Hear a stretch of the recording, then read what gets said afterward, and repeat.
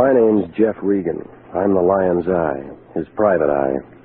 I work for Anthony J. Lyon, head of the International Detective Bureau. He doesn't care where the money comes from, just so long as it comes to him. He cashes in on trouble, and for him it pays off. For me, it's work.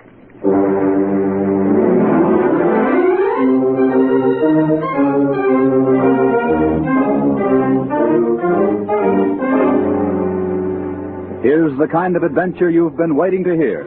Hard-boiled action and mystery with radio's most exciting private detective, Jeff Regan. So stand by for trouble and suspense in tonight's story of The Prodigal Daughter. And now, here's Jack Webb as Jeff Regan.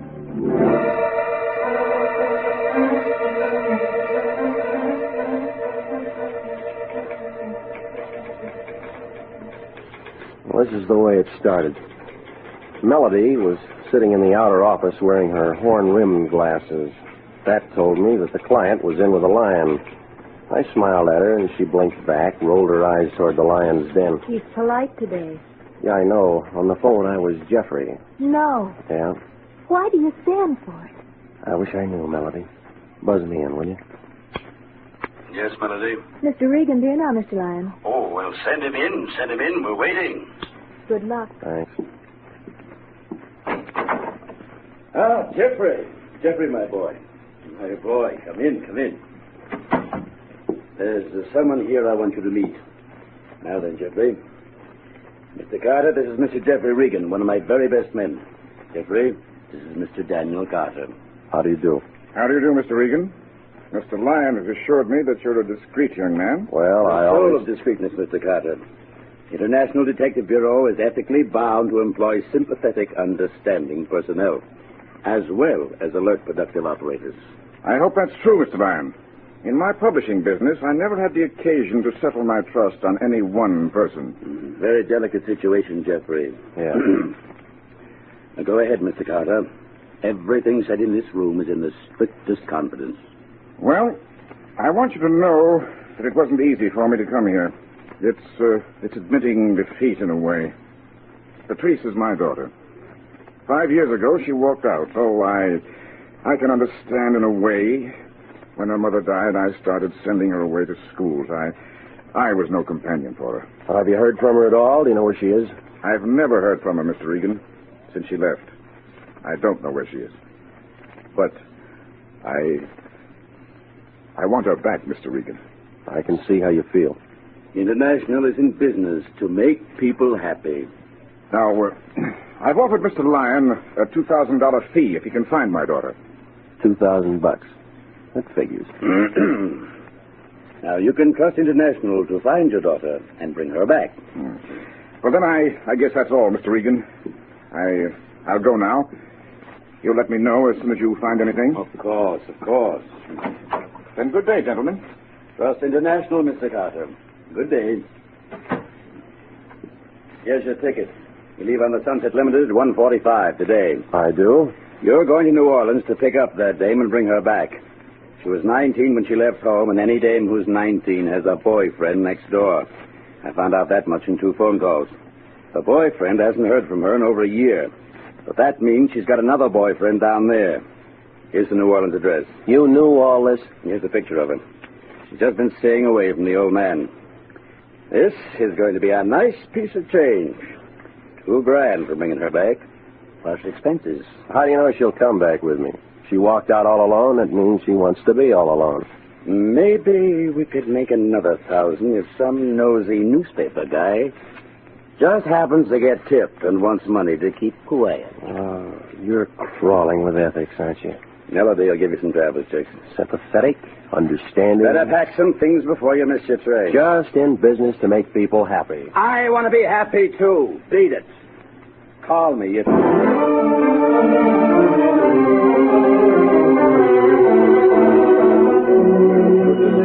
Cotton boys, here's just one thing I'll tell you right now.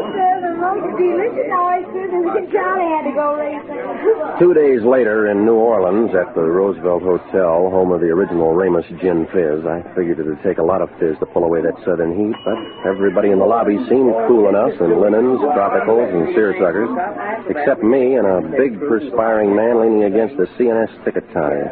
He smiled when he saw me and came across the lobby holding out his hand. Well, I'm really glad to see you. We thought you'd never get here.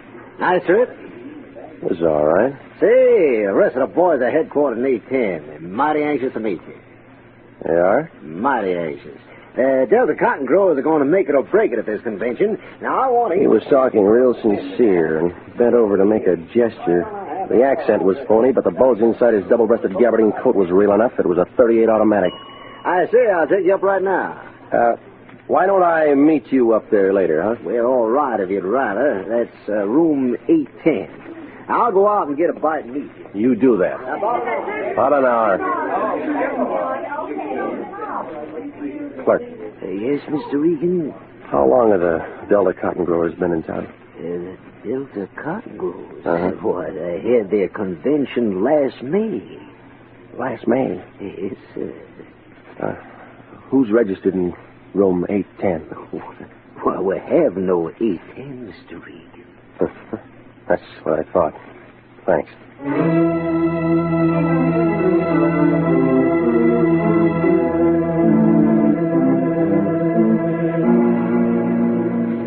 What do you do with a big man, a phony accent, .38 automatic, and no Delta Cotton Growers convention? You tell me. 2 hours later, in a fresh shirt and a wrinkled suit, I was still working on that one as I climbed the stairs to the Ursuline Street address where Patrice Carter lived. It was one of those dirty, unpainted apartment houses in the French Quarter, full of heat and low-watt light bulbs.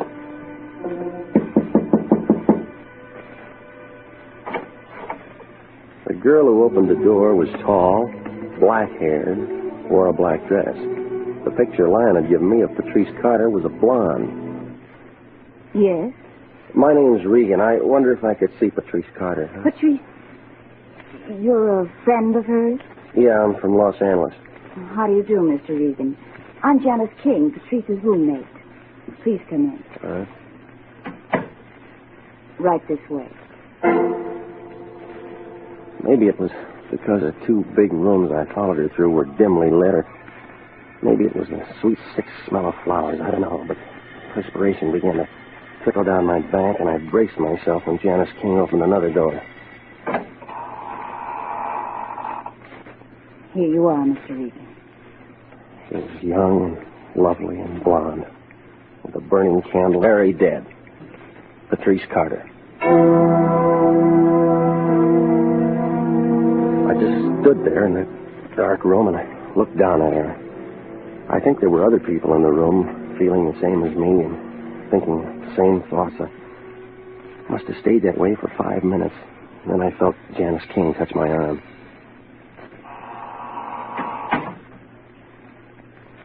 Did you know Patrice very long? No, I didn't know. She asked to have it this way. I know how you must feel, being a friend, Mr. Regan. Look, Miss King, I didn't know her at all. And I didn't know that she was passed away. I'm a private investigator. I was hired by Daniel Carter to locate his daughter. Daniel Carter? You knew that she had a father? Yes, Mr. Regan, I knew. She told me about him. She told me everything. Oh, you aren't the first one who's been here looking for her. There have been others, detectives and lawyers trying to get her to go back. Carter knew she was here? If he'd loved her for just one unselfish moment, she'd never have left him. Well, Mr. Regan, she's where he can't bother her anymore. She's where he can't ever see her. Tell him that when you go back. Tell him she's going to be buried tomorrow. Tell him he can stop hiring lawyers and detectives to find her. Why don't you take him a copy of her death certificate? That ought to satisfy him. Now get out! Get out!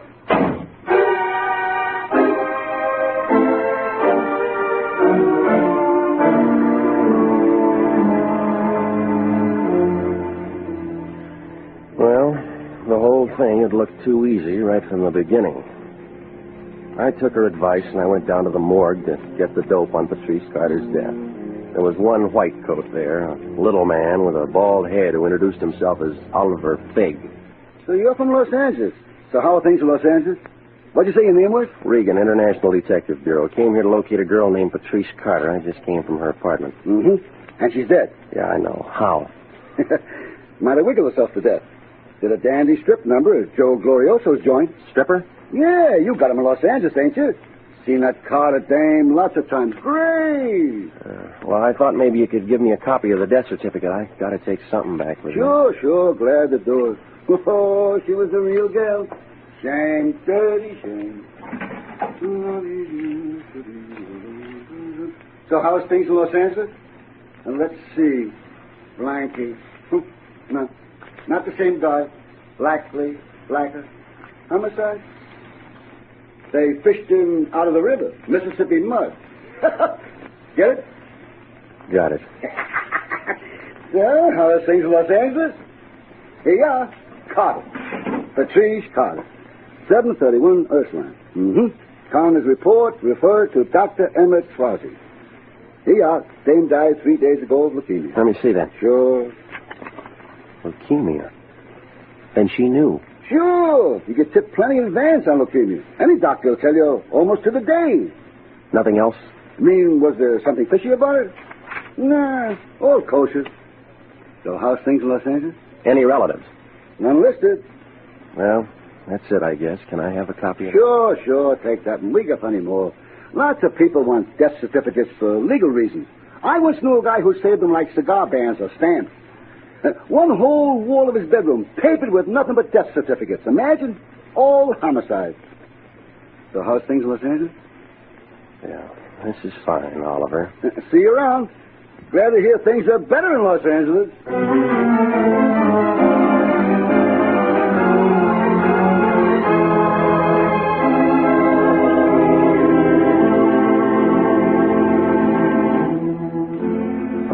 Wasn't anything more to do after that but go back to the hotel and try to get a reservation out of town.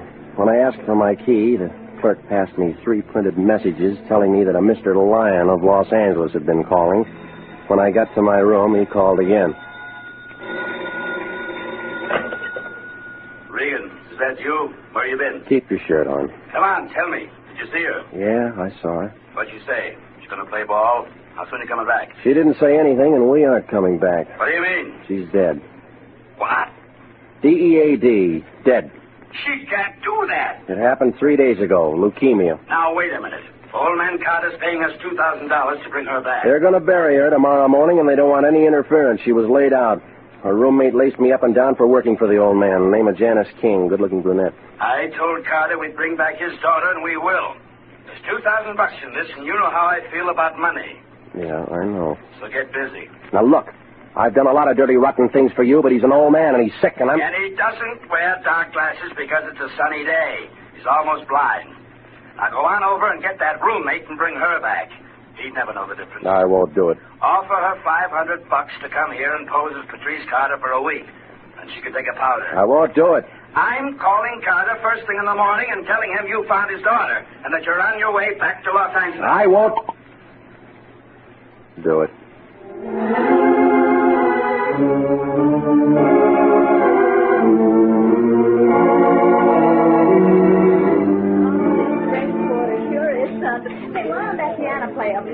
Honey, let me take you away from all this. Come on, let's out now. It was in the French Quarter. They served a thing called a Sazerac and promised a very good floor show at 1 o'clock. I sat there watching the piano player and feeling kind of sorry for myself. I figured I had more trouble than anybody else, so I had 3 for Regan.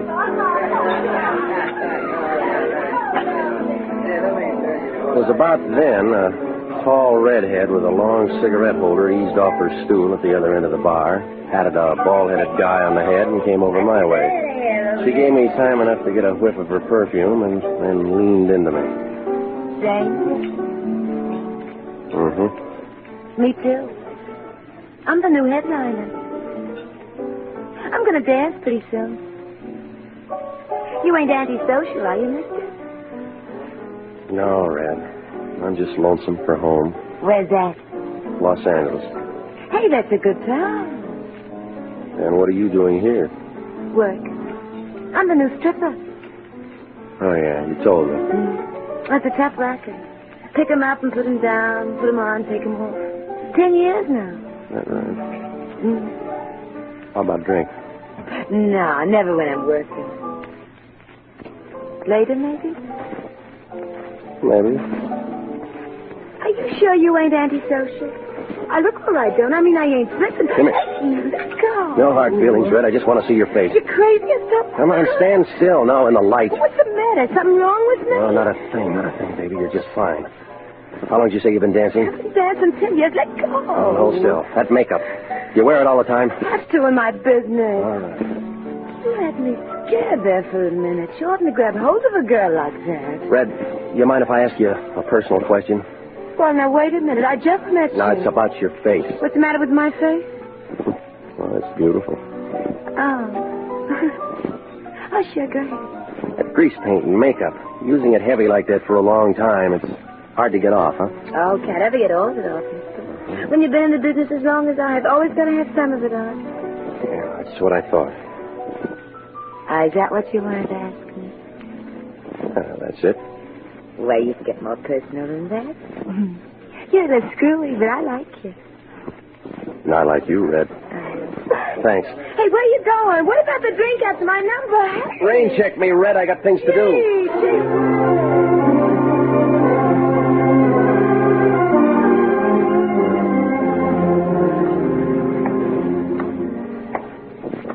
I had to go back to Janice King's apartment.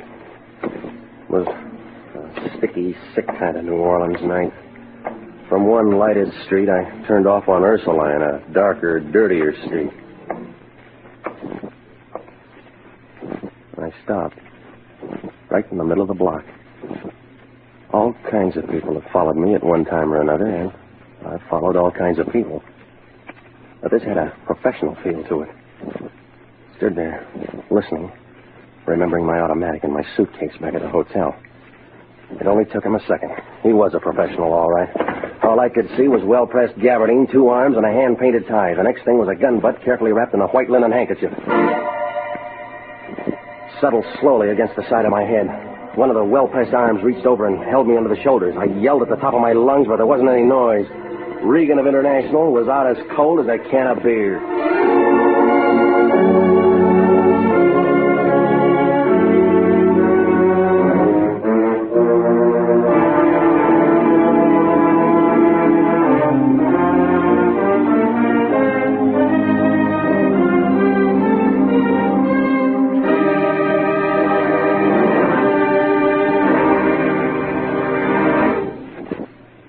We'll return to Jeff Regan, Investigator, in just a moment.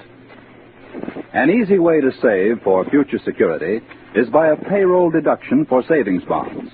Or if you're not paid on a salary basis, you can purchase savings bonds at your nearest post office, bank, or Savings and Loan Association office. Now is the time to ask your employer to start deducting for savings bonds or to buy a bond on your own. If no other plan is feasible, your bank will deduct enough each month from your savings or checking account to buy a savings bond. For money in the future, buy United States savings bonds. You'll be glad you did.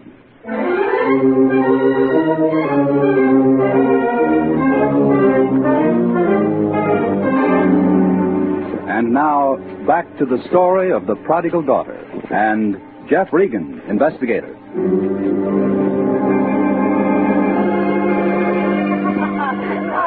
I declare you amaze me. When you look at that, isn't that all fun? Him all dressed up. We won't pay any attention to him, honey. The next thing I knew, a man in a straw hat and a polo shirt was kneeling down beside me, carefully smelling my breath.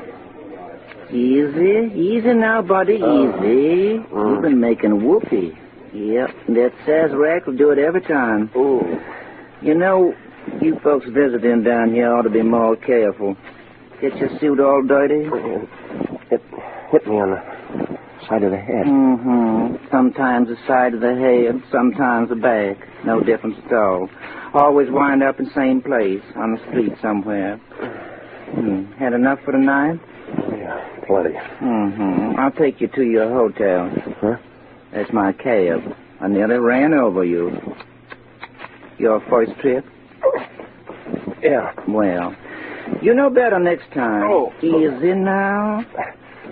Did you see my friend? Big man, gabardine suit. See nobody. Want to look for him? Later. See, what you hunting for? My wallet. Somebody take it? No, nothing's missing. Everything's right here. Honest town. Oh, yeah, you're so right. Well, you feel better when you get back to your place. Yeah, sure. It wasn't quite right. I didn't feel better until the next morning when I got a telegram and read, "Found out Carter's broke. Come back. Forget the whole thing. Lyon." And that was the first good news I'd had in 3 days.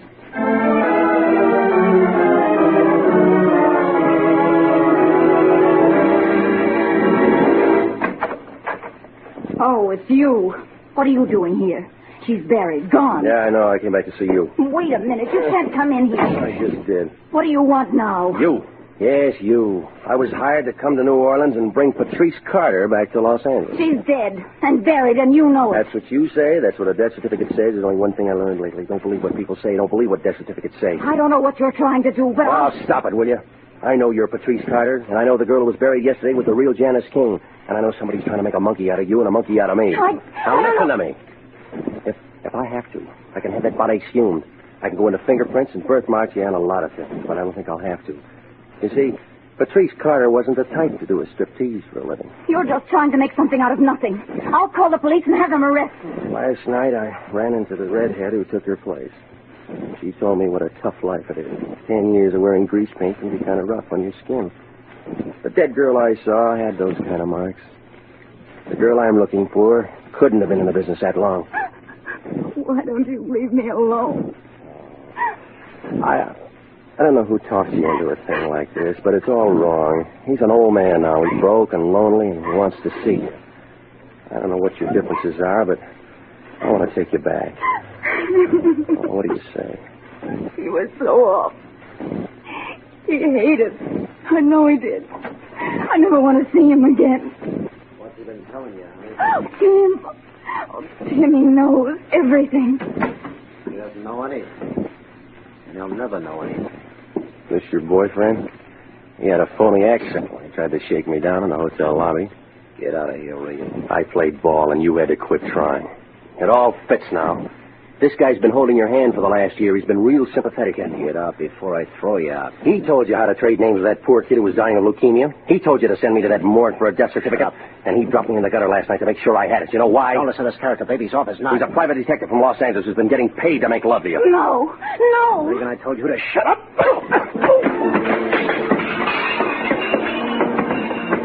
Oh, he was good at the side street work, but this was an apartment. He didn't have enough room to move fast. I let him have the top of my head under his chin for a starter. And then I took a lot of feet in my face, but when he started to cross the carpet pulling for that 38, I saw my chance. She stood there and watched him go down.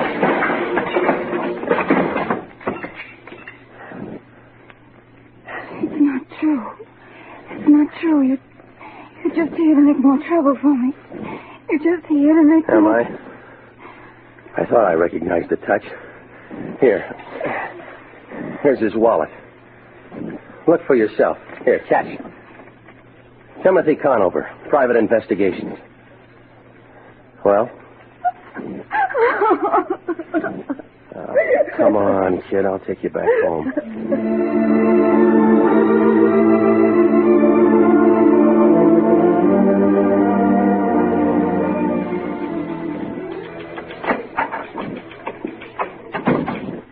You're back. How was New Orleans? I didn't know you had someone with you. I'll see you later, Melody. The Lion in? Yes, but I wouldn't go in. He's in a bad mood. What else? Come on, Pat. Regan! So you finally got back, did you? I suppose you've run an expense account that it took a horse. Let me tell you that it's all coming out of your salary. We didn't make a nickel on that Carter thing, and who's this? Patrice Carter. How do you do, Mr. Lyon? I thought I told you to leave her down there, because that old schmo was giving us the runaround and hasn't got a nickel to his name. Besides, she's dead. Yes, she's dead. That's right. Here's a death certificate to prove it. Now listen to me before you blow the rest of your cylinders. I went to a lot of trouble to bring this girl here. Well, you can send her back where she came from, and I'll take her fare out of your salary. On the plane coming back, Mr. Regan explained a great many things to me about myself and about you, Mr. Lyon. Well, I wish you'd explain something to me. When I was a baby, my father placed a trust in a large holding company under my name, $50,000. And I can claim it any time after my 21st birthday. Yeah? How old are you now? Old enough. Mr. Regan found out that much. I made a phone call to Dun and Bradstreet, know a lot of things. Go on. Nothing more, Mr. Lyon, except I claimed that trust today, and I'll be glad to pay you the $2,000 fee that my father promised you. Well, now, that's very generous of you, Miss Carter. International Detective Bureau is proud to have had a small part in bringing you and your estranged father together. I'm not going back to him, Mr. Lyon. I don't want to see you. Now, my dear, you're upset. Leave her alone, Lyon. Now, look. I tussled with a private detective named Conover down in New Orleans. He'd been hired by old man Carter to convince Pat that she should switch names with a burlesque girl who was dying of leukemia. Conover does a good job. When the girl dies, Conover wires Carter. Carter comes to you, you call me in and hustle me off to New Orleans, where, according to a perfect setup, I find a phony Patrice Carter dead. I bring back a death certificate, which you turn over to Carter, and then he walks right down and collects that trust fund, which reverts to the original maker only on death. And him with that story about being old and lonely and wanting only to see his daughter. Telling me he'd pay me a $2,000 fee. Why, that dirty crook, he's no better than I am. He tried to make a sucker out of me. He did. You fell for the whole thing. Trust fund in your name. Well, young lady, you can sit right down here at my desk and make out your check. And then I think that as long as you're in town, you might just drop over and see your old father. International Detective Bureau is in business to make people happy. And that's all. You just pay. Did everything come out all right? Yeah, I guess so. She's writing a check. That's what he wants. Cigarette? Here. Thank you. Why do you do it, Jeff? Hot in here, isn't it?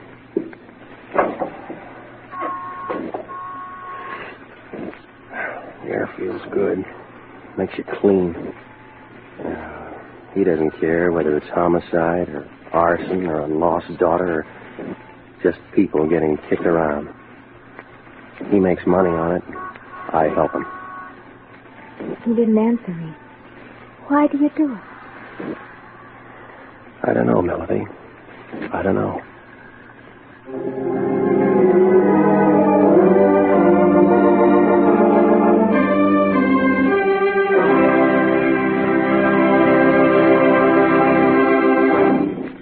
Remember, an easy way to save for the future is to buy United States savings bonds.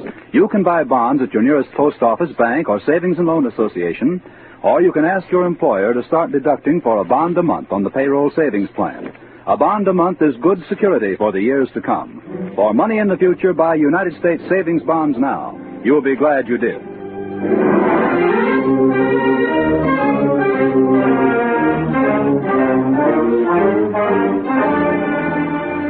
Jack Webb is featured as Jeff Regan, Investigator, with Wilms Herbert as Anthony J. Lyon and Laurette Philbrandt as Melody. Tonight's cast included Betty Lou Gerson as Red, Lou Krugman as Conover, Theodore Von Eltz as Mr. Daniel Carter, Eve McVeigh as Patrice Carter, and Harry Lang as... How's things in Los Angeles?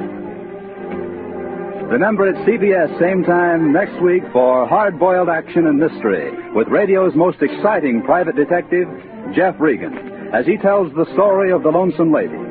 Jeff Regan, Investigator, is written by E. Jack Newman, produced and directed by Gordon T. Hughes, with original music by Del Castillo. This is CBS, the Columbia Broadcasting System.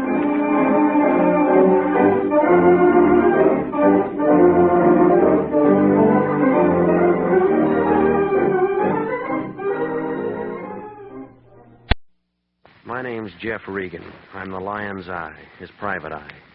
Gumshoe, peeper, Seamus, whatever you want to call it. I work for Anthony J. Lyon, International Detective Bureau. He's a guy who likes to make money. But when he makes money, I get into trouble.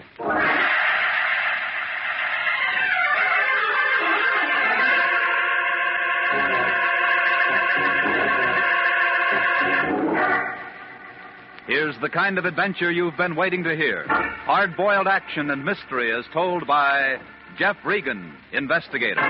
So stand by for trouble. Stand by for suspense. Stand by for adventure. In tonight's story, The Lonesome Lady. And now, here's Jack Webb as Jeff Regan. Well, this is the way it started. Everything was routine.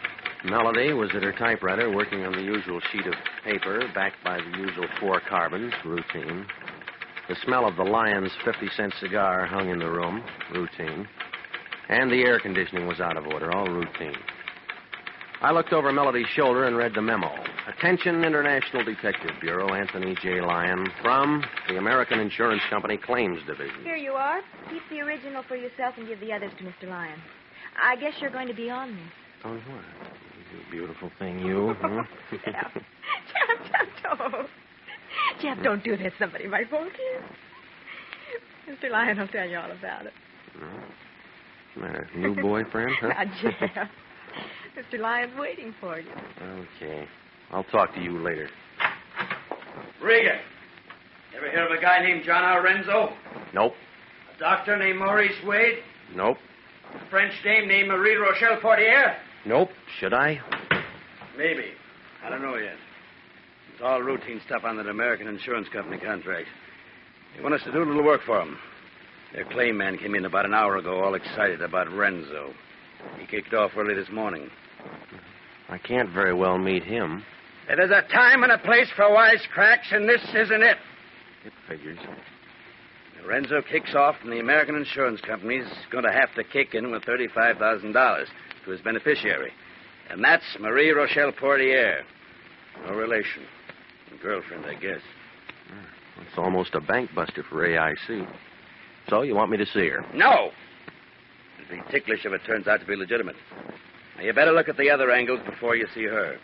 If AIC has to pay off to that dame, we might just as well say goodbye to their business. They can't stand much treatment like that.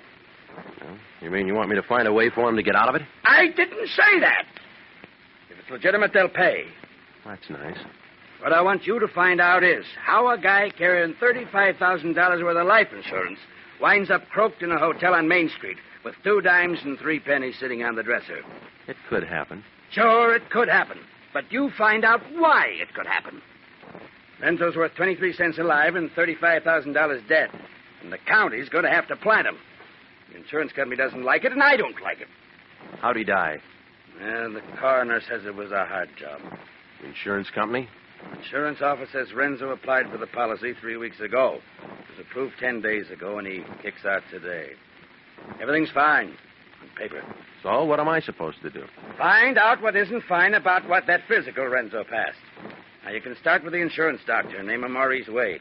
Get on him first. And call me if you run into any trouble.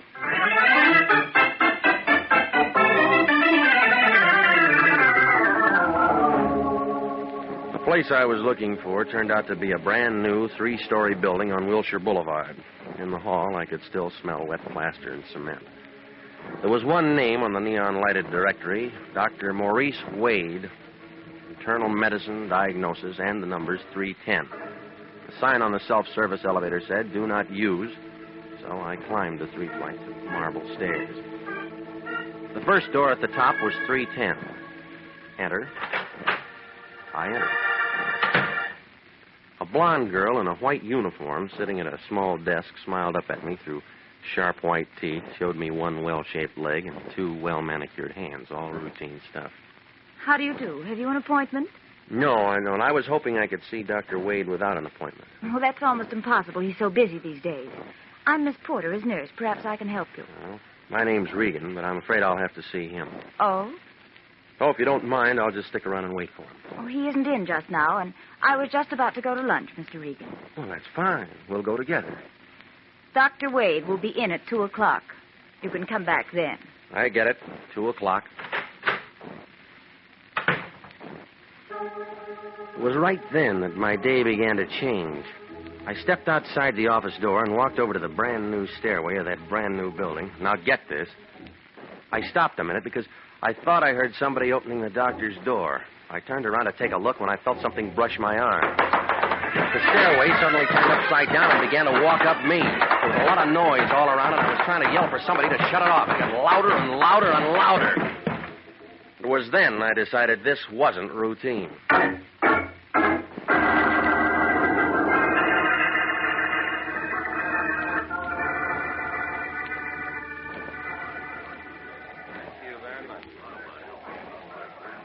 Thanks for helping me tote him upstairs.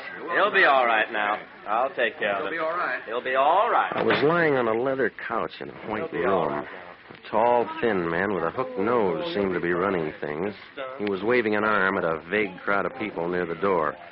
Then somebody I couldn't see shoved a bottle under my nose. Give him a whiff of that. There you are. I think you'll be all right now. Now then, can you hear me, mister? Oh, don't try to move yet. Nothing broken, but you had quite a tumble for yourself, my friend. Quite a tumble. You might have been killed. That's what I was thinking. Somebody shoved me. What's that? I was shoved. That's crazy. I was on the second landing when you come falling down. Wasn't anyone around? Oh, why'd anyone want to shove a man down a flight of stairs? I don't know. You're just plumb bruised and battered, mister.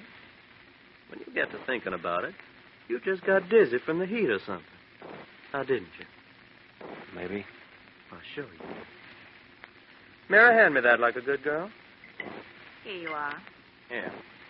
Try a little of this. Thanks. That help? Yeah. Have another. You want me to call you a taxi, Mr. Regan? No, thanks. I got a car out in front. Well, better you rest up a minute or two longer, friend. My name's Wade, Dr. Wade. This is my office. Wade, you're the man I came to see. Well, I don't believe I know you. You one of my patients? Oh, this is Mr. Regan, Doctor. I explained that you took patients only on appointment. Mm-hmm. Well, as long as you're here, Mr. Regan, what can I do for you? Well, I'm not a patient. I've been retained by the American Insurance Company to investigate a claim concerning a former patient of yours, a man named Renzo. A private investigator. We're checking on a policy that was issued on him. You were the examining doctor. You don't represent the district attorney's office or anything like that? No, I don't. I'm with the International Detective Bureau. You don't have a warrant that says I have to show you my files.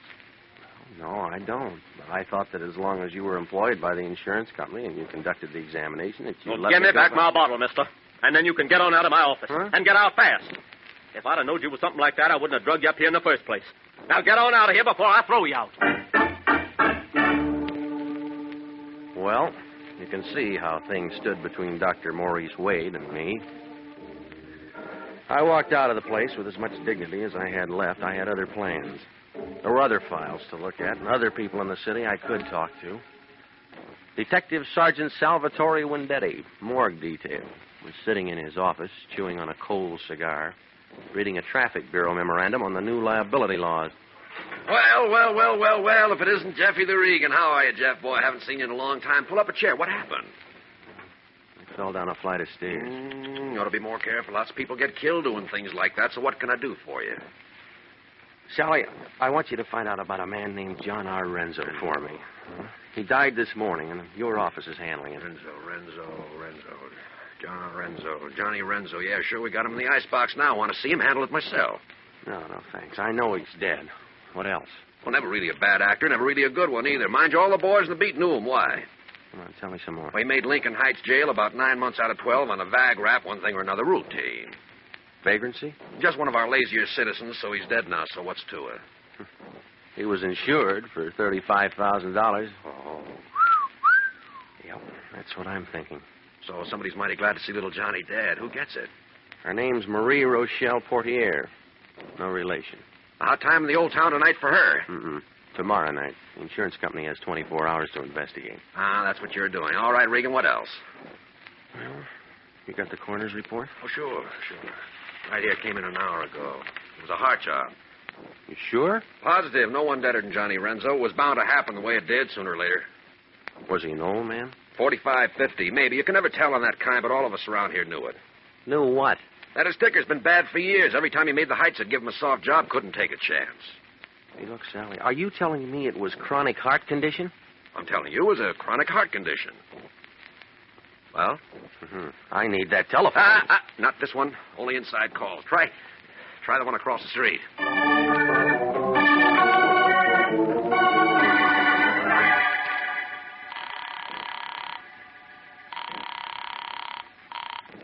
Hello.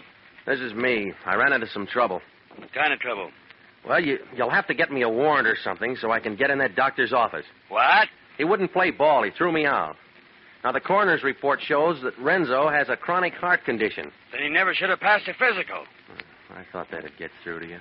But we'll have to find out what's in that doctor's office before we can do anything about it. Now, look, get a hold of one of those double-breasted lawyers and rig up a thing, will you? Hey, Melody, get my lawyer on the phone.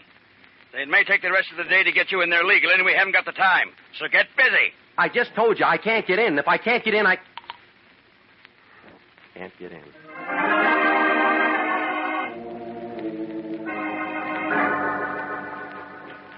I hung up the phone and stepped out of the booth and crawled into my car. I was sitting there fumbling with the keys, wondering how I was going to get to those files when somebody else figured it out for me.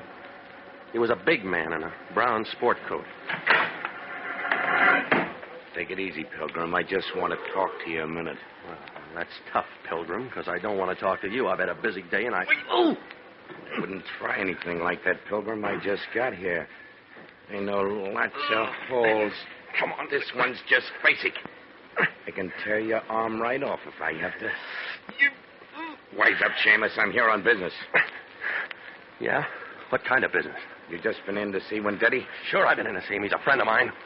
Why the muscle act? Just to make sure you don't start hollering your brains out or something. Let go. Okay, so what'd he say? Ooh! What'd he say about what? You know what. Renzo. Well, the county's going to bury him.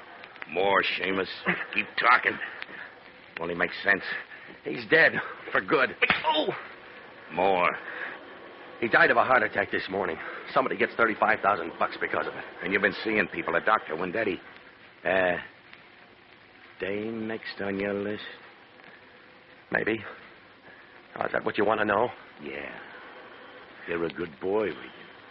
Now, here's what you want to know. You forget everything you know about anything. You don't say a word to nobody. No one. Understand? No one. Not even your own mother. Just forget it. Right. Now, remember, not a word to anybody. Or else. I wonder if you'd do as good without a gun. Oh! I'll see you later, Pilgrim. Sure you will. Sure you will. But in case we miss connections, and so as you won't forget me, here's something to remember me by. Ooh! So long, Pilgrim.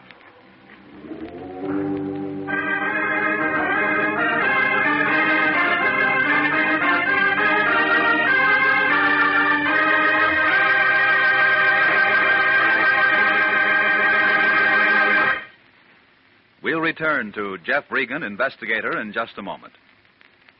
The Army Nurse Corps Reserve still has commissions available.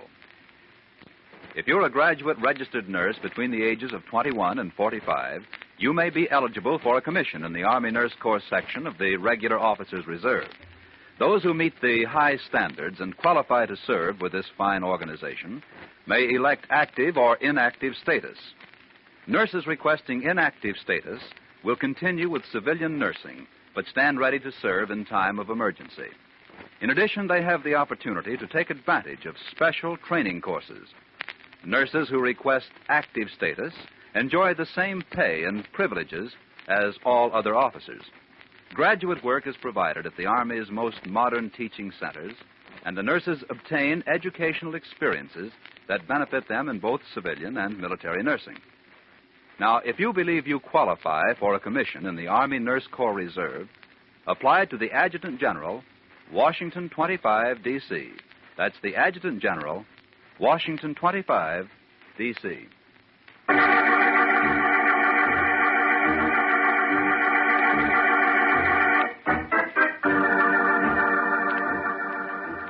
And now, back to the story of the Lonesome Lady and Jeff Regan, Investigator.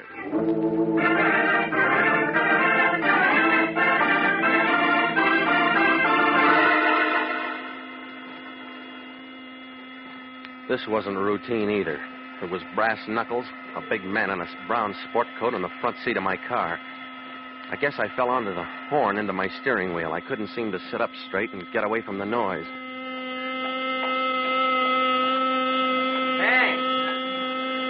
Hey, what's the trouble, pal? Hey, don't you like peace and quiet? Hey, come on, sit up. Yeah. What happened to you? I don't know exactly. I don't know. Gee, yeah, your face is cut up a little bit. You have an accident or a smash-up? Yeah, something like that. You want me to call a cop? No. I'll handle this myself. Yeah, but don't you think you ought to go home and get some rest? Maybe you ought to find yourself a sawbone or something. Huh? Maybe you ought to find yourself a doctor to kind of fix you up. You're right. You're absolutely right. Yeah, that's a good boy. You take care of yourself, Jeff.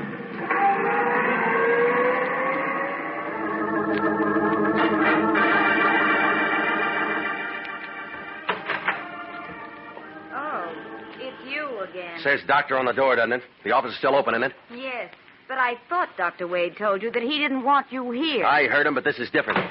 If he doesn't see me now, I'll phone the state medical board and the lawyer and anybody else who's handy and make him a first-class Simon Legree for refusing me emergency treatment. Now, cut him out. Oh, you're hurt, Mr. Regan. Oh, please sit down. Sit down right here. Where's your doctor, lady? Oh, he isn't in here. He's already gone for the day. Let me see. What happened? You tell me, lady. I'm just a peaceful citizen looking for a doctor. Sit still. That's a nasty bruise on your forehead. Yeah, I got some better ones where a man tried to cave in all my ribs. Hold still. Lift up your face to the light. That's better. Oh. Tender? Mm-hmm.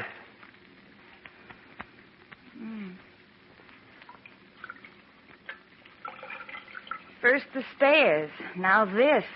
You've had quite a day, Mr. Regan. Maybe you ought to quit. Hold that right there. While I touch up this cut on your chin. Who'd you say you worked for? International Detective Bureau.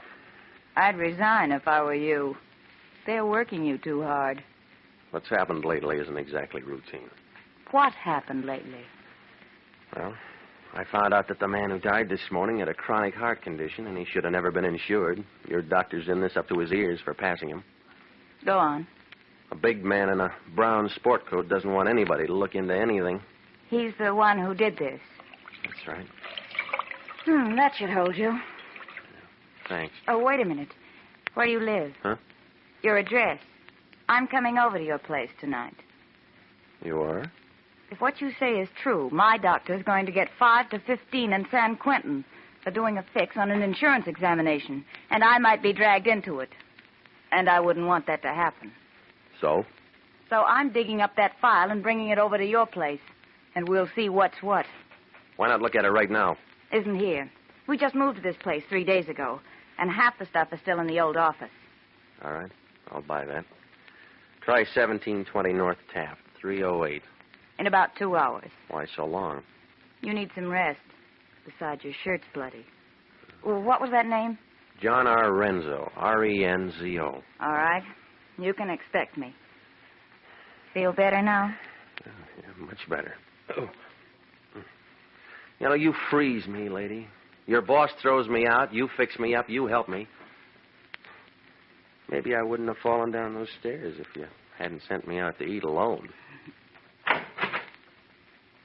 Call me Mary if you like. I thought it'd be something like that. Mine's Jeff. I've had a hard day, Mary. I know. But maybe it'll be a better day from now on, Jeff. You know, I had a feeling I was going to like you.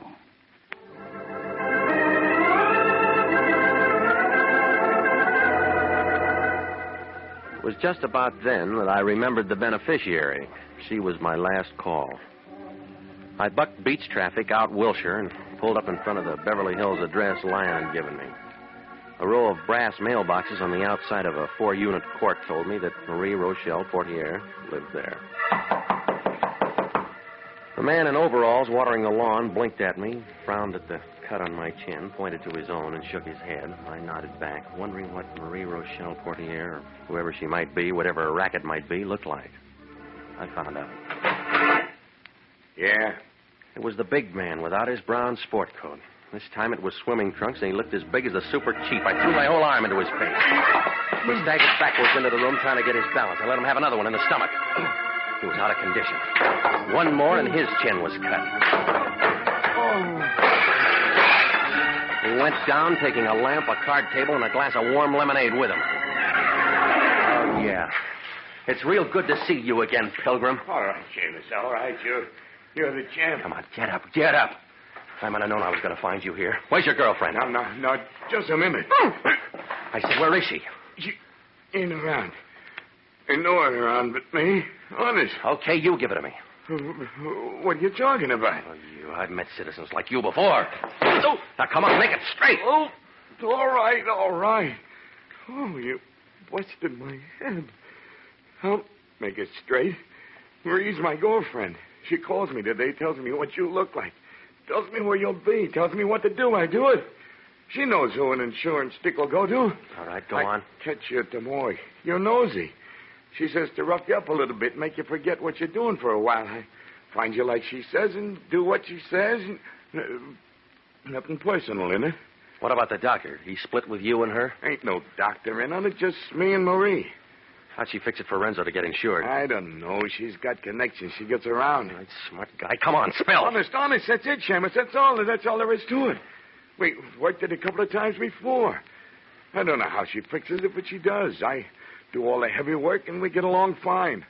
Now and then somebody gets excited, and I have to cool them off for a time. But well, that's it. Straight. Honest. Hey, what are you doing? Shut up. Well, now, don't call the cops. Give me a break, will you? Will you shut up?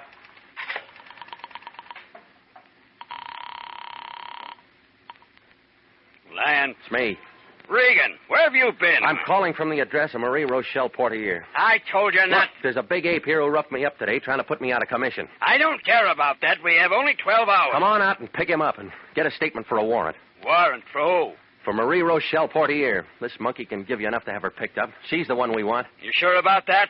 I found out that the doctor who wouldn't let you into his office is in a lot of trouble. Got a wife suing him for divorce, and he might have been it's trying... the Portier dame we want. As soon as you get a warrant on her, it'll make that insurance policy invalid. I still don't trust that doc. It's early yet. Why don't you hop over? You bringing the cops out here? Look, Shamus, I got a little dough, and it'd come to more than a ton a day in expenses you're getting if you... Now you...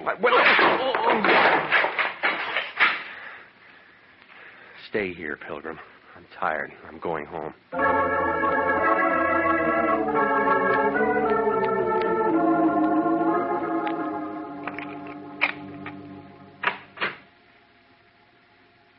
I've been waiting for you. Forget about me? No.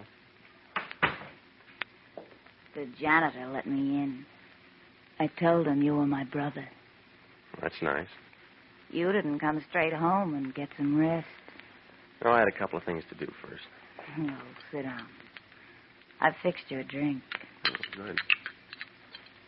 Hot day and all. Thanks. Now, tell me about your doctor, huh? Some things I know already. His wife's suing him for divorce, trying to get every penny he's got.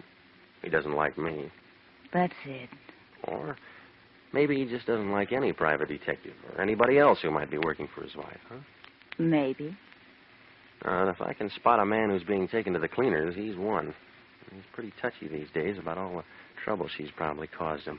What's this got to do with us? The stars are coming out. Just straightening out. Well, if that's the way things are with him, then my job's finished. Good.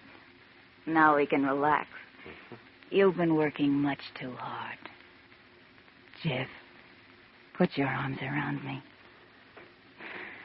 Feels good. Good to have arms around you in a big city like this.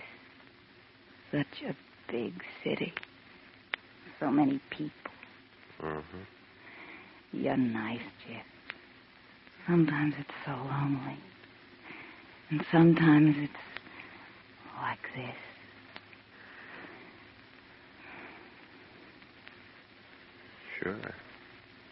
Sure, Marie. Darling. Marie Port here, Mary Porter, it's all the same to me. No, don't reach for it, lady. I took it out of your purse. I know, I tricked you. I've been wanting to trick somebody ever since you shoved me down that flight of stairs this morning, ever since you shagged your big boyfriend on me. I'll kill you. I'll kill you. No, not today you won't. I'm not insured. All right, take it easy. Oh, let me go, Jeff. Let me go, please. You were so lonely in the big city that you just sat down and passed time making out phony medical reports and counting the insurance checks that you collected on bad bets. Oh, please, Jeff. Oh, just let me go, please. So you have me thinking that a doctor's phony when the only thing that's bothering him is a wife and a divorce suit. Oh, Jeff, listen to me. And when I start getting close, you try to scare me off. And when I get really close, you figure to drop over and put on a good act. Oh, Jeff, listen to me. They'll send me to prison. They'll make me grow old and ugly there. Oh, Jeff, please let me go. I'll do anything. Jeff, you can let me go. You can. You will. Oh, please, Lyon, Jeff. it's me again. Let me You go. got that warrant? Yeah, he spilled. Please. But where are we going to find that dame? She's probably skipped. Oh, no, she's at my place. What? I'll do anything, Look, anything. get somebody over quick, will you? Please. Get him over while she's still here.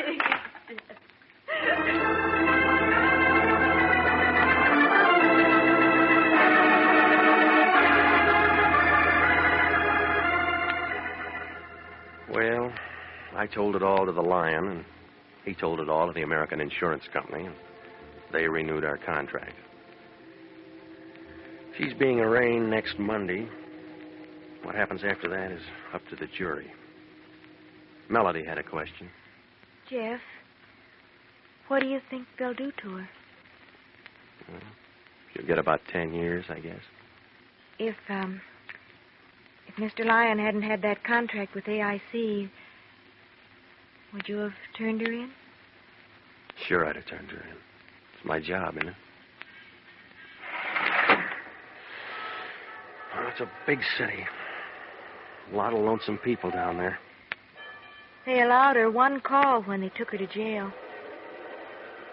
She called here asking for you. Jeff, why did she do that?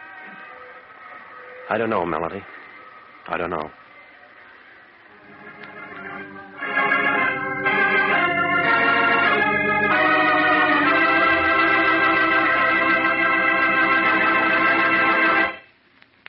The easiest way to save for the future is to buy United States savings bonds.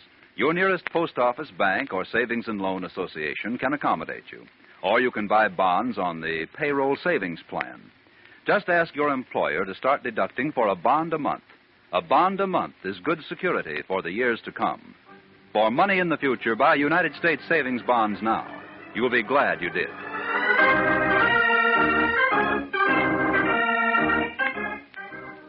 Jack Webb is starred as Jeff Regan, with Wilms Herbert as Anthony J. Lyon. Eve McVeigh was heard as Mary Porter, and Ken Christie as the big man. It's CBS, same time next week, for hard-boiled action and mystery with Jeff Regan, Investigator, as he tells the story of the lady with the golden hair. Jeff Regan, Investigator is written by E. Jack Newman, produced and directed by Gordon T. Hughes, with original music by Del Castillo. This is CBS, the Columbia Broadcasting System.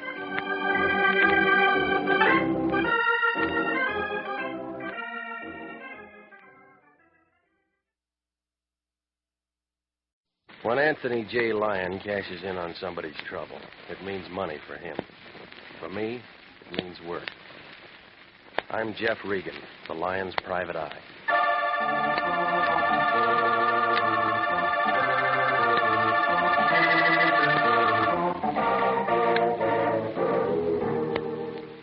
Here's the kind of program you've been waiting to hear.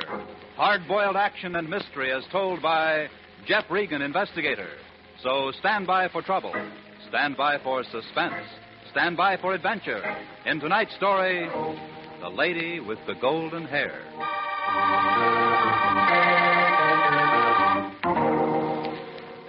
And now, here's Jack Webb as Jeff Regan.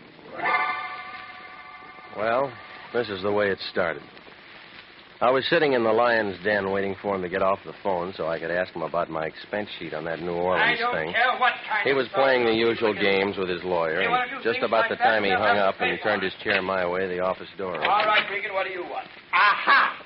A little curly-headed man, about 40, dressed in a black suit, was standing there. He was holding a stack of $50 bills, a gold-headed cane, and a red card in one hand. In his other, he had a black derby with a hole through the top of it, a pair of suede gloves, and a white carnation. He stood there, looked at both of us. The Lion looked at the $50 bills. I looked at the little man. Aha! You are Mr. Lyon, no? I, Max Vladney, have come to see you unappointed. Where you are? My name's Regan. This is Mr. Lyon. Aha! You will do it. Won't you sit down, Mr. Max Vladney, Max. 1642 Mulholland Drive, Hollywood 28, on Imperial Studio payroll. Time I do not have. I will not sit. Aha. I demonstrate. See you. That flower I do not need. This, a ticket because I too long park, I also do not need. Cain, I place here. A gift from my grandfather. I keep that. Also gloves. Now, what have I left, gentlemen? Quite a bundle of cash, Mr. Vladimir. Yeah, from bank I just arrived. Also this I do not need. For you. All for you. Well, Mr. Vladimir. Aha. Now, what I have. You I answer myself. Bullet hole in heart. See you. Oh. Is not finished. 1, 2, 3. Those look like 38 slugs. Where'd you get them? Out of doorway. I dig them where I'm shot last night in my home. Who's shooting at you, Mr. Vladney? This, if I know, I shoot back. I have no enemies. Everyone is madly in love with Max Vladney. I must buy new hat. Cannot buy new hat. Kindly you will guard my body from dying. Of course. You've certainly come to the right place, Mr. Vladney. If your life has been threatened, you can depend on International Detective Bureau to see that no harm comes to you. Therefore it is so. We see. I understand perfectly. Well, if somebody shot at you last night, why didn't you call the police? Mr. Regan meant to ask who recommended you to International. Aha, I explain. In Imperial Motion Picture Studio, where master of makeup, Max Vladney, who is great, is imported to create beautiful faces from skinny skulls and fat necks, is much newspaper. Free sometimes for agents to press. Hollywood police might think because I work on great gun epic, tie my rope tight, is free trick for agents to press. But is not joke. To you I come to take no chance. Yeah. In I am, Mr. Regan. Of course you're in, Mr. Vladney. And Mr. Regan here will stick right by your side until we can get to the bottom of all Now, this. wait a minute. If I have to, I'll use every man on my staff to protect your life, Mr. Vladney. All of the resources of International Detective Bureau are behind you. Regan, I'm entrusting you with Mr. Vladney's life. Already better, I feel. We start. And call me, Regan. Call me. I know. Call you if I run into trouble. Come on, Max.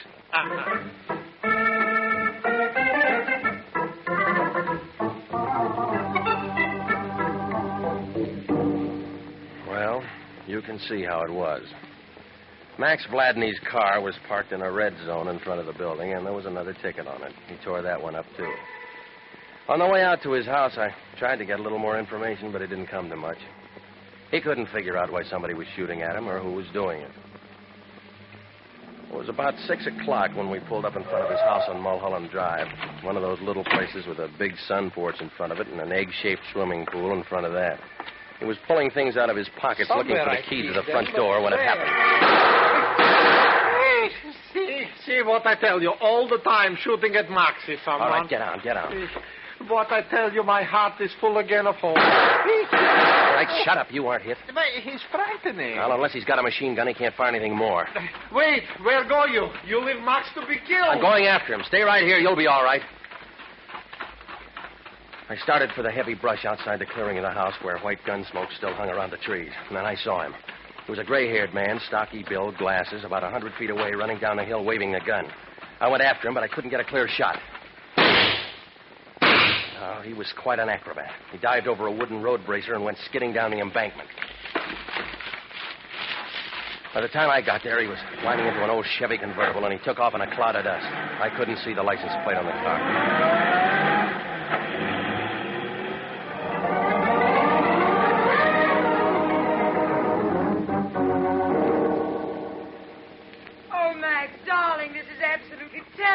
Terrible, darling. Something like this happening to you. Oh, Max, why would anyone want to do such a thing? It's beyond me. I got back to the house 10 minutes later, and there was a black convertible in the driveway and a very blonde girl in the doorway. She was digging the new slugs out of the woodwork with a penknife. Max was lying on one of the beach chairs. When the blonde girl saw me, she pulled off her sunglasses and held out her hand. How do you do? You're Mr. Regan. Did you kill him? I got away. Oh, and I am again to be shot at. You say he got away, then you saw who it was. Part of him. Who are you? Oh, I beg my pardon. This is Hilda Graham. You have seen her in pictures. The hair, I have seen her differently. She's my wife, almost. Did you see anybody? Well, I heard the shots as I drove up and found poor Max by the door. He's got to stop this business, Mr. Regan. He's got to stop. Next time, maybe... Well, it certainly does have to stop, Mr. Regan. Max, why, he's the finest makeup artist in the world. Be a great loss to everyone in Hollywood if anything ever happened to him. You see, am I valuable? Did I not tell you? Yeah. Tell me. Where's your phone? Oh, in there, in my private workshop, study, where I have to live. Use it, please. Call Mr. Lyon and stop the shooting. Oh, Max, darling, if it's all so terrible, after all you've done to me, now I should be able to do something too nice and so helpless. Lyon. This is me. I'm calling from Max's. Somebody just threw 6 bullets all over the place. What? Is Max all right? Didn't even come close. Oh, good. Now, the Treasury Department tells me he paid $20,000 last year in income tax, and he can afford a little protection. Well, whoever it is got away. I think we ought to turn this over to the cops. The cops? And let them do for free what we're getting paid to do? Not on your life, Regan. What about his life? Well, we'll worry about that, too. Now, listen. I'm sending Joe Canto out there to give you a hand. Now, this flat is a first-class gold mine as far as I'm concerned, and that means as far as you're concerned. I don't care what you... Until then, do anything you want. So long as you stick by Maxie and don't call the cops.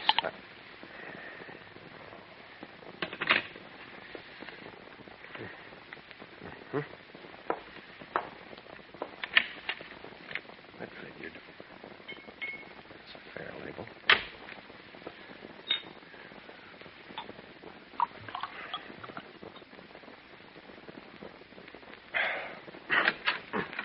Roof phoning, Mr. Regan? Yeah. You want one? No, thanks. I've something much better than that at my house. I'll bet you have. I live all alone in Toluca Lake. End of the canyon. I'll remember that when I get thirsty. Who do you suppose is shooting at Max? You tell me, lady. I just met him. I thought you said you saw whoever it was. I did. Well, aren't you going to look for him or send out an alarm or whatever you do? Yeah, whatever we do. I see. Don't you think you ought to be in there holding hands with Max? He's had a hard day. Max? Oh, he's resting now. Do you think he's the kind I'd really have something in common with? I wouldn't know, lady. Well, as a matter of fact, I was just leaving. I have to be at the studio early tomorrow. If there's anything I can do at all, I'd be only too happy to cooperate. Yeah, well, why don't you start by giving me those slugs you were digging out of the doorway? Oh, I completely forgot about those. Here, I meant to give them to you. Thanks, I'll need these. Really, whatever on earth for? Comparison test. The ejector marks, the firing pin dents. You can tell if they were fired from the same gun if you want to look into it. And, of course, being a detective, you want to look into it. That's right, I want to look into it. Well, Mr. Regan, it's been nice meeting you. I know you'll take good care of Max. If there's anything I can do... Yeah, I'll give you a ring. Bye, Mr. Regan. Until we meet again. I followed her out the door and watched her pat Max on the head, kiss him on the cheek. And then she slid under the wheel of that convertible like she'd been built right along with it. That famous gold in the hair was blowing behind her by the time she got onto the main road. Be careful, careful. Oh, lovely she is, Mr. Regan, huh? Yeah, Maxine, she's just fine. For her, too, you must keep me alive. She needs me. Yeah. What now? We wait for another guy. Aha, reinforcers. I like you, Mr. Regan. Already better, I feel.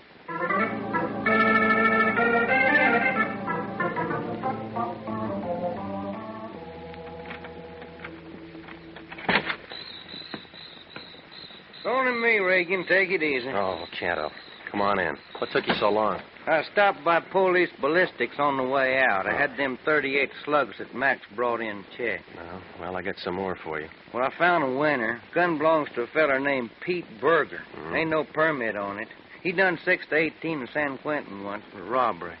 Sprung a couple of years ago. Mm-hmm. Address? Yeah, a place on Figueroa right off of Sunset. Here. Thanks. Well, he was around again this afternoon, shooting things all over the place. Wonder what the connection is. I'm going to find out before Maxie does. You take over, Joe. Okay, where's our clay pigeon at? Roosting in there. Now, keep your eyes open, Canto. I'll get back as soon as I can. Oh, take your time, son. Joey the Canto is on the job. Yeah, I feel better already. Hey,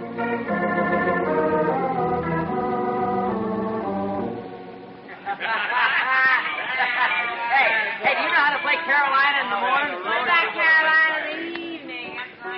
Well, if there isn't a stranger in our midst, boy. Get a look at that. Will you white straight off? Curly-haired. Maybe he's... Shoe shine. He's got big feet. Yeah, awful big feet. What'll it be, mister? Mum champagne or beer? Neither one, lady. Well, we ain't got either one for you, copper. You picked wrong tonight. Flossie never picks 'em wrong.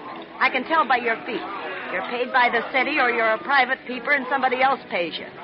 Makes no difference to me. All spell copper. What do you want? No fuss with you, Flossie. I'm looking for Pete Berger. Who? Pete Berger. This is his last address. Ain't never heard of no Pete Berger, and neither's anybody else. And he ain't never lived here, and you got a wrong steer. That door lead to rooms upstairs? Yeah, that door leads to rooms upstairs. Mind if I take a look? I mind a lot of things, Seamus. And taking a look is one of them. All right. This Pete Berger you don't know, never heard of, was throwing a lot of lead around yesterday and today, and I'm going to take a look anyway. Wait. Hey, you can't go up there. I was only halfway up when a man in a gray sweatshirt backed over to the top of the stairs. There were 3 red holes just about the center of the sweatshirt. He turned around and tried to say something. I saw what was going to happen, and I hugged the side of the banister. Oh, Pete! Pete, honey. She ran over and was kneeling beside him, holding his head in her arms, rocking back and forth.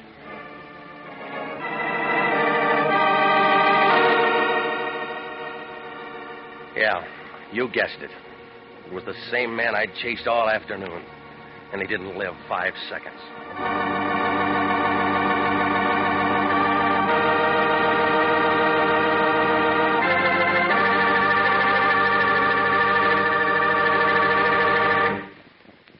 We'll return to Jeff Regan, Investigator, in just a moment.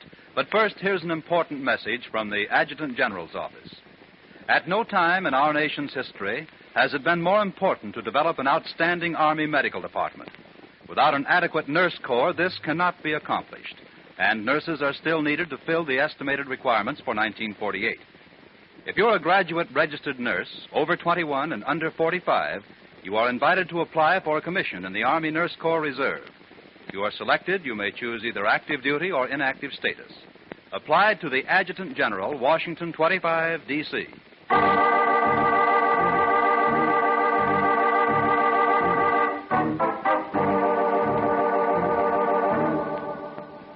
And now, back to the story of the lady with the golden hair.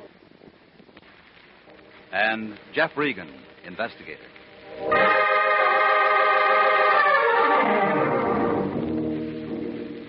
Well, after he came falling down the stairs at me and Flossie had a good cry over him, there wasn't anything to do but to call Central Homicide.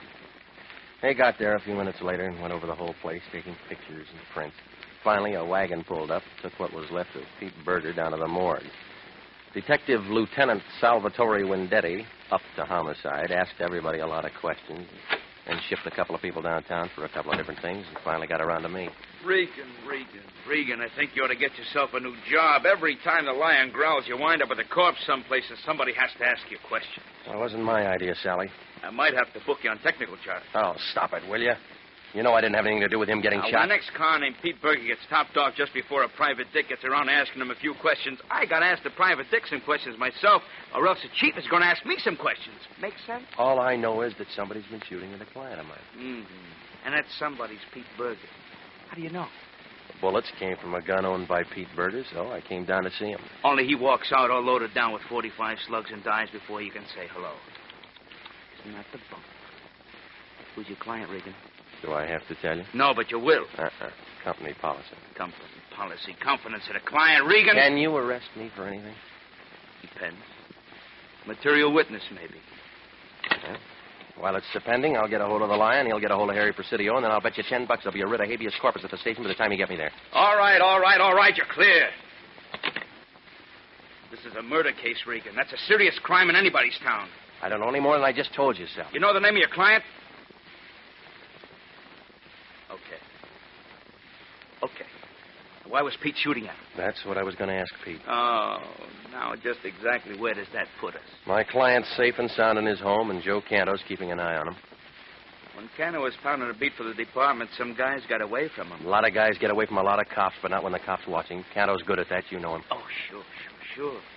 It's a thought. Well, it's no good.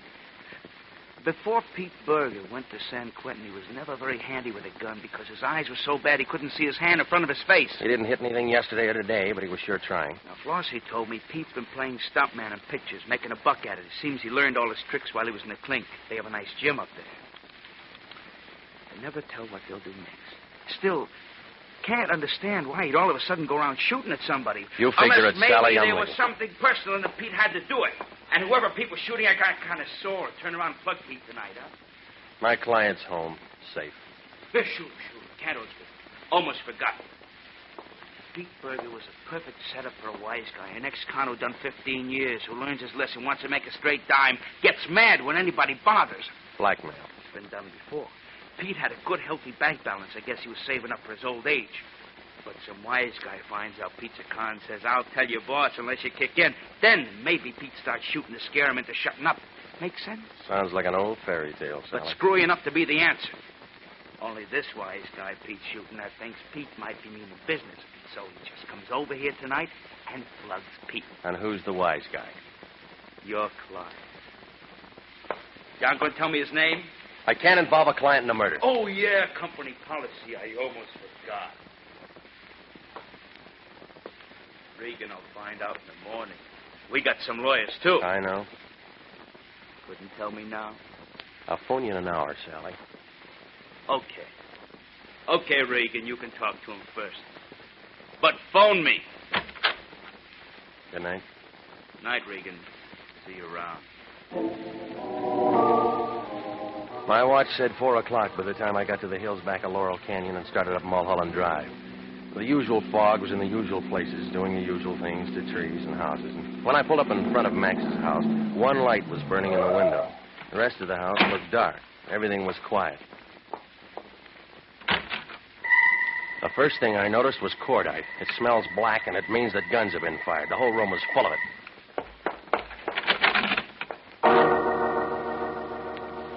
Max Vladney was lying half on the floor and half on the table he'd used for a workshop. A bottle of spirit gum was spilled on the floor along with some false blonde hair and a cracked wig block. He had one free arm around a white plaster cast of a head, just like it was a doll. There were 2 blue holes in the middle of his forehead. I just stood there looking at him when I heard a noise in back of me. It was Canto, and he was on the floor at the foot of the bed. Oh, no, don't try to move me, Regan. I've been laying here waiting for you. It's in my lungs somewhere. I don't think I got any blood to spare.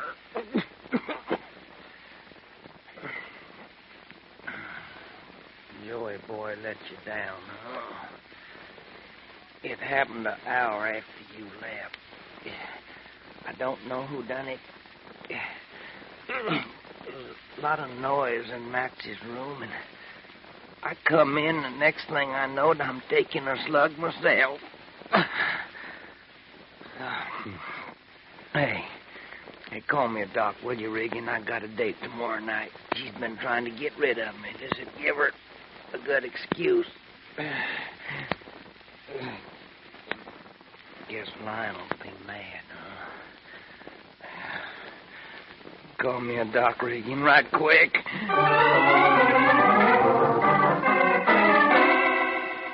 Well, I made a lot of phone calls before it was all over.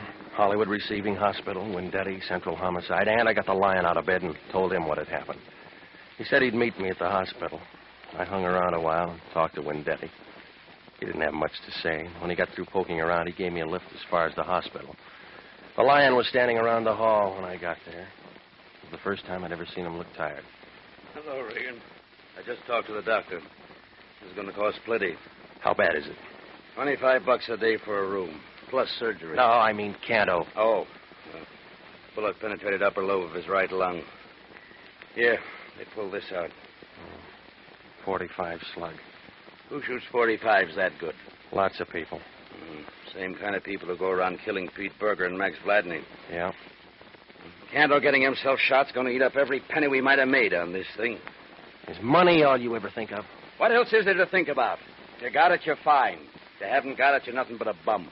One of your own men is lying in there wondering if he's ever going to live or die, and he took that slug because you sent him on the job. Everybody dies.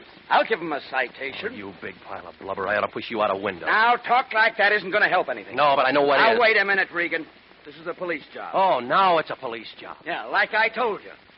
And you can't go running around sticking your snoot into a couple of killings and giving International a lot of bad publicity. Now, get this, Fatso.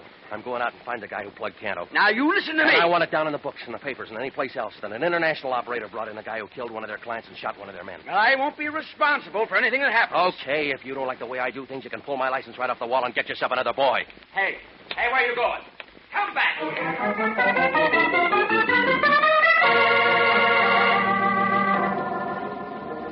Well, Mr. Regan, when I saw you at Max's yesterday afternoon, I didn't think you'd come by for that drink at 6 o'clock in the morning. Well, come in.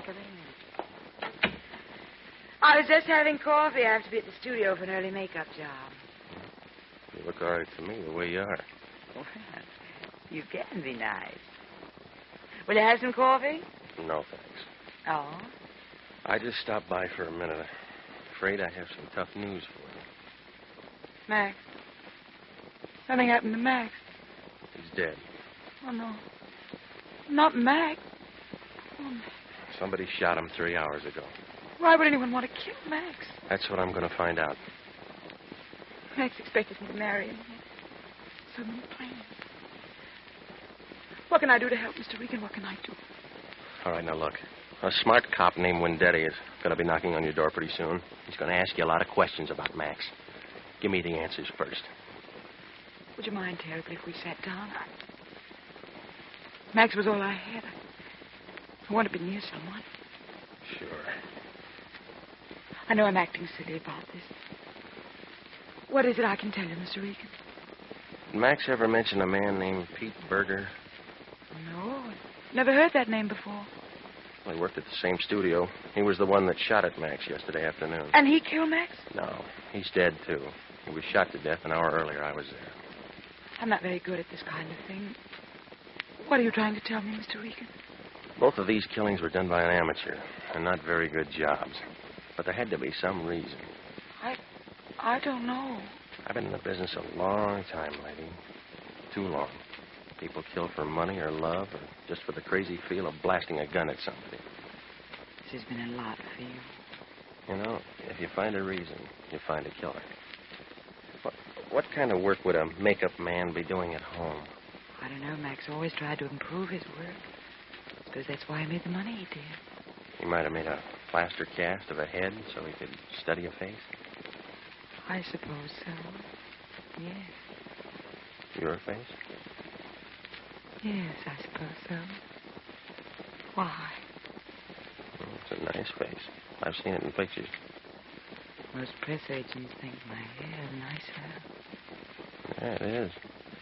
Long, golden hair. Does it feel soft and warm? The way you hoped it would feel? does. And my lips?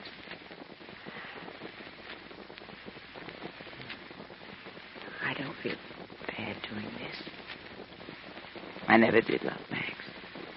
I was indebted to him. I was terribly ill several years ago. He helped me. I can see why he felt the way he did about you. Can you? I like the way you did that. I know what Max had been working on. It was something for you. Really? He was holding a plaster cast of your head in his arms when I found him. Of course, there was no hair on it, and it looked kind of funny. Don't say that!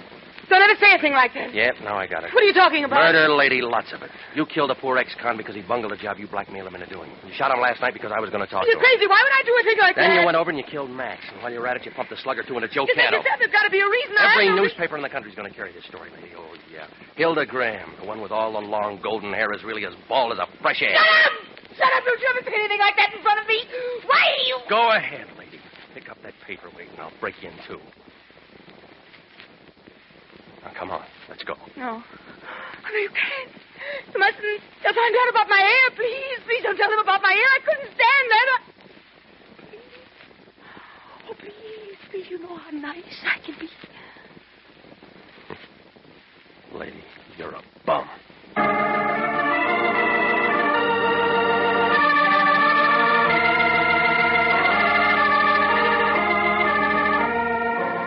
Well, Max had been trying to get her to marry him, and she didn't want to marry anybody, so she killed him. The police stenographer scratched his head on that one until I explained it was her hair, that long golden hair, only it wasn't hers.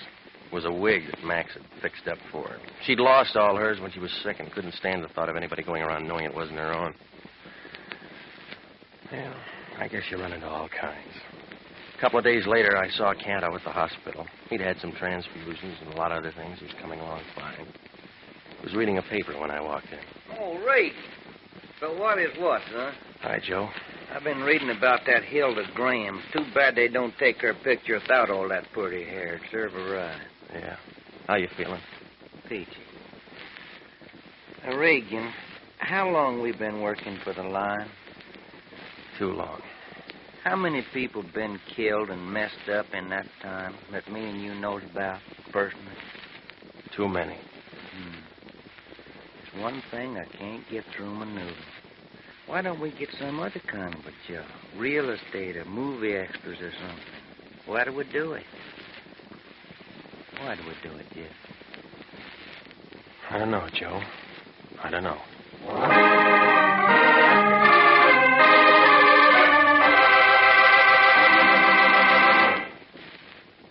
Jack Webb is featured as Jeff Regan, with Wilms Herbert as Anthony J. Lyon.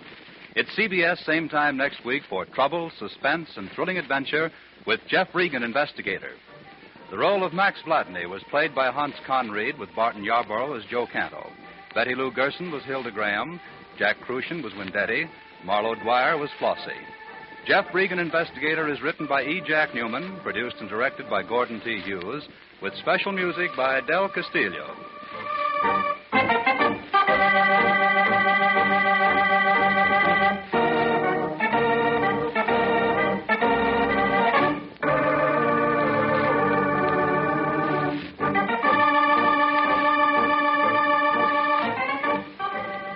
This program came to you from Hollywood. Bob Lamont speaking for CBS, the Columbia Broadcasting System.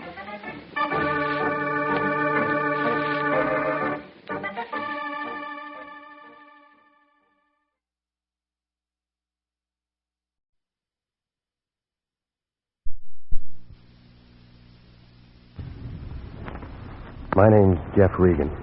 I get 10 a day in expenses from a detective bureau run by a guy named Lyon, Anthony J. Lyon. They call me the Lion's Eye.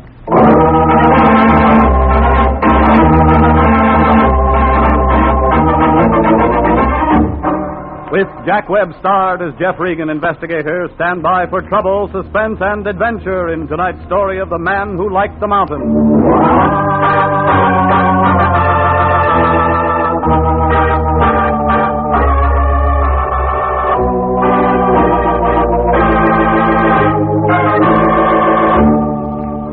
Well, this is the way started. It was about 6 o'clock last Monday night.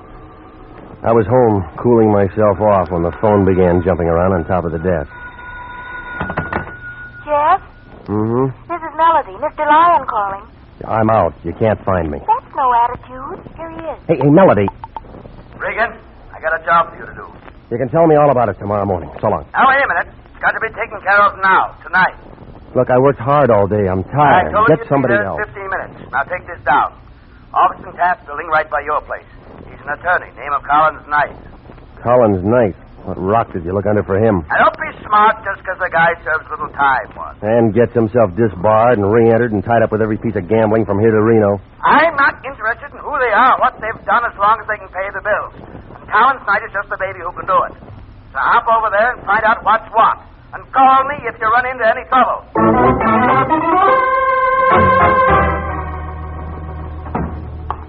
Collins Knight, attorney at law, Taft Building. Turned out to be a medium-sized man, about 50, in a loud tan sport coat and black and white polka dot tie. The good tailoring on his shoulders didn't cover up that 45-year-old stomach, but it didn't seem to bother him. He smiled when I walked in his office, pulled out a bottle of bonded stuff and a couple of tall glasses. Sit down, Regan. Make yourself comfortable. Say when. When? I'm a four-finger man, too. Yeah. Here's to you. Cigar? I don't use them. You don't mind if I do. Now then, I asked you to come here because I want you to find Big Ed Kittredge for me. Been missing 3 days, according to his wife. From pictures, I seen a Big Ed. He'd be a hard man to miss. Yeah, I figure the same way, Regan, but he's been gone for 3 days, and I think someone's either cooled him off or he's lammed. Why do you think somebody cooled him? Oh, a man like Big Ed's bound to have a lot of enemies, for one reason or another. Why do you think he lammed? For one reason or another. Friend or enemy? Neither. I just know the guy. It's one of my people. I handle a couple of things for him. His wife is worried about him. I didn't know people like Big Ed had wives. Well, they do. At least Ed does, and a darn cute little girl she is. Inez. Yes, very pretty little girl.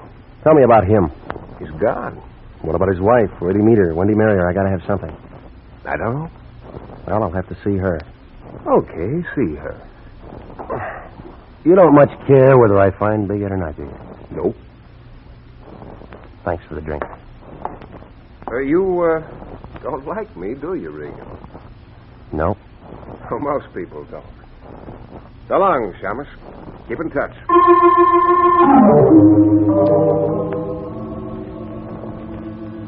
The name on the door said Mr. and Mrs. Edward Kittredge. It was a clean door in a clean hall with a nice new carpet on the third floor of an apartment house over on Franklin. I figured $100 and up for a bachelor. She was pretty. Red hair, the mahogany kind. Green eyes. 24, maybe. But she could look 16, just coming off the beach and wearing those gold sandals. Yes? Miss Kittredge? Hi, my name's Kittredge. My name's Regan. I'm a private detective. Collins Knight hired me. He said your husband's missing. Oh, come in, Mr. Regan. I told him I'd want to talk to you. Okay if I sit down? Oh, of course. I'm sorry, Mr. Regan. Can you tell me anything about him? His friends? Business? You ever heard of Big Ed Kittredge? Oh, yeah. He's been around. Makes the papers now and then. You know what kind of friends he might have. What about his business? I love Mr. Regan. I was hopping cars in Glendale 2 years ago. The movie contract they brought me out from Iowa to keep wasn't anything more than a lot of talk. And I had to eat. One day, a big man came in. I waited on him. Big Ed. Yeah. After that, he kept coming in. I began going out with him. When he asked me to marry him, I married him. I didn't ask him what he did for a living or how he spent his time. He was good to me. He's always been good to me. Now he's gone. Mm-hmm. He's never been gone more than 5 hours since we were married. He gave me everything, done everything for me. And you don't ask questions? And I don't ask questions. But there's one thing. Yeah? Yeah, our partner here, a man named Axman, was here 2 nights ago. That was the night Ed left. He'd never come back. Axman? Yeah. They was in the kitchen. I was in the bedroom. I thought I heard him quarreling. When he came out, Axman had his hat in his hand. He was leaving. Ed went with him. Mm-hmm. That it? Well, yeah, that's it. I ain't seen him since then. Think anything's happened to him? You think he's all right? I think you ought to tell me the truth. What? All the pictures I seen in the paper of Big Ed Kittredge were of a big man with a pipe in his face. I don't see any pipe racks around here, but I see where they might have been. Why, you... And if I went to a closet, I bet I wouldn't find any of Ed's clothes around here either. Now, come on. Tell me about that argument. All right, you win, Peter. The same thing we've been arguing about for 3 years. He drinks too much. He plays the horses too much. And besides, he socked me. Mm-hmm. Go on. All right, fine. I got fed up. Told him to get out. Only now you want him back. Why? Just long enough to serve him some divorce papers and get a property settlement. I thought it'd be something like that. Oh, no, wait a minute, Regan. Wait a minute. About Axman, I wasn't lying. He hates Ed, even if they are partners. Something from the old days. Axman walked in when Ed and me was having our knockdown. He saw it all. If he wanted to bump Ed, he could do it. Somehow he'd fix it so it looked like I'd done it. He's the kind. You think he'd make a good witness? Well, Axman's a smart guy. Just the doorman and the clerk downstairs, they heard Ed and me arguing. We got kind of loud. I might have said something about killing Ed. Sure make me look sick if Ed turned up dead somewhere. Yeah, it would. You gonna help me? I'm already hired, lady. Thanks, Peter, thanks. Sorry I put on that act. You're pretty good. Wrong process, though. I'd try that studio again if I were you. Yeah? They're a bunch of slobs. They wouldn't give no gal a break. Maybe you're right. You ain't bad for a peeper. When this is all over, let's you and me have a drink somewhere or something, huh? Yeah, something. I'd like to meet a nice guy. A real nice guy, just once. Just once.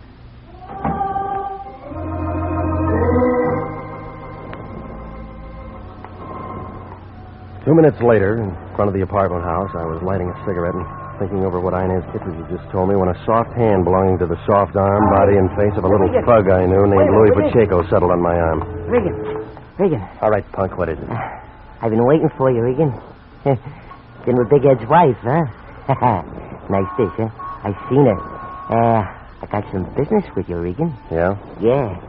You're looking for Big Ed Kittredge, ain't you? Maybe. Yeah, then I could tell you something that'll help. All right, go on, tell me. Now, without you give me something for the trouble. How much can you tell me? Maybe what Big Ed is. Okay, 5. What? I'll tell somebody else. Suit yourself, punk. Wait a minute. Wait a minute, Regan. Well? He shagged up the mountain town, yeah. Has a place up there called Hideaway. And not many people know about it, not even his wife. Yeah. He went up with a guy named Axman 3 days ago. Ed's got some slot machines and stuff like that up around there. That all? Yeah, that's enough for you, Gumshoe. Okay. Here. Keep it. I don't need your lousy sawbuck. Keep it, you chiseled cheapskate.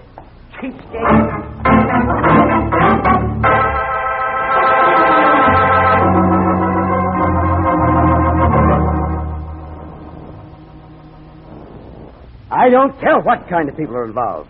I told you that before, and I'm telling you again. If they play rough, let them do it, just so we get paid. All right, fatso. Then get yourself somebody else to take over. I quit. No. Just a minute, Regan. Just a minute. Let's not fly off the handle about this thing. Not be hasty. They're a bunch of bums, and you know it. Well, now perhaps I was a bit indiscreet accepting a client like Collins Knight with his reputation and all that. And it isn't only him. It's the man I'm supposed to find and his friend Axman and anybody else who knows him. Now, Jeffrey, I'm sure that a man of your talents could locate Ed Kittredge without any trouble. After all, Jeffrey, you've dealt with people like this before and always handled it admirably. Very admirably. I don't like it. Knight hires me to find Big Ed Kittredge. Only he doesn't care whether I find him or not. Big Ed's wife only wants to find him so she can slap a court order on him. And both of them tell me that Big Ed might be dead. Well, now let's not jump at their conclusions, Jeffrey. I'll have to admit the whole thing looks fishy. Jeffrey, I want you to find Big Ed Kittredge as soon as you can. Look, I just told you that. I know, but the fact of the matter is, I have an agreement with Knight in writing. You have and what? You know what kind of a man he is. He's very tricky. He could close International if we don't stay on this case. If you don't stay on the case. Okay, you win. Mm-hmm. Thank you, Jeffrey. Thank you. Expenses? Of course. After I drive up to Mountain Town, I might find Big Ed up there. Of course. Be careful, Jeffrey.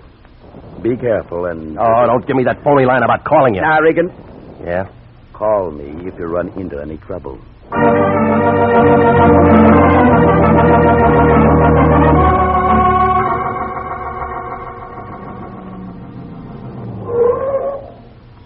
How far to Mountain Town?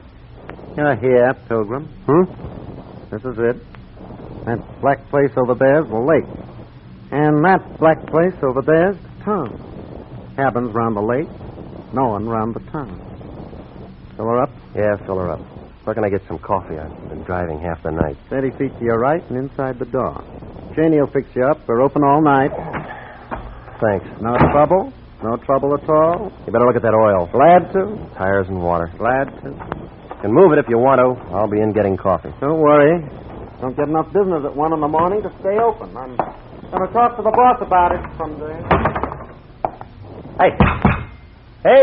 Right here, I'm coming. I'm coming. What do you want to hit the counter like that for? Well, I thought you was Eve. I didn't know it was a customer. Who's Eve? Him. Eve Holton that runs the station. What's yours? What's my what? Name? Well, as long as we're being formal, it's Regan. Jeff Regan. Oh, you're Janie. Well, say. How'd you know that? Eve. He told you. Well, say. How about some coffee, Janie? Huh? Oh, sure. You been traveling far, Mr. Regan? From Los Angeles. Going far? Right here. This stump. You don't tell me you're going to be here this summer. Little while. Well, say. I'm off in an hour. I got a little cabin on the other side of the lake. Well, that's nice. Do much fishing? Fishing? You're cute. Yes, I am. No, thanks. I'll take it black. Oh, what you going to do here? Look for a man. Yeah? Say, what man? You might be able to help me, Janie. A cottage called Hideaway. Man named Kittredge. Big Ed Kittredge, you a friend of his? Car's all ready, Pilgrim. Thanks. Janie, don't you think you ought to go see how the fire's doing? What fire? Make one. All right, Eve, all right. You think as a girl takes a job slinging hair, she has to listen to a lot of balloons and maybe she's lucky working the killing. Janie's too friendly. I like friendly people. Keep the car here, will you? I'm looking for a Hideaway cottage. I don't see any road going around the lake there. I guess I'll have to hoof it. Hideaway? East shore of the lake. About half a mile from here. You're right, there's no road. You'll have to walk. Thanks. Don't mention it, Pilgrim. Don't mention it.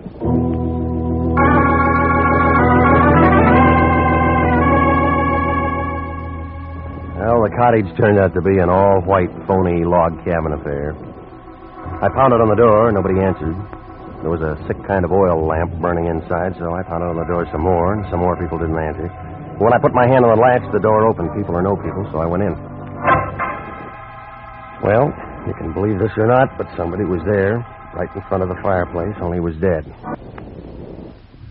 And one whole side of his head was dark and shiny. It was still warm. Nope, you're wrong. It wasn't Big Ed Kittredge. This was a man I'd never seen before in my life.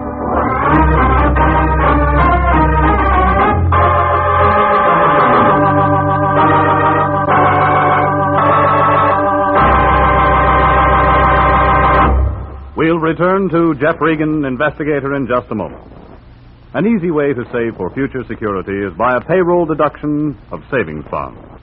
If you are not paid on a salary basis, you can purchase savings bonds at your nearest post office, bank, or savings and loan association office. Now is the time to ask your employer to start deducting for savings bonds or to buy a bond on your own. If no other plan is feasible, your bank will deduct enough each month from your savings or checking account to buy a savings bond. For money in the future, buy United States savings bonds. You'll be glad you did. And now, back to the story of the man who liked the mountain and Jeff Regan, Investigator.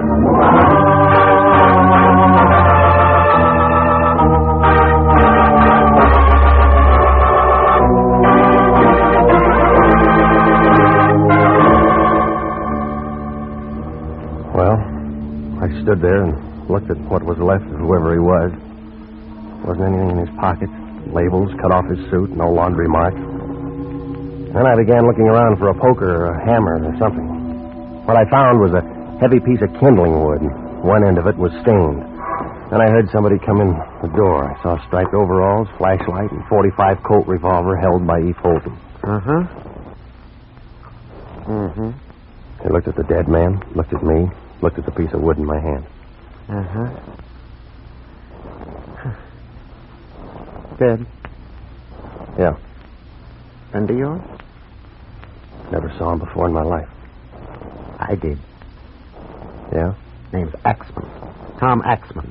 Friend of Big Ed Kittredge. Friend? Why'd you kill him? I'll just take your gun. Safer this way. You always wrap a gun in a handkerchief? Only when I want to keep fingerprints on it. Evidence. So it's that way. It's that way. You kill him? You did. There was a big fight. You conked him with that piece of wood, then shot him in the head. I saw it. My gun, my bullets, that's pretty neat. But he was still killed with this. Who's going to be able to tell? A good coroner? We got a lousy coroner up here. He don't know from nothing. That makes me the fall guy. You're it, Pilgrim. Let's go find ourselves a cop. Eve waved his gun at me, and I started ahead of him for the door. Oh, he was good at doing frame-ups, and he was good at running things, but he was only an amateur when it came to pushing a man with a gun. I waited to feel it in my back. By the time I got to the door, it was there, and that was his mistake. I shoved him up against the wall, but he didn't drop the gun. Before he could do anything, I was running for the black place that he told me was the lake. Come back here, Regan! Come back here!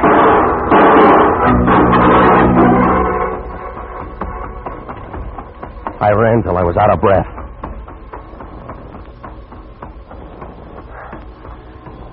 What? Who is it? Who's there? Take it easy, Janie. It's me. Oh, Mr. Regan, it's you. Hey, listen, Eve's looking everywhere for you. I know. He says you killed a man, Tom Axman, over in Kittredge's cabin. I know. But you didn't kill him, I know that. Yeah? Come on, we can't talk here. Someone will see us. This is my place. Boy, I got some things to tell you, Mr. Regan. I don't like this place, and I don't like Eve Holden. I don't like anything that's been going on. You got to get out of here. Get out fast. Come on in. Look, I quit my job tonight. I didn't want to get mixed up in any of this. Any of what? This killing and... Gee, I don't know what all. Oh, I better pull the curtain. Someone might see in here. This is a scary place. You say you know I didn't kill Axman. How? Well, I've been working in Mountain Town a couple of weeks now, and I've seen a lot of screwy things. Like what? Like Eve Holton. He works for Big Ed Kittredge. And Big Ed ain't no saint. Have you seen Big Ed? He drove up a couple of nights with that Tom Axman. I think Ed killed him. Yeah? They'd been drinking a lot, and they both talked kind of loud to Eve. And Big Ed and Axman went over to the cabin. I didn't think anything of it till they didn't show up for something to eat the next morning. Ain't nothing to eat in that cabin. That helps, Janie. Go on. Well, Eve's been going up around that mountain taking a look every day, for no reason at all. Yeah, sure he has. Only he isn't looking at the mountain. Scared. Look, mister, my jalopi's out in back of the filling station. Take me with you. I'll tell everything I heard and seen, and we can let some cops figure out all that. Hey, what's that? It was a hand firing a gun at her. It figured to be my gun. I hit the oil lamp and went down on the floor. Then I heard somebody outside on the porch. I crawled in the dark till I found a wall and a window. It wouldn't open, so I took half of it with me.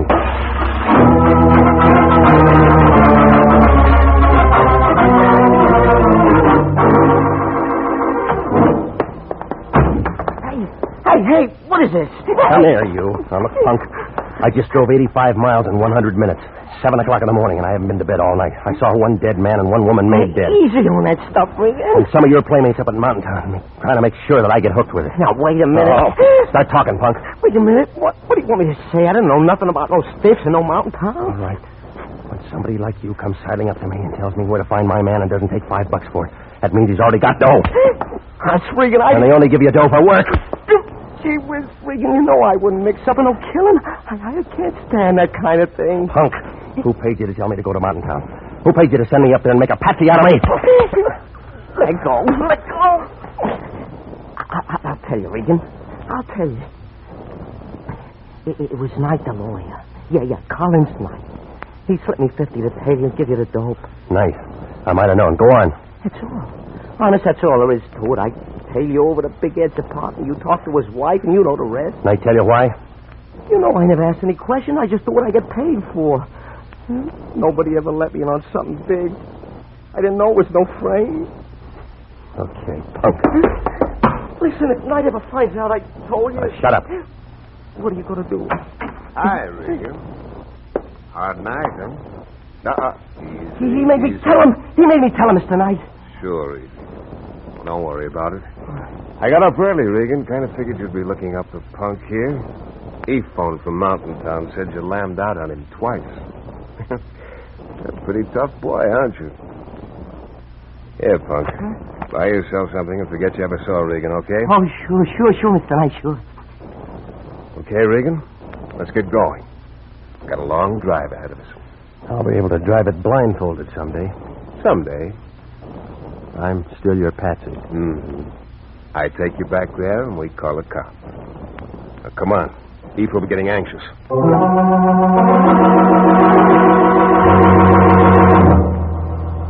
Well, you can't say I didn't find my man. Even if I did find him sitting in that same cabin with a couple of corpses on the floor. Big Ed Kittredge. He needed a shave.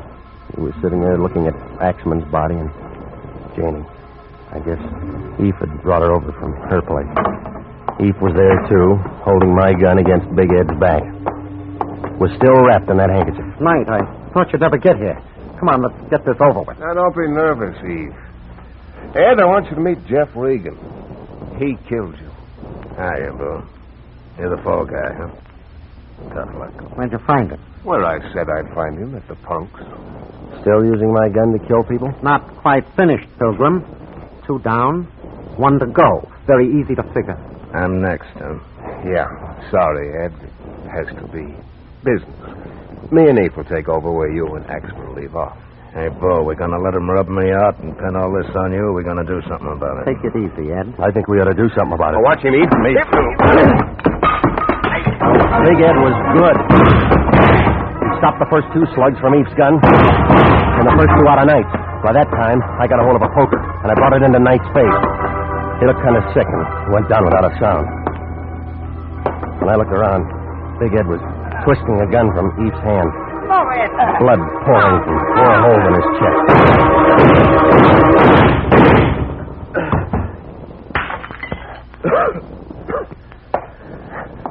So you ain't so easy at that, huh? Guess the frame won't work now. Where's your phone around here? I'll get you a doc. Well, Sawbone's gonna help me save yourself the trouble. I never knew they burned like this. What's your name, Bo? Regan. I'm a private detective with International. Oh? Lyon still run that dump? Yeah, he does. Old bum, ain't he?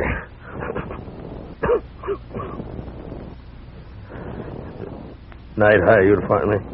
Yeah. He's real tricky. Well, they ain't making a patsy out of you anyhow. Look, Regan, I done you a favor. Fix the deal for me, will you?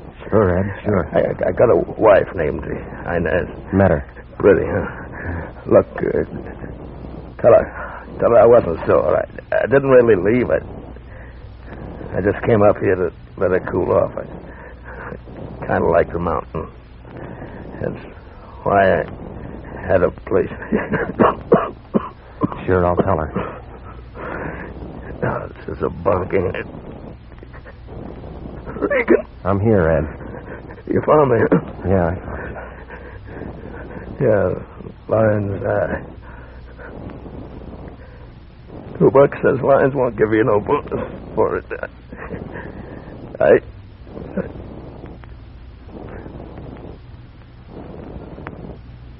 Yeah, I guess you're right.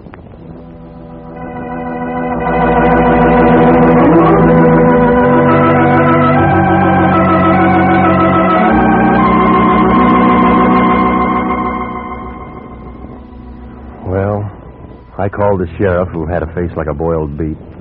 He listened to the whole thing, and then we kind of pieced it out together. You see, the day I got there, Big Ed killed Axman. I guess they got into some kind of an argument, and Ed picked up a piece of kindling wood. About that time, Eve Holton showed up and saw what had happened, and he figured he had something. So he pulled a gun on Ed and stuck him in a cellar somewhere. Then he phoned Knight down in Los Angeles. It was a good chance for Knight and Eve to take over, so they figured to kill Ed and get a fall guy for both murders. That was me.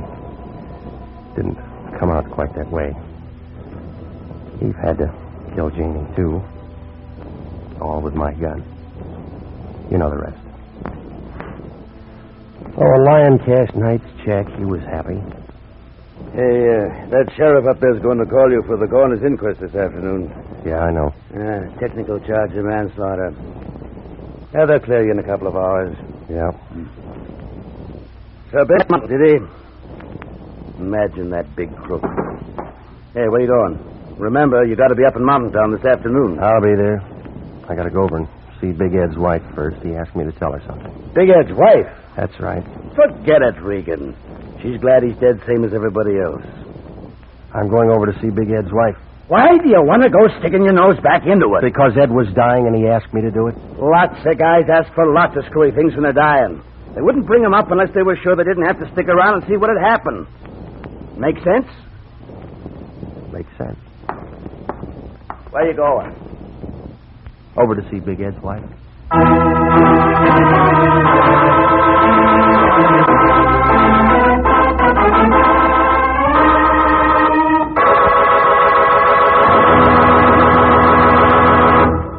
At no time in our nation's history has it been more important to develop an outstanding Army medical department.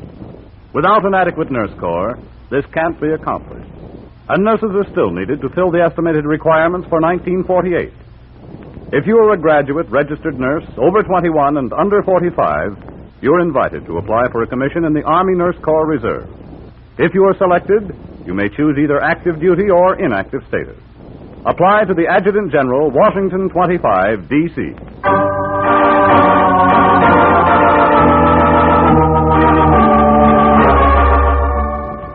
Jack Webb is starred as Jeff Regan, with Wilms Herbert as Anthony J. Lyon.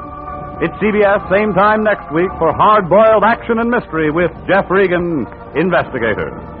Also heard on tonight's program was Jeff Chandler, Betty Lou Gerson, Edgar Barrier, William Conrad, Sidney Miller, and Laurette Philbrand.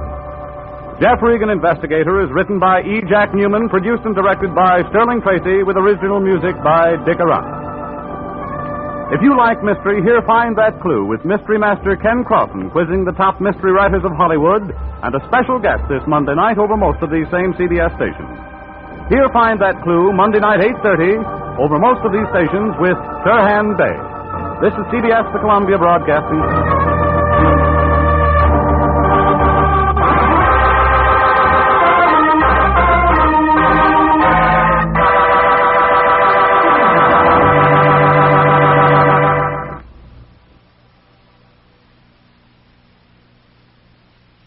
My name's Jeff Regan.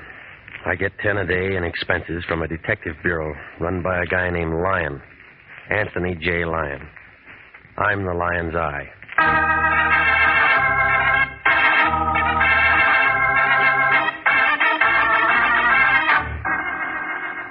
With Jack Webb as Jeff Regan, Investigator, stand by for hard-boiled action and mystery and thrilling adventure in tonight's story of The Diamond Quartet.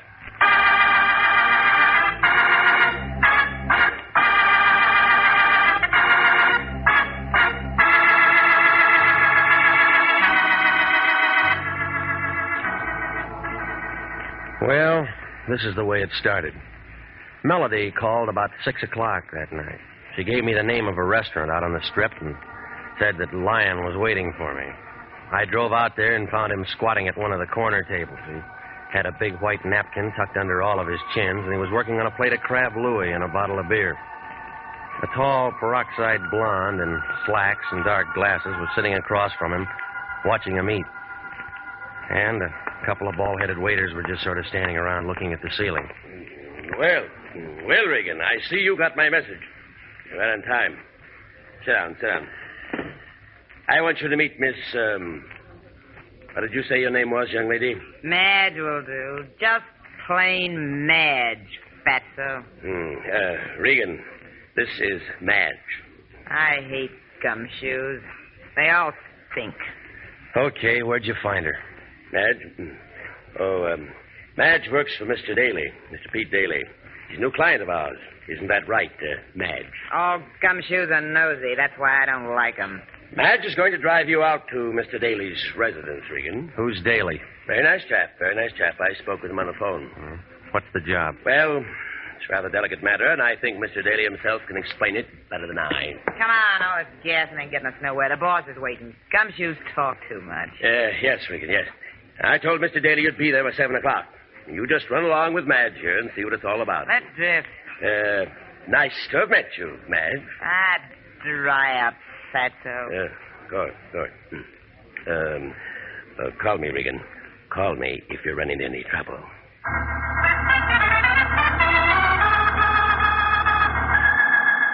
Just plain Madge, who was carrying a .25 automatic in her purse. When we got into a Cadillac, we went out the pass, turned off a hill and back of Burbank. Daly's residence was at the end of a private road, a nice old Southern-style place with 2 or 3 private patrolmen guarding the entrance. They all needed shave. They kind of nodded when we got out of the car and went up to the front door. Naturally, there was a peep shutter there. It was real Southern. Yeah? It's me, Felix. This is the private peeper the boss wants to see. Okay, man. Come on this way. Who is it? Madge, I got your peeper. Inside. Here he is, Pete. Flat feet and all. His name's Regan.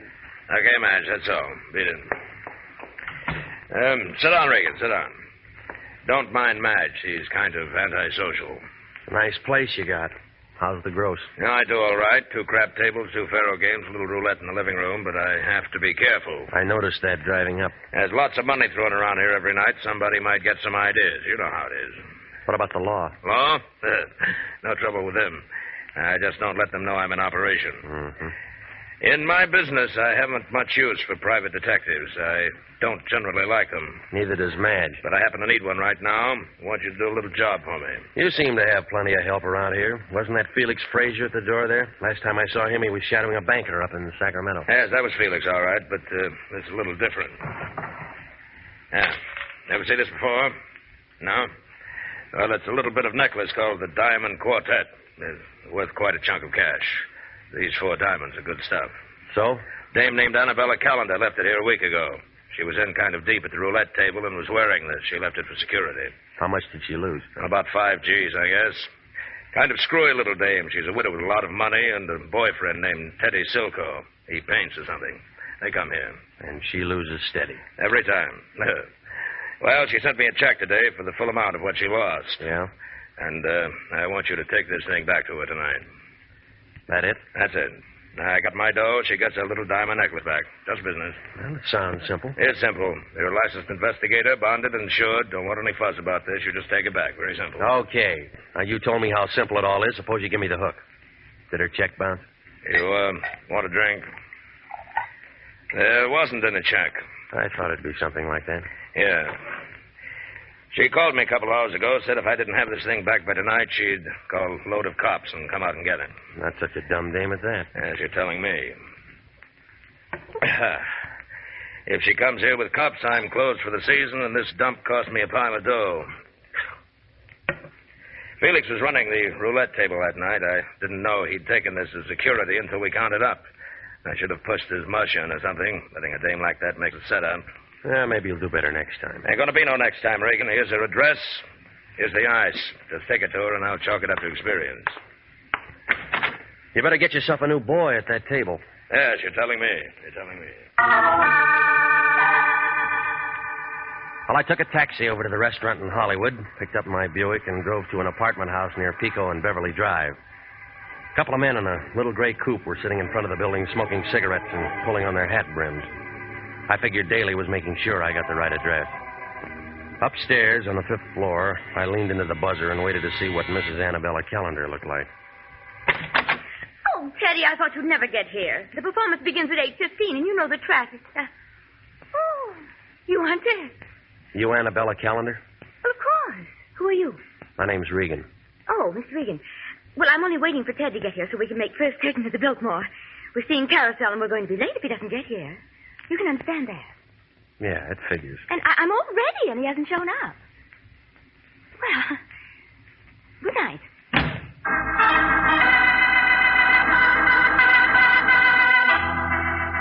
Yeah. Her white ermine cape and the black strapless thing needed a touch. But she had it. That necklace I had in my pocket, or a very good copy, was hanging around her neck, and it looked like 4 Klieg lights at a Hollywood premiere. Come on. Lay off. You bust the door. Lay off. What's the idea? You want to bust down the door? You drunk or something? I've been pounding on this door for 5 minutes. Well, that's too bad. Can't you read the signs? This building's closed. The scram, drift, push off, blow. You got a jeweler in this building named Tartaglia? Yeah, we got a jeweler named Tartaglia. Only don't want to see nobody because it's 9 o'clock at night. The joint's closing, ain't here. All right, slow down. He lives someplace, don't he? Sure. There's a lot of houses that way. Why don't you try knocking on doors? There wasn't any residence listed in the phone book. I thought maybe if I came down here to his office, you could tell me where I might see him. I ain't going to tell you nothing. Look, I'm a private investigator. I got to see him tonight. Oh, how's little old expense account, Pilgrim? It'll do. Let me see, pal. The name's Freddie Leach. Your boy's a fat old pile of blubber with a lot of talk in this note. White Hotel, 208, 3 blocks straight ahead. Thanks, Freddie. Anytime, pal. From the sawbuck, I'll tell you where his girlfriend lives.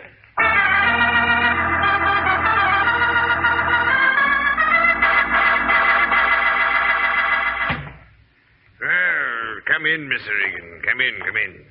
You find me a bit indisposed at this hour. I was preparing to retire, but you said it was a matter of jewelry. Therefore, Bert Tartaglia is at your service. Now then, sir, what is so urgent? I came to see you about a diamond necklace. I found your name stamped on the inside. House of Tartaglia, most respected name in diamonds as in all the lapidary arts. Most respected. I'm the last of 4 sons. All of... But continue, Mr. Regan. Take a look at this. And how do you come into possession of the Diamond Quartet, sir? A man named Daly, who runs a gambling club, hired me to take it back to a lady named Callender. Gambling house? And how did Mr. Daly acquire it? She lost it at the roulette table. She left it so she could raise the cash. Deplorable conduct on her part. Annabella Callender, a very indiscreet young lady, to be sure. Lovely body, propelled by a ridiculous mind. I tried to take it back to her tonight. It's beautiful, isn't it, Mr. Regan? I want to know if it's real or not. Real? Of course it's real. You sure? Mr. Regan, do you doubt my ability as a gemologist? Once in a lifetime, sir, only once in a lifetime, does an artisan have the opportunity to create the perfect necklace. How much will it pull?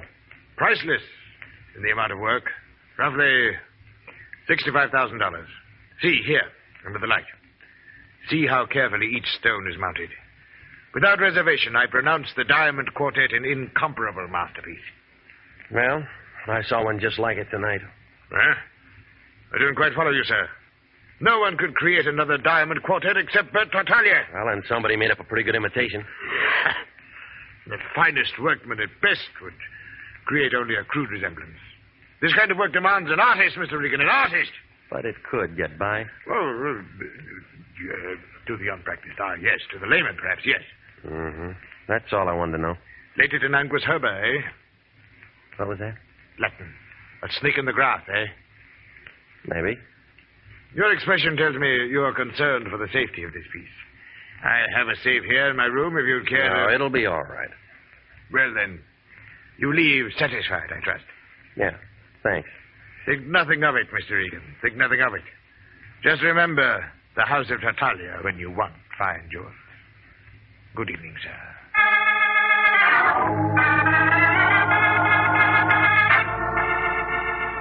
In the lobby, I got 2 3-cent stamps from the clerk.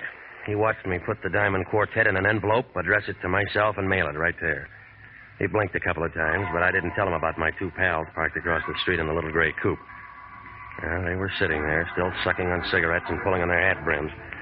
When I walked outside, they got out of the coupe, came over to where I was lighting a cigarette. The tall one tapped me on the shoulder. Here's the paper, Georgie. Want to ask him for a match? Georgie's nearsighted. That's too bad. That's him, Danny. Got a match, Peeper? Georgie asks if you got a match, Peeper. He's a dummy, Georgie. Don't talk. Got a match, Peeper? But I tell you, he's a dummy. You don't look like no dummy. Why, he's a dummy, all right, ain't you, Peeper? See, he's a dummy, Georgie. I told him about you being nearsighted, and he said it was too bad. Didn't you, Peeper? He still don't talk. Go on, Peeper. Tell Georgie how sorry you are about him being nearsighted. I told you he was a dummy, Georgie. All private eyes like you. Georgie asked you a question. He wants to know if all private eyes is like you. Danny boy says you're a dummy. You a dummy? Georgie asked you another question. He wants to know if you're a dummy. See, he don't answer. I don't like dummies. We asked 3 questions already, and he ain't said nothing. That makes him a dummy. Maybe we'd find something if we went through the dummy's pockets. Yeah, even a dummy's got pockets. Ain't that right, dummy? Hold it, Georgie. Hey, move just like a dummy. What do you want? Hey, talk. Yeah. Make him talk again, Georgie. Oh. Make him talk bigger, Georgie. Talks real nice, but he don't say much. Maybe he's tough, Georgie. You might think he's tough. But then again... You see? He ain't so tough. Now it's my turn.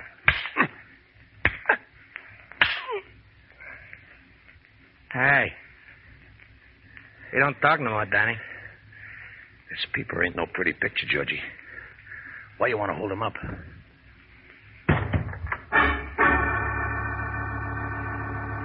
You are listening to the story of the Diamond Quartet. Tonight's adventure with Jeff Regan, Investigator.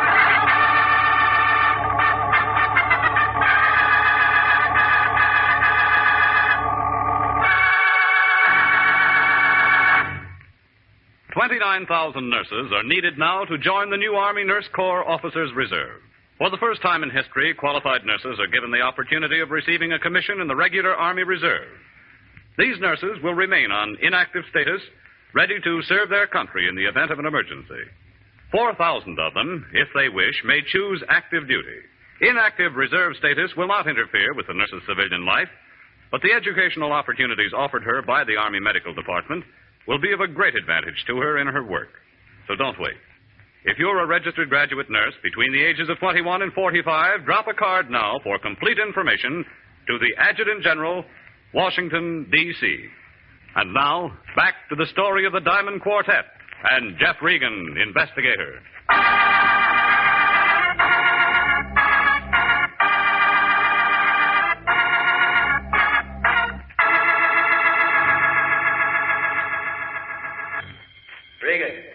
Regan, can you hear me, Regan? Nurse, are you sure he's coming too? He had quite a beating, Mr. Lyon, but he's coming around. Regan, can you hear me? Can you hear me? Regan, can you hear me? I think he's with us now. It's me, Regan. What happened to you? Why didn't you call? Regan, do you understand me? What's this? That's your head, and it isn't very pretty, let me tell you that. I'll be at my desk, Mr. Lyon. All right. Come on, give it to me. What happened? An hour ago, the receiving hospital telephones me that they picked you up in some gutter. I come down to see what's what, and you lay there and ask me what's this. Well, it's a wrong job. Another punk client. As long as they've got the dough, we love them all. Who are you fighting with? A couple of boys named Danny and Georgie. A couple of boys named Danny and Georgie. Well, would you mind telling me just where you've been while you should have been doing what you were hired to do? I was out with Danny and Georgie. Sure. You were out with Danny and Georgie. But what did you do before that? And what did you do with the necklace? That Diamond Quartet or whatever it is. I mailed it. You mailed it? You were hired to deliver that thing personally, and you mail it. Where's my clothes? Regan, I'll never understand you. I'll never understand you or the way you do things. I send you out on a simple little job. All you have to do is take a necklace back, and what do? You wind up bleeding all over the city streets. Here's your pants. What time you got? 3 o'clock in the morning. It's always 3 o'clock in the morning when somebody telephones me that you're in trouble somewhere. Well, why don't you go home and go back to bed? I haven't been to bed. I haven't had one wink of sleep tonight. You know why? Because on top of all my other troubles, some dame who sounds like she has a suit full of hoops has been calling my place every half hour asking for you. My place. Why didn't you tell her to call my place? I did tell her to call your place. I told her a couple of hundred times to call your place. Then I told her to shut up. Coat. Here. You look terrible. Terrible. She give you a name? Annabella something or other. I don't know. Mm-hmm. But what I want to know is... Hey, where are you going? Who's going to pay this hospital bill? Where are you going?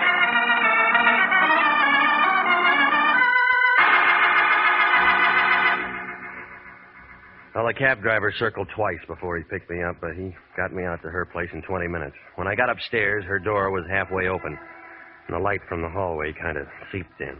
She was sitting in a big chair right by the door. I don't know why, but she was holding the phone on her lap, just sitting there, looking at nothing. Oh, Mr. Regan. It's you. You came back. Yeah.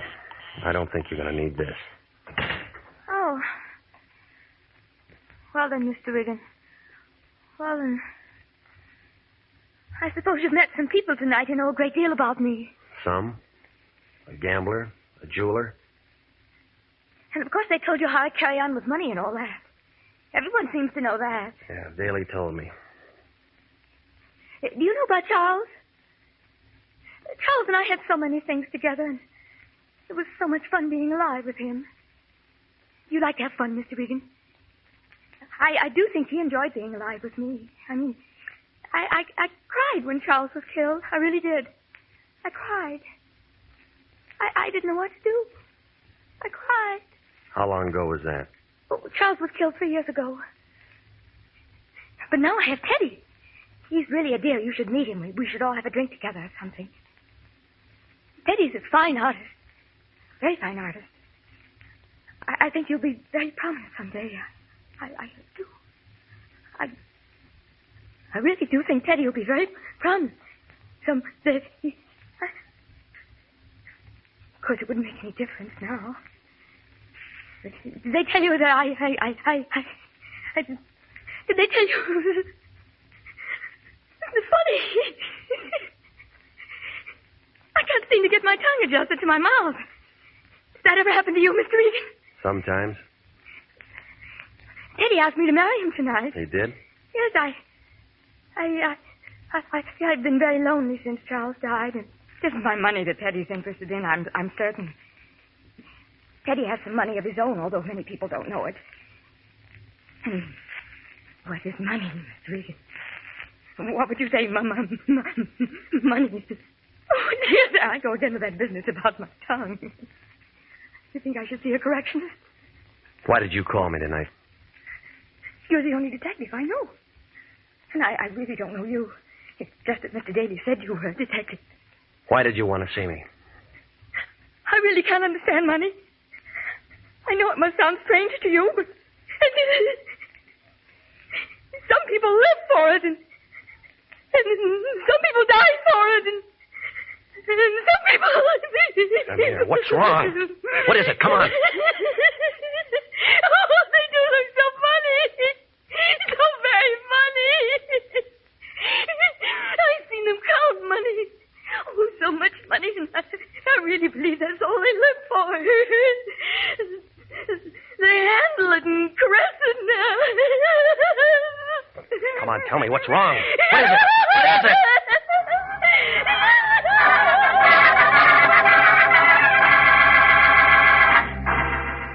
She was pointing to a black spot across the room. I found the light switch and turned it on. Oh, yeah. They looked funny, all right. It was Daly and his dumb roulette table man, Felix. And both of them were as dead as you can get.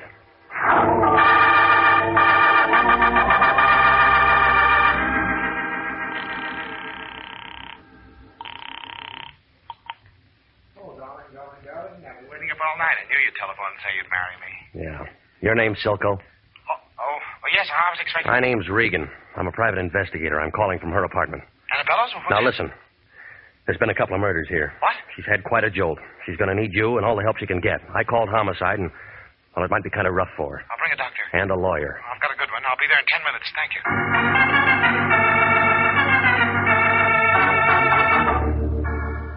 Well, he showed up about the same time Wendetti and the homicide boys got there. By that time, she couldn't even talk, and they had to put her to sleep. I told Wendetti what I knew about it, and he said we'd get it straightened around as soon as she had something to say. It was about 8 o'clock in the morning when I got home. I didn't expect my boy to show up so soon. He was already there. Regan. I've been expecting you. Come in, sir. Come in. I've been amusing myself with your chessboard. So we meet again. Sit down, sit down. You've had rather a hectic night, I'll wager. Your boys were pretty rough. Georgie and Danny. Two men of another world, Regan. Not our world. Allow me to apologize for their actions. And so unnecessary, too. I underestimated you, Regan. There's an ingenious method of protecting the Diamond Quartet. Why, sir, by the simple expedient of placing a 3-cent stamp on an envelope and mailing it to you yourself, you hired as guardians the entire United States Postal Service, not to mention the Army, Navy, and Marine Corps. You want one of these? No, thank you, Regan. Much too early in the day. But go ahead. You give me cause to admire you again, sir. I'm one of those faint-hearted persons who cannot abide liquor until 5 o'clock in the afternoon. All right. What happens now? By gad, I admire your directness, Mr. Regan. When I met you last night, I promised myself you'd give me trouble, and you have. Who's in on it? Such directness.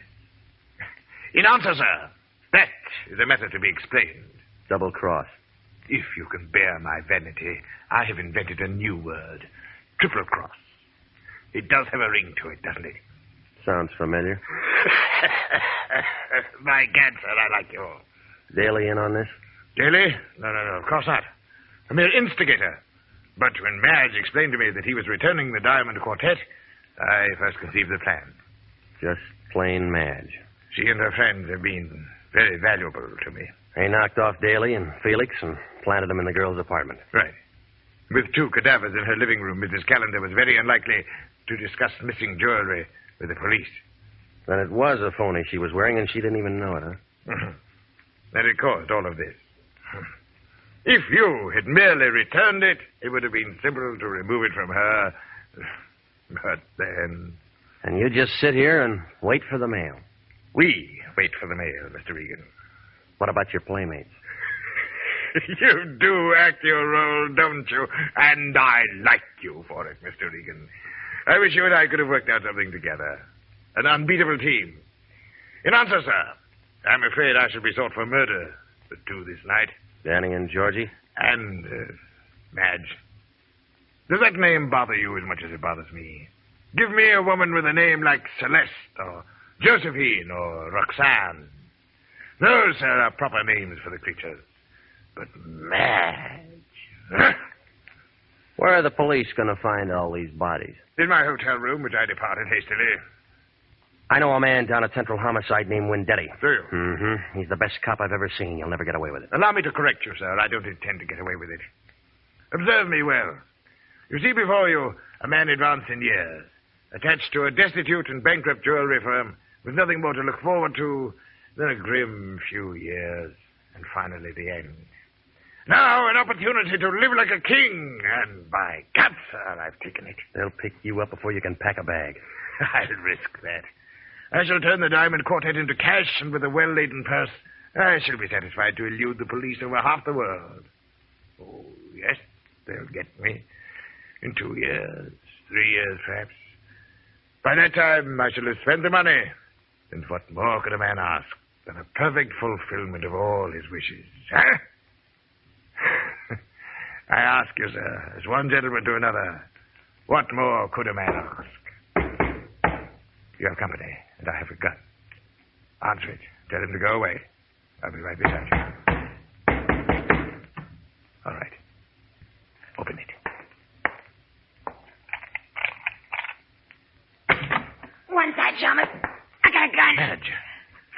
find you here, flop boy. Get into such a good job on me. Caution, my dear. I have a gun, too. I can last long enough to let you at it. Get out of my way, people. Oh.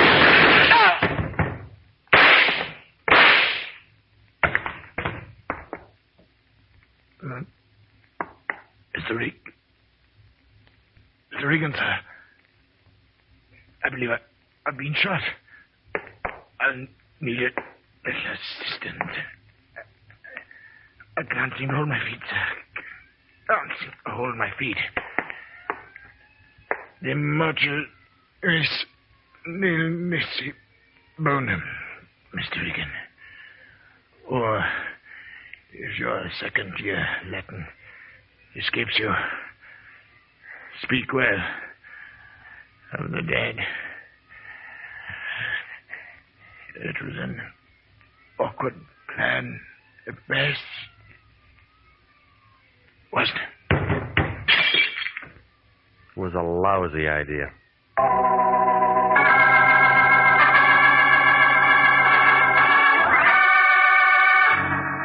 Well, there wasn't anybody left for Wendetti to arrest, so we sat around and looked at each other. Wendetti agreed that Madge double-crossed Daly. Tartaglia double-crossed Madge and her boys. Yeah, triple-crossed. Well, the Lion had something on his mind. He wanted to know, was I satisfied with what I got out of this case? I didn't answer him. I need the job.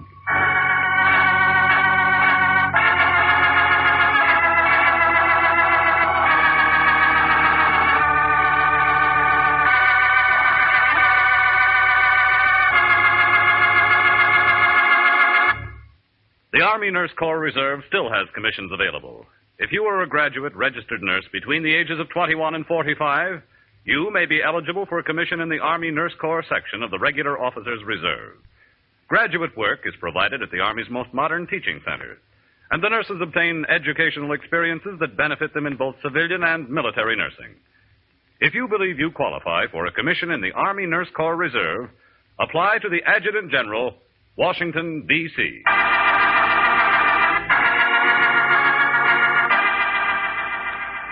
Jack Webb is featured as Jeff Regan, with Wilms Herbert as Anthony J. Lyon. The role of Bert Tartaglia was played by Barry Kruger. Lorene Tuttle was Annabella Callender. It's CBS same time next week for trouble, suspense, and thrilling adventure with Jeff Regan, Investigator. Written by E. Jack Newman, produced by Gordon T. Hughes, directed tonight by Cliff Howell. This is CBS, the Columbia Broadcasting System.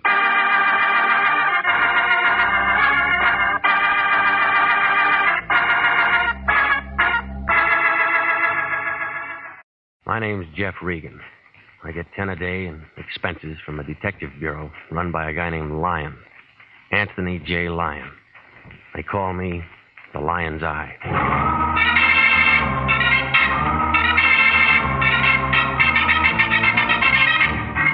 With Jack Webb as Jeff Regan, Investigator, stand by for hard-boiled action and mystery and thrilling adventure in tonight's story of The Man Who Came Back.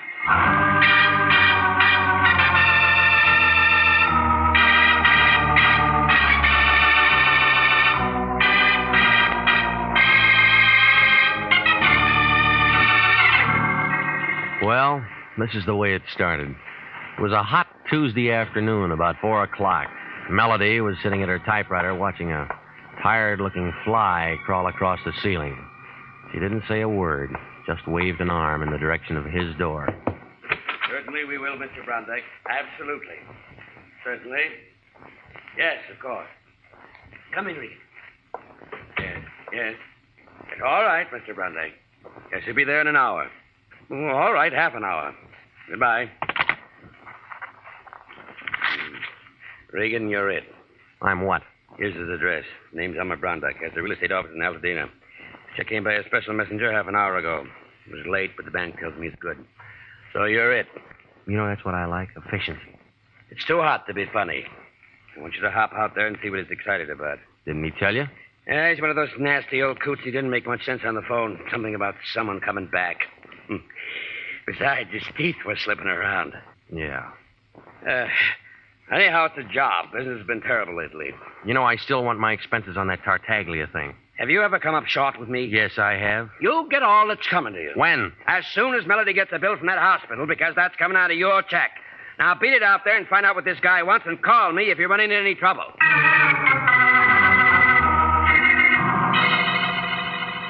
Brondike Manor was a brown-white cottage on the edge of 10 acres of dusty land in back of Foothill Drive. There was a big sign right in front of it telling you how easy it is to own your own land and have your own home on Brondike Estates. Well, I parked across the highway, and it was just about then that a big, heavy-set man wearing a dirty white Panama hat and a suit that didn't fit him around the stomach crawled out of a 36 Ford sedan, jammed a cigar in his mouth, and came over to my car. He had hair in his ears. Yeah, hot afternoon, ain't it? Yes, sir, sure is hot. Sure is a hot afternoon. Yeah, it is if you spend it sitting in a car pulling on a bottle. Smell it, huh? A mile away.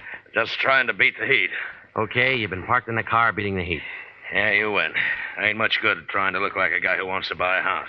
Yeah. Who do you look like? Yeah, it's a little greasy, but it's me. Uh-huh. Marty Anderson. Confidential investigation. Guess I ought to have new ones printed up, huh? All right, you're a sleuth. How's business, Marty? Bunk. Too bad. You going in to see old man Brondike? Your nose is getting sunburned, Marty. I was just going to go in and see him myself when I spot you pull up. Recognize you from pictures in the paper last week on that Tartaglia thing. I figured maybe you and me ought to talk. Yeah. Hey, you make it tough for a guy, Regan. We're in the same racket. What you going to see him about? You said you were going in to see him. Well, I kind of changed my mind when I seen you. This is where I came in. Ah, you're a tough guy, Regan. You're a real tough guy, and a lot of people know it. But Marty Anderson's betting you're a dumb guy, too. A real dumb guy. Mm-hmm. See you around, Marty. I'm an old conk, huh? A fat old slob who couldn't get a trick as a housekeeper or a tail in a punk. Is that it? Oh, well, don't get too close. That's a real bad label you got a hold of. Okay, Regan, okay. You're young and tough, but you just keep my card, wise guy. You'll want to see me. You'll want to see me before it's all tied up.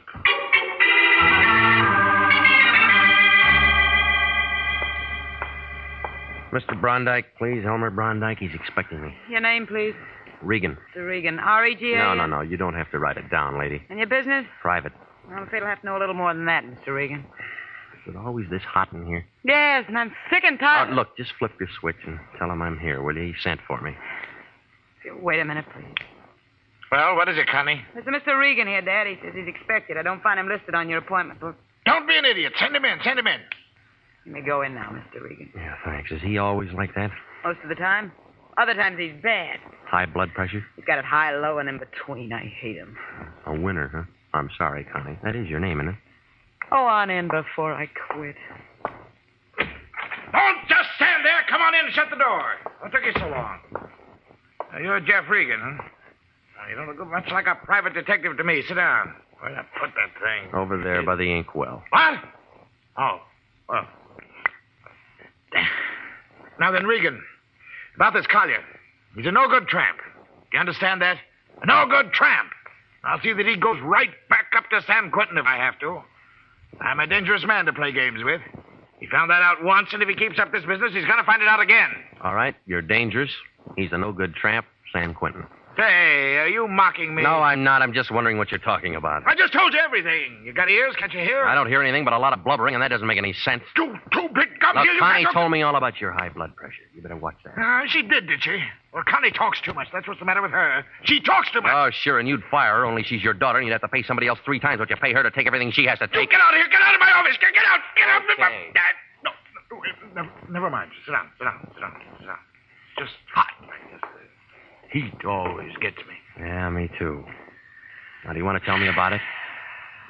He's an ungrateful scoundrel. Who? Toby Collier. Who else?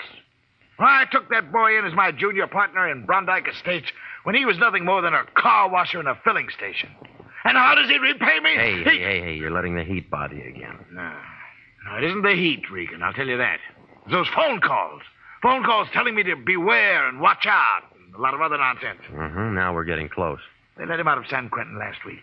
You'd think he'd go somewhere where people didn't know him and wash cars again or something. But no.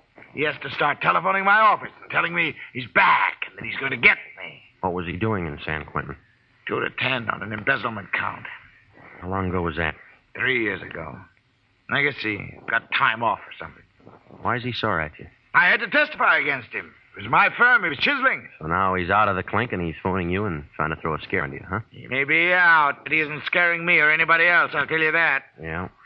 I want you to find him, wherever he is. Bring him here. All right. And then I want to tell him like I'm telling you.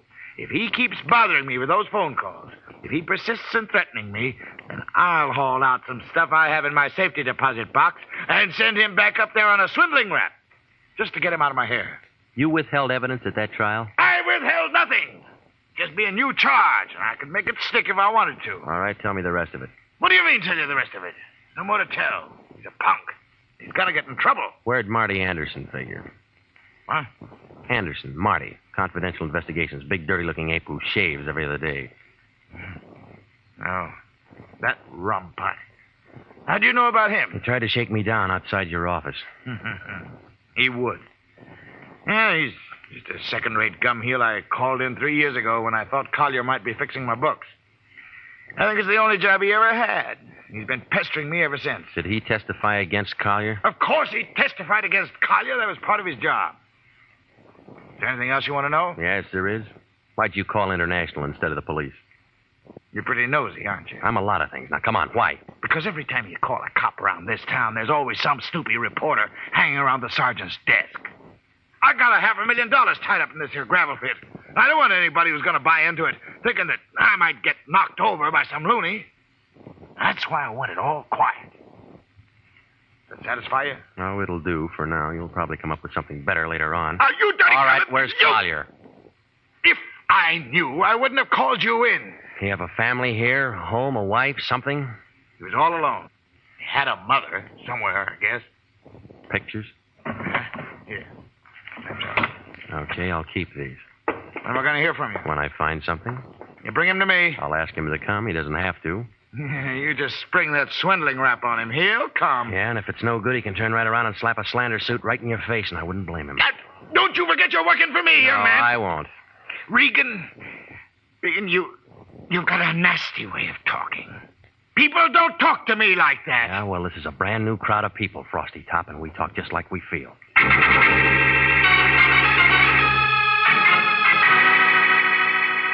Down at the city hall, they didn't have anything on Toby Collier, except that he'd been released from San Quentin August 10th. From there, I went to the parole board office, but it was closed by that time. So I did the next best thing, and I sent a wire to the officer in charge of parole prisoners, San Quentin, asking for Collier's address. Then I dropped into the Times office, and I looked up the story of the trial. There was a page 3 item for 2 days, a second section filler for a week. After that, nothing. There were no pictures. But it did give the name of Collier's lawyer, a man named Alan Nordale. The phone book gave him an address over on Kingsley. Now, that you, Millie? Hold on just a minute. I was just trying to get my dinner over before you... Who are you? Mr. Nordale? Mm-hmm. Well, my name's Regan. I'm a private investigator. I'm trying to locate a former client of yours, a man named Toby Collier. Well, come in. I was expecting Millie, but come in. Thank you. I always fix my own dinner, poached egg and half. I have ulcers. Name's Regan? Yeah. You want an egg? No, thanks. You mind if I finish? No, go ahead. Thank you. What's what with Toby Collier? Well, I'm just trying to locate him, that's all. I found out that you were his lawyer. He was released from San Quentin 10 days ago. Yep. You sure you won't have an egg? You get used to him after a while. Who you work for, Regan? International Detective Bureau. The line's still there? Yeah. Well, so you're the line's eye, huh? Yeah. Lines is a bandit. But whose case? Elmer Brondike. Mm-hmm. What you want Toby for? Ball him out for making threatening phone calls. That all? As far as I know. Toby was a nice kid, but a calendar job. Born with one war going, one depression on deck, and a new war starting. Makes a difference. The calendar got him. And he wound up in San Quentin. Well, everything was against him at the trial, too. He was pretty mad at old man Brondike and that private dick, and me and everyone else before it was all over. I tried to talk to him. From what Brondike tells me, he's still mad. Yeah, I did all I could, but he didn't have a chance. He tried to lift a lousy couple $1,000, and they caught him. Well, he's out now. Did you handle his parole? No. You know who did? No. You don't know where he is in town? No. Brondike said he had a mother. No. Okay. I'll leave you to Millie. Yeah. If we play records, Millie used to be a violinist. Sorry I'm no help. Regan, if you find Toby, I'd like to see him. Why? Oh, I don't know. Maybe I just want to see what 3 years in the pen does to a man like that. Yeah, I'll bet you do.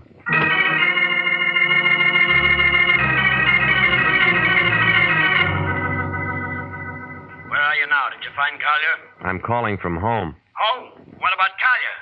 I didn't find him yet. Well, get busy. What are you waiting for? A telegram, morning, couple of things. Listen, this old schmo is plenty tough, and if he thought you were loafing Look, on the it's job... 9 o'clock at night. I'm tired. There's nothing I can do till tomorrow morning. He's sore as a shaved pup about all this, and especially about you. Phoned up and said you call him a lot of names. He is a lot of names. I don't care what he is. You don't talk to a client like that. Besides, I haven't cashed his check. Now go on out and find that guy and get this thing settled. Good night, Regan. Besides, I haven't cashed his check.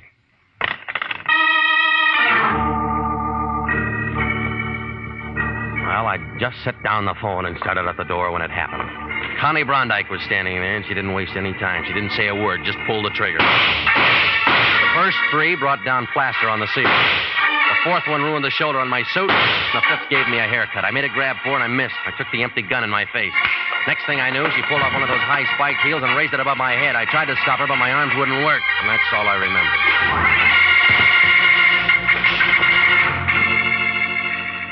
You are listening to the story of the man who came back. Tonight's adventure with Jeff Regan, Investigator.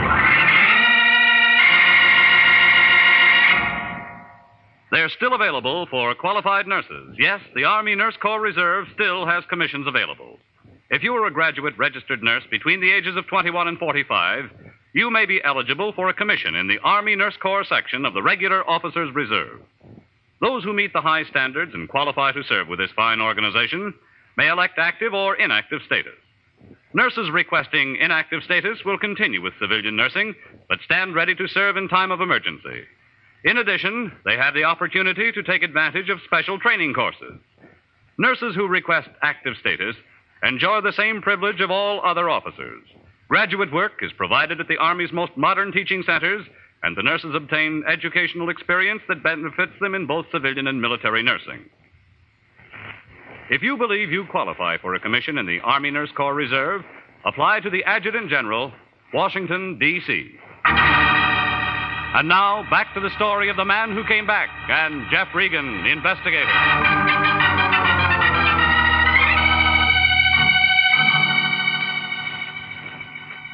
Oh, yeah. Connie had done a real good job. 6 to 5, I'd never get there before it stopped ringing. Oh. All right. Hello? Regan, is that you? Yeah, What's the matter? Did I get you up? something like that. This is Marty Anderson. Did you wash your face yet? Still feeling tough, huh? I thought maybe we could talk now. Yeah. What made you think that? You're looking for Collier, ain't you? I know where he is. Yeah? Want to talk? Where? My place, on my card. Half an hour. I'll wait for you, tough guy. Bring some money. This is going to cost you. Everything's going to cost me. Bring some money.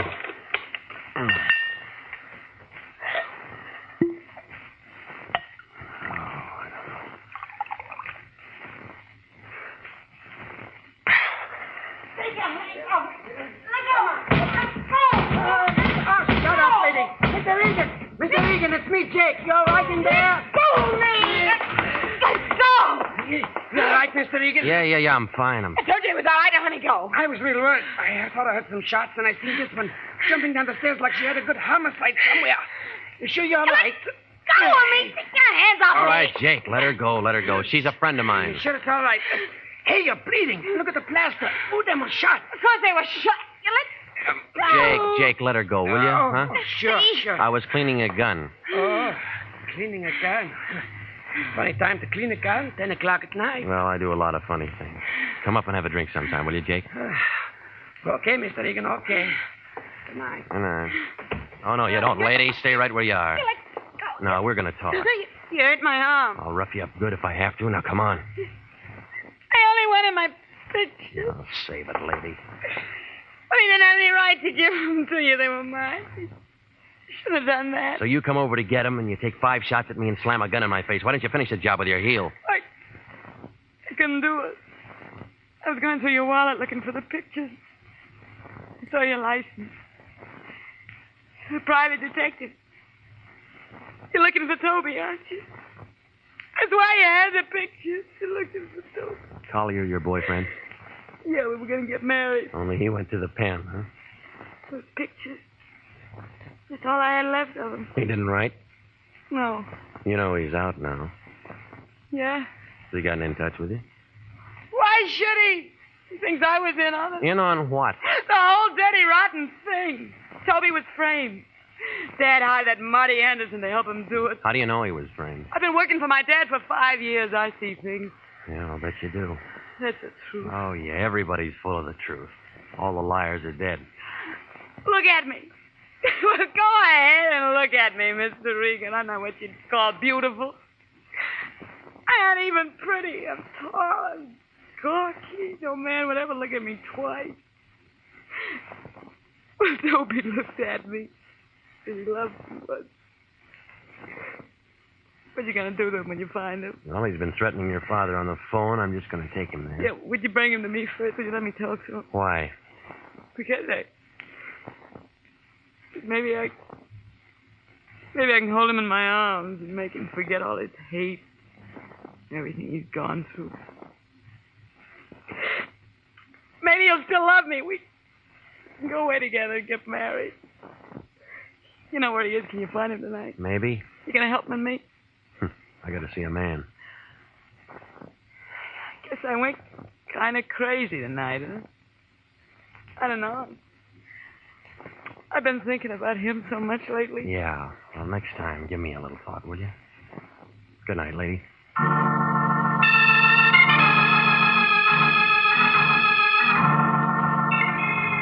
Well, Marty Anderson's office was a dirty room hanging over a shoe repair shop on Sunset near Alvarado. You could tell it belonged to him. The glass on the door hadn't been washed for 10 years.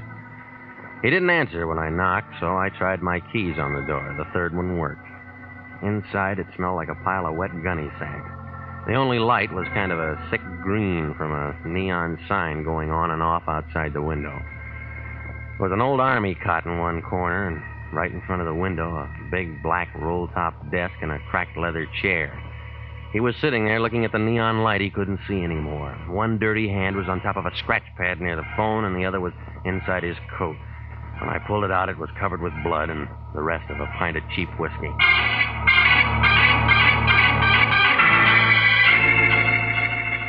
I found a .38 cartridge case on the floor. He didn't have anything in his pockets except some keys and a plug of chewing tobacco. There wasn't anything in the desk drawers either.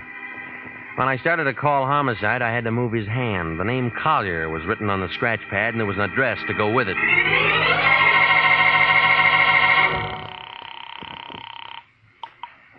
Police Department, 24. Extension 2521, please. Homicide, Chandler. Lieutenant Wendetti. Off tonight. Who's calling? All right, take this down, Sergeant. Shoe shop, Sunset near Alvarado. Yeah? One flight up. Yeah? Office. Belongs to a private detective named Marty Anderson. Yeah? Got all that? Yeah. He's dead. What? Hey, who is it?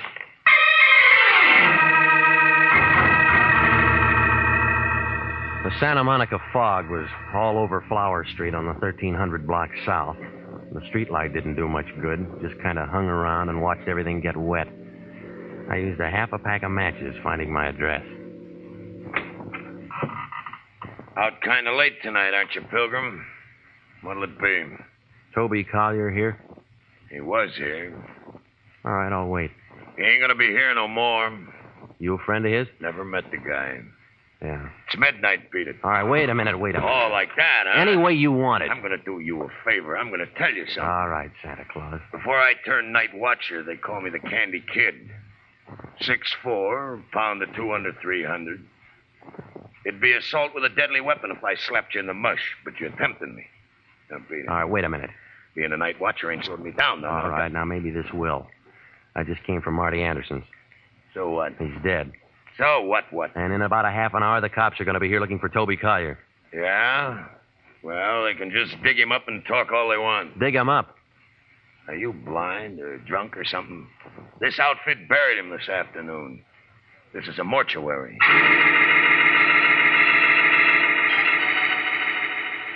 Well, when I got home, she wasn't there, but a telegram was there. It was a long answer from San Quentin telling me how Collier had been brought to Los Angeles on a stretcher and the hospital that he was in, and a lot of other things. It took me 20 minutes to get out to Aladino, but I was too late. Well, her aim was a lot better this time. By the time I got through the door, the old man had dropped his gun and was kind of hanging onto a piece of drapery by the window. Got it. They'll get you for this. They'll get...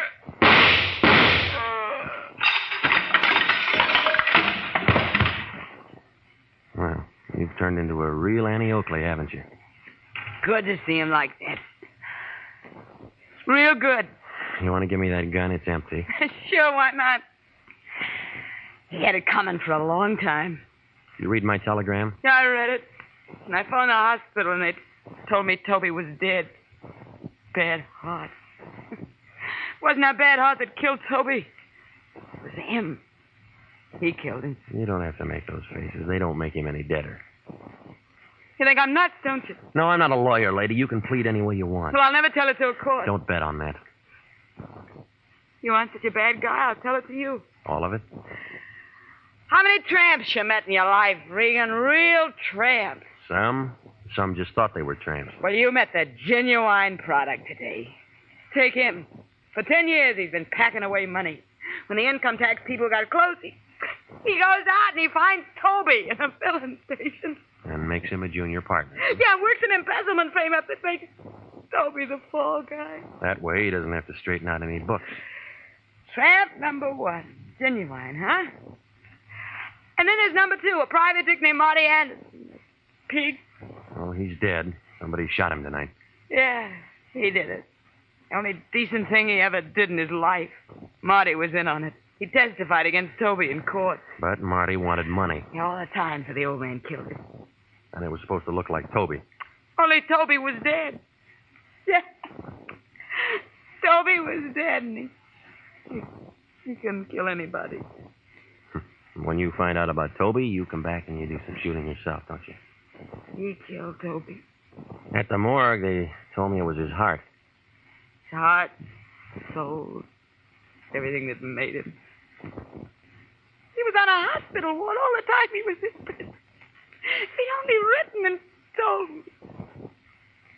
All right. Come on. He's going to take me down. Yeah. Well, don't make no difference now. This Toby, you must have loved the guy. I'd have died for him. Yeah, lady. I guess you will.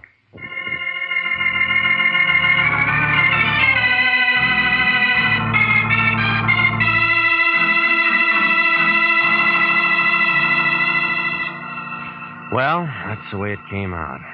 Brondike killed Marty Anderson because Marty was trying to sell me what he knew about Collier's trial. Oh, Marty was a lousy private detective, making those phone calls and trying to make Brondike think it was Collier. Well, the Lion was mad because I phoned homicide and then ran away. He said it'd give the agency a bad name. And then he began talking the way he does. Funny thing about all this, Regan, those two going for each other. Yeah. She was nothing to look at. Him, he was a smart guy. He wound up in prison, didn't he? Yeah, but he was a smart guy. He was just framed. Not many smart guys get framed. What do you mean? I mean, Collier sold out to Brondike, and then he made the frame deal. How do you know? Collier left a will. You think they'd have made a go of it? I mean, gotten married or something if all this hadn't happened? Nope. Why not? She went for him, and he went for her. Say, he didn't serve much time on a 2 to 10 rap. He must have had a smart lawyer. No, you mean doctor. What? He had a heart condition. He was dying. And they paroled him? They let him out to die. Well, they do things like that? Sometimes. No wonder he didn't write that dame. Yeah, what do you know about that? Nothing. You work on it. I'm tired. Good night.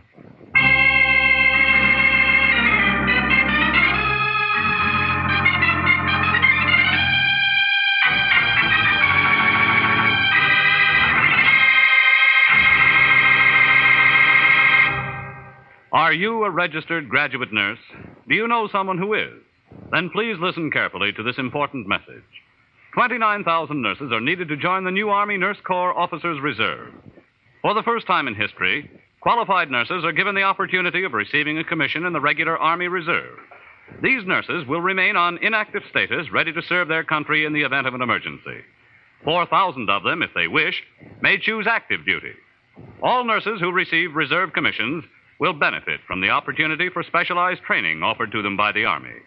Inactive reserve status will not interfere with the nurse's civilian life, but the educational opportunities offered her by the Army Medical Department will be of great advantage to her in her work. So don't wait. If you're a registered graduate nurse between the ages of 21 and 45, drop a card now for complete information to the Adjutant General, Washington, D.C.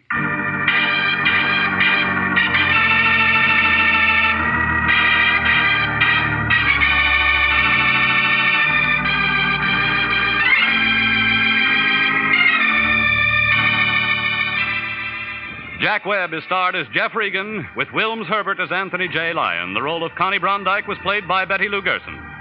Jeff Regan is written by E. Jack Newman, produced by Sterling Tracy, with original music by Dick Arant. It's CBS same time next week for more hard-boiled action and mystery with Jeff Regan, Investigator.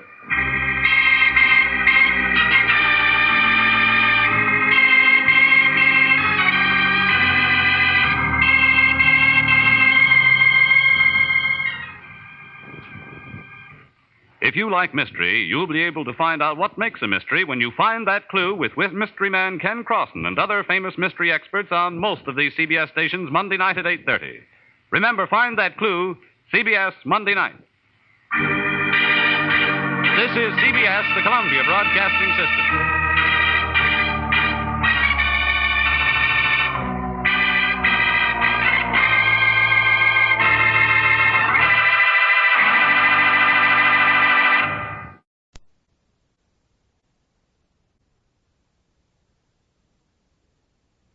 Jeff Regan.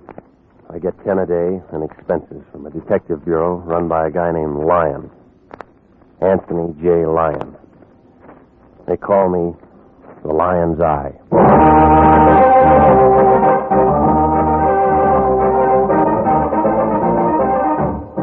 With Jack Webb as Jeff Regan, Investigator, stand by for hard-boiled action, mystery, and thrilling adventure in tonight's story of The Man in the Door.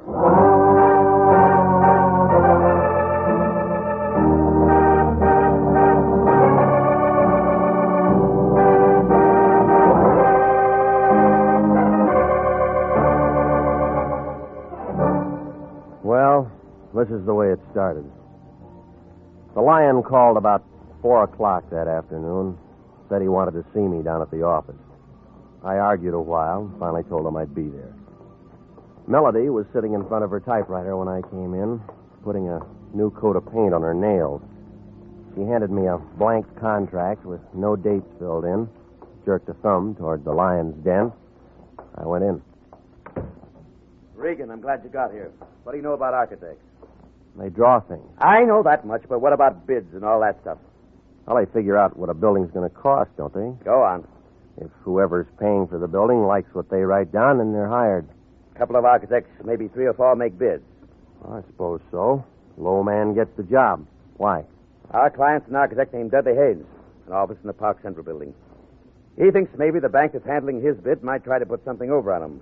Banks don't do things like that. He thinks maybe a guy who works at the bank might be taking dough to shove his bid under the counter.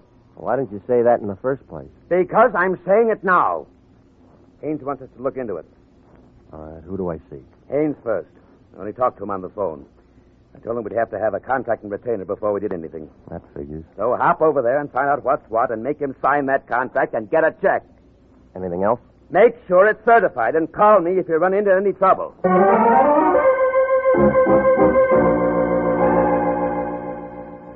Dudley Haynes, architect, Park Central building. Had an office on the 9th floor. When I went in, a girl with hair that figured to be blonde right down to the roots pulled off her glasses and put out her cigarette. And she kind of eased out of her chair behind that desk and moved toward me, like a panther looking for a meal. My, you're tall, aren't you? Well, there's nothing I can do about that. Mr. Lyon said he was sending us one of his best men. He always says that. I think he meant it this time. He's an awful liar, lady. Dorothy Nolan. Fits. The name or the dress? Both. What's yours? Jeff Regan. Well, now we know each other. That's nice. I came to see Haynes. He wants me to look into something for him. I know. He's expecting me. I know. Well? I hope you have to look into a lot of things. For Haynes? No. This is his office, isn't it? Mm-hmm. But he spends most of his time in 902 into the hall. Makes his blueprints up there. I'll take you. You are tall.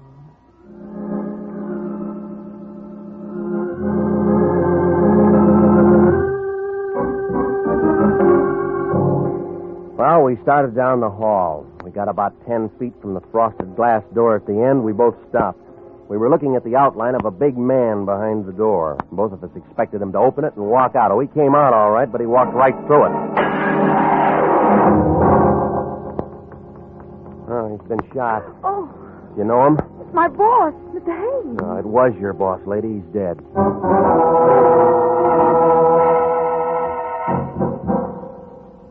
Lieutenant Salvatore Vendetti, Central Homicide Detail, showed up about 8 minutes after I called.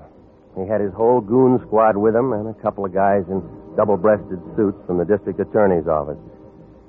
They roped off the entrance to the building, got hold of the elevator operators, the man who runs the cigar stand, and asked some questions. Then Vendetti looked at what was left of Haynes and started yelling into a phone. Send a basket over, but don't move until my fingerprint boys get through. Yeah. Okay, sis, where the guy lives? At the Biltmore Hotel. Where's his wife? We didn't have one. What do we tell? We didn't have any family. So no one's going to cry. Well, that makes it easier. Regan, was he your client? No, nobody's a client until they sign a contract, Sally. Well, you would bring him a contract to sign, and then you would do something for him. What? Well, I didn't talk to him. Sis? Mr. Haynes had made an estimate on a little office building in Beverly Hills. He thought that a man named Adler at the bank might be taking money from someone to hold his bid out. So he wants an investigator to look into it. Why do you think that? Well, I don't know. You work for him. Well, I don't know everything. Neither do I. Hot, isn't it? Who's Adler? Oh, just a name to me. Who else? Who else? Architect. Who else was making a bid?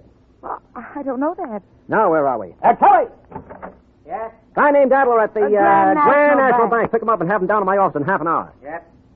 What do you want to do about reporters, Sally? Tell him to go jump in the lake. Yep. They always spell my name wrong. How long you two known each other? An hour? Nice. What do you mean by that? Just nice. Didn't hear any shots? No, we didn't. Tell me more about the bid. What's there to tell? The setup. Well, the bank handles the money. Who says yes, who says no? The bank, but... But what? The contractor usually tells them who to take. Huh? Who's that in this case? Contractor in Long Beach, his name is George Canto. I'll say this to you, Regan. When you get mixed up in anything, you certainly get mixed up with the good-looking people. I'm not mixed up in anything. What do you say, sis?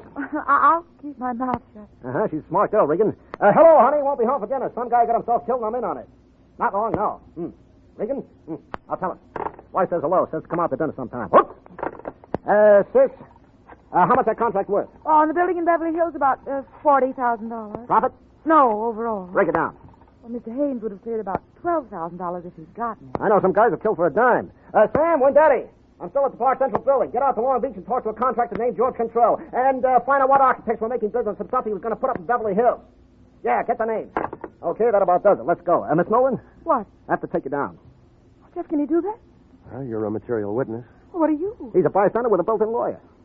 Well, I do, Jeff. Go with him. Why do you want to spend the night in jail? I just worked for Mr. Haynes. No phone calls. This is a murder case.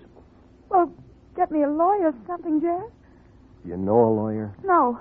Wait, yes, I do. His name's Dave Henderson. He lives at 1648 Claremont Place. Will you see him for me? Tell him I'm in trouble. Yeah. Check, Sally? She didn't make a phone call, and I like her, too. Well, look, he may not be able to do anything for you tonight. It's almost 6. But you'll see him as soon as possible? Yeah. Tell him I'm scared, Jeff. I'm scared stiff.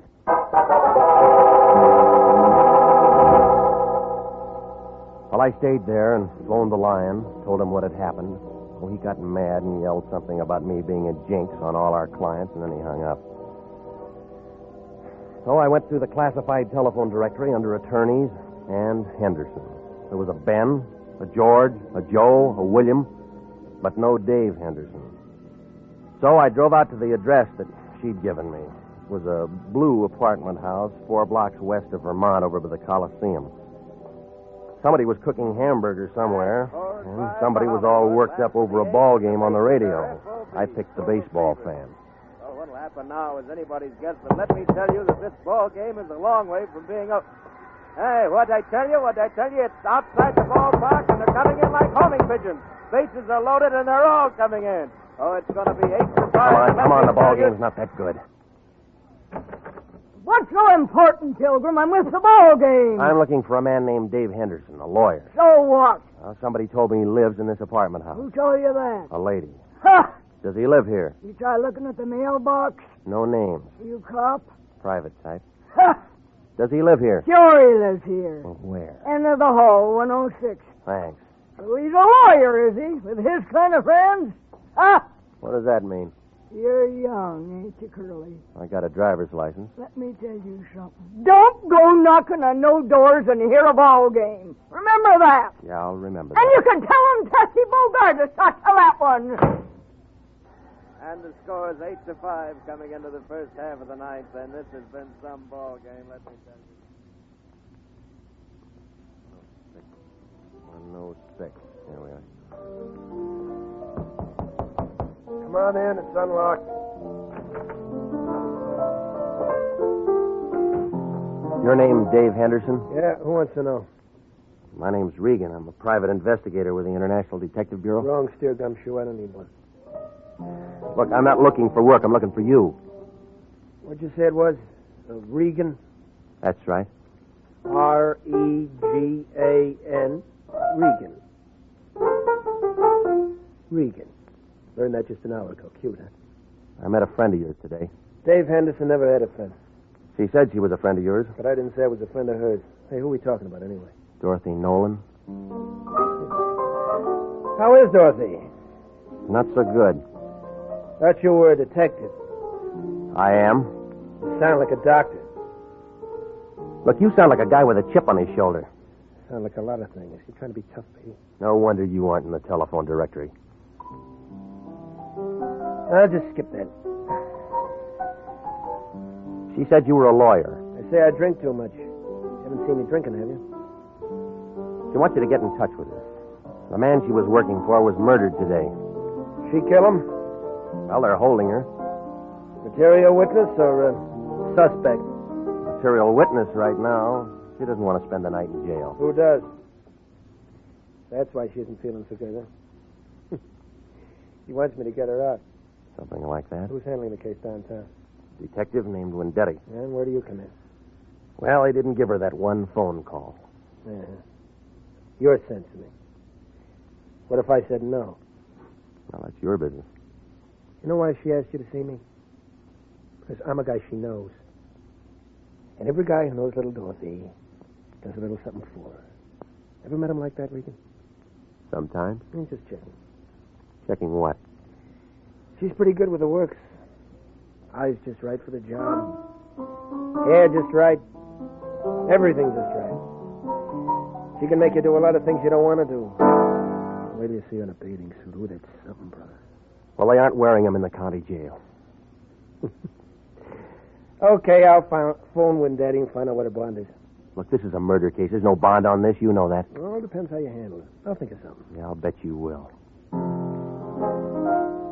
We don't like each other much, do we? Nope. That's the way it goes. Listen, she said to tell you she was scared. Well, some of us are scared part of the time. And somebody gets shot. And everybody gets scared. You scared? Nope. Iron Man Regan. Have a good time.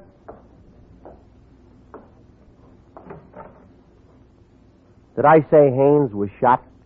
No. You didn't say a thing. See you somewhere, Peeper.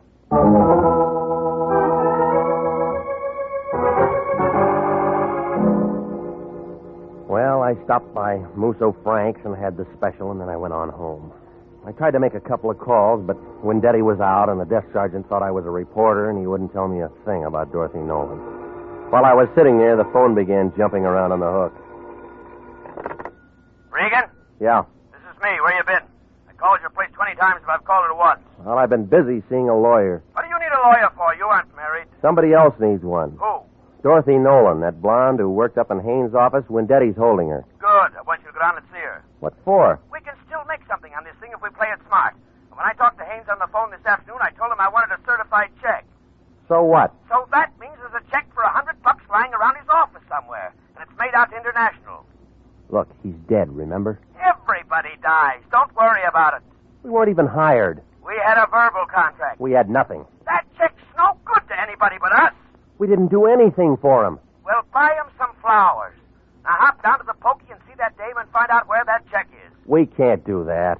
I talked to Harry Presidio, and he'll give us a lien to get in. Hello? Hello? Regan, are you still there? I was still there, but I wasn't listening to the Lion. I was looking at a skinny little man with one leg. Regan, are you still there? Now, don't ask me how he made it inside my door. He was just there, propped up on a pair of crutches, swaying back and forth, watching me with a couple of sick gray eyes that were so full of water you'd think they were going to float right out of his head.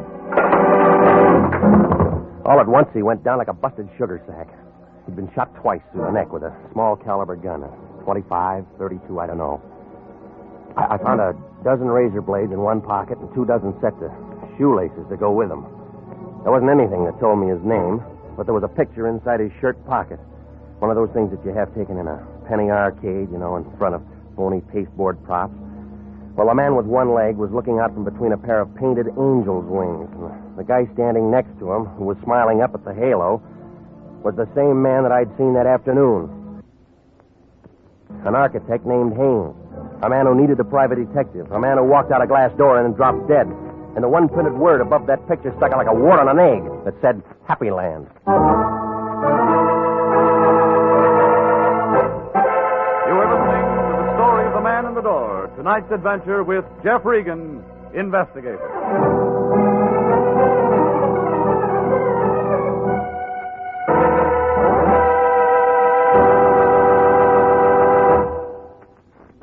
Here is a special and important message to every businessman listening.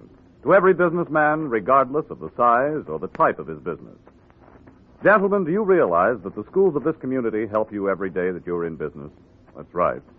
For one thing, our schools teach the boys and girls of this community to cherish the human rights, the free enterprise on which our country and your business are founded. With each new generation graduated from our schools, the Army defending our way of life, and your business grows stronger.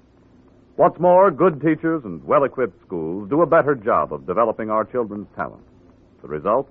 School graduates who become more skilled and more efficient employees. So remember, any time and taxes that you contribute to improving local schools are an investment in your own business future. Education is good business. Education can maintain our freedom. And freedom is everybody's job. And now, back to the story of the man in the door and Jeff Regan, Investigator.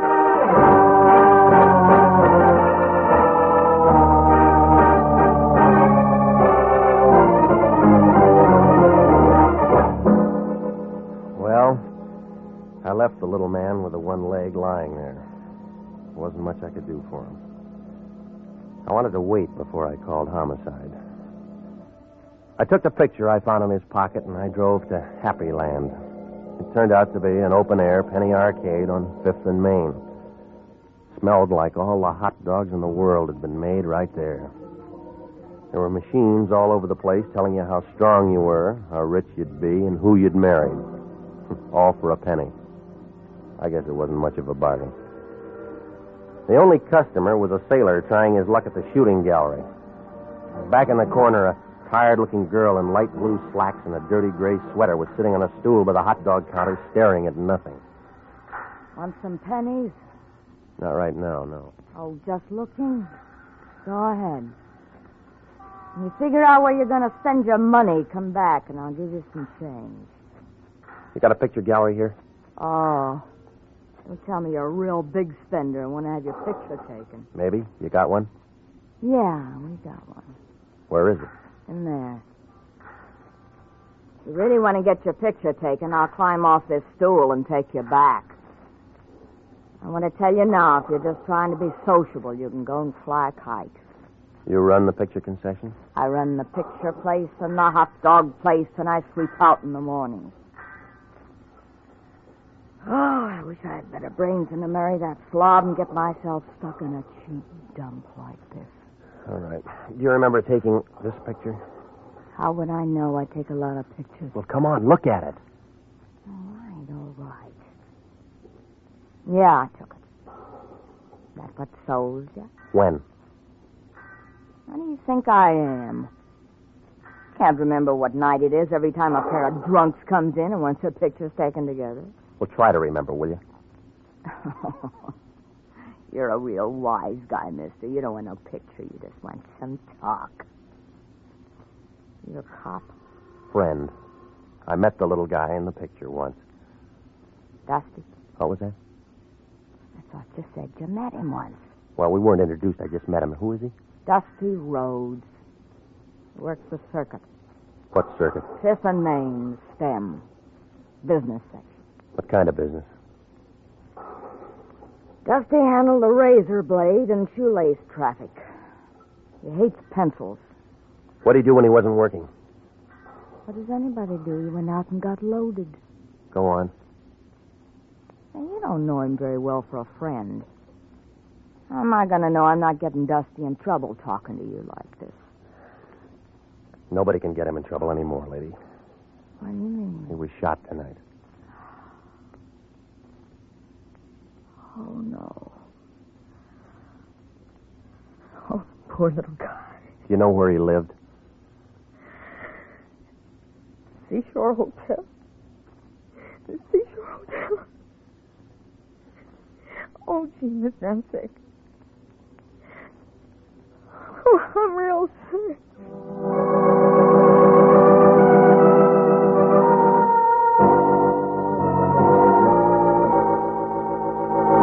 Brother, the seashore caters to many types of people, good and bad, just out of the pokey. 2 bits a night for transients, $1.50 a week for solid citizens. And sign and register, it's a law. I'm not looking for a room. Then you're wasting my time, brother. My beer's getting warm. Look, I'm a private investigator. My name's Regan. I liked you before you said them 2 words, brother, but you have soured me. Private investigator means private eye, and it all means cop. And you are not welcome. Now blow. I'm trying to find out something about a man named Dusty Rhodes. We do not ask questions, and we do not give answers. Now blow. I was told he lived here. You find me tongueless, brother. Now blow. Did you know him? During the last 5 years, I have acquired 85 pounds and a very bad heart, or I'd have you in the alley right now. Oh, yeah, sure you would. Here. Abraham Lincoln was a very fine man, and he took a very fine picture. I seem to have found my tongue, brother. Will it be? The key to his room for a starter, huh? Disallowable and punishable by fine and imprisonment. Into the hall, turn the bent vest to the right. Thanks.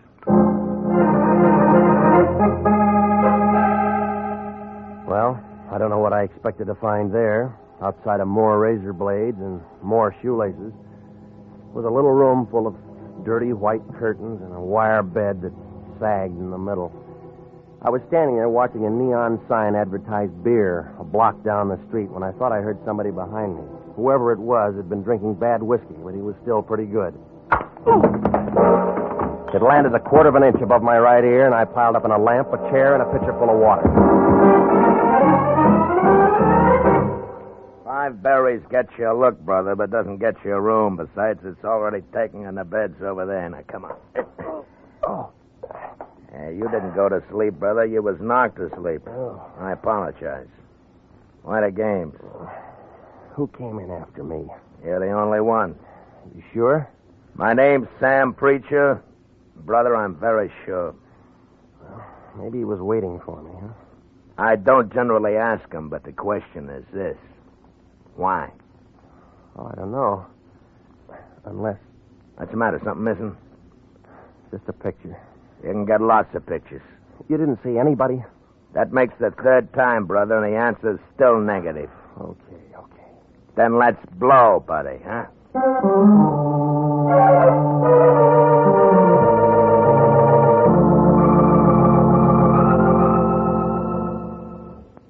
Coroner's office. Luke, this is Regan. The Lion's Eye. What's with you, baby? When Daddy tells me you walked into one today. Yeah, I did. You got him there? Haynes Dudley? Sure. Want to come down and take a look? He's toe-tagged and salted down real pretty. Yeah, I'll bet. Them 32 slugs was just incidental. The guy had 4 weeks at the outside. All right, give it to me. Haynes Dudley was dying from malnutrition, alcoholism, and a couple other things with long names. Give me one long name. Diabetes. He didn't take good care of himself. Funny, A misspent life. Somebody's gonna take the gas chamber for nothing. When Daddy know this? Sure.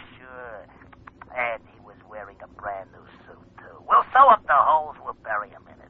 Well, you aren't finished yet, Luke. Baby! A guy with one leg dropped dead in my place a couple hours ago. It's after 11. Well, I'm sorry, Luke. They connected? Yeah? Murder? Yeah. Well, come down and see us anytime, Regan. We're open 24 hours a day.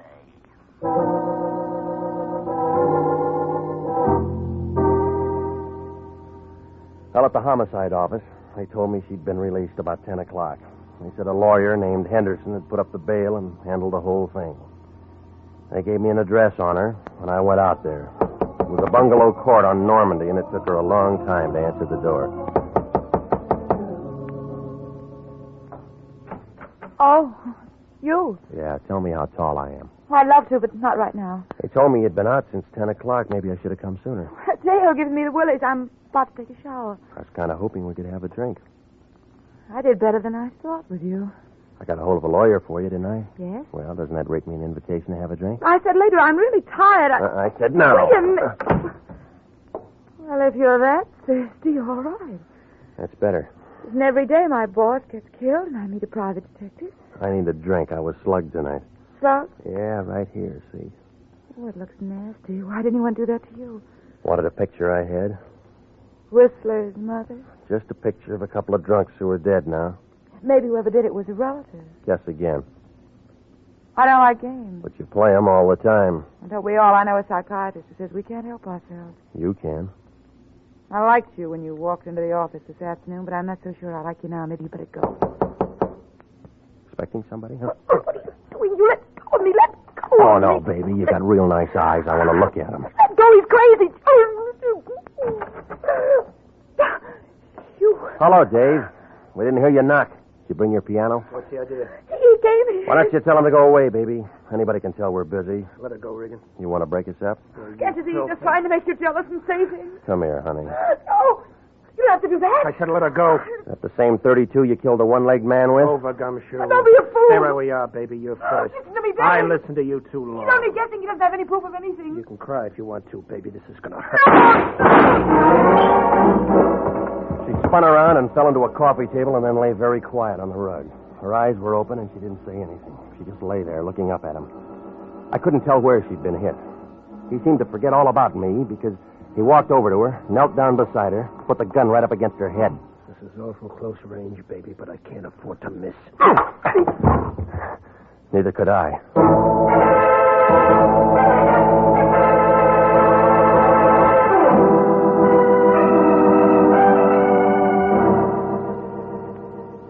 Well, when Daddy and I stuck our heads together, and it all came out when we looked into a couple of things. You see, Dave Henderson was Dudley Haynes, and he was wanted for attempted murder and embezzling and one thing or another back in Ohio. So he figured it'd be a good idea to bump himself off. Dorothy helped him with the idea. They both went down on Main Street, and they picked up an old bum, dressed him up in a new suit, and shot him. I was supposed to walk in with Dorothy, and she'd identify the body, and as far as anybody knew, Dudley Haynes would be dead. Dave didn't figure that she'd be taken down. She didn't figure that she'd get scared, and neither of them figured the man with one leg was a pal of the man that they'd shot. Well, it seems that they'd looked through a lot of files, and they'd figured that a lot of murders go unsolved. Maybe they do. I don't know. Well, anyway, he sat down on that little bench up there in San Quentin last week. The one with that bucket of acid in the room. Oh, he held his breath as long as he could, but everybody has to breathe. He's buried up there with a lot of other guys that figured they could get away with murder. Dorothy? She wasn't hurt too bad. They had her in a wheelchair for the trial. She got 15 years as an accomplice. Some kind of a deal. State's evidence and all that. I don't think I'll wait for her. She wasn't that good.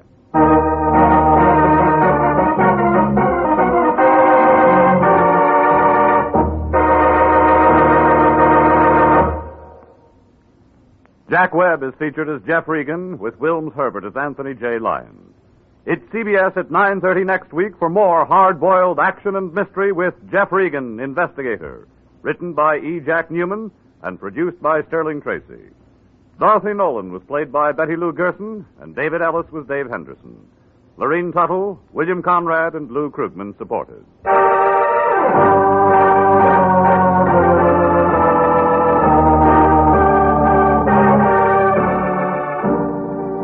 It's perfectly natural and wholesome for some men to want to leave great wealth behind. There's a druggist in a small town in Pennsylvania who'll do that. The wealth he'll leave behind will make many lives easier and happier and finer down through the years. For he was the principal donor of an outdoor meeting place for religious services in a Boy Scout camp in the Poconos. Working with his neighbors in community activities, he saw the need of this improvement, helped to install it. That's the kind of wealth that you can bequeath to generations coming on as you enjoy the freedom of working with your neighbors for the betterment of your community. Freedom that can be anybody's pleasure is everybody's job. Music for this program is arranged by Dick Arant. Next week at 9:30, Jeff Regan, Investigator, brings you another thrill-packed half hour with his story of the House by the Sea. Bob Stevenson speaking. This is CBS, the Columbia Broadcasting System.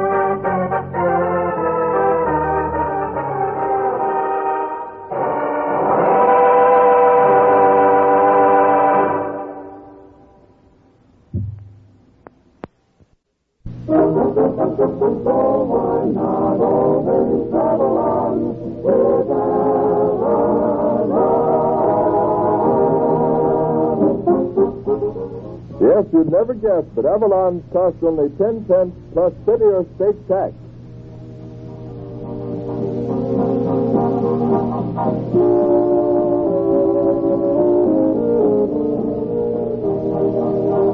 Be with us next Saturday evening at the same time when the Brown and Williamson Tobacco Corporation will again present Avalon Time. Del King speaking. Good night.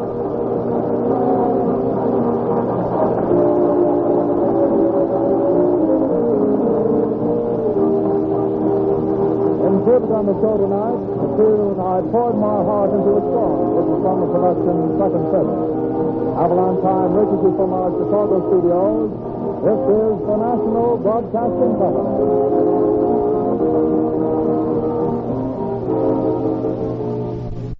My name's Jeff Regan. I get 10 a day in expenses from a detective bureau run by a guy named Lyon. Anthony J. Lyon. They call me the Lion's Eye.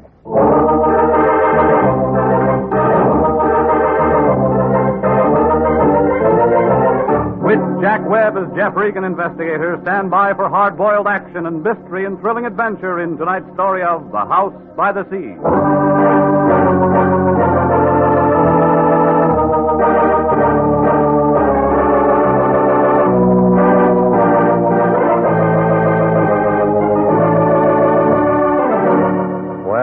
This is the way it started. I walked in the office about 11 o'clock that morning. It was a nice, warm day, and I didn't have much on my mind. That's the trouble with nice days. You take a couple of easy breaths, open somebody's door, and it's just like peeling a wrapper off an atomic bomb. The Lion was in his den, sitting behind his desk. You couldn't tell where he left off, and the desk began. He was talking to a girl with a flock of black hair. She was the kind you see driving a Cadillac convertible down Sunset Boulevard on hot Sunday afternoons. No wonder the Lion's cigar was out. It was wet on both ends. Well, come in, Regan, come in. I was just about to call you, but now that you're here, it makes things simpler. Miss Carmen, this is Mr. Regan. How do you do, Mr. Regan? Mr. Lyon tells me you're just the man I want. He said the same thing to a mortician last week. He is the man I want, Mr. Lyon. Well, that's fine, Miss Carmen. I knew you'd be pleased. I'm very proud of Jeffrey. As long as I'm in the cast, how about a look at the script, huh? Miss Carmen is associated with the famous psychic consultant, Prince Carew. I help the prince look into people's minds. Well, that ought to be real fun if all your customers are under 6. You don't believe in thought transference, Mr. Regan. Do you? I said I help the prince. Prince Carew sent Miss Carmen to retain an operator, Jeffrey. It's a very delicate matter, and I'm placing the entire case in your hands. Why didn't he come himself? Do you disapprove of me? I just want to know what's what. Well, Prince Carew never appears in public. He prefers to spend his time in meditation and thought. Yeah. I handle all of his outside contacts. So, Jeffrey, you just drive on out to Prince Carew's home in Ocean Town with Miss Carmen and speak to the prince. What kind of a retainer did he send? How much did you get? Now, see here, Regan, we don't discuss finances in front of clients. Oh, stop it, will you? This is another blind spot. You don't know what it's all about. All you know is she waltzed in here with a check, and you'd sell your grandmother to a glue factory for $2. How do I know I won't wind up being a patsy again? Is there any way I can reassure you? Buy me a battleship. Jeffrey, have I ever involved you in anything that I wouldn't undertake myself? Have I ever knowingly imperiled your life? Yeah. Jeffrey. Come on, lady. What's it all about? You work for the guy. Well, I really don't know. He was excited this morning, called me in, gave me this address, and told me to make arrangements. He must have told you something. He never tells me anything. As you say, I just work for him. Well? All right, I'm hired. Good, good. Now call me, Jeffrey. Call me if you run into any trouble.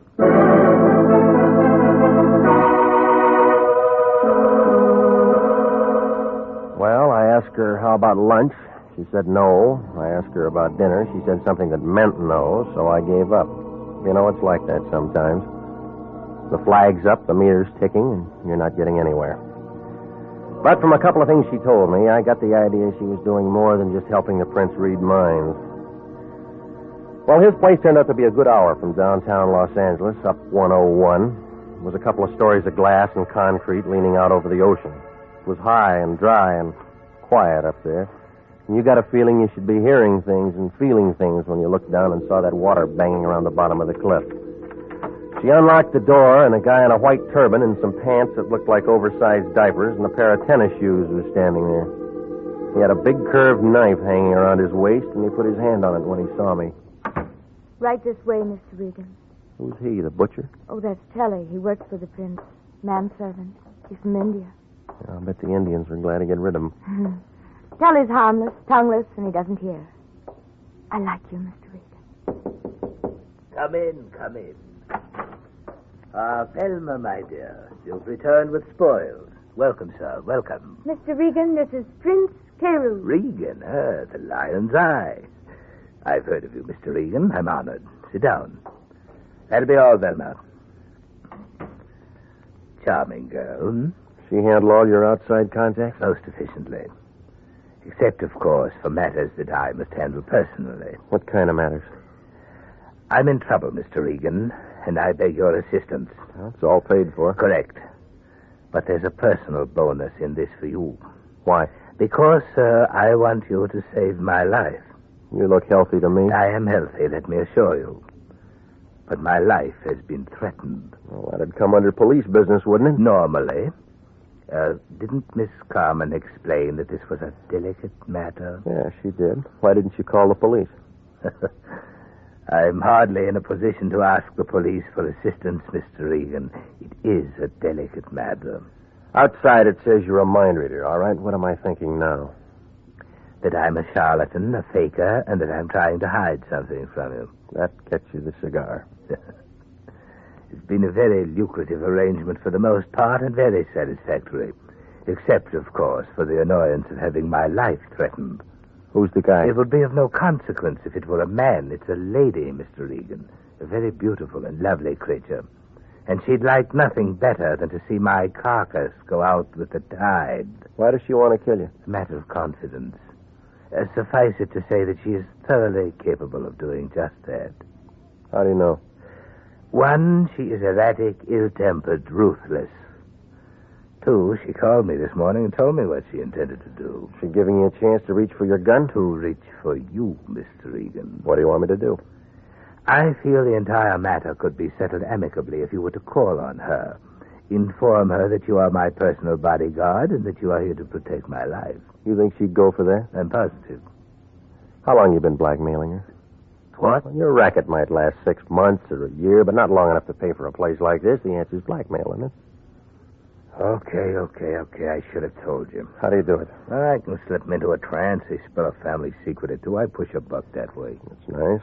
They want their minds read, I read them. $25 a brain. And shakedown. A guy's got to eat. You put the squeeze on her. She's an actress. She was in on a deal at the studios. She wouldn't shake? At first, I just told her I had to have a larger fee. Then they come out with it, cold turkey. And she said she'd blow your head off. Yeah, she's the kind. I went wrong on this one. I'm in a spot.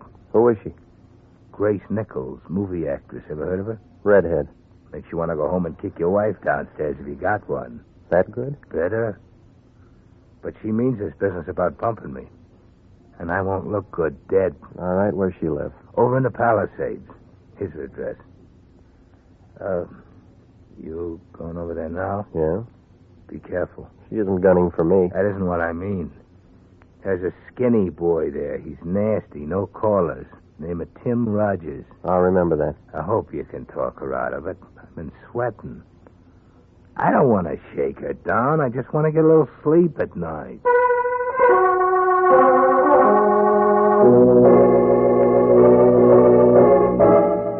I left him sitting there, scratching his bald head under his turban. He looked about as happy as a guy who just ate a Vaseline sandwich. Well, Grace's place was too big for a marble game and too small for football. I think I remember reading something about how she got it from her third husband. There was a big wire fence all around it and a sign every 15 or 20 feet telling you not to trespass. So I parked my car outside the driveway and walked up to the front door. A guy in a chauffeur's uniform was standing there. He looked like a razor blade with arms. He gave me the fisheye and blew smoke in my face and kind of nudged me with his shoulder. Move on, Pilgrim. No handouts here. I came to see Grace Nichols. Yeah. I got business with her. Yeah. So tell her I'm here. Blow. You always like this, or did you miss lunch today? I don't know who you are, Pilgrim, but I don't like you. Beat it. I know you. There's something about a guy in a lineup. Yeah? He memorizes real easy. Copper. Investigator. Private or city, I don't care. You all smell the same. This isn't hunting season. You always carry a .38? Does it show? Maybe you got a broken rib. A real funny guy. I met all kinds of funny guys. Drift. I said I wanted to see her. And I said she wasn't in. All right, I'll tell you once more. I got business with her. So do a couple of hundred other guys. Watchdog? Now you're getting smart. You weren't. What kind of a crack is that? I want to see her, I'm going to see her. Trick I learned a long time ago. Shoot a guy in the knee and he'll never walk straight again. You ever done it? Oh, yes. That's how I learned. That's one I learned, baby. Well, I might have to get a new chauffeur. You looking for a job? I already got one, lady. Timmy's going to be awfully upset when he finds out what happened to him. When someone works for me, they have to be perfect. Want his job? He wouldn't let me in. I'll let you in. You, do that kind of thing often? When I have to. I suppose you have a name. It's Regan. I'm a private investigator. All right, Mr. Regan, you've earned a perfectly good chauffeur and bodyguard, and you're in my house. What have we got to talk about? A guy named Carew. The prince? Must we talk about him? He thinks you're dangerous stuff. So do a lot of people. Tell me, Mr. Regan, what do you think? About what? Me. Right now or when I'm a couple of feet away? Right now. Look, remember, I just got here. I know. You must have a first name. What is it? Jeff. Oh, Jeff, we'll get along. It's in the cards. Pretty fast deal. I like it this way. Fast. Might be a bum deck. Never mind. Deal.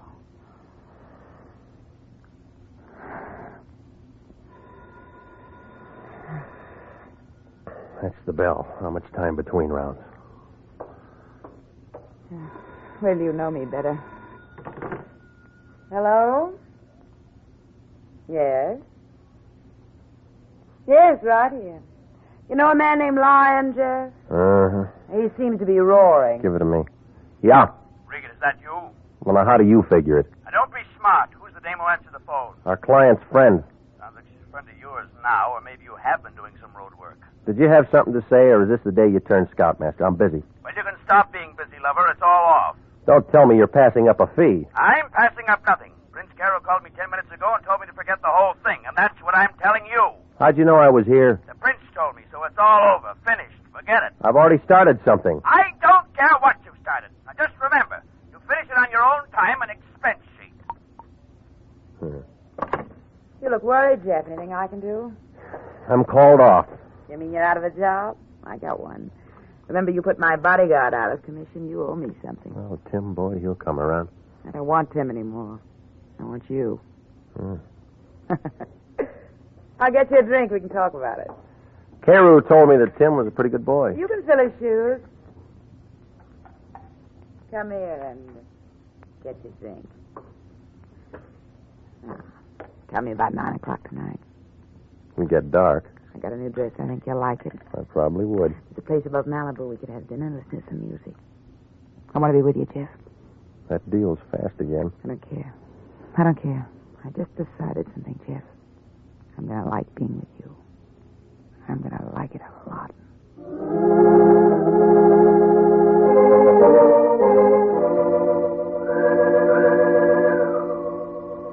Well, she didn't want me to go, but I was thinking about the prince and the way everything looked. I told her I'd see her that night. I was just climbing into my car when Tim Rogers, her ex-number 1 boy, stepped out from the gate. I waited for him to walk over.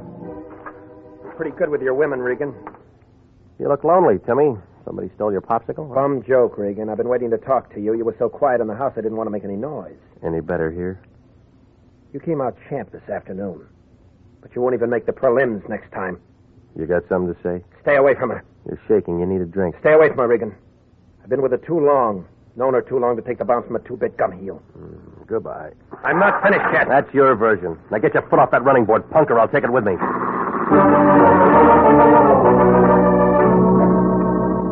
I left him standing in the middle of the driveway. If I'd have waited another minute, he'd have been crying. I stopped off and had some barbecued ribs at a drive-in out on Sunset. It was just getting dark when I got to my place. I had company. It was Velma Carmen, Prince Carew's right-hand man. She was sitting on the edge of my sofa. Her back was as stiff as a filing cabinet, and there was a little ring of white around her lips. She looked like she'd just been measured for a coffin. There was a .25 automatic sitting in her lap. I've been waiting for you, Mr. Regan. I asked the janitor to let me in. Yeah? He was very nice about it. I told him I was associated with one of your clients. Yes, I told him I was associated with one of your clients. Did you know that Prince Carew was my husband? Since when? Oh, a long time now, a long time. Not many people know that. Is that what you came here to tell me? No. I came to tell you that you don't have to worry anymore. None of us have to worry anymore. You mean you're calling me off the case? That's it. That's exactly it. I'm calling you off the case. Well, I've already been called off. My office phoned me when I was over at her house. Grace Nichols? Yeah. Then it was about her? Yeah. Huh. Well, then, we don't have to worry anymore, do we? No. She's very pretty, isn't she? I've seen her many times. I think she's quite pretty. I could hardly blame the prince. I could hardly blame him at all. What are you getting at? Of course, all the others were pretty, too. Where'd you get that gun? I bought it for $30. Let me see it, huh? Oh, yes. I brought it here so I could show it to you. I paid $30 for it. I paid $30. I'd imagine the air will be cleaner in there, don't you? What are you talking about? I mean, it's really very humane, they tell me. It's just like sitting down and never waking up. I read all about it. You just walk in and sit down, and if you don't try to hold your breath, you go to sleep, don't you? You've met murderers before, Mr. Regan. Do I make a good murderer? Do I make a good murderer? Stop it, will you? You trying to tell me you killed him? Oh, Mr. Regan, that's why I came here. I shot him. I walked up behind him and I put the gun close to his back and pulled the trigger. They don't make such a great deal of noise, do they? I left him sitting there in his house by the sea, and he looks very much alive. Only he isn't alive at all. Now answer me. Now answer me. Do I make a good murderer? Do I make a good murderer?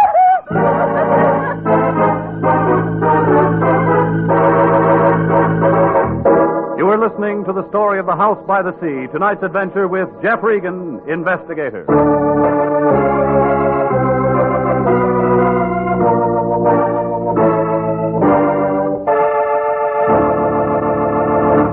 They're still available for qualified nurses. Yes, the Army Nurse Corps Reserve still has commissions available. If you are a graduate registered nurse between the ages of 21 and 45, you may be eligible for a commission in the Army Nurse Corps section of the Regular Officers Reserve. To find out if you do qualify for a commission in the Army Nurse Corps Reserve, apply to the Adjutant General, Washington, D.C. And now, back to the story of the House by the Sea and Jeff Regan, Investigator.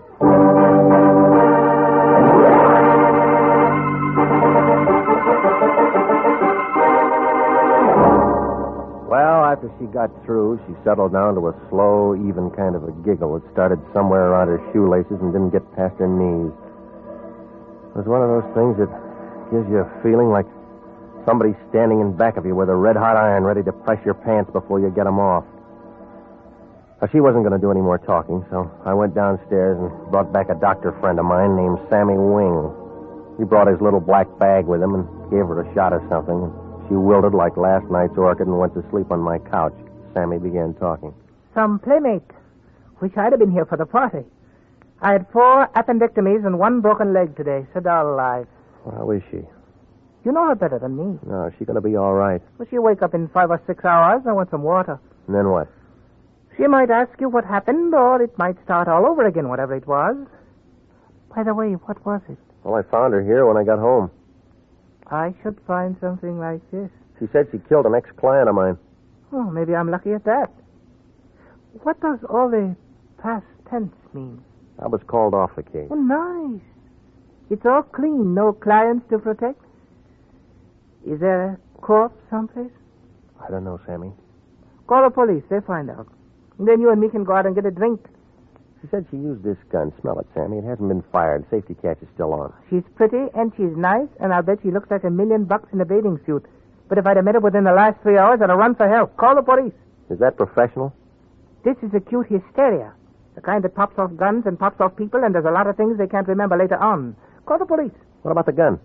Other guns. Call the coroner while you're at it. Tell him to go out there with some DOA forms. He'll use them. Will you stay here with her till I get back? Corpse hunt? Just an idea. Hitler had an idea. The odds were against him. You got about as much chance as a 3-legged horse in the Kentucky Derby. She's bit somebody, and she's told you about it. I want to make sure. What do they do when a private eye walks in and messes up a nice, clean murder? Sammy, will you stay? Got any bourbon around here? Yeah. Okay, take your time. Maybe both of us will get our pictures in the paper.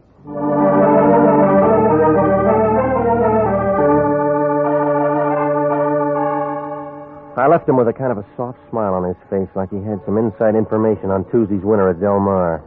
Well, it was 9:30 by the time I got there, and it was dark enough to give a ghost the creeps. It was different, too. Maybe it was the fog. I used that ring of keys I'd taken from her purse. It smelled dry and funny inside, and it was real quiet, like somebody was waiting for the world to fall apart.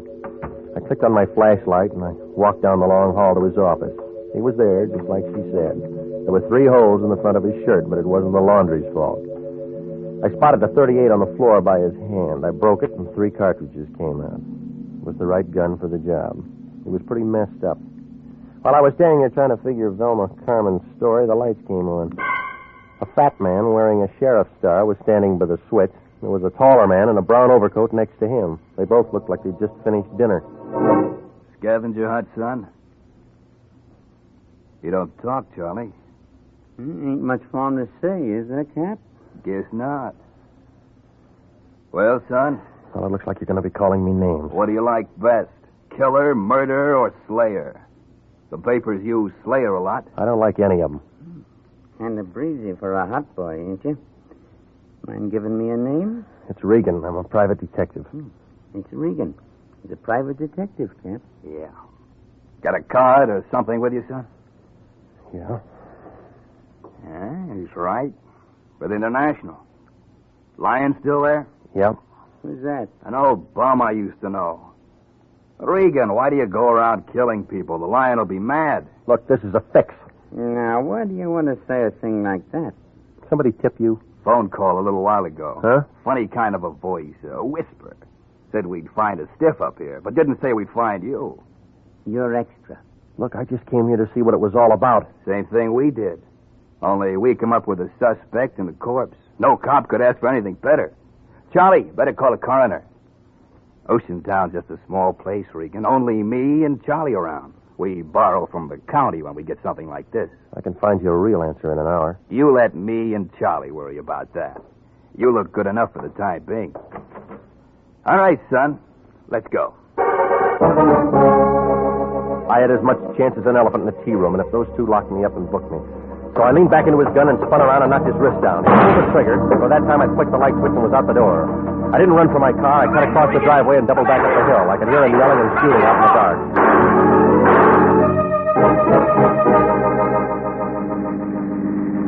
I hailed a cab about 5 blocks away, and he took me to the place above Malibu. I found her in a booth with a piano player. She was wearing one of those black strapless things, and it was worrying a couple of bald-headed guys sitting at the bar. You're late, Jeff. We said 9 o'clock. I've had 3 drinks all alone. You want me to get mad, or are you going to catch up? How long you been here? You sound like you're out of the mood. I thought we were going to look at the stars together. How long you been here? It's 9 o'clock. What's the matter? I've been working tonight. Well, it's after hours now. Tell me how you like my new dress. It's the right color with the wrong cut for a funeral. I haven't read the obituaries today. It'll be in tomorrow's paper, only it'll make the front page. Have a drink? Let's wait for tomorrow. Your friend was killed tonight. What friend? Carew. He was no friend of mine. I told you that. So did he. Car smash up, or did he fall off his house? 38. We didn't talk about him this afternoon. Let's not start now. Look, 2 cops in Oceantown are kind of crowding me. They think I'm going to take a good picture. Is that why you're late? It's a murder rap, lady. We should have had dinner together. They'll be knocking down your door in the morning. Why, darling? Because you threatened to kill him, because he hired me to call you off. Oh, wait a moment, Jeff. We've been having fun up to now. Who told you that? Why do you think he sent me over today to sell magazines? I never found out you were called off. I suppose he hired you to scare me. Jeff, we're old friends now. I can tell you a family secret. I know about him blackmailing you, and that puts you ahead of me for the cops. Did you do it? I don't know. Did you? What he told you don't sound right. What does sound right? I went to him one day and put him in a trance, only I used scotch. Found out what he was doing and how I was doing it, so I turned the tables. It was good, clean fun, but expensive for him. You've been draining him? I thought that's why you came today. That's why I had Timmy around. Well, some of this is beginning to make change. If he was your meal ticket, then you got an alibi. I don't feel like stars anymore, Jeff. Let's go over to my place and talk.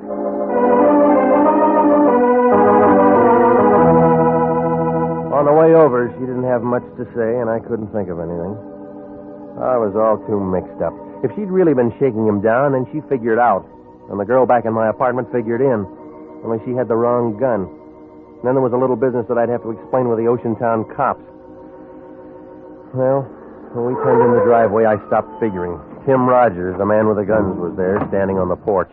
Oh, gorgeous. I've been waiting to see you. You're home late. I thought I fired you. Still tramping with this tramp, huh? I thought you'd be sick of him by now. For once, I'm glad to see you, Tim boy. That sounds cozy, but I don't want to see you. I know where your 38 is. You're wrong. It's her 38. And it's got her prints on it. Jeff, he's making it look bad for me. Ask him what he's doing here, will you? Just in for a showdown, Angel.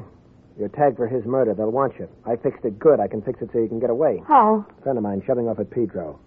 4 o'clock. To go all over the world. Jeff, if all of this is straight, I'm in a spot. Relax. This guy never did anything right. Tell me how I'm wrong. All right, that tip to the Oceantown cops was wrong. Trying to pile up a scare on me was wrong. Killing Carew was wrong, and this clinches it. Yeah? Well, that's where you're twisted, Pilgrim. I got a warrant out for you right now. Plugging a murder suspect is something they'll thank me for. You said her prints were on that gun? They'll find that out in the morning. And how was I to know? Just happened to hear on the radio they were looking for you tonight. I see you, I plug you. Everybody will be sorry, but it'll be manslaughter and suspended. I worked it once in Toledo. What do you say, Angel? Do I plug him and meet you somewhere in 2 weeks? Let me have a smoke. Let me think it over. Sure. Sure, go ahead. Angel.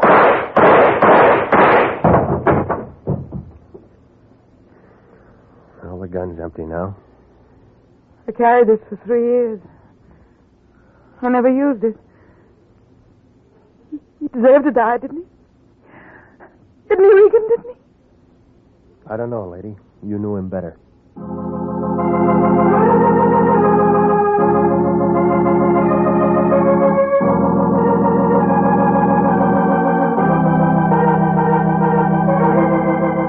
Well, it unwound like red thread in the Levi factory. Grace Nichols had been putting the shake on the prince. He got tired of it and called me in and told me his phony stories so he'd have a good self-defense angle when he finally got around to shooting her some afternoon. He had Tim planted there to keep me from really seeing her. Oh, it was a nice idea, only I bounced Tim and got inside. And then Tim made a phone call and the Lion jerked me before I had a chance to compare notes with her. I guess Tim went kind of crazy seeing how well we got along together, and he figured Grace would do anything if she was wanted for murder. So he killed the prince and made her the patsy with those fingerprints. She'd handled the gun before, see? But then I had my caller, Velma Carmen, the prince's wife.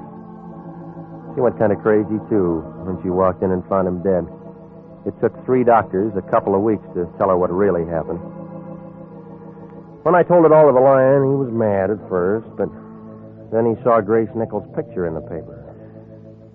He asked just one question. What was I doing at Grace's place all afternoon?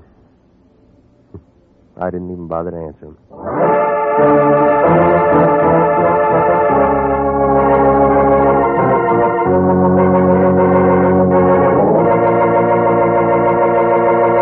Jack Webb is featured as Jeff Regan with Wilms Herbert as Anthony J. Lyon. It's CBS same time next week for hard-boiled action and mystery with Jeff Regan, Investigator. Written by E. Jack Newman, produced by Sterling Tracy. The role of Grace Nichols was played by Betty Lou Gerson, David Ellis was Tim Rogers, Lorene Tuttle was Velma Carmen, and Marvin Miller was Prince Carew. 29,000 nurses are needed to join the new Army Nurse Corps Officers Reserve. 4,000 of them, if they wish, may choose active duty. All nurses who receive reserve commissions will benefit from the opportunity for specialized training offered to them by the Army. The educational opportunities offered the nurse by the Army Medical Department will be of great advantage to her in her work. Don't wait. If you're a registered graduate nurse between the ages of 21 and 45, drop a card now for complete information to the Adjutant General, Washington, D.C.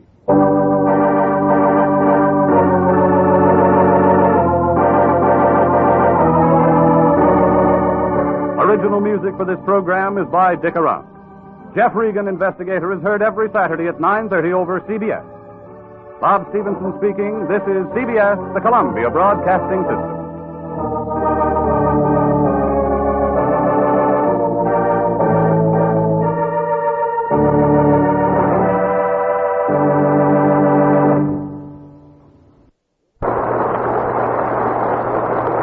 Remember, friends, during the week when you ask for Avalon cigarettes, don't forget your change. Oh, why not always Avalon with Avalon? Yes, you'd never guess, but Avalon costs only 10 cents plus city or state tax.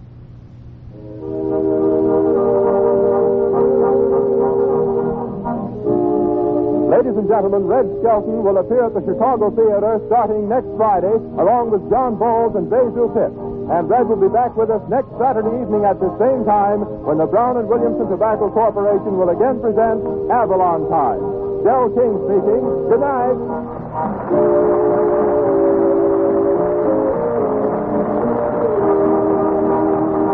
Avalon Time has come to you from our Chicago studio.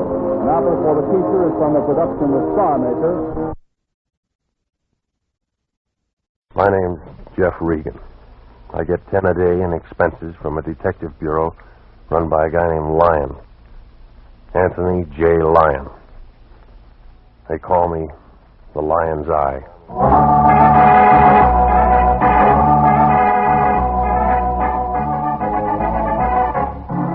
Jack Webb as Jeff Regan, Investigator. Stand by for hard-boiled action and mystery and thrilling adventure in tonight's story of Cain and Abel and the Santa Maria.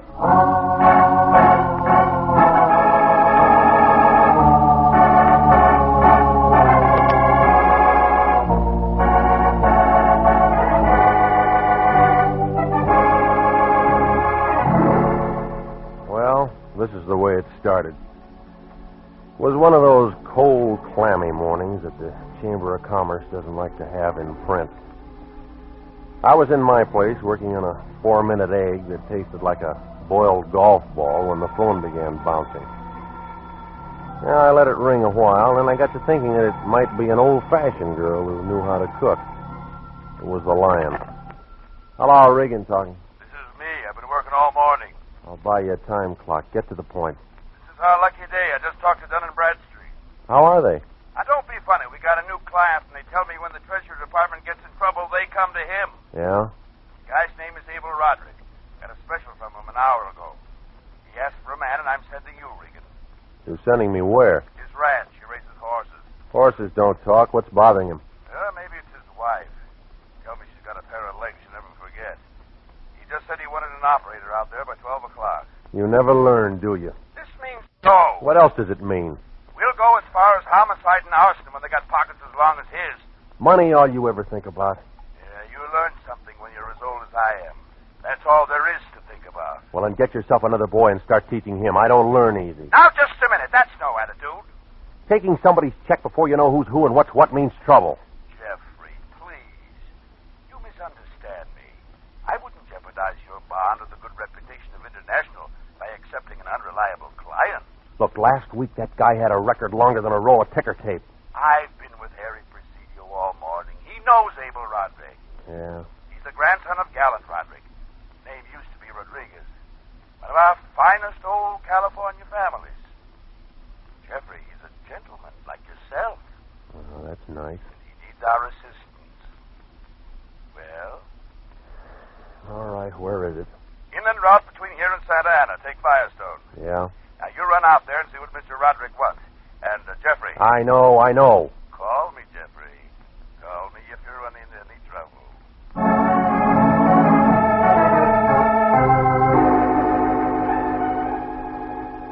Well, when the Lion hung up, he sounded as happy as a chorus girl with a new mink coat. Oh, he's a smart guy, I guess. But he uses check stubs for a telephone directory. Well, the home of Abel Roderick wasn't too hard to find. All I had to do was to get out on the highway and look for a hill. That's where it was. One of those old Spanish-type places with a block of porches, windows, and lots of iron grill work. Yeah, 20 years ago, it might have rated the good home section, but now you couldn't tell where the grass stopped and the weeds began. It's kind of used up and sad, like a derby winner with a broken leg. A tall blonde guy, about 30, in a black polo shirt, was stretched out on a beach chair in the front porch. He pulled off his dark glasses and watched me get out of the car and come up the steps. Then he gave me one of those looks, like he was already tired of knowing me. We don't want any. How do you know? We never want anything. Go away. I'm here to see Abel Roderick. You him? No. But he lives here, doesn't he? Yes. Who are you? My name's Regan. So? I want to see him. Go ahead. See him. Everybody as nice as you. Oh, I got a merit badge for being the nicest. What did you say your name was? Regan. What did you say you wanted to see him about? I didn't say. Mm-hmm. Well, it's too hot to play games, so I'll tell you. I don't like you, and he won't like you. Well, now, what am I supposed to do? Roll down the stairs? It might help, baby. Well, where'd you find him, Cain? Janie, this is Mr. Regan. He came to see your husband. I guess he has business with him. Hello, Mr. Regan. Is Abel expecting you? At 12. You're 10 minutes late. Well, I'm still trying to see him. He's in the study. Come on. I'll see you later, Regan. I thought I knew all of Abel's business acquaintances, but I don't remember you. Oh, no, I'm a new one. What do you do? A lot of things. You're very interesting, Mr. Regan. Mm-hmm. Will you be coming here often? I don't know. I hope so. You keep your husband in a vault? I'd like to. You're cute.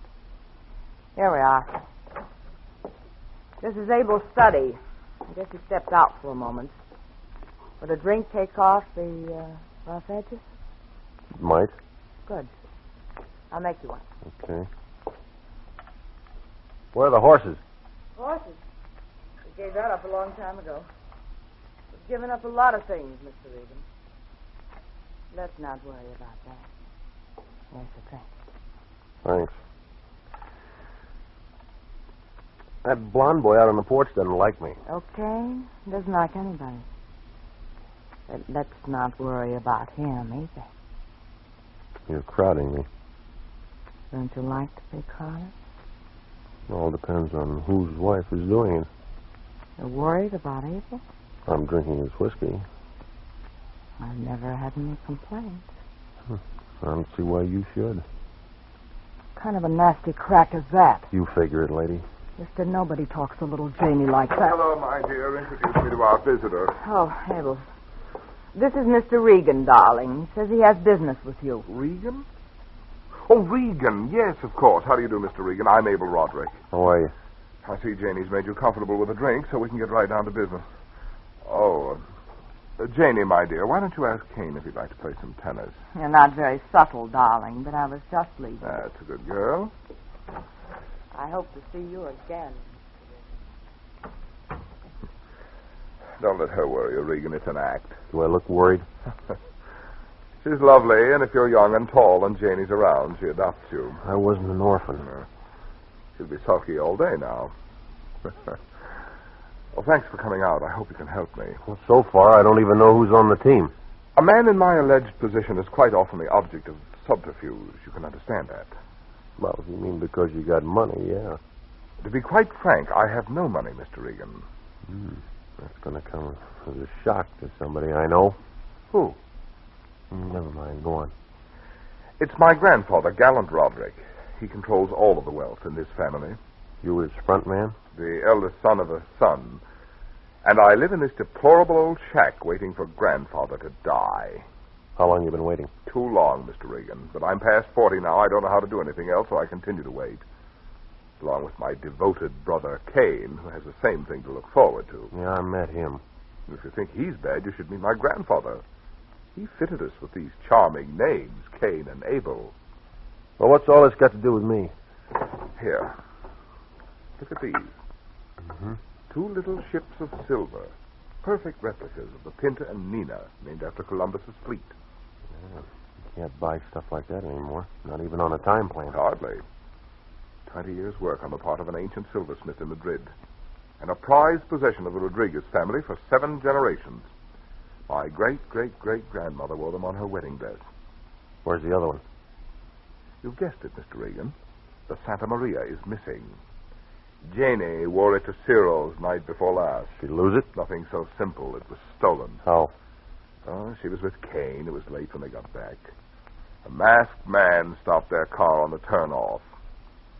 According to Janie, he was very polite, merely removed the Santa Maria, took nothing else. What about Cain? He was passed out. Janie was driving.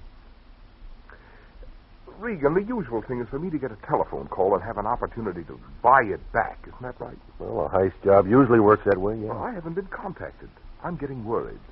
What does your insurance company say? My grandfather owns the insurance company. I've told no one but you. You don't want him to know about it, huh? Well, he might cut me off if he thinks I've been careless. Well, what do you advise me to do? Wait for that phone call and buy it back. I'm willing to buy it back, but the truth of the matter is grandfather will be in from the east this week. And the first thing he does when he comes out here is ask to see those ships. Well, now, look, whoever pulled the job couldn't unload a thing like that without being caught. And if he melted it down, he'd be lucky to get $50. He's bad off as you are. Do you think you could hurry it up? Well, I know a couple of people. Then you'll try and contact them for me. I'll do what I can. Oh, thank you, Regan. Now we just sit back and wait for my ship to come in. Bad joke, huh?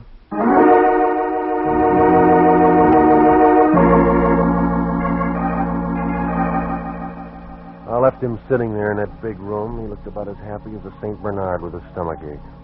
Well, he'd have probably felt worse if he'd have been outside on the porch. Janie was there with his brother, only they didn't hear me. Well, maybe they were just checking each other for broken ribs. I didn't bother to ask. Out on the highway, about a mile from the place, a 49 Nash picked me up. I turned off a couple of times on those little roads to make sure, but he stuck with me. Once he got real close, but he was wearing dark glasses and a straw hat, and he could have been Whistler's mother for all I knew. When I pulled into the lot by our building about 3 o'clock, he drifted along with the Broadway traffic. I took his license number, and then I backed out and drove over to 3500 Hope Street. So I said, wait till I go see my friend Moriarty. Okay, buddy, well, let's see. I want to trace a license number. Accident? No. Damn, huh? Try me to 11. Thanks. Next, I want to know who's registered for these plates right here. 4E7542. This year? Yeah. I'm a private detective. I think it might be connected with a case. Yeah. Makes you think that. Well, a car followed me this afternoon. Yeah. Just tell me who owns it, will you? Then what? Well, then I'm going to write you a letter. I don't collect stamps. You worked here too long, lady. You telling me. 6 years I collected fines A through G. Now I'm doing this. Stinks, huh? Who does the car belong to? I gotta look. A lot of cars in Los Angeles. Thousands of cars. Mad months would blow his brains out if he knew just how many cars there really are around this town. Well, Ruby DeWine knows, mister, and don't you forget it. 4E7542 belongs to a guy named Richard I. Chambers.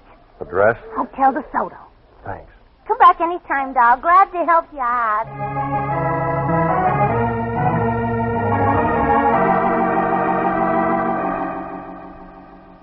The name Richard I. Chambers meant about as much to me as a shipload of stale bread, but it didn't take 20/20 vision to see that there was a connection.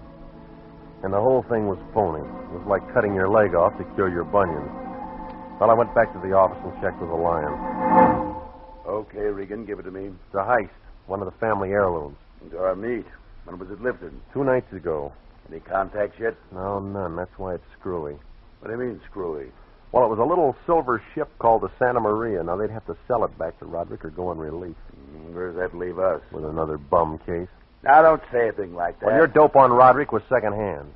Tell me. His grandfather keeps the keys. How do you know? Roderick said so.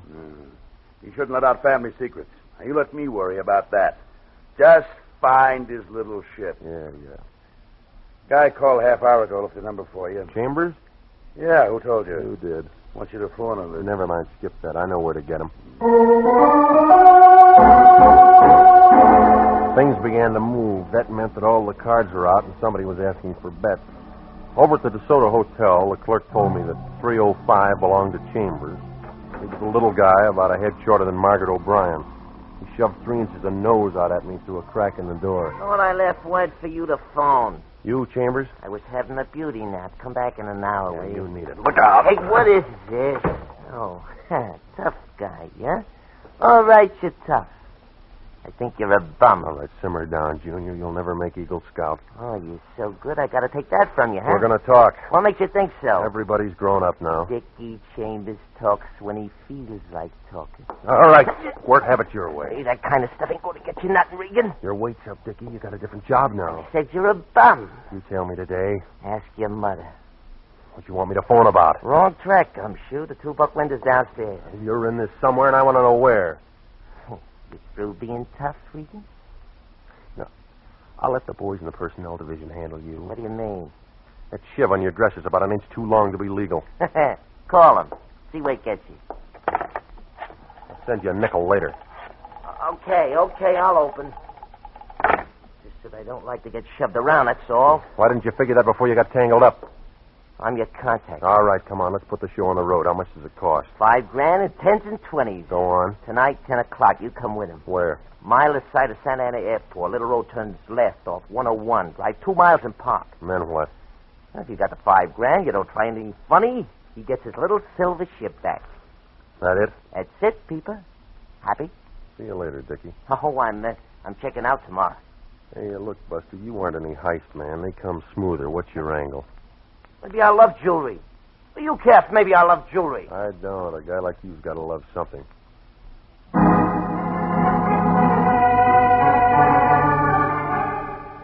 I called Roderick and told him what I'd found out. He sounded relieved, like he'd been underwater for a long time. We're just coming up for air. He said he'd get the cash, and I made arrangements to meet him at his place later on. Then I called the Lion and told him. After that, I stopped off at a place on Wilshire, and I ran up a tab watching a skinny guy trying to make a piano sound like a symphony orchestra. Well, I had some steak and potatoes, and then I drove back out to Roderick's place. It was about 9 o'clock when I got there. The same people were on the front porch doing the same thing. I remembered what the Lion had said about those legs of hers.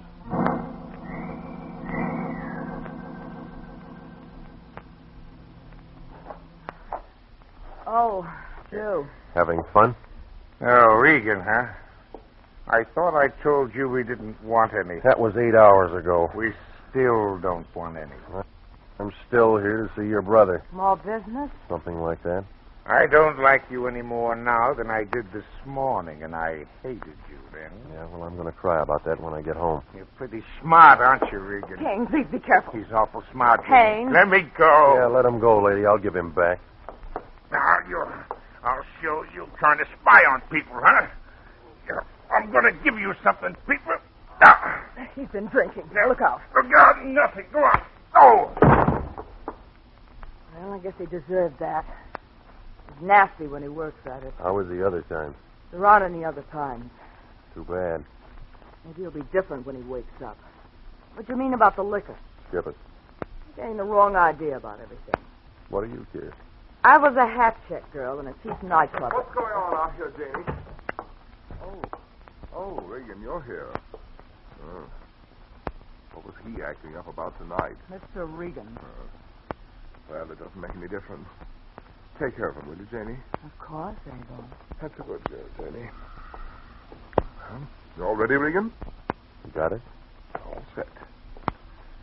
I'll be home early, Janie. Come on, Regan, let's go.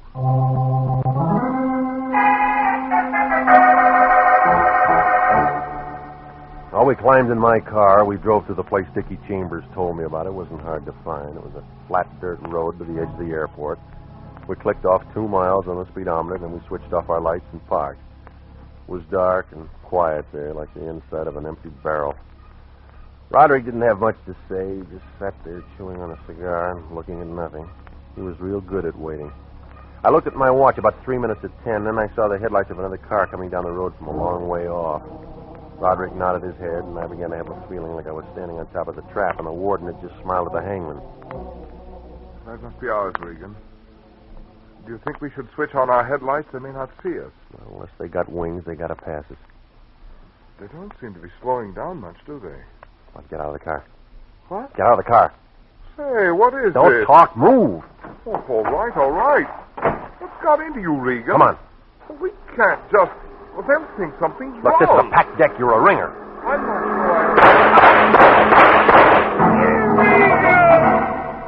It spun him around, and he fell against the car. I pulled out my gun, but it didn't do any good. Whoever it was must have been in vaudeville. That was the fastest disappearing act since Houdini. You are listening to the story of Cain and Abel and the Santa Maria, tonight's adventure with Jeff Regan, Investigator.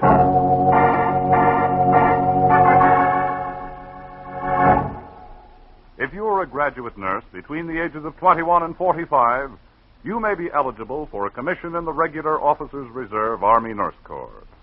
If you are eligible and meet the high standards to qualify to serve with this fine organization, you may elect active or inactive status. In addition to this privilege, they also have the opportunity to take advantage of special training courses. So if you believe that you qualify for a commission in the Army Nurse Corps Reserve, apply now to the Adjutant General's Office, Washington, D.C. That's the Adjutant General, Washington, D.C. And now, back to the story of Cain and Abel and the Santa Maria and Jeff Regan, Investigator.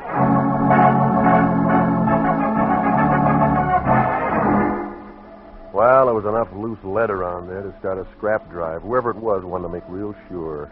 My car was as full of holes as a canceled check. I found a .45 slug in the seat packing, and I piled Roderick inside, and I drove over to a motor court on the highway. An old lady with a dust mop or a head of hair registered us and complained about all the drunks there were in this world. And then when I got rid of her, I went out to the phone booth and gave the Lion a ring. I woke him up. It's 11 o'clock at night. What do you want? I'm in a jam. You're always in a jam. Tell me about it in the morning. Look, I'm giving it to you right now. You drunk. I've been with your client trying to get that ship back. How'd you do? I got lead instead of silver. What do you mean by that? Somebody doesn't like Roderick. Who is it? I don't know. We got there for the buyback and somebody opened up. They can't do that. Well, they did. Oh, where's Roderick now? With me. Get a doctor and come on over. What? He got in the way when they started the 4th of July. Well, take him to a hospital. Now, look, Fatso, he isn't hurt bad, but he needs help. You're always talking about money, now here's your chance to make some. Yeah? He'll give you a bonus if you keep him out of the papers. I'll be there in half an hour.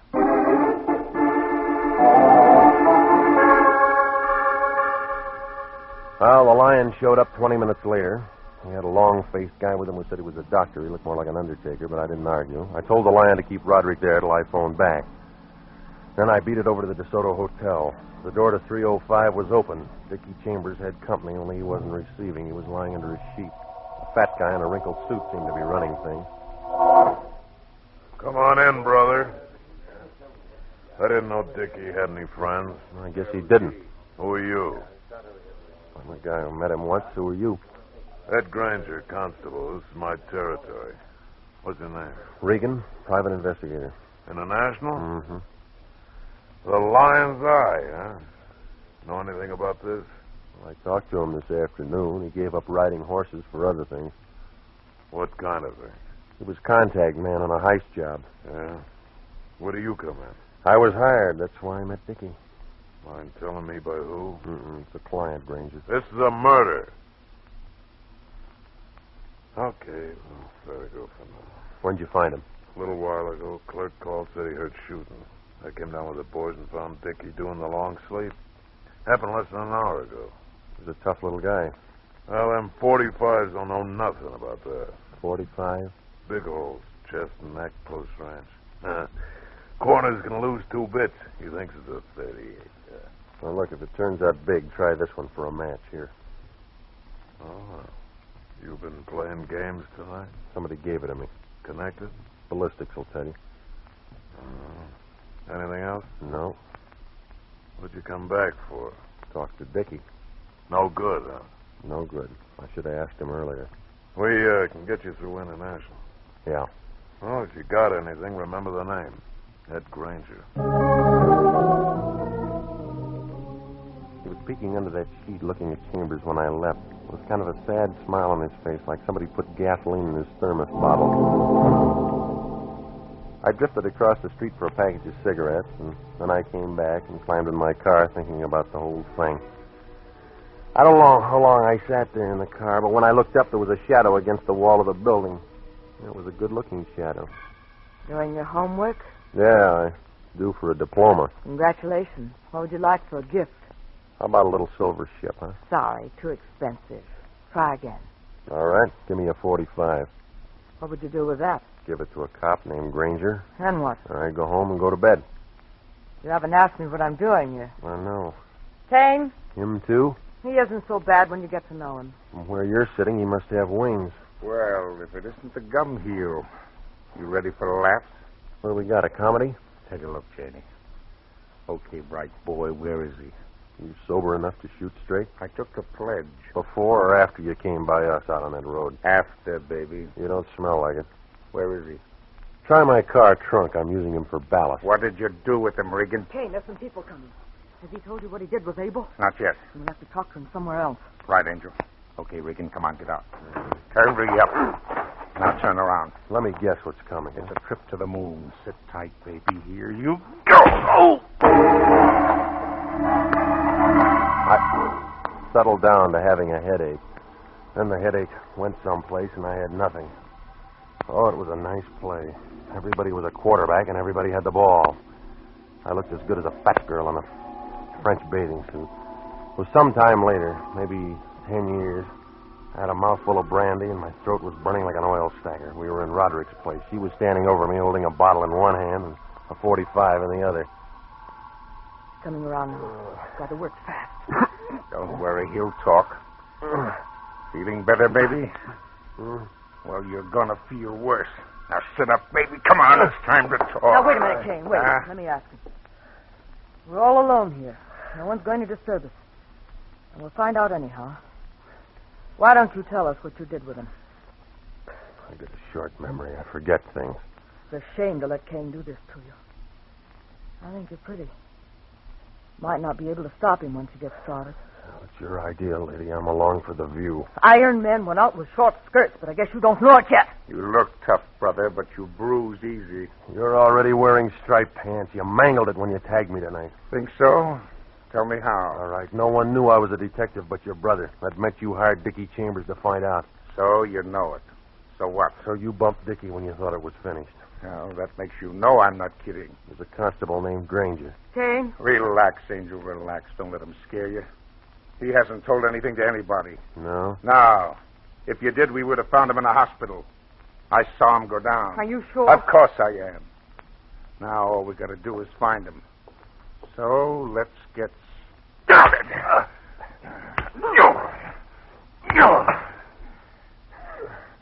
Well, you talk now, huh? No? It's going to get worse, baby. You might have to write it later. You got hold of a bad label. Stop it, now stop it. This isn't getting us anything. Yeah, but I'm having fun. No, kill him. Let go of my Mr. arm. B, now we need him. I've got to find him in the car with Abel. It's ruined if you kill him. I said let go. Now, where were we, baby? I said to stop. Huh? Stand away from him. Are you crazy or something? We're fine if you can think, but you can't think. You're no good to me anymore. Janie. He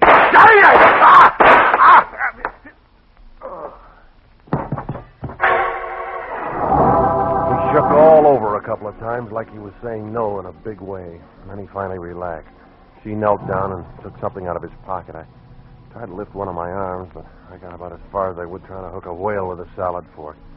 I must have looked real bad, because all of a sudden her eyes kind of lit up and she came over. You've taken a lot of punishment, mister. Yeah, not as much as you're going to take. It's a matter of opinion. By the way, you didn't happen to be carrying that $5,000. You're looking for a stake? Yeah? I'm going out prospecting. Trip around the world? Far enough to make some new connections. That's all a girl needs. Here's the little ship. You didn't do it for nothing. You run out of bullets? No. If they ever get me, I'll say justifiable homicide. He was trying to kill you. You're my witness. Oh, you are pretty. Take care of yourself. Goodbye.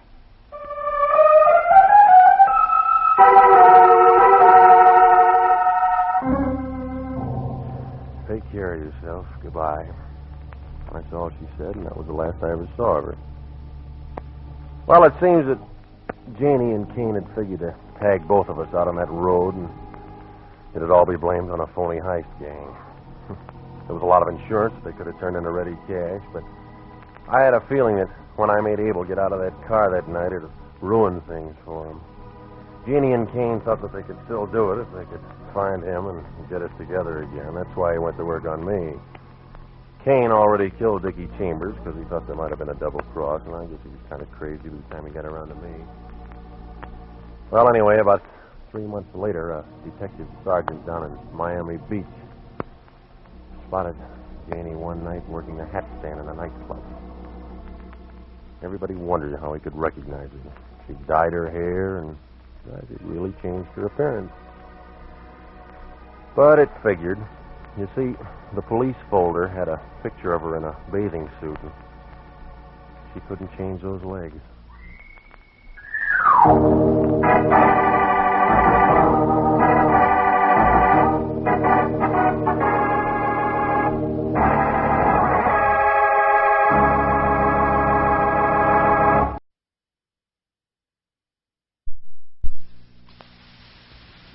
My name's Jeff Regan.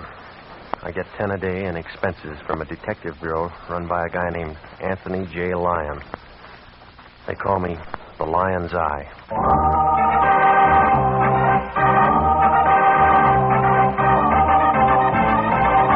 With Jack Webb as Jeff Regan, investigator, stand by for hard-boiled action and mystery and thrilling adventure in tonight's story of The Lady with No Name.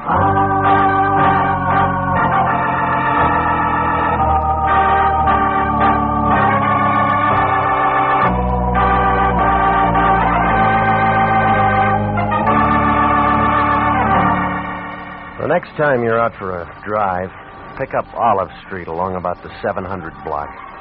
You can't miss it. It's a big building made out of white granite. The Cosmopolitan Building. The man who built it is doing a long run up at San Quentin for graft. Anthony J. Lyon, the guy I work for, rents an office in that building. International Detective Bureau, Suite 308. A couple of rooms with a connecting wastebasket. The Lion has the only desk in the office and a typewriter that Remington dropped from their catalog back in 1915. Well, I walked in last Tuesday at 10 a.m. The office was full of taboo.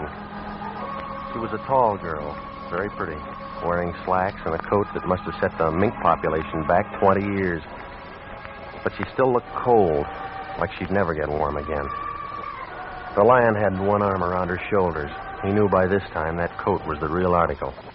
There wasn't any music, but he didn't seem to mind. Come in. Not much room to dance. We got trouble. She's your date. This is one of my operators, Mr. Regan. How do you do, Mr. Regan? Now, tell him exactly what you just told me. Yes. Yes, all right. May I sit down? I feel strange. Of course. Come there. Thank you. Get this, Regan. I don't know where I live. I don't know my name. Yeah? I want you to find out who I am. You heard that, Regan? Heard what? It's a verbal contract. He just hired us. Oh, you're out of your mind. And you're a witness in case anything comes up. Please. Please, I don't feel well. I'm perfectly willing to pay you. You'll just find out who I am. Well, look, lady, there's a cop on every corner. I couldn't go to the place. You got here. Quit pushing her. This is our case. I was afraid. I found this in my purse. 32 caliber Smith & Wesson. Been fired. There's 3 gone. What are you doing with that, miss? I don't know. Just been used by you. I don't know. Well, where'd you get it? I just found it in my purse. Remind you of anything? No. You take it. Now, look, miss, I know you don't feel well, but there are certain questions you'll have to answer. I just want you to find out who I am. It's terrible this way. It's... Ain't it? Yeah, you always had a way with women. Help me bring her around so she can sign that contract. She hasn't got a name, remember? We'll give her a name. Jane Doe's good enough. I guess so. What do you mean? She's dead.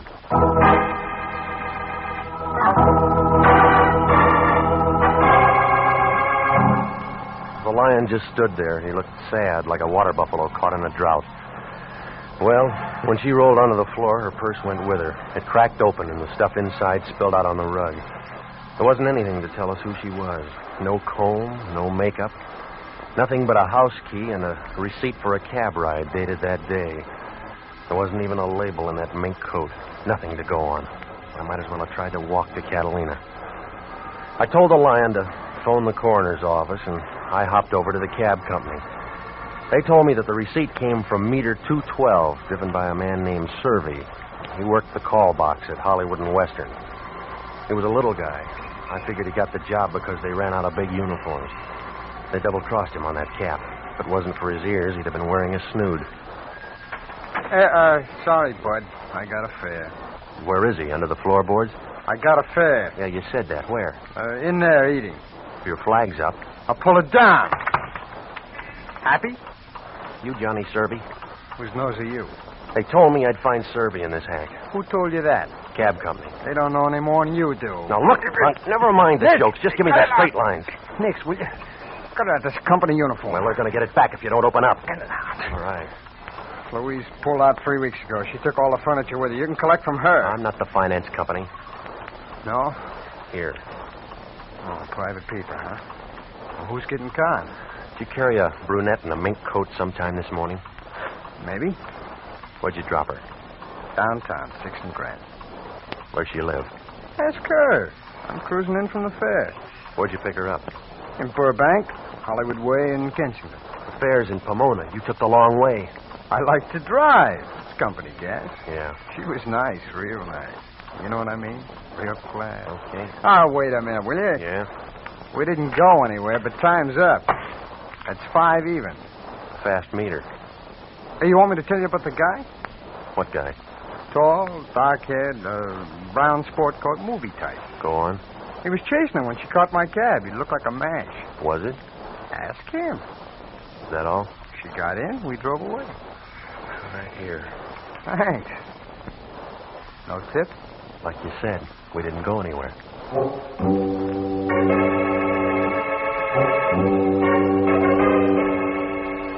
Ever have somebody drop a key in your lap and say, go find a door? Well, I drove out to Burbank and I began looking around for a good lock near Hollywood Way in Kensington. I figured that key I'd found in Jane Doe's purse would have to fit something. I made my letter on the 10th house. There was a for sale sign on it. I didn't see anybody around, so I unlocked the door and I went in. Outside of something that smelled like tar and kerosene, the place was empty. I was just about to turn around and leave when a brown sport coat slid into the room. Movie type. When he walked over to me, I knew he drank the right kind of scotch. Gonna use your GI loan? I was just looking. Gotta buy it. It's a steal. No, the lady won't like it. Your wife? Girl in a mink coat. You make that kind of dough? She got it from somebody else. You Hollywood guys. Where'd you get the key? I borrowed it. She won't need it. What's your name? I didn't have a chance to ask her. Oh, you're kind of slow, aren't you? Sometimes. We'll see how fast you can hit the door. No, I just got here. Yeah, now you're leaving. Cab driver says he knows you. I'm friendly. I talk to everybody. Said you were doing a chase scene. Could be. She was pretty. They all look good in mink. It's not the house. What do you want? We could start with a name. It's Dameron. Not enough. That's all you get, wise punk. Now beat it. You'll give more at homicide. I don't see any bad. Now look, we can play games some other time. A cab driver put the finger on you as the last man to see that girl in mink. You talk like she's dead. You called it. Too bad. There's a lot of fur coats in L.A. and a lot of guys chasing them. You got nothing. That's what they always say downtown, but you'll talk. I don't figure on leaving, but you're going on your way right now. Better open a window, Dameron. You're sweating. Keep talking, sunshine, and we'll make one in that far wall. You got help in the back room? Quit scratching around. It doesn't mean anything to you. It didn't before she pulled a fade in my office, but it does now. I'll buy you a new carpet. I don't know who let you out, but it's bedtime. You've been talking about a dead girl who doesn't even know her name. Now go back and finish your dream. You got all the questions. Now let's fill in the answers. I'm fresh out of box tops. There's a door user. No, not yet. I'm going to get what I came for. Little man, that's a promise. You're out of condition, Dameron. You're in a great position to throw that line. Oh, you got talent, mister, but it's still raw. Come here. Now, come on, get up. I'm not through. That's where you're wrong. It's a big Luger. Makes the same size hole. All right, punk, you got a name? A lot of them for you. Oh! School isn't out yet. Just answer. It's Regan. Okay, Regan, let this sink in. Forget you ever saw any dame in a mink coat. Forget you ever saw me. That won't be hard. Look, Junior, you just lost the round. Now remember what I told you. Have a memory lapse. Is that clear? You made your point. Now blow. You always use a Luger? For close work. Well, then that 32 doesn't fit. What 32? The one that the girl was carrying. You got it? No, I gave it a homicide. Good. It saves me a trip downtown. You're not worried?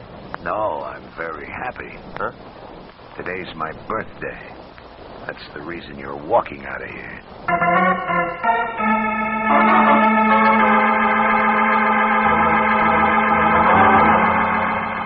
The whole thing looked as phony as an undertaker in a white derby. Well, I went back to the office, and the Lion was sitting there with a bottle of beer and a sandwich that looked like a couple of end tables. He stopped chewing when I came in. What's her name? It's still Jane Doe. You've been gone 4 hours. Movie? They don't open till noon. All right, where you been?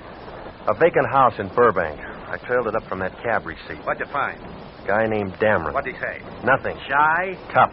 That where you got the egg on your chin? He was nervous. When you gonna learn to be nice to people? He had a gun, too. Tell me more. That's all. I like this. It's got possibility. All right, take off your saddle. The race is over. When the coroner's boys showed up, they told me why she dropped. That's easy. She died. Poison. Without an autopsy? Something about her color. It isn't official, but we can work on it. Suicide? Murder. Why murder? They feed themselves iodine and sleeping pills, but they don't take Aliceine. What's that? A hot drug with a petrol base. It burns. Homicide will handle it. Sure, homicide will handle it. Only we got things to do. We got a stake in this. You made her the client. We're going to give her service, dead or alive.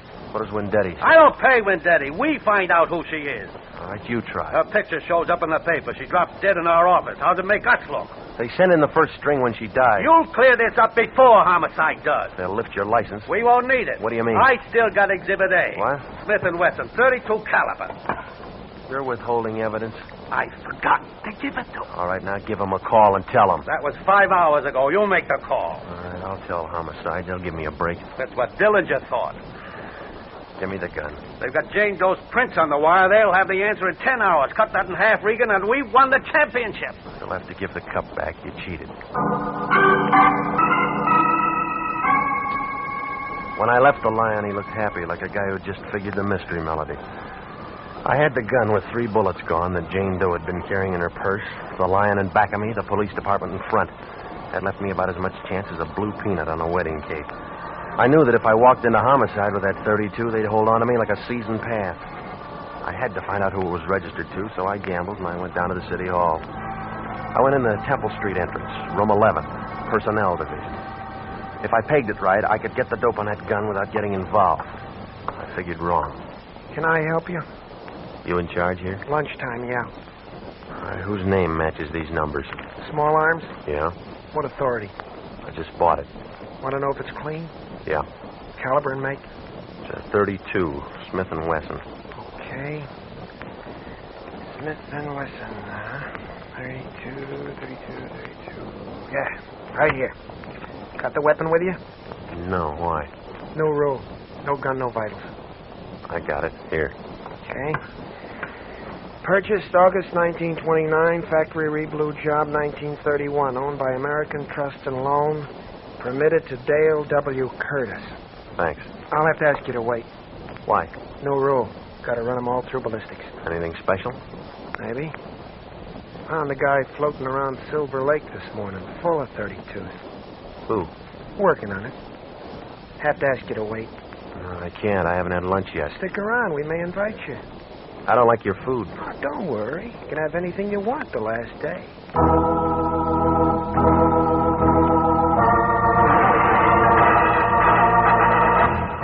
You're listening to the story of the lady with no name. Tonight's adventure with Jeff Regan, Investigator.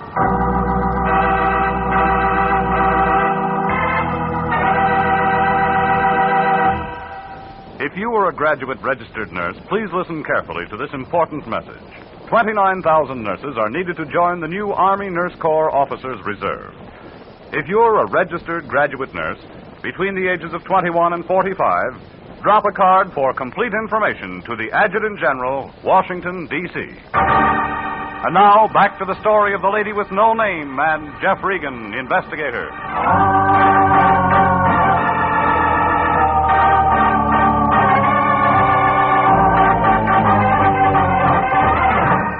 Well, there it was. The clerk took Jane Doe's gun and closed the door marked ballistic. I figured he couldn't be too sure about whether that 32 would match up, but I didn't want to wait around to find out. He left the vitals card on the counter. I spun it around and I got the address of Dale W. Curtis. Turned out to be a one-story frame that stood in the way of the new freeway they're building. The movers were just jacking it up, and I caught the last carload of people leaving. They told me that Curtis hadn't lived there for 7 years. They did give a number over on Manzanita off Fountain, where I might be able to find him. There was an apartment on the second floor. From the looks of the place, it figured that the OPA had a fight on their hands. I rang the bell and waited. I don't know whether it was the lighting effect in that dim hallway, but when she opened that door, I expected to see those 1,000 ships slide down the ways again.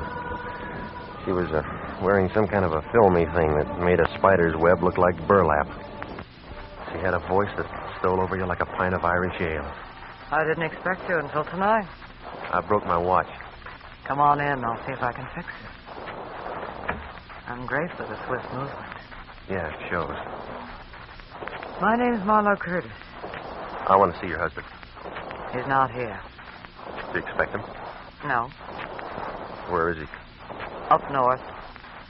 Business trip? Yeah. He sold out. Oh, what kind of business? Ask the warden. Huh? Dale Curtis is in the prison cemetery. Been there 5 years. Sorry. Don't be. You deserved it. You're going to drown in those tears. I'm still wearing black. The right color, wrong occasion. Soda? What? Just drink. How do you want? Well, you're mixing. Hey. Now, isn't that better? I don't know. This is my first drink. You'll get another. The weather's changed. Oh, not in here. You're quick. Must have a good straight man. Yeah, you. You get top billing. What's your name? Regan? Detective? Maybe. Arrest me. Sergeant? I'm due for a promotion. You'd make a better lieutenant. Come here. If I had anything to do with it, you'd be captain. Yeah, sure, until you snag your colonel. You're nasty, too. Did I pay for my drink? Get out. Tell me about this nail file. You got that out of my purse. I had one hand free. You two-bit shadow artist. Now get out. Hello? Yes, he's here. Yeah? This you, Regan? You don't know me. I've been lucky so far. They should never have taken that gun down to the city hall. You get around. You shouldn't be up there in Marlowe's apartment. You gonna run my life? Now, I told you what you shouldn't do. Here's what you're gonna do. Look, Buster, don't crowd me. You're gonna forget all about today. The girl forgot a lot of things today, and she dropped dead. Got the idea? Suppose I don't buy it. They want a partner for that gun. Dameron give you the nickel? He gave me a dime. I got one more call to make to the city hall. All right. Suppose I lay off. And I got something for my piggyback. You're no petty girl. Hang it up and get out. You know, Regan, I could have really liked you. Yeah, Marlowe, that's why I'm scared. Well, you can see how things were. I felt like a short girl with a new look. No matter how I tried to break it down, I figured to cop the leading role. A Jane Doe walks in her office and drops dead. She has a gun that probably talked to a couple of people. A cab ride receipt takes me to Bill Dameron, a guy with a talkative gun. I end up in Marlowe Curtis' apartment for a lot of punctuation marks. Everybody talks but the people. Well, I knew I'd have to begin to move before homicide tagged me, so I hopped down to the Times and I checked the morgue file. I pulled the clips on Dale W. Curtis. Marlowe didn't lie. He was dead. The old papers didn't mean anything, but the banner headline on the night final put one piece of the jigsaw in position. It told about a Treasury Department agent named Shields. I found him in Silver Lake. He'd been shot 3 times with a .32. Now I knew where Marlowe's nail file fit. I started to leave when I caught the last paragraph. It said, "Unidentified man turns in the murder weapon. Police are seeking his whereabouts."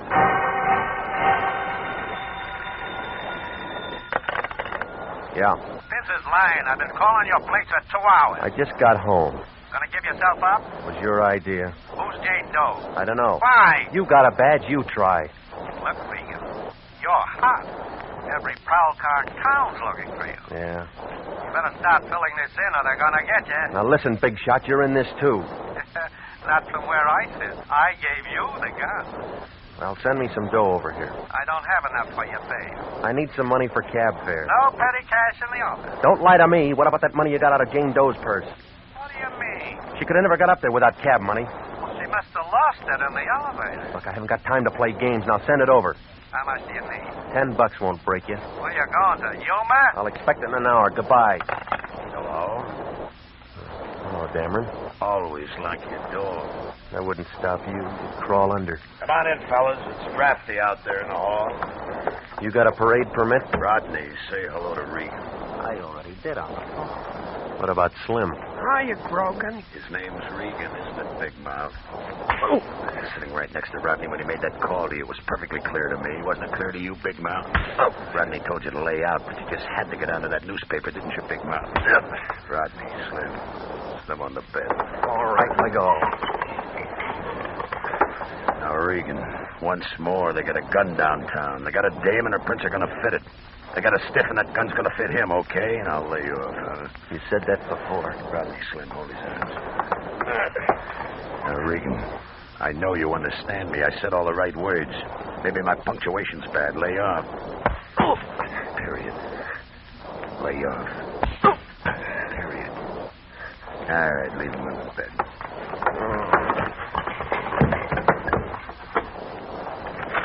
He's on the floor. That's fine. Now he won't have to change his bedding.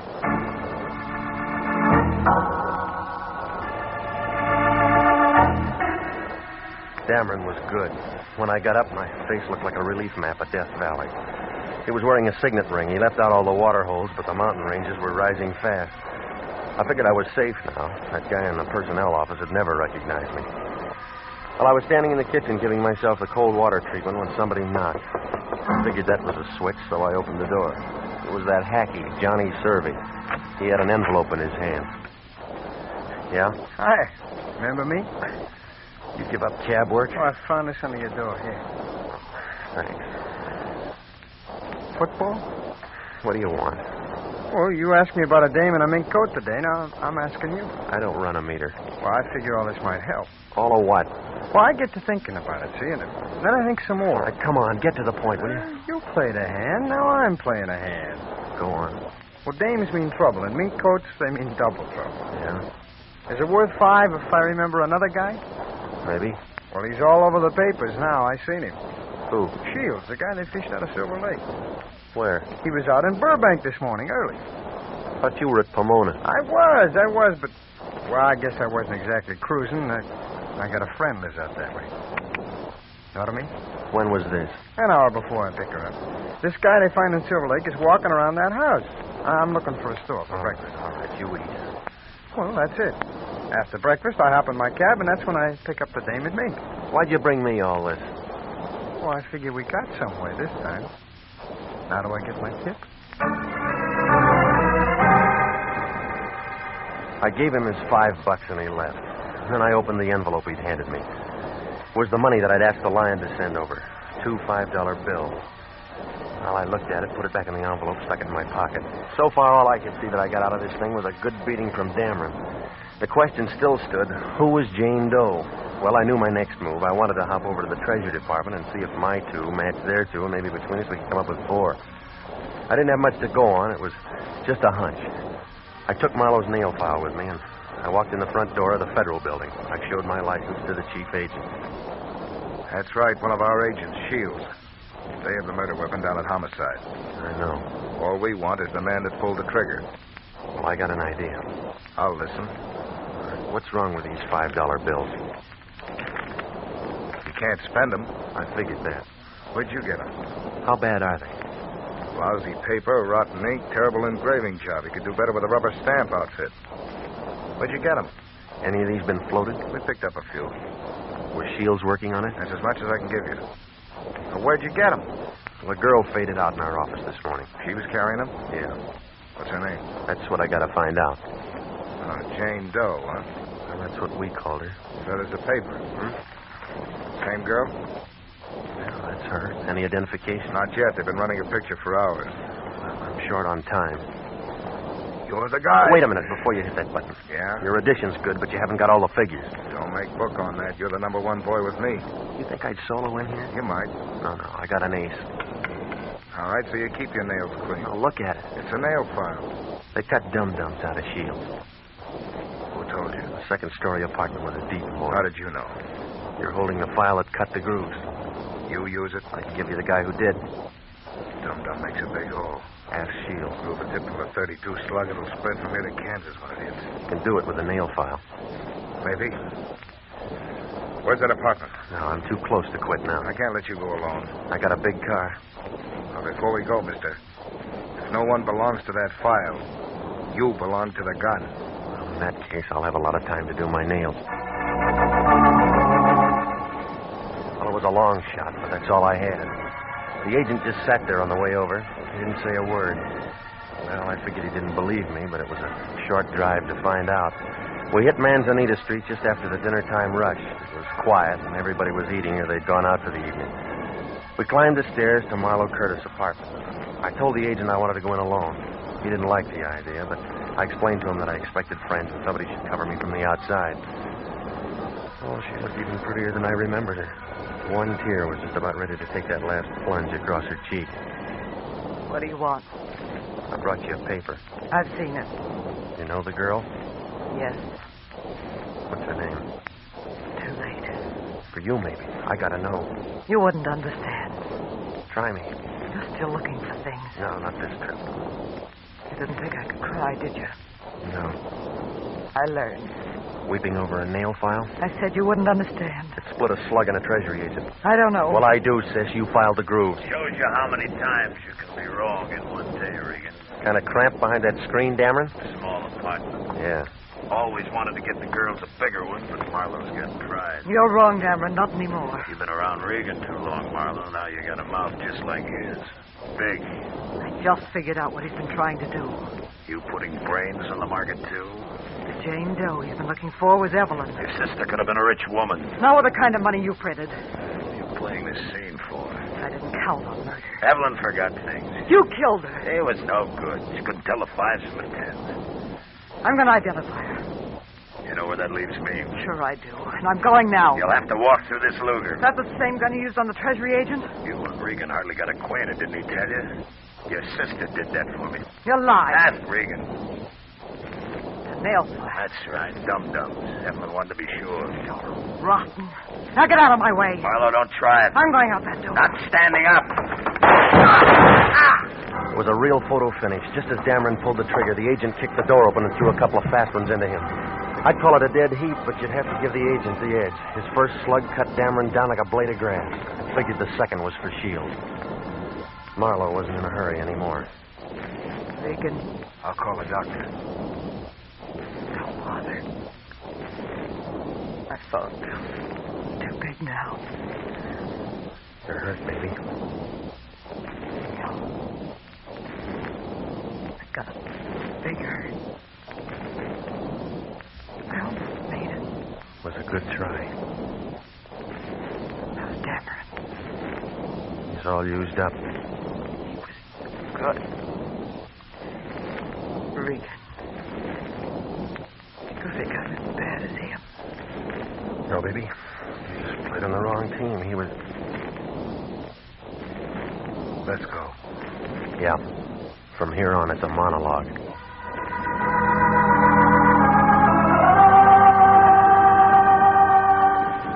Well, it was hard to figure. It was like trying to throw a saddle on a porpoise. I gave what I had to homicide, and it unbuttoned something like this. The girl who pulled a quick exit in the office, Jane Doe, was Marlowe's sister, Evelyn. She was frontman for Dameron's bad money. She helped him pass it. The Treasury agent, Shields, got a little too close, so Evelyn pumped a couple of dum-dums into him. She did it for Dameron, and then he slipped her the poison. He figured the stuff would work faster, but she lived long enough to take that taxi ride to the office. Well, it didn't begin to make sense until I got down to personnel. I didn't think to check it before, but when I handed the clerk that gun, I noticed the tip of the slugs were grooved. Then over at Marlowe's, I picked up that nail file. It was full of lead filings. From there on, it was a fast reel. Dameron filled in the rest in the fight with Marlowe. Yeah, well, too bad about Marlowe. We might have had something. That's what I don't like about this business. You can't build friendships.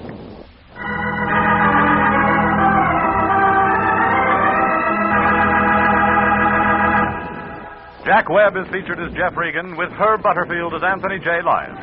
It's CBS at the same time next week for more hard-boiled action and mystery with Jeff Regan, Investigator. Written by E. Jack Newman, produced by Sterling Tracy. The role of Bill Dameron was played by Charles McGraw. Yvonne Patey was Marlowe Curtis.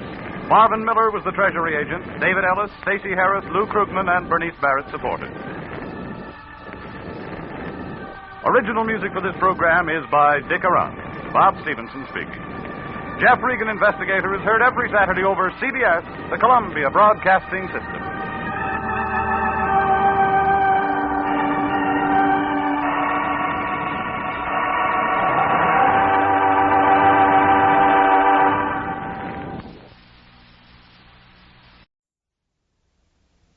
My name's Jeff Regan. I get 10 a day in expenses from a detective bureau run by a guy named Anthony J. Lyon. They call me the Lion's Eye.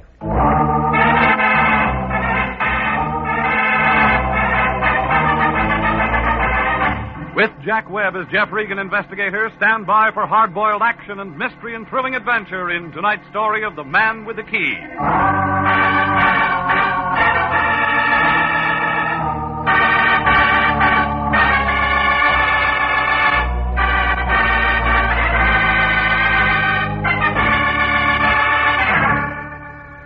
block above Wilton on Hollywood Boulevard, there's a street they call Taft. It isn't very long. About 48 palm trees and a couple of bad sewers. It figures that the guy who laid it was nearsighted. He didn't see the hills 3 blocks away. Got kind of a tired look, like an old lady who's been moving furniture. There's a dirty gray apartment house on the right-hand side of the street. That's my place. 308. A low ceiling and a leaky faucet. A telephone that rings at the wrong time. It was last Monday night, about 11 o'clock. I was in bed listening to the party next door when it rang. It was the Lion. Regan, get your clothes on. That the way you sleep? You're going to be busy. We got a new client. Well, tell me all about it in the morning. Special messenger came to my place 15 minutes ago with a C-note. Any good? It was from somebody named Dora King. Well, who's that? That's what you're going to find out.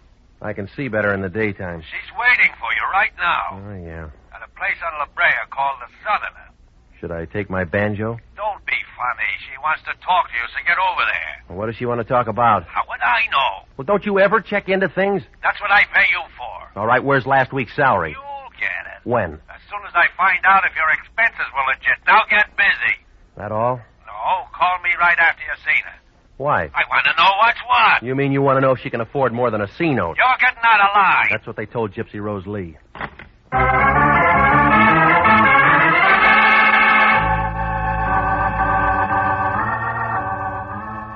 Well, I got over there about 11:30.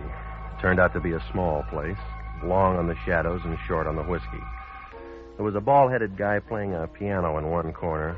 I guess he'd been inside for a long time, because he'd never been out for a music lesson. The bartender was the only other guy in the joint. His name couldn't have been Dora King. So I went to work on a straight shot and waited. 2 drinks later, a girl in a black dress walked in. She took in the piano player and the bartender and me. I won. She started toward me with a slow, easy kind of a walk, like a panther looking for breakfast. When she oozed onto the stool beside me, the bartender got damp all over. The air conditioning wasn't doing him any good. What'll it be, miss? Make it the same as his. Okay, bourbon and water. Got a match? Yeah? Got a cigarette? Mm-hmm.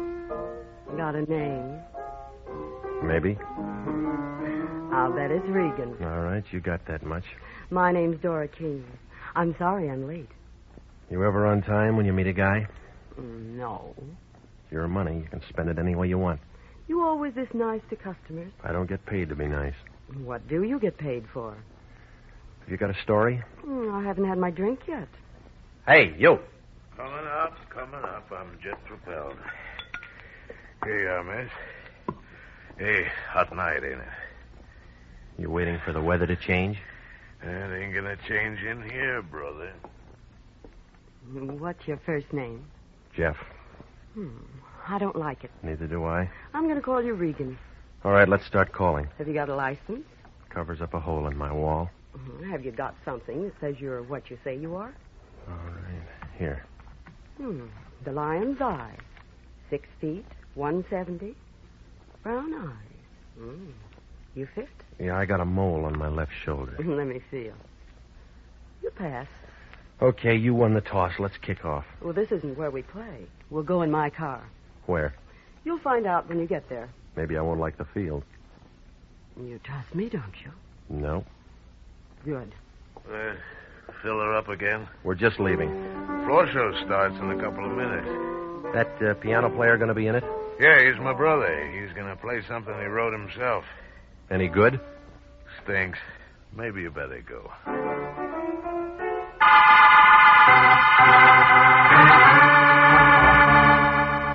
Well, the bartender was pouring himself 4 fingers of rye and about a fingernail of water when we walked out of there.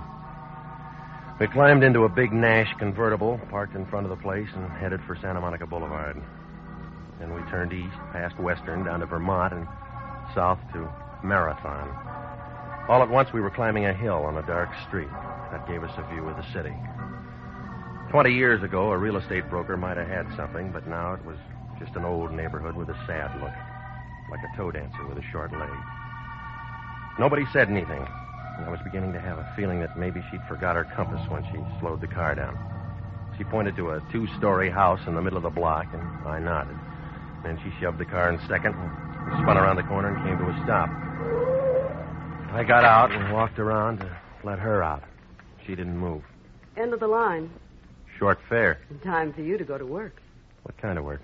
The white place back there, 3936. You saw it? It came through. It's a boarding house. I already got a room. On the second floor, number 10. Knocked twice. Prohibition's dead, lady. There's a man there. His name's Bender. Ben Bender. That'll wake him up. He's expecting you. You're quitting? My job's finished. You're the new help. Well, what do I do? He'll tell you. That all? One thing more. Come here. Yeah. Part of my fee? That's extra. I don't generally get tipped. Just for luck. You act like I'm going to need lots of it. You are. When do I see you again? You don't. Goodbye, gorgeous.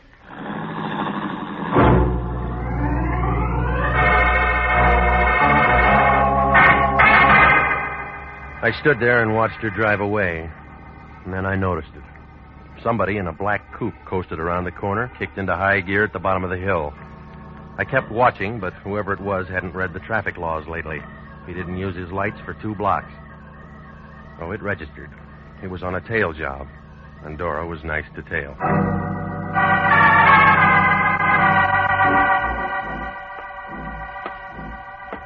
.39:36 marathon. Inside, it smelled like stale beer and rotting wood. Room number 10 was at the top of the stairs. The door was already open. A thin guy with a hungry look was sitting on the edge of the bed. He was all bones. He didn't get up when I came in. He just kind of looked at me, and his eyes were full of water. All of a sudden, he pulled a bandana out of his pocket and began coughing. You're sitting in a draft. All my life. You Regan? A girl with warm lips said I'd find you here. Thanks for coming. Sit down. Hey, just got back from a trip. Up north? Yeah. Sanitarium? State said I needed a cure. Did it take? What do you think? You're still coughing. The doctor said I could go. You can give me a going-away present. $10 and a suit of clothes. It was a bum rap. That's what they all say. Who I am? Ben Bender. Big Ben Bender. Does that mean anything to you, Pilgrim? Must have been before my time. Yeah? How old do you think I am? I'm out of practice. I look 60. And I'm 45. That's what 7 years in the sanitarium will do. You ought to get a specialist. Already got one. What's his name? You. No, I'm only an intern. You'll do. All right, what do you want? When the guy goes up there, he makes a lot of friends. And a lot of enemies. Sometimes you can't tell one from the other. Does it make any difference? Big Ben don't trust nobody. No, what about that girl? Dora? Forget her. Her job's done. That's what she said. See this key? Yeah? I wear it around my neck. I worn it for 7 years. You'll wear it for the next 7 hours. Why? Them friends and enemies I was telling you about. What does the key fit? My safety deposit box at the American Security Bank. You meet me there. Tomorrow, at 10. What if I oversleep? Stay up all night. I'll pay for the no-dose. Just be there. After that? And your job's finished. It's off this door you ever made. Look, now, you kept this key 7 years. Why can't you keep it for 7 more hours? My business. What's in the box? My business. Okay. Any of those friends or enemies drive a black coupe, white sidewalls? I don't know. Why? My business.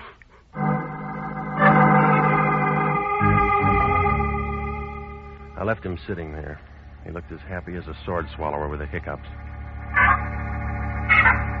Well, I put the key in my coat pocket, but it felt hot. like a dynamite stick with a short fuse. If Big Ben had been holding it for so long, somebody else might want it. Maybe somebody who drove that black coupe. Well, I went out the back entrance, walked down an alley, and doubled over 5 blocks to Vermont. I stopped the cab, and I had him take me over to the Lyons place. It was 2:30 in the morning when he opened the front door. He was wrapped in a bathrobe big enough to keep all the silkworms working overtime. What do you want, Regan? Information. You been drinking? I've been working. What kind of work? Well, I got a key. That all? That's what they say. Who's they? A con named Bender. Ben Bender? That's right. I thought he was doing a long run up in Quentin. Well, he's out now. Where does Dora King fit? Taxi service. She took me to Bender. He gave me the key. Let me see it. All right, here. Safety deposit box. That's right. Nursemaid to a hunk of metal until tomorrow at 10. What then? Well, I meet him at the American Security Bank and turn it over to him. Well, do it. Now, look, Big Shot, this key's hot. What makes it hot? Whatever's in that box. What's that? How should I know? Find out. You got the key. You got the client. Now, just a minute. Somebody waves a greenback at you and you think it's a rainbow. That's enough. Oh, stop it, will you? It's another bum client and you know it. Let me worry about that. If Ben held that key for 7 years and won't hold it now, he's scared. What's he got to be scared of? Somebody else who wants in on the So play. what? I'm holding the key. That makes me the clay pigeon. You're getting paid for it. Just be there tomorrow at 10. Alive.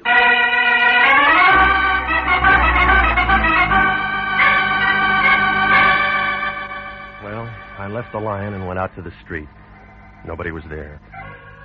I hailed a cab, and he let me off in front of my place. Nobody was there. I opened the front door of my apartment. Nobody was there. I began to feel like a good bet for the Lonely Hearts Club. It was a good feeling. I sat up all that night waiting.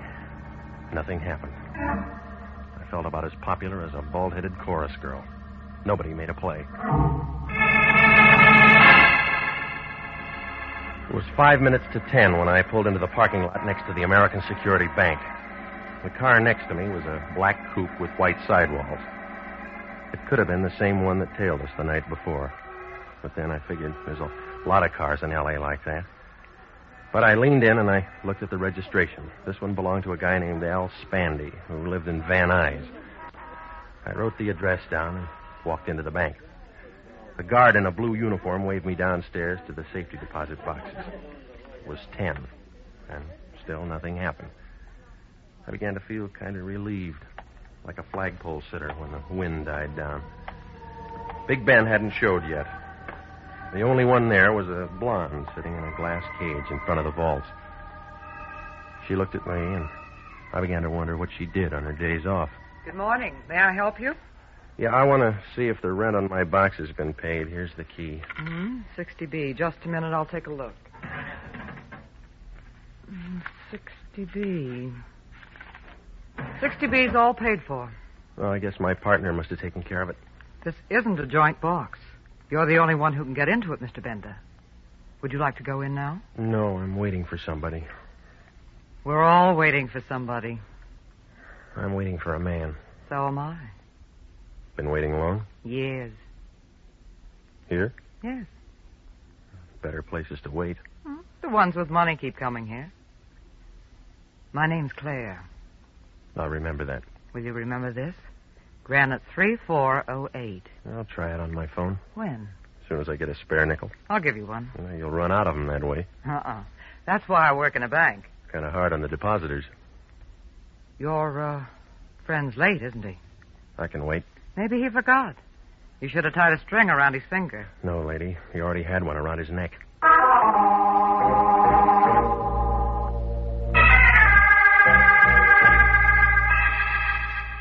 Well, she went back to copping nickels, and I sat down in one of the plush chairs and waited. 10:30 came, 11 came, Bender didn't. I began to get an uneasy feeling, like a bubble dancer with a slow leak. At 11:10, I couldn't take any more waiting, so I left to head for Bender's place. Outside the bank, a thin guy with a sharp head was hawking papers. I slipped him the nickel that the blonde had given me, and he handed me a Daily News. I wanted to see what a horse named Larry R. had done at Belmont, but I didn't get beyond the first page. Bender's picture was there, right next to Governor Dewey's, only Ben wasn't running for office. They found him in his room full of bullet holes. I guess he finally got a cure for that cough. I took my car out of the lot and headed for home. I mixed myself a tall one, and I was just getting to the bottom of it when a couple of guys kicked my door open. Regan? Yeah. I'm Lieutenant Anderson, homicide. This is Sergeant Pinelli. Hi. Don't you guys believe in knocking? My knuckles are sore. Nice stuff. Well, help yourself. It's out in the kitchen. Don't drink on the job. Pinelli? Me neither. You boys should have told me you were coming. I'd have called some girls. Not on the job. Pinelli? I got a wife. All right, Regan, find your hat. What for? Well, you want to look nice. We're going downtown, you and me and Pete. Right, Pete? Right, Andy. No, it's too hot there. We thought of that. We'll give you a nice, cool place, won't we, Pete? Sure will, Andy. You got a warrant? No, we just figured you might want to tell us why you did it. Did what? Tell him, Pete. Knock off Ben Bender and burn his feet. You're out of your mind. Regan, we know you saw Bender last night. We know you got out of a car on the corner and walked up to his place. We know you were the last one to see him while he was still alive. You got a witness? Pretty one. A girl told us. Oh, you're trying real hard, Anderson, but you haven't got anything. If you were the last one to see him alive, you're the first one to see him dead. That's how we figured. Did you figure on a guy named Al Spandy who drives a black coupe? I never heard of him. And how about a dozen other hoods who knew Bender? Now you're trying hard, Regan. You haven't even got a foundation. We got the whole building. It'll never stand up. We'll see. All right, you tell me why I did it. You private eyes get folders on bank jobs. I get them from Charles Atlas, too. Bender was in on an $80,000 heist 8 years ago. He went up for carrying a concealed weapon, but the money was never found. You know that the Imperial Bonding Company's offering $5,000 for the recovery of that dough. A lion. Don't make any dates tonight. You're not going to be available. All right. The Lion will tell you I was working on a case when I saw Bender. Oh, we already talked to the Lion. Well, what did he say? He says he hasn't seen you for 5 days. You are listening to the story of the Man with the Key, tonight's adventure with Jeff Regan, Investigator.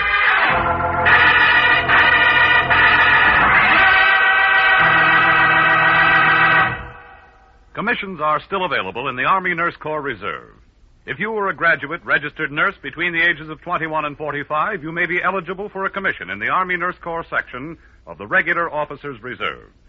These commissions are still available, and those who meet the high standards and qualify may elect active or inactive status. Those who request inactive status will continue with their civilian nursing duties but stand ready to serve in time of emergency. Nurses who elect active duty become commissioned officers in the regular Army. If you believe you qualify for a commission in the Army Nurse Corps Reserve, apply to the Adjutant General, Washington, D.C. And now back to the story of the Man with the Key and Jeff Regan, Investigator.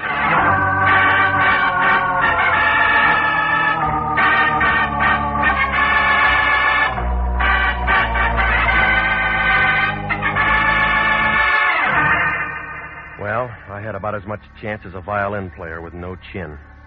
Anderson and Pinelli took me down and locked me in one of the rooms upstairs. They didn't ask any questions. I guess they figured they had enough answers. Oh, it was a real nice fix. A dame named Dora King takes me to a con named Ben Bender. He slips me a hot key and says meet him in a bank at 10.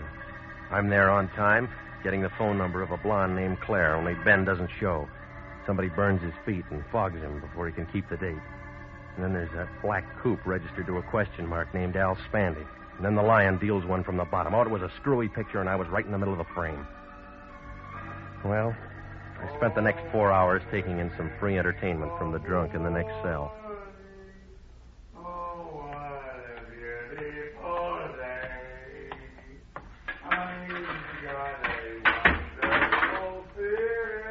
Okay, Regan, on your feet. Bastille Day? You sprung. Well, I was getting tired of the floor show anyway. Try and make it Saturday sometimes. That's our big night. Or if I bring a date? I got a phone. I got to phone my wife. That guy ought to be at Ciro's. Where do you think we picked him up? Regan, I'm running out of patience with you. How many times have I told you to keep out of trouble? Why didn't you tell him I was working on a case? I went to a lot of trouble to get you out. And you went to a lot of trouble to get me in. That was easy. Still got that key to Bender's safety deposit box? I got it. Tomorrow morning at 10, you're at that bank getting into the box. You're crazy. It's in Bender's name. I'll teach you how to spell it. I won't do it. Homicide might like to know you got that key. Now, you listen to me, and we'll both make dough. Where I'd be, I couldn't spend it. If the $80,000 from the bank job Bender pulled happens to be in that box, like I think it is, Imperial Bonding owes us $5,000 reward. I don't like it. You owe it to the company. Now, listen, you. Bender was knocked off for this key. Whoever wants it might make another try. Nobody knows you got it. Well, I'll give it to you, and nobody will know you got it. Regan, I'm giving you a chance to straighten yourself out. That's right. What do you mean? I feel stiff already.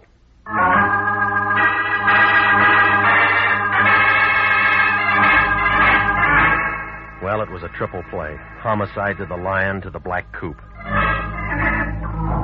I went home to wash off some of the jailhouse Lysol. When I walked in the front door, I had company. A gray flannel suit with a yellow tie was sitting on the edge of my bed. Both hands were full. The whiskey was mine. The gun was his.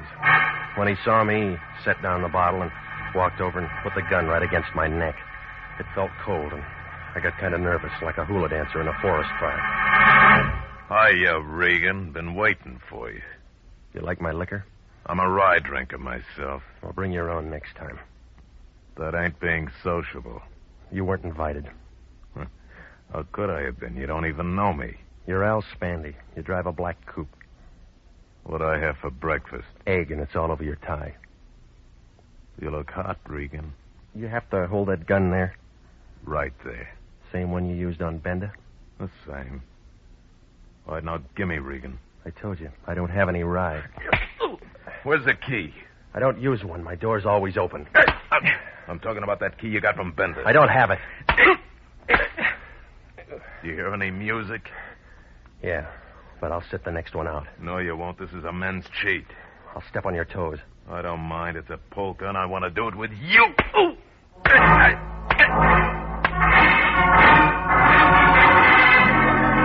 Oh, it was a long dance, but Spandy didn't get tired. I knew I wasn't going to last the evening out. And then I saw Dora King standing in the doorway behind Spandy. She was taking everything in like a Hoover vacuum cleaner on a dirty rug.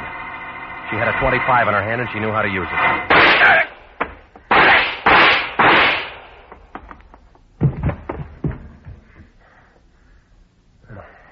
Thanks for cutting in, lady. I had to do it. He was killing you. Yeah, I'll take the gun, huh? You know I'd have to do it. Yeah. Here. Go on, drink it. Yes. Now, you want to tell me all about it? Yes. I wanted to tell you at first, but Ben wouldn't let me. He's not around to stop you. Do you think Spandy hurt him much before he killed him? I wasn't there. He was sick. He couldn't have taken much. Why'd you tip the cops on me? I thought you might have done it. Now I know different. Tell that to Homicide. I will. You better. Spandy can't. He's dead? That's right. You still don't trust me. No, I don't. I couldn't help myself once the gun went off. Big Ben was my father. Yeah? He didn't want anyone to know. All he wanted was to give me a break. Why'd he hire me? He was afraid. Yeah, that's what he said. Regan? Yeah? May I have the key? I haven't got it. You can get it. Maybe. You know what's in that box? I think so. Or why don't I turn it over to the police? That's my job. Like I told you. I'm Big Ben's daughter. Yeah, lady. You convinced Spandy.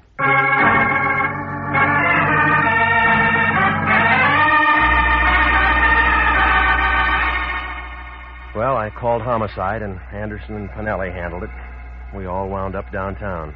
It didn't take them long to find out that the gun Spandy used on me was the same one that killed Big Ben. Dora gave Anderson her story.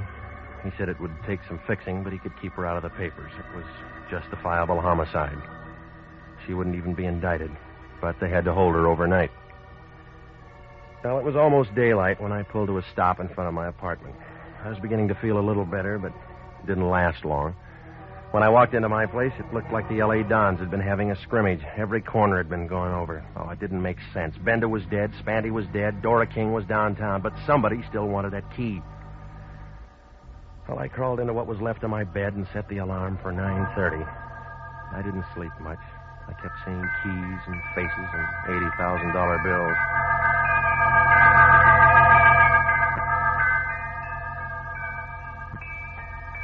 10 o'clock the next morning, Granite 3408 was still sitting behind the same desk near the same safety deposit vault. She gave me the same look. I waited for you to call last night. I spent the nickel. On a doctor? I'd like to get into my box. All right, Mr. Bender, sign here. All right. There you are. This way. Looks like part of the new freeway. One thing about a vault, it's quiet. So's a tomb. We're alone. Yeah. Well? All right, Sunshine, open your eyes. My box number is 60B. That can wait. I can't. Easy, baby. You'll set off the alarm. You and I can make a great team, Bender. You know my name's not Bender. What is it? Regan. You and I can make a great team, Regan. Is that what you told Al Spandy? Why bring up a dead issue? What's your deal? You got Bender's key, I got the bank's key. You need both of them to open up the box. It's good so far. Go on. Oh, there's $80,000 there. Let's not let it go to waste. Big Ben waited 7 years to open that box. Look what happened to him. I waited just as long as Ben, and 7 years is harder on a girl. How'd you work it? Ben and I had a great plan. I was the cashier Ben heisted. Only I just gave him a bag full of paper. The real dough's in his box. Well, that's the safest way. Keep your money in a bank. Yeah. Mm-hmm. And when it cooled off, both of you go in and pick up the dough together. That's the way it was supposed to work, only Ben was dumb enough to get himself picked up and tucked away for 7 years. Oh, you made real good partners. Nobody trusted anybody. I trust you. That why you went through my place looking for the key last night? Girls got to use their head. Besides, you might have been home. Ben and Spandy are dead. We don't have to worry about either of them. The money's still here. We got the keys that'll open the box. Can you add that? Yeah. What's the answer? About 20 years. What do you mean? That bonding company will see that you get the full load for grand larceny. You wouldn't turn me in. Don't make book on that. You and I'd make a great team, Regan. We can't lose. That's what USC thought.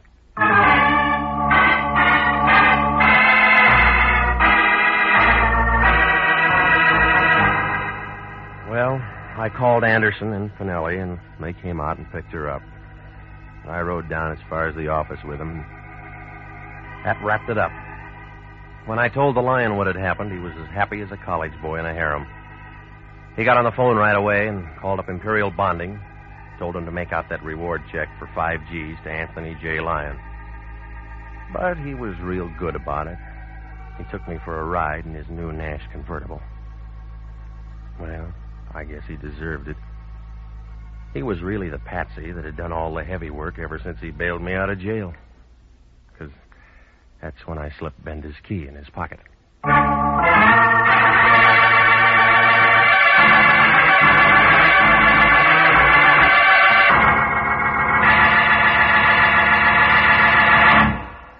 Jack Webb is featured as Jeff Regan, with Herb Butterfield as Anthony J. Lyon.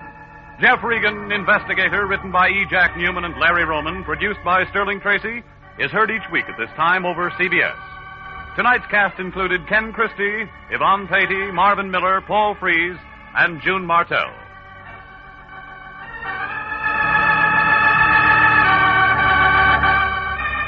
If you are a graduate registered nurse, please listen carefully to this important message. 29,000 nurses are needed to join the new Army Nurse Corps Officers Reserve. All nurses who receive reserve commissions will benefit from the opportunity for specialized training offered to them by the Army. Inactive reserve status will not interfere with the nurse's civilian life, but the educational opportunities offered her by the Army Medical Department will be of great advantage. For further information, drop a card to the Adjutant General, Washington, D.C. Original music for this program is by Dick Arant. Bob Stevenson speaking. This is CBS, the Columbia Broadcasting System.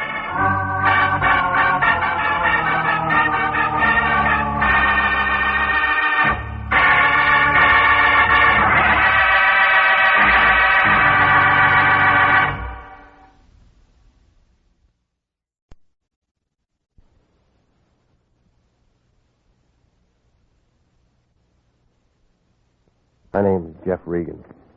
I get 10 a day in expenses from a detective bureau run by a guy named Anthony J. Lyon. They call me the Lion's Eye.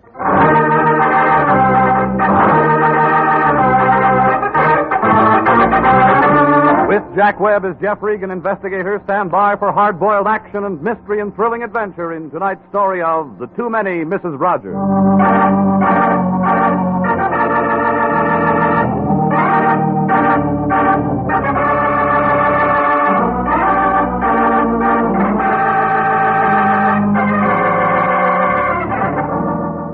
7th Street, near Olive. That's where it stands, downtown L.A. Cosmopolitan Building.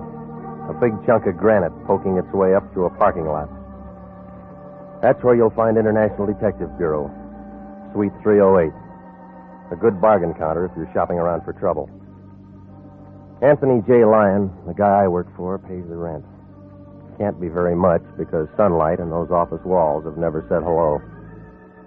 The Cosmopolitan Building. An air shaft runs right up the middle of it. Suite 308 is wrapped around that ventilator like a donut around a hole. Figures that the Weather Bureau ought to run a separate survey on that office. Because we get all the blow-by from the Acme Incense Company, 3 doors down the hall. Los Angeles smog had come in second best if they knew about it. Well, it was last Tuesday, the day that Cleveland won the pennant, that I walked in. The Lion was there pecking around on that same old Remington. Somebody'd broken the period key, but he didn't seem to mind. He talks in commas anyway. I don't know who he was writing to, but there were a couple of cereal box tops at his elbow and a contest blank. He was writing something about why I feed my children your breakfast food. The Lion's a bachelor. Regan, who do you know in Battle Creek, Michigan? Jack Armstrong. I may win this contest. Here's one for you to fill in. No, I don't eat breakfast. This is different. I got it as a case. Here's the address. Hinkle and Hinkle. Well, they make pills. It's a funeral parlor, one of the best in town. I'm healthy. I want you to be very careful how you talk to these people. Who, the customers? Hinkle and Hinkle, father and son. They got a fine establishment, and all the best people go to them for the final right. Well, I'm fresh out of Shroud. They got problems, Hinkle and Hinkle have. What's the trouble? Hop over there and they'll tell you. I'd rather get it from you. Regan, I can't do that. Why? You've read our business card. Anything told to an international man is in the strictest confidence. I wrote that and won't double-cross a client. Well, that's a new twist for you. What do you mean? Every day you dump these phony cases in my lap and I go out on them. All I do is play tag with homicide. You won't get caught. A lot of canned tuna felt that way. You know I take care of you. That's what I don't like. Hinkle and Hinkle are expecting you right now. Yeah. Jump in your car and get over there. What do I say to them? Just say hello. They'll pick it up from there. You know, someday I'm going to quit. If you do, you'll starve. So what? You'll still wind up at Hinkle and Hinkle.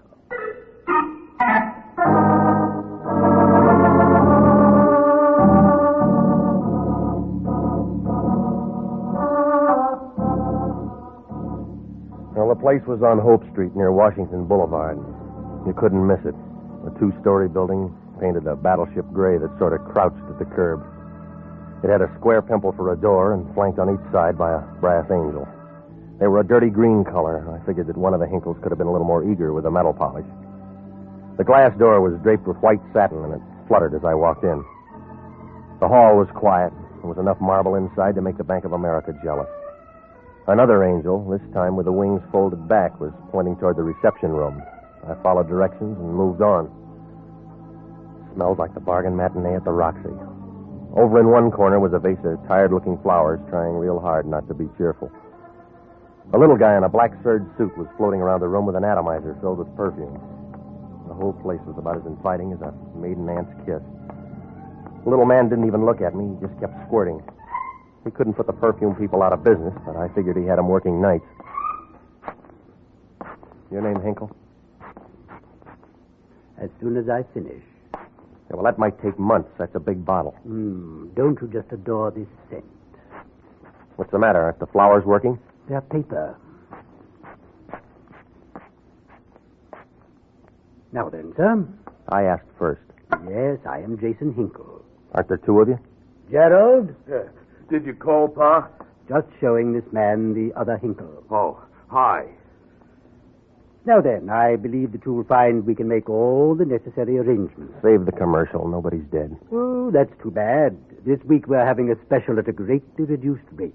Well, I figure I got a few more years. Now, look, didn't you want to see me? Oh, you from Atlas? Who? Atlas Casket Company. We have plenty on hand. Penicillin has practically ruined our business. My name's Regan. I'm with International.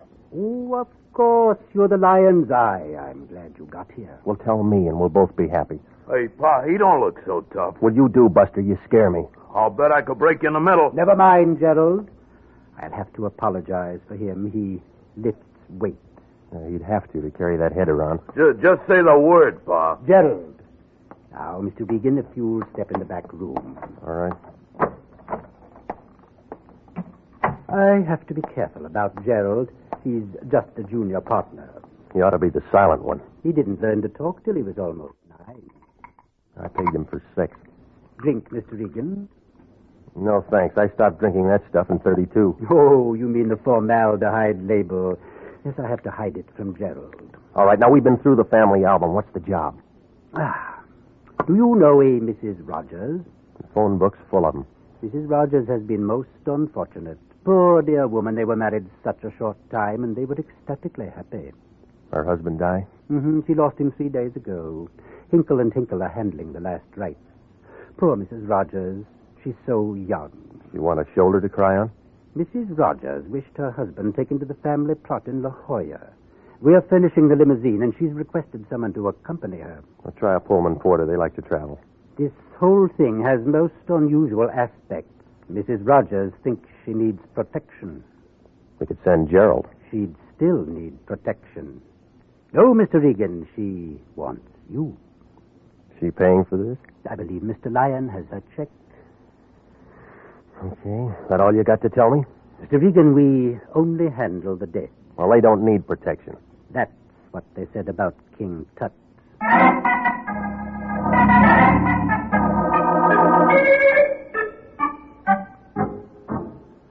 Hinkle gave me her address. It was over near Westlake Park. It was one of those new modern apartment houses painted an elephant pink. It was around 6 o'clock when I rang the bell. While I waited, I tried to figure this protection angle.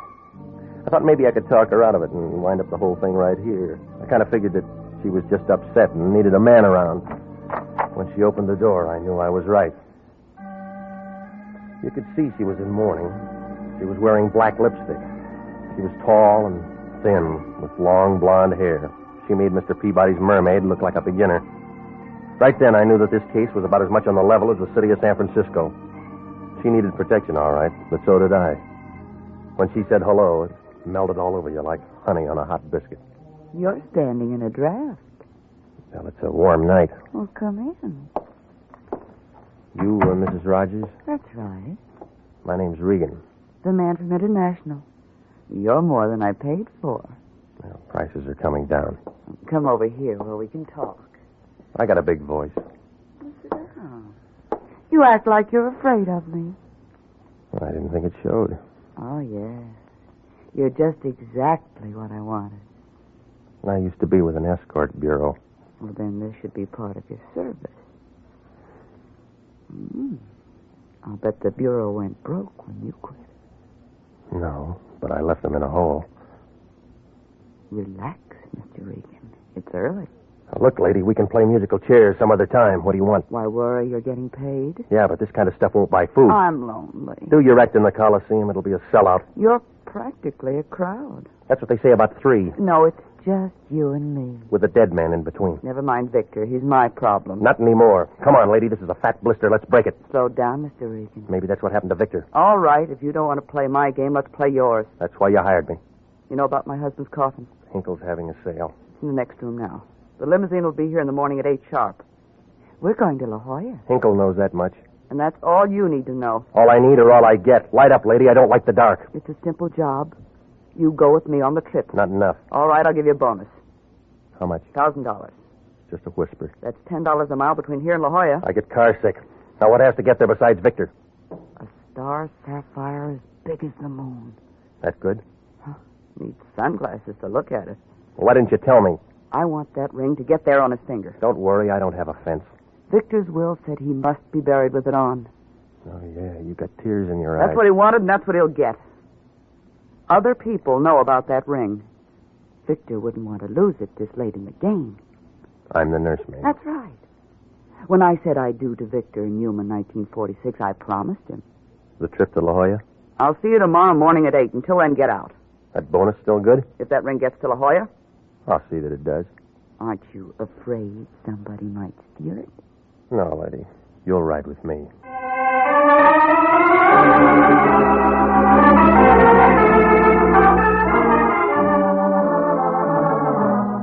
Well, I began to get an uneasy feeling, like a steer on the way to Kansas City.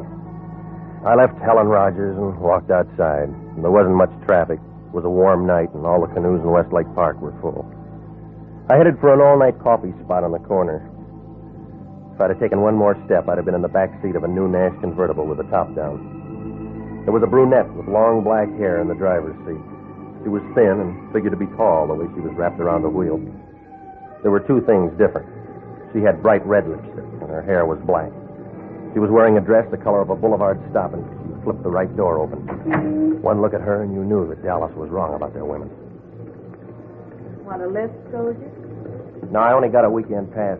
Plenty of time. You can go AWOL. Now I'm bucking for sergeant. Get in, and I'll tell you about the atomic bomb.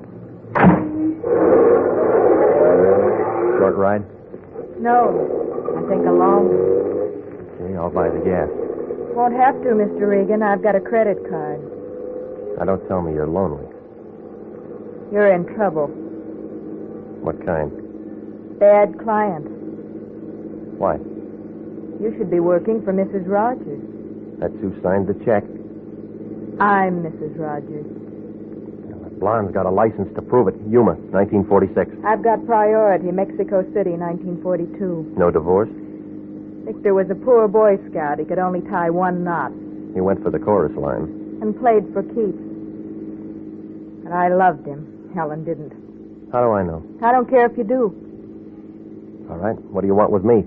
I'm his wife, his first one, his real one. We had some sort of life together before the scenes changed. It's my job to bury him. That all? That's all.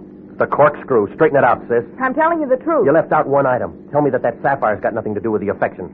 It hasn't. That's what the other Ms. Rogers said. She's a liar. A blonde one. She'll run out of bleach. You're trying too hard. I'm telling you, Regan, I'm not going to sit by and do nothing. I believe you. You're letting your fingernails grow.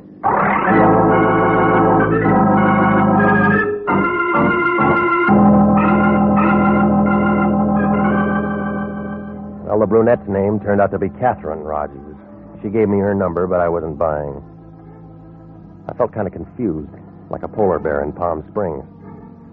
Catherine didn't have any more, so she let me off in a corner, and I doubled back to the first Mrs. Rogers' place.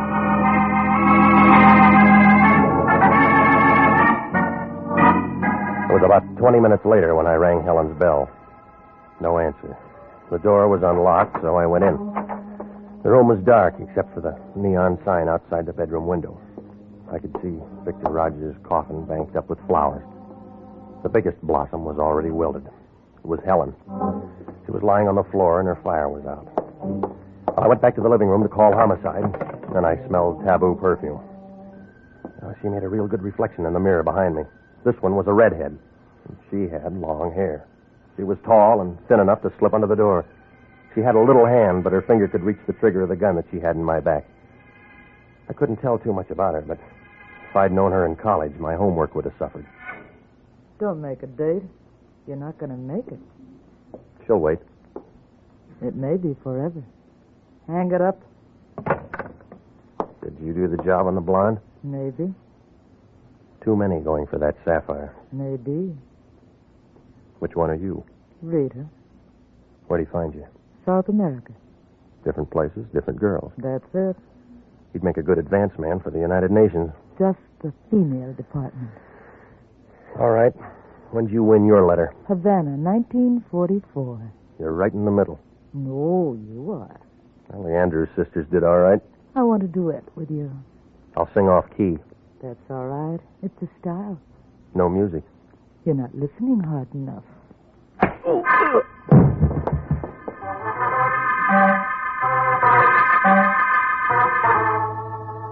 Well, South America took it away. When I came out of it, I was all head like tapped beer in a cheap saloon. The room was full of homicide. They must have got a hotshot call because they were all there. All I could see was the seats of their pants. I picked out the shiniest pair, and I knew it was Sergeant Sanduci. He was standing over me with a notebook. The way he was sucking on that pencil, I figured he must have been a lollipop man in his youth. Everybody was there. All the newspapers, the fingerprint men were dusting everything. I had about as much chance as a Christmas tree salesman in July. Sanduci leaned into me. Borderline anemia? Oh. Huh? Kind of tired? Yeah. Anybody would get tired lugging a heavy gun. What gun? This 38. It pushed a hole in that blonde. That's not mine. Who cares? The hand is yours. That's where we found it. Hey, Sanduci, let me shoot a picture of the eye, will you? Yeah, go ahead. Look happy, Regan. I got a bad smile. Oh, we'll retouch it. Good. Now look like a killer. That's enough. Oh, come on. Let's see your teeth. Beat it, punk, or you'll spend the rest of the night picking yours up. How do you like that for gratitude? Okay, Regan. Now, why'd you do it? You tell me. I'm working on it. You're out of your mind. I blow a hole in her, then crack myself in the head? I'm working on that, too. We'll work on a redhead named Rita Rogers. I'm going steady. She rapped me. It's her gun. Your forehead is wet. Work on a brunette named Catherine Rogers. She's grubbing around, too. I told you I already got a date. You couldn't see a frame in a picture gallery. We walk in and find a warm blonde in a deep freeze. You're lying there with the murder gun in your hand and you're yelling Patsy. What were you doing here? I was on a job. Yeah. The Lion sent me over to Hinkle & Hinkle, 2 needle pushers out in Washington. They sent me over here. I was supposed to go to La Jolla with that blonde. On Lion's time? I said it was a job. She was taking her dead husband down to the family plot. She was worried about a sapphire ring. Look in the coffin, you'll see. We already did. Well, what'd you find? Air. The coffin was empty.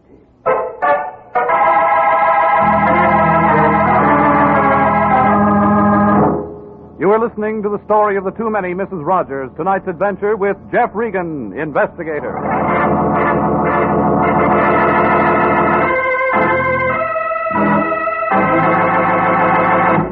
Commissions are still available in the Army Nurse Corps Reserve.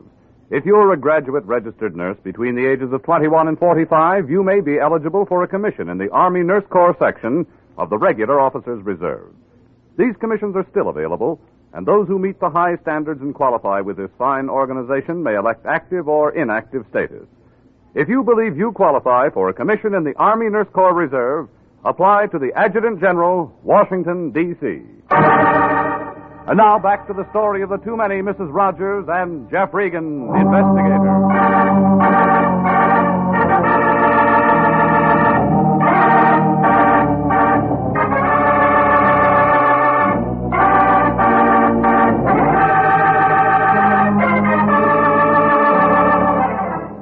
Well, I had about as much chance as a snowball in a Turkish bath. The Lion sends me to a funeral parlor run by 2 guys named Hinkle & Hinkle. They bank me off to a blonde, Mrs. Rogers, who wants protection taking her husband's body to La Jolla. He's being lowered with a star sapphire on his finger. Everybody's scrambling for it. But Victor Rogers was a collector of long-legged ladies, and the blonde turns out to be just a single in the crowd scene.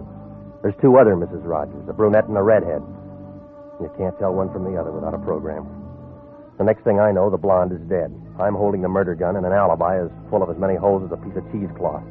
There's no star sapphire, no body in the coffin, and Sanduci of homicide is pounding away at me.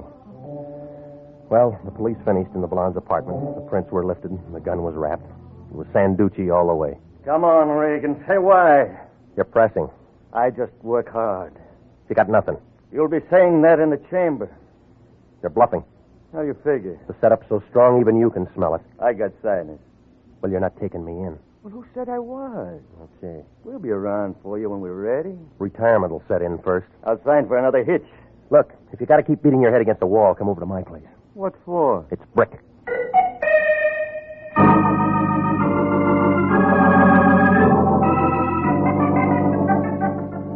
I left Sanduci still chewing his pencil and headed back for the office. I knew homicide wouldn't let the matter drop, so I wanted to see if maybe the Lion could do me any good. I didn't have any supper, but somehow I'd lost my appetite. When I walked in, the Lion was still working on that contest blank. He was keeping late hours, and the only reason he doesn't go to his hotel room is he gets a reduction in his weekly rate if he doesn't sleep in the bed. Regan, where you been? Dating Sanduci. You're in trouble. Yeah. How many times have I told you to watch that step? Well, you never check before you send a guy out on a job. What have you got? Well, she's beautiful. What else? She's dead. That's no way to run a business. You got your advance. I was thinking of public relations. Oh, stop it, will you? Somebody mentions dough and you're there with a basket. That's enough. Let's drop this case. Not until the wind dies down. I got another job for you. I'm still with the old one. The case is closed. Oh, I'm opening You it. do as you're told. Now, listen, big shot. You eased me in on that hook. Now, let's see you work backwards. Regan, you're getting out of line. Get a trace on Catherine and Rita Rogers. Who are they? A brunette and a redhead. What else? Victor Rogers' wives. What about Helen? His record broke on I Do. Well, get going and clear this thing up. Would you like to give it a whirl? Regan, don't you like working for me? I'll answer that when we both got more time. Well, I left the Lion, picked up a cup of coffee and a sandwich, and went home. Then I tried to figure the mess. A guy with 3 wives drops dead and is going to be buried with a fortune on his fingers. All the hens start clawing around. That figures. One of them gets the axe. I happen in. A setup for a patsy. That figures. But what doesn't is why is the coffin empty? Somebody pulls a knockoff to grab a sapphire and takes the stiff with it. God, I was getting nowhere, like a pickpocket in a nudist colony.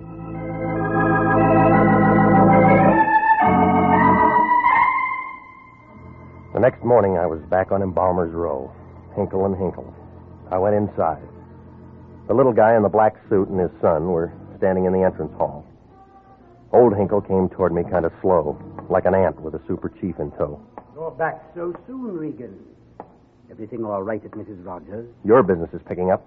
I don't understand. Neither do I. You fill it in. Now, there's no use taking that belligerent attitude. Now, listen, you. I played patsy long enough. Hey, Pa, shall I mash him? You heard Gerald, Regan. Now, get your paws off of me, quick. Oh, we're backstage now. Your grease paint's off. I don't know why you came back here. We don't know anything about it. That's your version. Look, Regan, I'm going to try to let you down easy, so pay attention. You were called on a routine job. We played our part, now you play yours. Take that trip to La Jolla. We're going to need a bigger car now. I've told you all I know. Now beat it. Homicide wants somebody. I'm going to give him you. You're on a treadmill. That's all right. It's slowing down. I'm tired of this small talk, Regan. Now get out of here before I sick Gerald on you. Is that all you got to offer? That's it. Now blow. Okay. Next time I'll bring homicide. Just won't give up, will you? Gerald? Yeah. How do you want him, Pa? Broken too? You handle it. I'll be in the back room. Fist or gun butt, Pa? Hold still. You should be glad Pa didn't say fist. It's harder. See? I dreamed about you last night, Regan. Must have been something you ate. I dreamed I broke you in two. You're still walking in your sleep. You say funny things, Regan, but your face don't go with it. All right, get away from me, you big ape. I seen a clown in a circus once. He had a big red nose like this. And he didn't have no teeth. And he had little teensy eyes way back in his head. Yeah, you make a swell clown now. I was getting nowhere, like a skyrider in a high wind. Gerald must have got tired. He stood over me grinning like a Notre Dame gargoyle. I tried to get up a couple of times, but it would have been easier to get to Ohio on a pogo stick. I kept wondering if he'd ever quit when the front door opened and Catherine, the brunette Mrs. Rogers, came in. She had a .32 in her hand and she leveled it at Gerald. Stop it! We're going to the circus. Stop it or I'll kill you! All right, you heard her. What about the circus? Come here, you. There ought to be a place for you in the sideshow. I got tired waiting for you to come to me. Yeah, thanks. Shall we go where we can talk? What do you want? You. So did Junior here. My hands are softer. Your gun isn't. You can hold it. It's not good enough. Still don't trust me? No. We'll go in your car. Well, it gets better. We'll go to your place. Okay. You won't be sorry. Why? Because I'm going to help you, Regan. You just did, lady.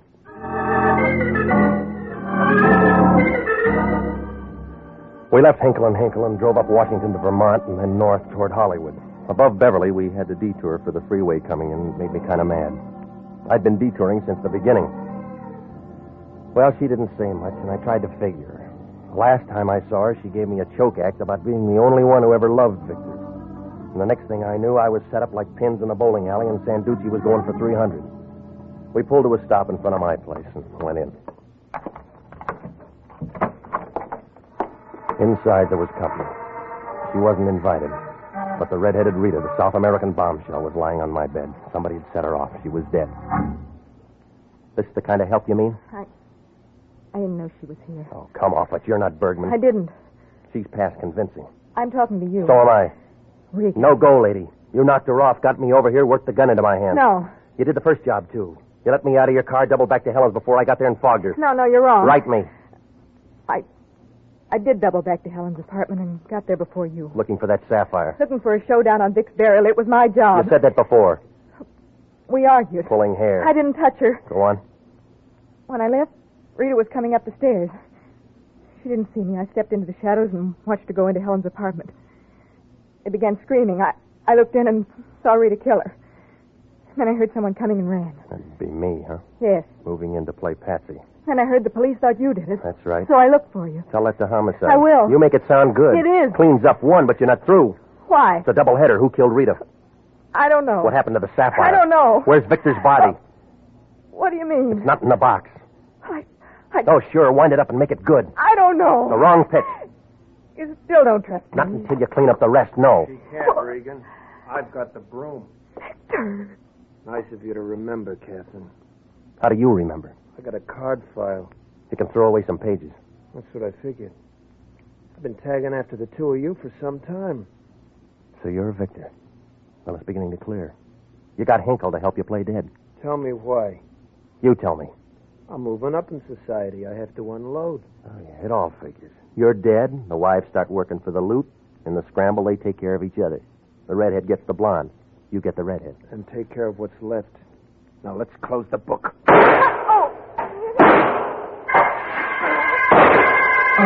Victor's aim was good. Catherine went down. Sanduci got Victor from the bedroom window. His sapphire ring caught the light as he sprawled on the floor. And then Sanduci climbed in off the fire escape. Catherine's hair was still long, but she wasn't tall anymore. Regan.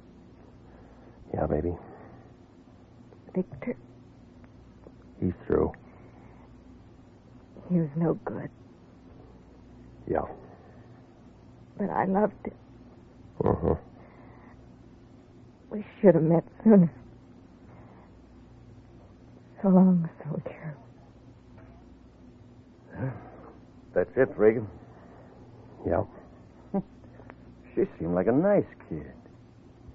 Yeah. It's going to be a long trip, but she'll make it.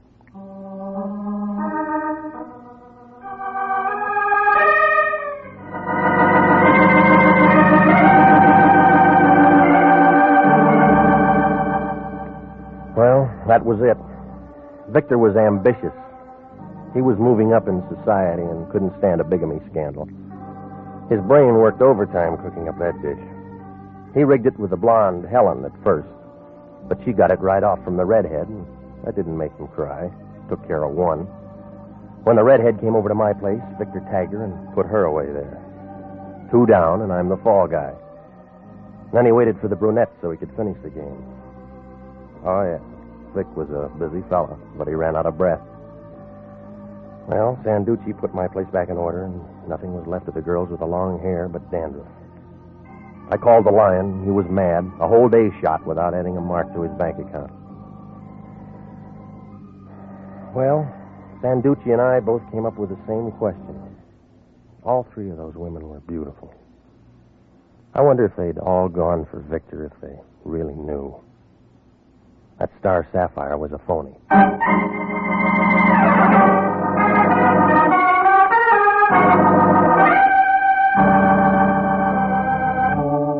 Jack Webb is featured as Jeff Regan, with Herb Butterfield as Anthony J. Lyon. Jeff Regan, Investigator, written by Larry Roman and D. Jack Newman, produced by Sterling Tracy, is heard each week at this time over CBS. Tonight's cast included Grace Lennard, Gloria Blondell, Laurette Philbrandt, John Hoyt, Jack Petruzzi, Paul Frees, and David Ellis. If you're a graduate registered nurse, please listen carefully to this important message. 29,000 nurses are needed to join the new Army Nurse Corps Officers Reserve. For the first time in history, qualified nurses have the opportunity of receiving commissions in the regular Army Reserve. These nurses will remain on inactive status, ready to serve their country in time of emergency. For further information, drop a card to the Adjutant General, Washington, D.C. Original music for this program is by Milton Charles. Bob Stevenson speaking. This is CBS, the Columbia Broadcasting System.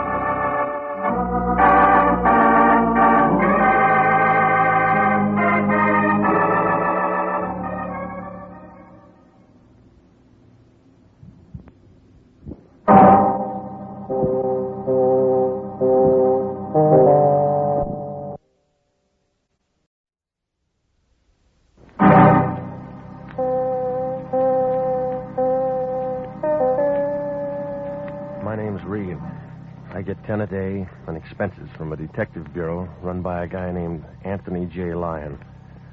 They call me the Lion's Eye. With Jack Webb as Jeff Regan, investigator, stand by for hard-boiled action and mystery and thrilling adventure in tonight's story of The Lost Lady.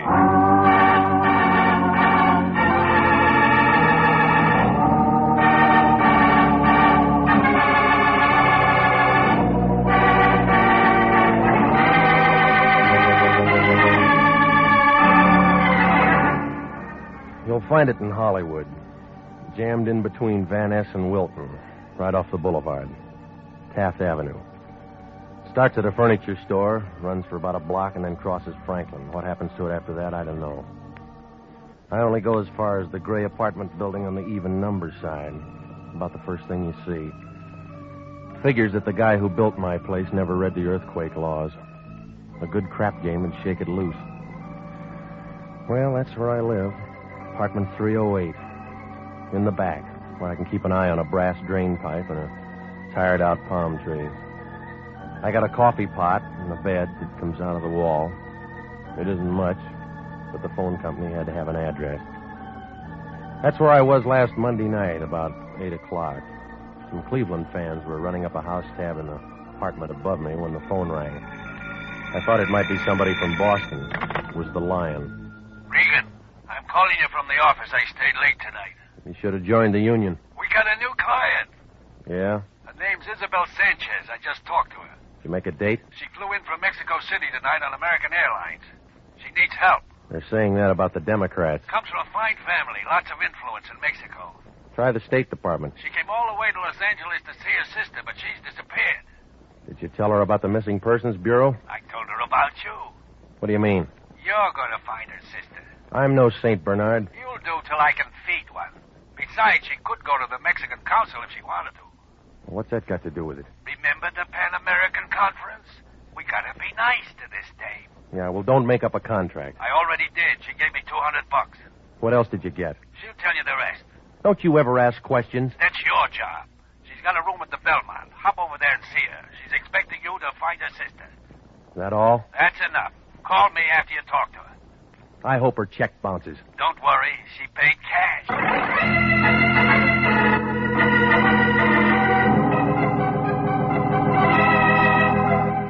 Well, you can tell that the Lion only stayed in school long enough to learn how to spell dollar. It took me about 20 minutes to get over to her hotel. Isabel Sanchez had a room on the 6th floor. I found it on the Wilshire side. 610 it was. She was a tall, blonde girl, not the least bit pretty. She had a mouthful of good-looking teeth, but she never learned how to use them in a smile. You're Mr. Regan. That's right. Come in. Please excuse me. I'm still unpacking. Come in. All right. I'm so glad you're here. I suppose Mr. Lyon told you everything. Your sister's missing. You want to talk to me? Yes. Oh, it's terrible. An awful vacant feeling. I was so looking forward to seeing Carmen again. We were very close. You talk like you don't expect to see her. Something might have happened to her. Like what? I don't know. She's always been so independent and, well, strange. Well, a lot of people have their own ideas. I'm embarrassed telling you this. You've got to tell somebody. Well, Carmen left home against my father's wishes. How old is Carmen? 22. What was the guy's name? What do you mean? All right, come on. I got to have it all, lady. There was a man in it. Yes. Martin Chambers. From here in L.A.? Carmen met him once in Mexico City. Thought she was in love with him. When was this? A year ago. She followed him back. Yes. You took a long time to catch up. I've been very concerned about Carmen. I received this letter from her a few days ago. It was the first word since she left home. Here. You can see it's not much. She asked me to come here. I took the first plane. Uh-huh. What about this address? There's no such place. I went there right from the airport. Who sent you to us? You're in the phone book. Is that all you got? Well, I have her picture, and it isn't very good. Just a snapshot here. Uh-huh. Blonde, huh? A little darker than mine. She's the same height. We wore each other's clothes. Who else did she know? Just Martin Chambers. Oh, no. Now, wait a minute. She mentioned a Dr. Menlo in her letter. Did she need a doctor? She just said he'd been very kind to her. That isn't very much to go on. I know, but you will follow every lead. Yeah, sure. What are you scared of? Why do you ask that? It's a warm night. You got the shakes. I had a long trip. Oh, yeah, I forgot. You know this Chambers? Yes? You like him? No. What's that you got there in your hand? An evening gown. Why? You didn't bring that for me.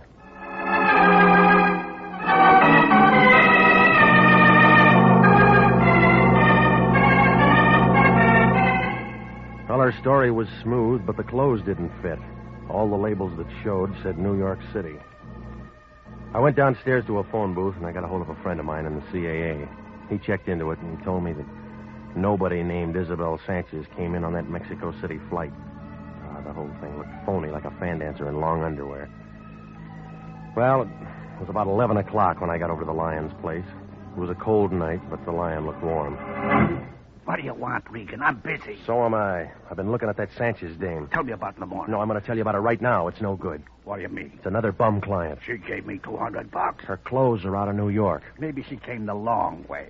She didn't come in on American. So she's got a donkey. All you got to do is find her sister. I just told you she's a phony. Let me worry about that. Well, you can start now. Here.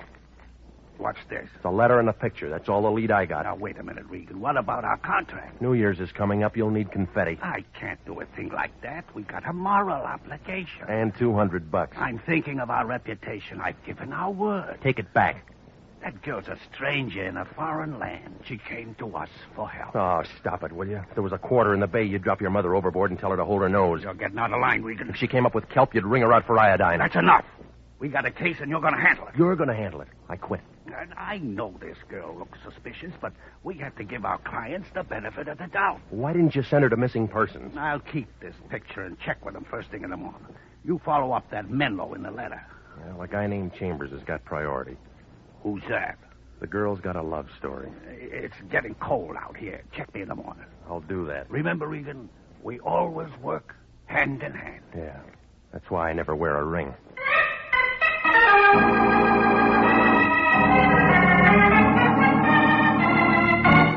Well, it was too late to do anything else, so I went home and pulled that bed out of the wall. The next morning, I found a Martin Chambers listed in the city directory with an address on Laurel. Turned out to be a 2-story apartment building about the color of a bride's blush, and it was wrapped around a swimming pool the size of a bird bath. Chambers' name wasn't on the mailbox, but a skinny guy with a load of bed sheets told me I could find the manager in apartment 15. When she answered the door, her voice sounded like a beer truck in low gear. Hello, Sonny. Looking for an apartment? You got one? No. Come on in. Having some coffee. You want some? No, I'll pass. You don't know me, do you? I just got here. I played the Palace in 26. Ah, them was the days. Write it up and sell it to the movies. Damn slobs. Central Casting had called me in 4 years. You got a card? AFRA, SAG, and the Musicians Union. I play French horn. None of them call me. I figure it's a record band. I'll talk to Petrillo. I hate this dump. My third husband gave it to me. By the way, what are you doing here, Sonny? I'm looking for a man named Martin Chambers. What do you want him for? Talk to him. Cop? No. Day that guy moved in, I had him pegged for a gigolo. His hair was too curly. Some women like that. Not me. I used to have to chase him around the swimming pool to get his rent. You're using the past tense. Where is he now? Forest lawn. That's one way to break a lease. He got boozed up about 6 months ago and drove off to Malibu Pier. Took him 3 days to fish him out. Straighten his hair? Yeah, it sure did. Oh, wait a minute here. I kind of like you, Sonny. You get around, don't you? Yeah, when the weather's good. Ever run into Louis B? No, not yet. If you do, mention my name, will you? What is it? Just say that Goldie McMasters was asking for him. He'll remember old Goldie. How could he forget? Palace in 26. Let's back to this.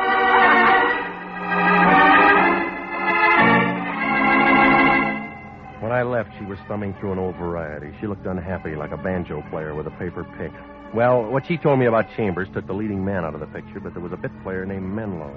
Well, I called the office of a Paul Menlo, but they said he wasn't in that day, so I drove out to his address in Encino.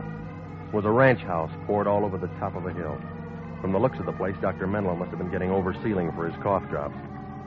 I parked my car by the gate and followed the flagstones up to the front door. When I pressed a button, I heard something that sounded like chamber music.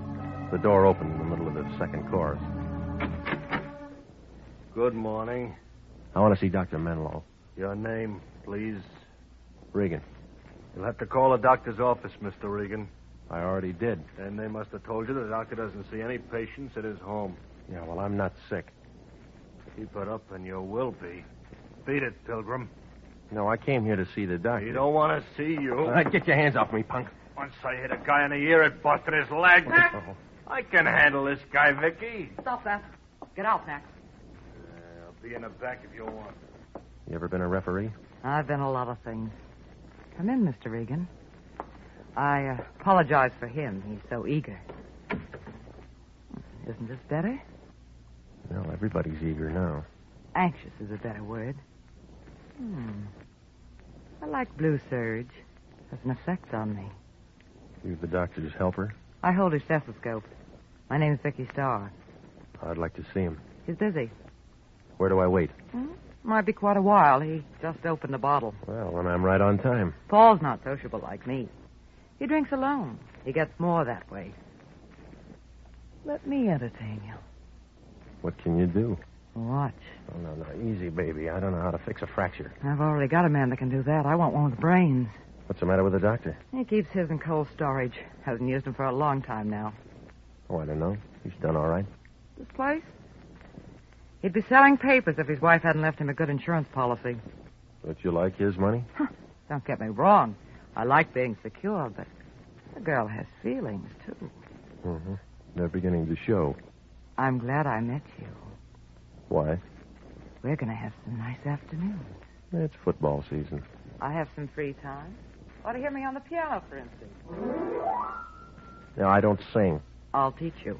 Paul says I should have an outside interest. Well, keep looking. You'll find one. You smile good, but you talk nasty. You started this conversation, sis. Max is still in the kitchen. I came here to see Menlo. You didn't say what about. I'll tell him. There's the phone. Call and make an appointment. Yeah, I'll beat it. Hello, Vicky. Who is it this time? His name's Regan. He hasn't got a business card. Max, show him out. You Dr. Menlo? Yes. Should I turn all my patients over to another doctor? Yeah, well, I know one you forgot. Tell me who. Carmen Sanchez. Go ahead, Vicky. I'll talk to him. Watch yourself, Paul. He doesn't know how to be nice. It'll only take a minute. I'll crack some ice. Good nurse. She's out of uniform. We're casual. You said I had a patient named Carmen Sanchez. Who told you that? Somebody she knew? Your a relative? Friend. You heard some wrong information, mister. I never heard of Carmen Sanchez. I read about you in a letter. Must have been another Menlo. No, there's only one with a license. You peaked, too. 25 a day? 10. I work for another guy. Who? Lyon. Lion's eye. Okay. You're still at the wrong house. You want to show me your files? Why not? Come on. Okay. They keep a duplicate at home. Help yourself. Want a drink? Too early. You don't mind if I have one? No. Anything? Not under Sanchez, no. Now, do you believe me? She could have used another name. Got any ideas? Blonde girl, 5'4", brown eyes. Means nothing. Do you ever know a man named Chambers? Yeah. In high school, back in Denver. Drove a truck. Well, that doesn't help. I'm sort of retired now. Yeah, that's what Vicky said. Nice girl. Talks to everybody. You satisfied? Not yet. Don't mention. Always glad to help out. There's easier ways to make a living. Yeah, I haven't got a wife with an insurance policy. A year ago, I'd have broke you in half for that. Now, it doesn't matter. You can find the door. I'll be back. Don't bother, Regan. Doctor will be out.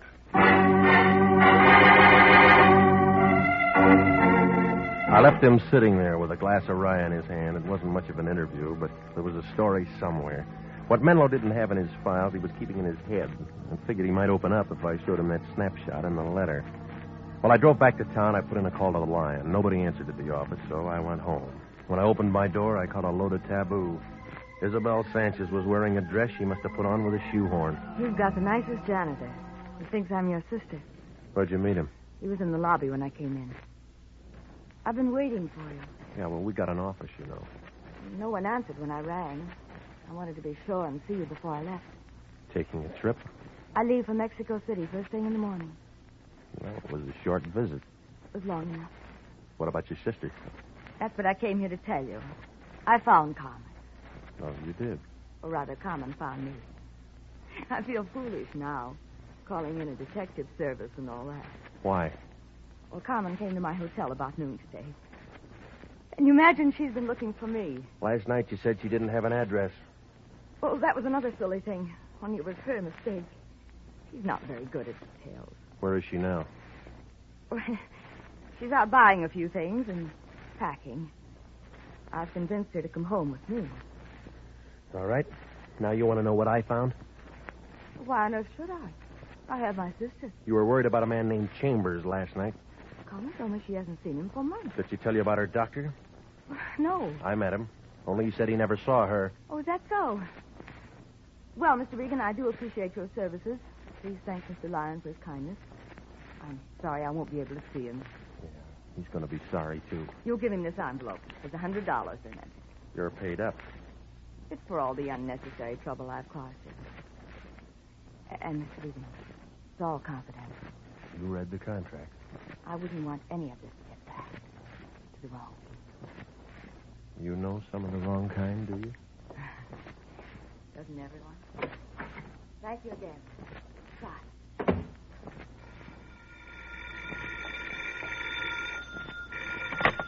Hello? You run any expenses on this thing today? No, I didn't. Good. It's all over. Isabel said she didn't see you. There's a guy named Gallagher in missing persons. Got an eye like an eagle. He took one look at that snapshot and opened a file. What kind of file? Dead and unclaimed. What do you mean? Carmen Sanchez has been dead a year, and the county buried her. You are listening to the story of the Lost Lady, tonight's adventure with Jeff Regan, Investigator.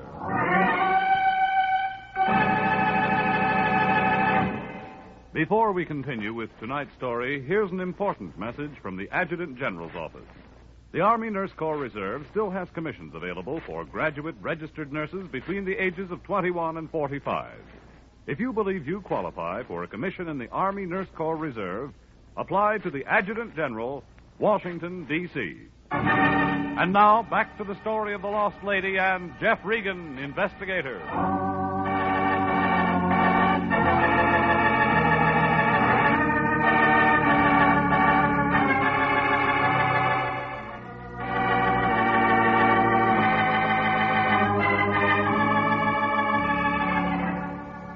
Well, there are enough angles in this thing to write a new geometry book.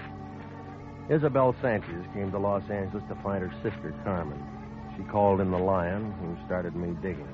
A doctor named Menlo out in Encino used a milk bottle for a jigger.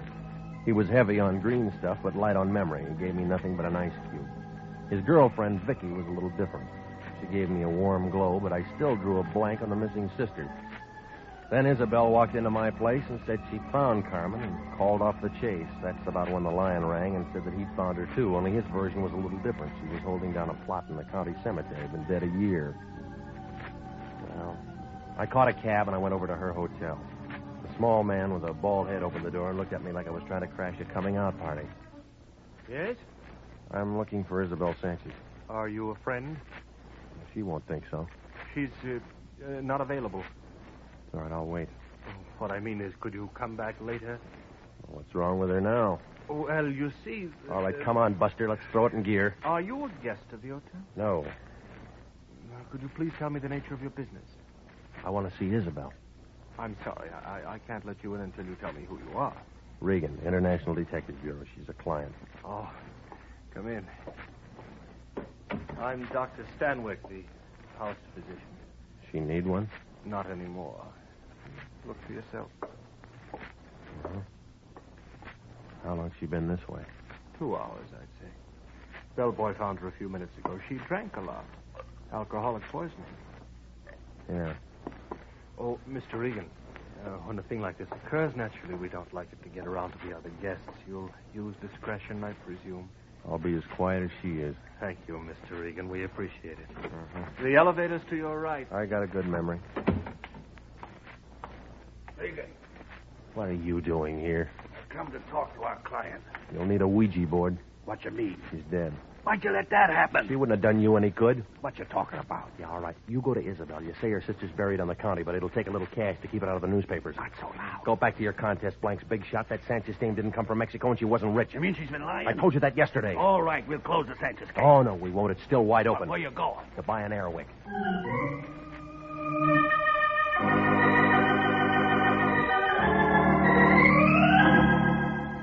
Well, I went down to the Hall of Records. It's a brown building off Temple. It leans over like an old lady with a short cane. I took the elevator upstairs, and I walked down to vital statistics. The place was empty, except for a guy sitting behind the desk. He had on a black suit with dust on the shoulders. His fingernails were dirty, and he was reading a dictionary. He must have been at a good part, because he looked mad when I nudged him. We're not on a bus. Quick, shove it. I want some information. That's what I'm here for. I'm a public servant. Now, let's get to the death files, will you? You're a morbid guy. You got a lot of stuff on births and marriages. Ask me something about that. Carmen Sanchez died a year ago in August. Tell me what from. Okay. How'd you spell it? Just like it sounds. Sanchez. 17. Solas. Tanaki. Santa. Oh. That's what happened to old Sandy. No wonder I ain't seen him around. Get the Sanchez. All right. I got the Sanchez. Carmen. 22, date of death, 8/30/47. Alcoholic poisoning. She drank a lot. Who signed the certificate? P.E. Menlo, M.D. Thanks. Next time, make it something hard. All right. Try this. Menlo's wife died about the same time. Masters, Maurice, Melbourne, Babbitt, Menlo. Sylvia, 34, 9/2/47. Alcoholic poisoning. Certification? P.E. Menlo. That guy can't keep a patient.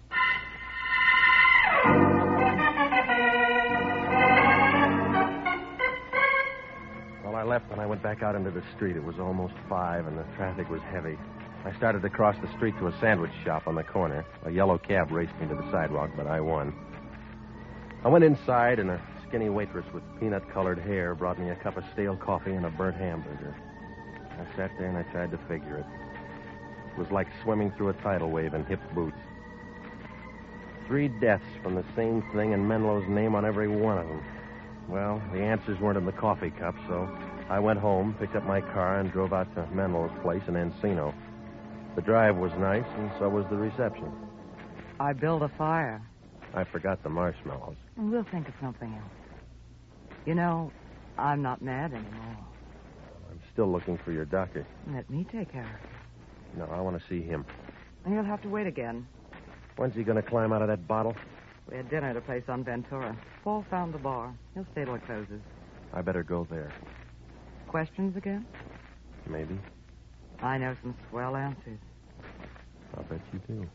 I've worked for him a long time. 1 year. How did you know? This is my night off.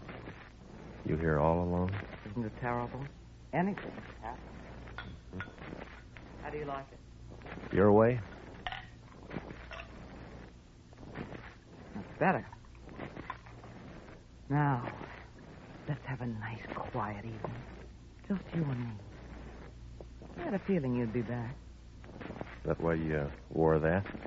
Like it? Well, you got talent, lady. Discover me. It's been a famine of men like you. You don't look underfed. Why didn't I meet you sooner? We didn't travel in the same crowd. Let's start over.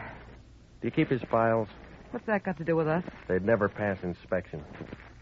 Are you talking about something I should know? Carmen Sanchez. What about her? She died. Menlo signed her death certificate. Paul's lost a lot of patience. He's not very good. Did I tell you I played the piano? You told me some other things. Did I? They make a good story. I don't like stories. Well, I'm going to tell you anyway. I thought we were going to have a nice, quiet evening. A girl walked in his office one day and dropped dead. Good opening. Why'd she do that? Alcoholic poisoning. She was a nobody named Carmen Sanchez. Story's getting dull. There was a snapshot in her pocketbook, not much else. When does the action begin? Right now, lady. The doctor's wife had an insurance policy. He convinced her to take a trip. Why'd he want to do a thing like that? So he could pull a name fix and collect his wife's insurance. He had a body. No one will ever believe this plot. He buried an empty box. How do you know? I'm going to have somebody dig it up. What about the body? He turned that over to the county. Everybody lived happy ever after. Don't you like my music? You're going to have to take up the harmonica, lady. Why? The gas chamber isn't big enough for a piano. Who's going to the gas chamber? You, maybe. And insurance fraud's one thing. Murder's a longer rap. You haven't touched your drink. I don't like mine that strong. Now, come on, lady. Get your coat. Max! I thought you were alone. I lied. Hello, Regan. You look excited. It's tough, Max. Yeah, that's easy. Soften him up. Oh! Oh!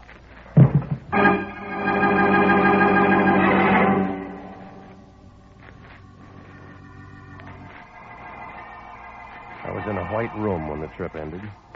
I tried to move my head, but it felt like a grand piano. So I just lay there. Pretty soon somebody put something damp on my face, and I began to see things. Vicky was there, Max. So was Menlo. If I'd have had a deck of cards, you could have played a pinochle game. Menlo looked kind of upset, like an ostrich with a sore throat. He had a needle in his hand. I get the shakes. You're all right, Paul. Now go ahead. Just like Isabel. You should have stayed out, Regan. Oh, I wanted one more look at you, baby. I hate to see the nice ones go, but it'll all be over in a minute. All right, Paul. Give me a drink, Vicky. Never mind. Hurry up. Gonna have a drink. Oh, you're too slow, Max. Yeah? Keep away from me, Max. I'll kill you. Yeah. Put down that keep gun. away from me, I swear I'll kill you. Oh, I told you to keep away. Oh. Menlo's slug took care of Max, but Vicky shot Menlo twice.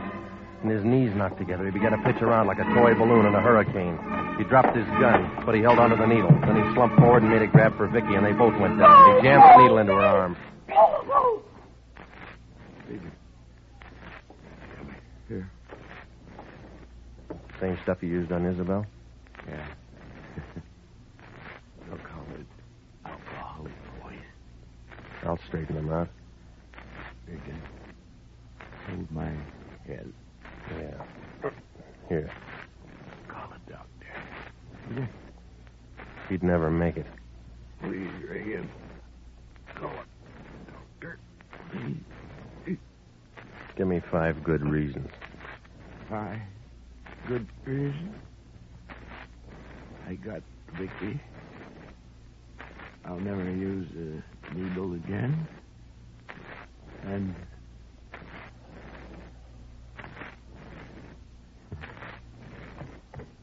you only gave me 2.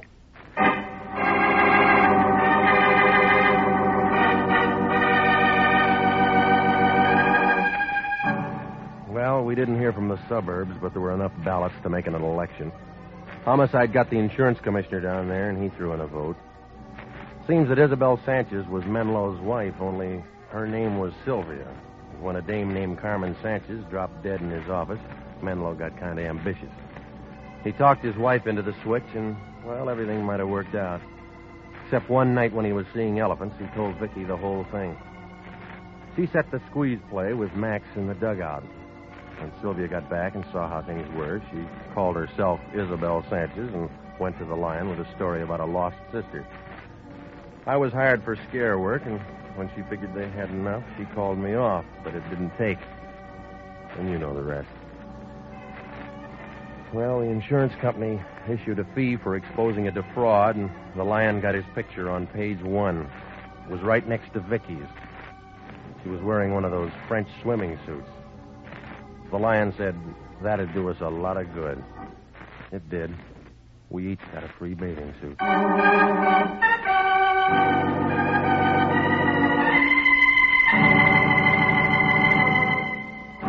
Jack Webb is featured as Jeff Regan with Herb Butterfield as Anthony J. Lyon.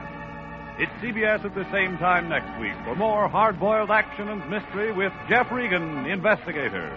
Written by E. Jack Newman and Larry Roman. Produced by Sterling Tracy. The role of Vicky Starr was played by Yvonne Patey. Lorraine Tuttle was Isabel Sanchez. Ken Christie played Dr. Paul Menlo. And Larry Dobkin was Max Brenner. Original music for this program is by Milton Charles. Bob Stevenson speaking. This is CBS, the Columbia Broadcasting System.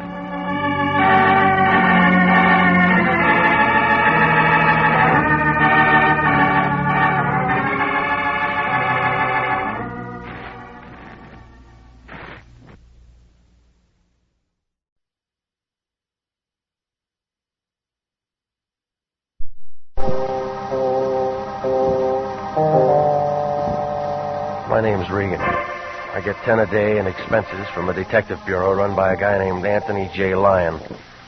They call me the Lion's Eye. Jack Webb is Jeff Regan, Investigator, as CBS offers you hard-boiled action and mystery and thrilling adventure in tonight's story of The Lady with Too Much Hair.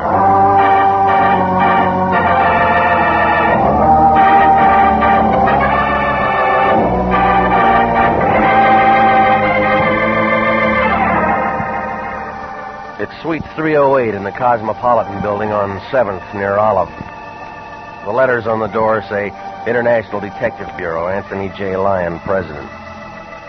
They used to be in gold, but the Lion scraped them off one day and made some kind of a deal with Fort Knox. Oh, it isn't much of an office. One room, the size of a cigar box, and it smells about the same.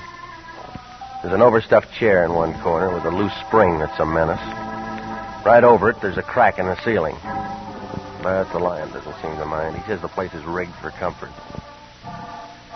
Well, that's where I was at 5:25 last Wednesday night. The Lion was sitting behind the desk looking at himself in a mirror. What he saw should have scared him. A pair of shoe-button eyes mounted in a head like a Spanish onion. You know, Regan, I don't feel like I used to. Neither do the Republicans. Think I've got that middle-aged look. Just the spread. It's getting a little scarce on top. Change your shampoo. I shouldn't be getting bald at my age. I'm only 39. Your addition's kind of bad, isn't it? I guess it's because I got so much worry. Running this business takes a lot out of a man. Takes more out of your clients. They get good service at reasonable rates. Well, I've heard the commercial. Regan, cancel all arrangements for tonight. You're going to be busy. Doing what? That's the trouble with you, young man. Too hasty. Learn how to relax, like me. Tell that to your ulcer. Ever hear of a lady named Hazel Carr? No. Well, you're going to. She's a businesswoman, and we got business with her. What kind? Later. When? Anthony J. Lyon, International Detective. Yeah. 1302 Beechwood. Right away, Mrs. Carr. Okay, there's the kickoff, Regan. Who's playing? You and a red-headed guy. Hop over to this address and hide behind a tree or something. I forgot my beard. You'll see a red-headed guy coming out of the house in about 45 minutes. Get a real good look at him. Why? He's the guy you're going to study so you'll know him any time you see him. Where does Hazel Carr fit? She's inside the house. After you spot the guy, go in and see her. Fill in the rest. She'll give you all you got to know. Now get moving and stay on the ball. I work for you. How can I get off?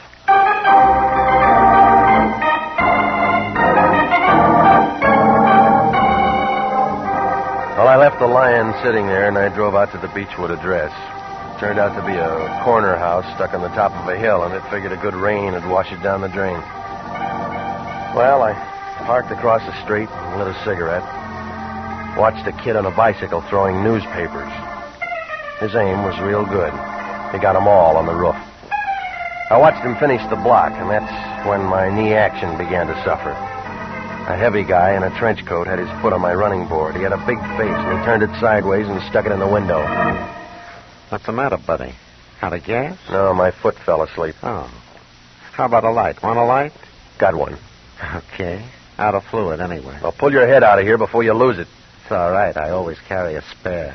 Come on, beat it, Buster. You spoil my view. Oh. Peeking, huh? Maybe. You say maybe. I say yes. All right, what do you want? Same as you. You're looking. I'm looking. Whose side you on? Depends. On what? Whose side you're on. See ya. That was when the front door of the Carr house opened and 6 feet of pinstripe gray came out on the sidewalk. His 200 pounds was topped off with a bush of red hair, and he had a face to match. It had a flushed look, like a high school boy at a burlesque show. He started down the street. The guy in the trench coat crossed over to the other side and moved after him, kind of slow. Then they disappeared around the corner. Well, he was playing his hand, I was playing mine. I climbed out of my car and walked up to the door of the car place. The bell sounded like something that should have been in Buckingham, but the woman who answered wasn't any queen. Yes? My name's Regan, International Detective Bureau. Oh, Lion's Eye. Please come in, Mr. Regan. I'm Hazel Carr. All right. You saw him, I suppose. The redhead? Rather large, isn't he? The Dons are missing a bet. Sit down, Mr. Regan. May I offer you something? I'll try a story. We'll get to that in a moment. What's wrong with right now? We have other things to discuss. You have a dark suit, I suppose? Yeah, I got it on. Well, get it pressed. You're going out tonight, Mr. Regan. I'm already booked. Then disappoint her. You see, from now on, you're working for me. Come on, strike a match, lady. I don't like the dark. You're going to meet the 7:10 at the Union Station. My daughter Phyllis is coming in. She's been at an Eastern school getting finished. How'd she turn out? Just a vacation. She's dying to see Hollywood. She should have a young man. Well, I'm no escort bureau. I want more than an escort for Phyllis. I want a man with authority. She play that rough? That redhead you saw. He thinks he's in love with her. We all make mistakes. But he's impetuous. Follows her all over. He even threatened her. He says he'll kill her and himself if she doesn't marry him. Well, either way, he loses. I don't care about him. It's Phyllis that worries me. She's so young. Mm-hmm. But I don't want her to know that things are so bad she needs protection. You must remember that. Maybe she'll figure it out herself. Don't let her. Anyway, I've wired her that a young man was going to meet her at the train to show her around. A nice young man. Can you act the part? I'll try. I'll see that you do. Who's that boy out in front in the trench coat? I don't know what you mean. Okay. Anything else? I made your reservations for dinner dancing at the Grove. Now show her a good time. You're paying the bills. And keep her occupied until I figure out a way to get rid of that redhead. Murder might work. Now, think about it. Call me after you pick her up. Sure. Now, you better go. Okay. Oh, Mr. Regan. Yeah? Here. What's this? Emily Post. Read up on your manners.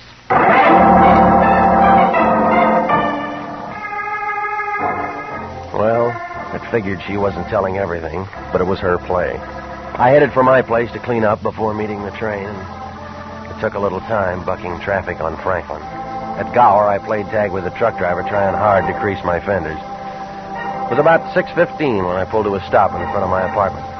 When I opened the door, I smelled cigar smoke. Somebody was over for a slumber party.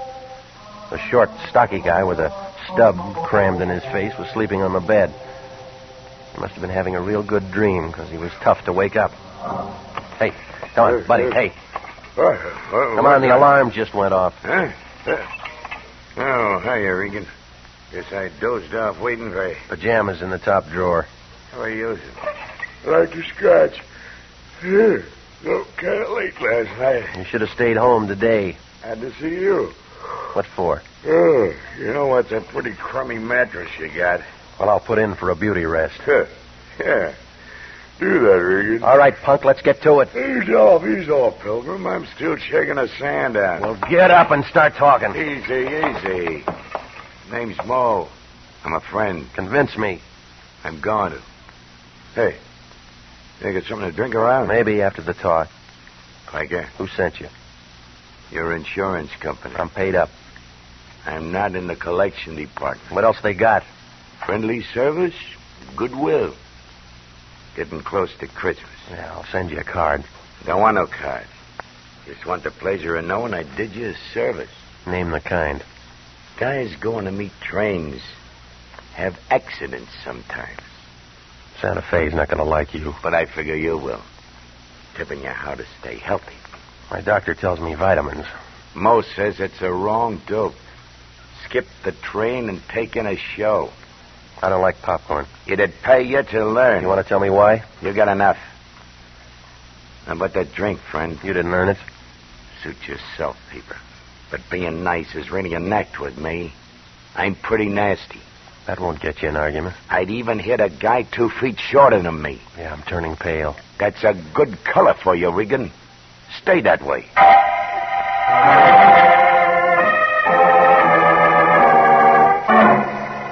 He chewed on the cigar a couple of times, and then he went out to find a spittoon. Oh, the whole thing had a crummy look, like a box of stale crackers. I tried to figure whether he was working for the redhead or grubbing around on his own, but not enough scenes were in to make it a full picture.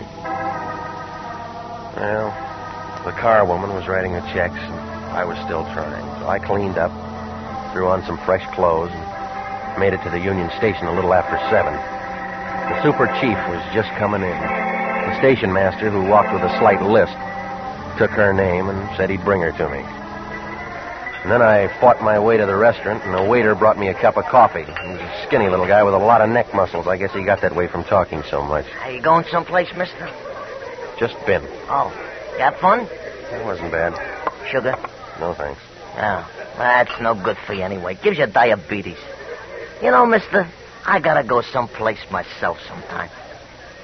I got a suggestion. I've been working here 12 years, yeah. People come, people go. Pete Broidy stays on forever. Hey, cream? No.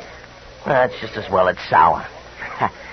You know the farthest place I ever go, mister? That first door to the right. Are you Mr. Regan? Yeah. I believe you're waiting for me. You got a name? Phyllis Carr. That'll do. Oh, but darling, aren't you going to ask me to sit down? You can handle that yourself. Thank you. Where's your baggage? We'll have to pick it up. Are you going someplace, lady? I just got in. I've been figuring on going someplace myself. I was just telling your friend here. Get us some coffee. But I... Get it. Okay. I'm just being friendly. Yeah, I'm going to adore it here. Town full of mashers. You'll get along. I'm much older than I look, you know. Carry a sign. Well, you don't seem very happy with me. I'm dreadfully sorry. You're much better than I expected. Your mother thought different. Oh, she's a dear. I thought at first she might pick me one of those children from UCLA. Well, they'll grow up. But darling, who can wait that long? I want to have fun while I'm young. What kind of school do you go to? All girls. Well, that explains a little. And it's very progressive. Here's your coffee, lady. Oh, thank you so much. Don't mention it, lady. Yeah, like I was telling your friend here before. Where are you going, Mr. Regan? I figured on going... No, not you. Me. Me. Oh. To phone your mother. Say hello to the dear for me. I'm going to say a lot more. Now, you sit right there till I get back. Oh, whatever you say, darling. I'll be making myself more beautiful. Save that for the redhead. Where'd you hear about him? News gets around. You're more my type. Now, you better settle for UCLA. You don't want to wind up an old maid.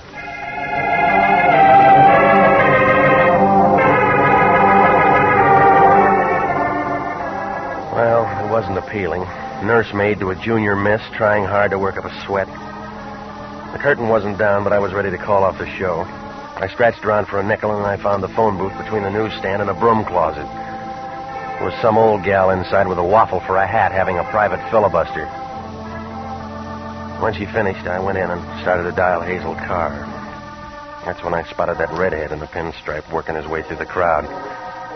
He had an eager look, like an English setter flushing quail.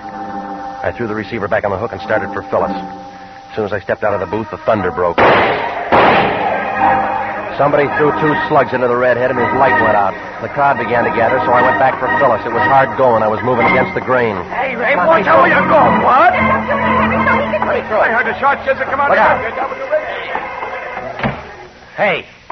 Hey, you.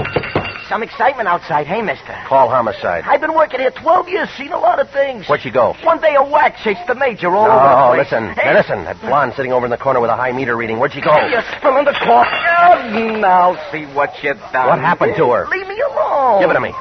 She went out. When? Well, just after you did. Before or after the shots? I don't remember. Well, think. Before. Yeah, before. I remember watching the way she walked. She get a date? She tried, but she said she was going steady with a red-headed guy.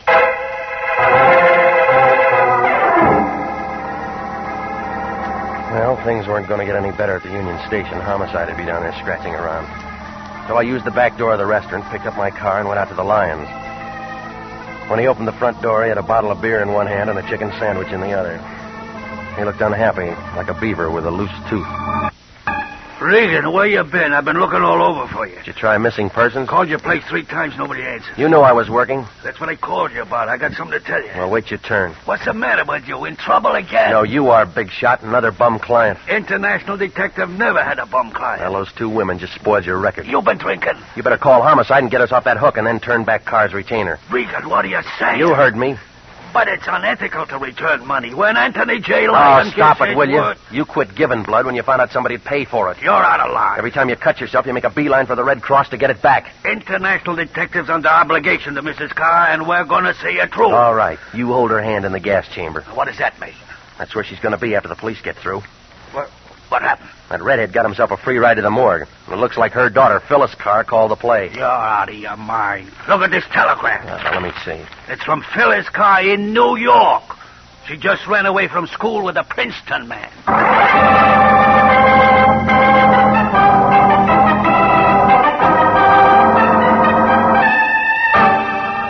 You are listening to the story of the lady with too much hair. Tonight's adventure with Jeff Regan, Investigator. Commissions are still available in the Army Nurse Corps. Graduate registered nurses between the ages of 21 and 45 may qualify for service with this fine organization. Nurses may request active or inactive status. Those on active status enjoy the same privileges as regular Army officers. Those on inactive status may continue their civilian nursing duties, but stand ready to serve in time of emergency.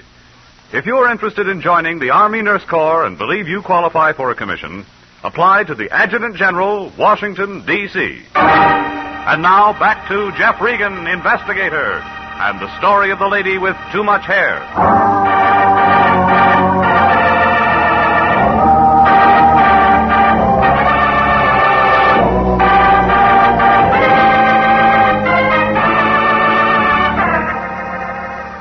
Well, it all made sense, like a girdle on a Siamese twin. Started out with a redhead and a pinstripe and wound up a nursemaid job with a girl named Phyllis. While I'm in a phone booth, somebody throws a couple of sleeping pills at the redheaded guy. The smoke cleared and Red's doing the big sleep in Union Station and my date somewhere else. The Lion makes it a Sunday special with a telegram that says everything is off. Well, it didn't take 20/20 vision to see that the girl in the station was a substitute or the telegram was a phony. Well, it was easy to figure my next move. I went across the street, and I found a booth way over in the corner. I was 2 drinks into the house when the skinny guy in the trench coat eased down beside me. Hi, Regan. Think it'll help? You get around. So do you.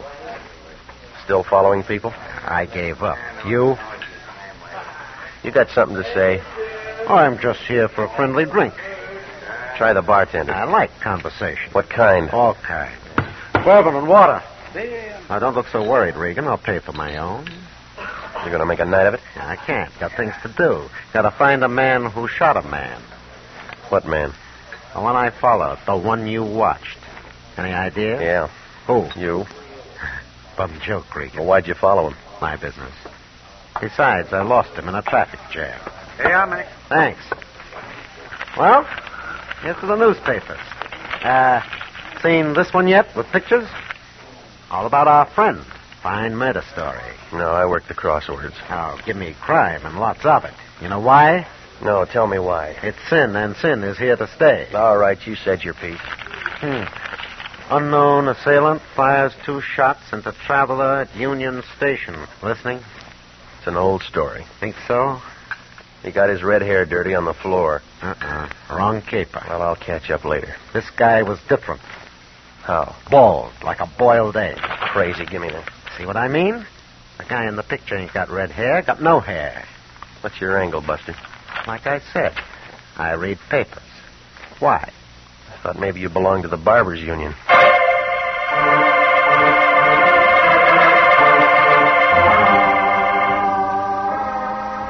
Well, it turned out to be an even trade. I took his newspaper, and he got my ice and the drink.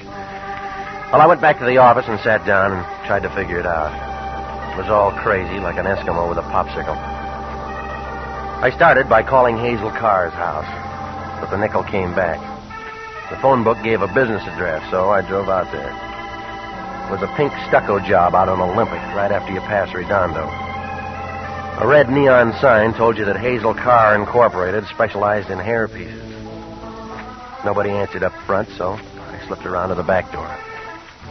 The door opened into a workroom. I scratched a match. Somebody had been looking for something, and it wasn't dandruff. Every wig in the place was torn apart. It was just about then that I heard a step, and then a flashlight jumped out at me, and I smelled a cigar. It was Mo. Hi, Regan.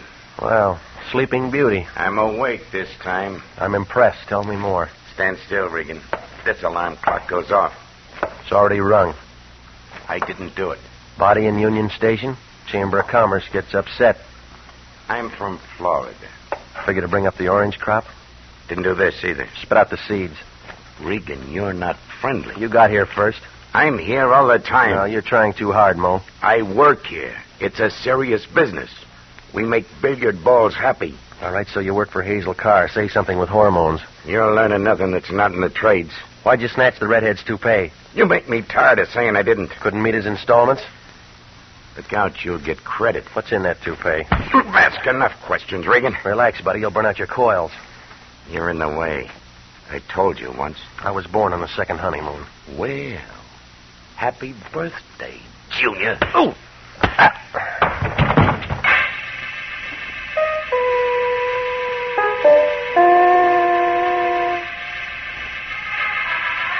I was lying face down in a pile of Santa Claus beards and yak tails. When I rolled over, there was the Lion. He was shaking like a polar bear in a French bathing suit. Wake up. Regan, wake up. I could hire a detective for the price of you. Get a midget and he'd starve to death. We got a client. She needs you. What are you, Silent Arrow? I'm a nursemaid with you around. She called the office. Gonna have another daughter? I told you it's legitimate. She didn't know nothing about the phony. Where is she now? 1629 Locust Avenue. Why? She's in the middle of a smuggle. You sure? It adds up. She pays the bill. She's straight. How'd you meet her in the first place? I got a right to a private life. Not at your age.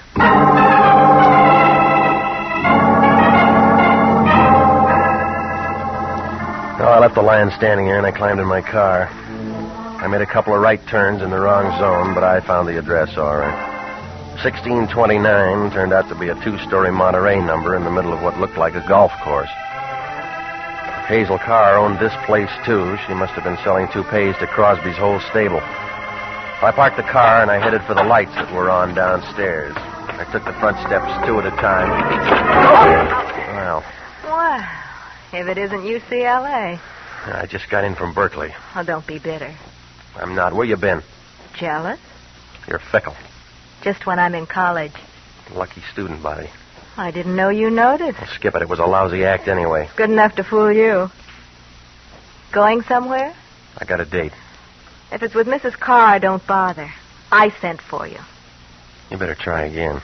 Your boss just got a phone call.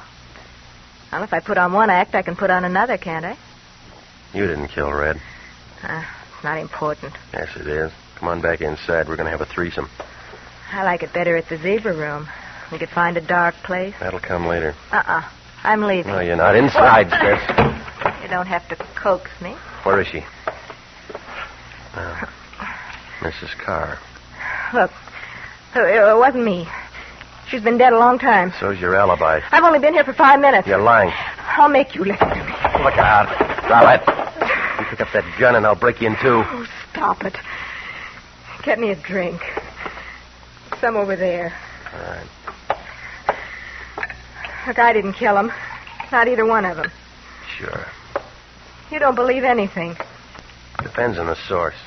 Here, this'll slow you down. Thanks. All right, now let's start talking. You got me into it. Mo? Maybe. Say yes. Don't be personal. You get me out of the way so he can plug the redhead and snatch the toupee. Mo's impulsive. That's all. Forget about him. But the toupee was empty, so the two of you have to scratch around some other places for it. Hell, I wrung my fingers through your hair. Let's stick to the subject. I wish you would. Did the redhead know he was carrying an empty load? Nobody did, except Mrs. Carr. It was a smuggle, and she was holding out. It's a mistake for a woman, don't you think? They had a trio, and she wanted to sing solo. The boys weren't smart like you are. Maybe she was worried about her daughter. Maybe she wanted to go straight, and the boys didn't want her to. You're wasting our time. Let me show you where I fit in. No, you're on the wrong floor. There's a way to fix everything. You're an accessory. I can become essential. You'd get lipstick on my expense account. Come here. Now, break it up, baby. You scratched around every place. You still can't find the goods. I think I found it. You figure the old lady used me as a safe deposit box? Where else could it be? All right, supposing I got it. What next? Do I have to draw a diagram? We might as well be realistic about this thing. What's it worth? $50,000 of the white stuff. I don't like to dream. You look like you could use one. I'm extra. Meet the contract there. Oh, yeah, this act figured to do it. Mo. You had a good memory. Mo, baby. Skip it.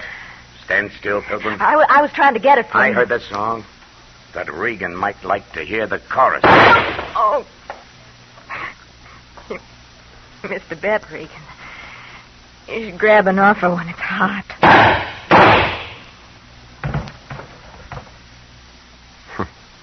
Don't be sad, Pilgrim. She smiled at all the boys. Come on, let's get out of here. You'll look better with slow paralysis.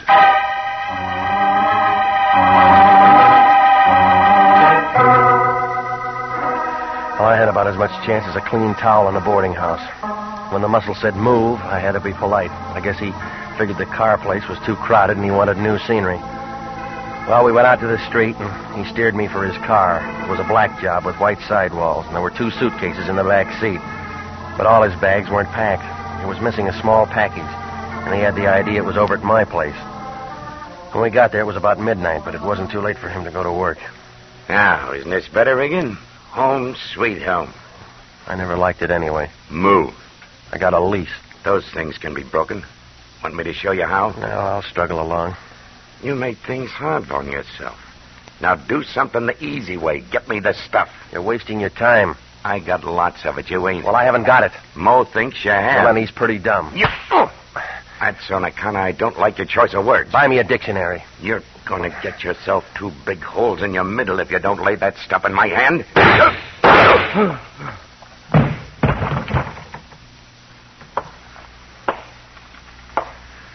Sorry I had to do that to him, Regan. I forgive you. I just came up to get my newspaper back, and he was acting nasty. The little guy in the bar. My boss doesn't like it when I shoot people. Uncle Sam, huh? Mm-hmm. Narcotics. I tried to tip you off before, but you weren't listening. Somebody should have tipped Mo. Weren't you watching? I just did.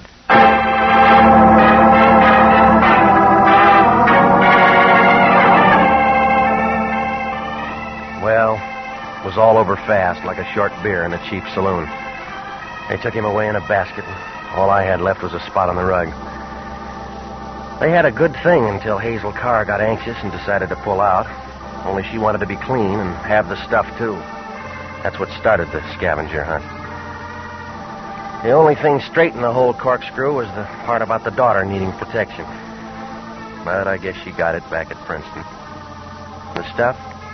Oh, it finally turned up. Hazel Carr had found herself a good place to hide it. The feds spotted it the first thing the next morning when he saw the Lion. How could he miss?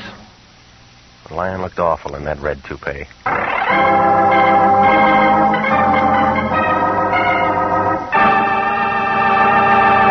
Jack Webb is featured as Jeff Regan with Herb Butterfield as Anthony J. Lyon.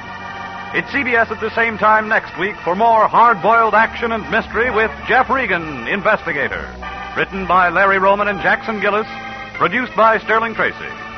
Included in tonight's cast were Mary Lansing, Ken Christie, Sidney Miller, Lorette Filbrandt, and Ed Barrier. 29,000 nurses are needed to join the new Army Nurse Corps Officers Reserve. For the first time in history, qualified nurses have the opportunity of receiving commissions in the regular Army Reserve. These nurses will remain on inactive status, ready to serve their country in time of emergency. 4,000 of them, if they wish, may choose active duty. All nurses who receive commissions will benefit from the opportunity for specialized training offered to them by the Army. Inactive reserve status will not interfere with the nurse's civilian life. If you're a registered graduate nurse between the ages of 21 and 45, drop a card to the Adjutant General, Washington, D.C. Original music for this program is by Milton Charles. Bob Stevenson speaking. This is CBS, the Columbia Broadcasting System.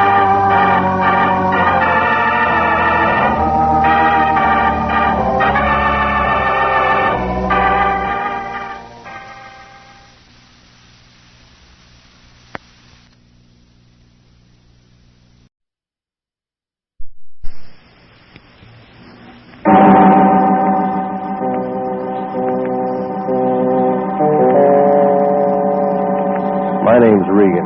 I get 10 a day in expenses from a detective bureau run by a guy named Anthony J. Lyon. They call me the Lion's Eye.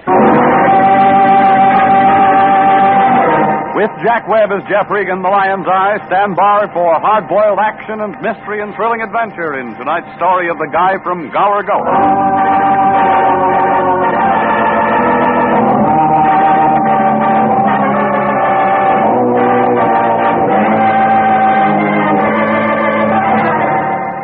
It's a gray building, about the color of moldy bread. It's an apartment house in the middle of Hollywood, and it figures that the guy who built it quit voting when they named the street it sits on, Taft Avenue. My place is furnished with war surplus from the Spanish-American War. Well, it's got a hat rack, and that's where I live, number 308. In back, where you get a view and some fresh air from the alley. One's about as bad as the other.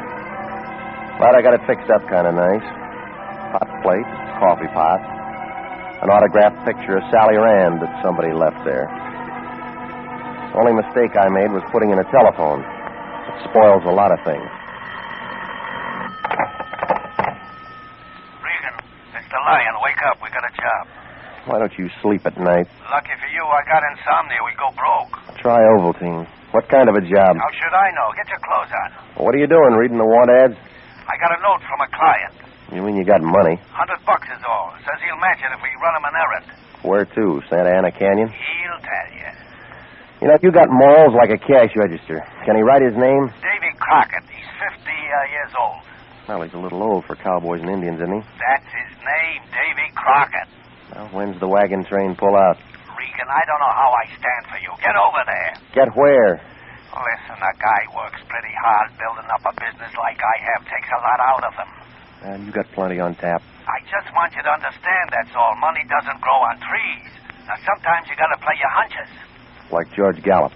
This time I got a feeling the guy's okay. He writes like a gentleman, Regan. I want you to treat him like one. Well, where do I find him? He's in a location can give us a lot of business. Where? The city jail.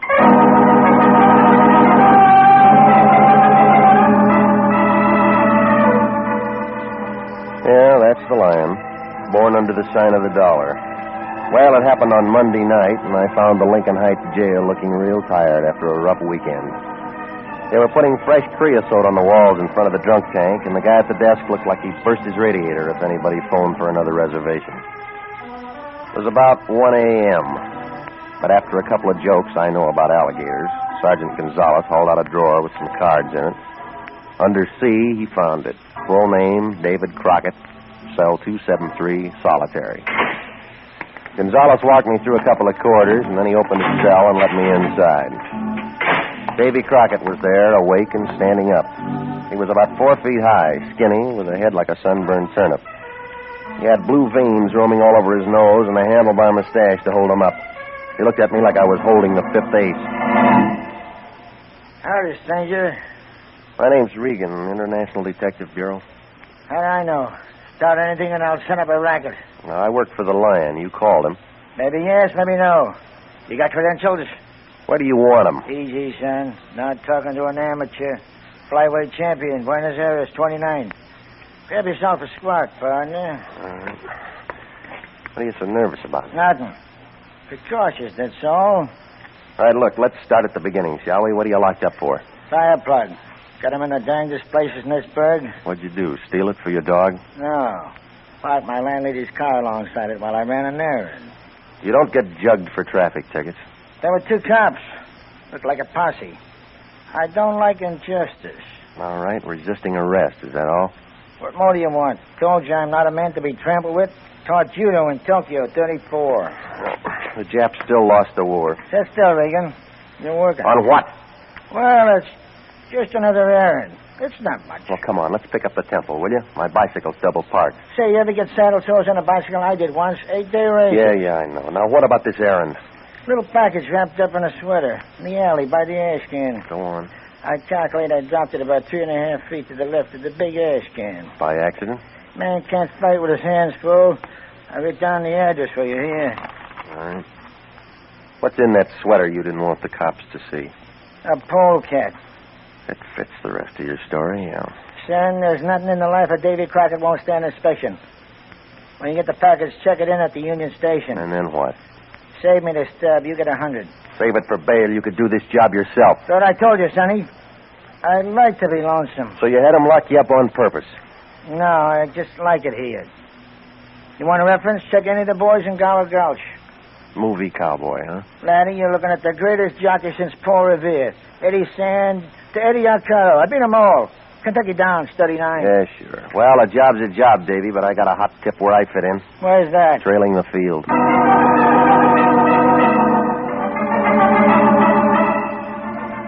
Well, I left the little man running his fingers through an old copy of Variety, and I went out into the street. It was about 3 o'clock, and a truck was throwing some water out and giving the gutter a shampoo. I picked up my car and started out to play retriever. That's when I spotted the blonde tailing me. She was using a 37 Packard, and the top was down. I could see her in the mirror. I could tell she had yellow hair like a rag doll. It took a few fast turns to get rid of her, but then I was solo when I pulled to a stop by the alley off Gower. It was in back of some old movie studios.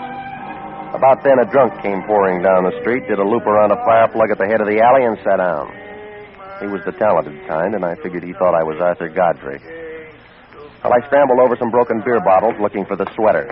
It finally showed, lying beside a pack of newspaper and some dame's torn petticoat. That's when the drunk lost his tilt and began looking at me.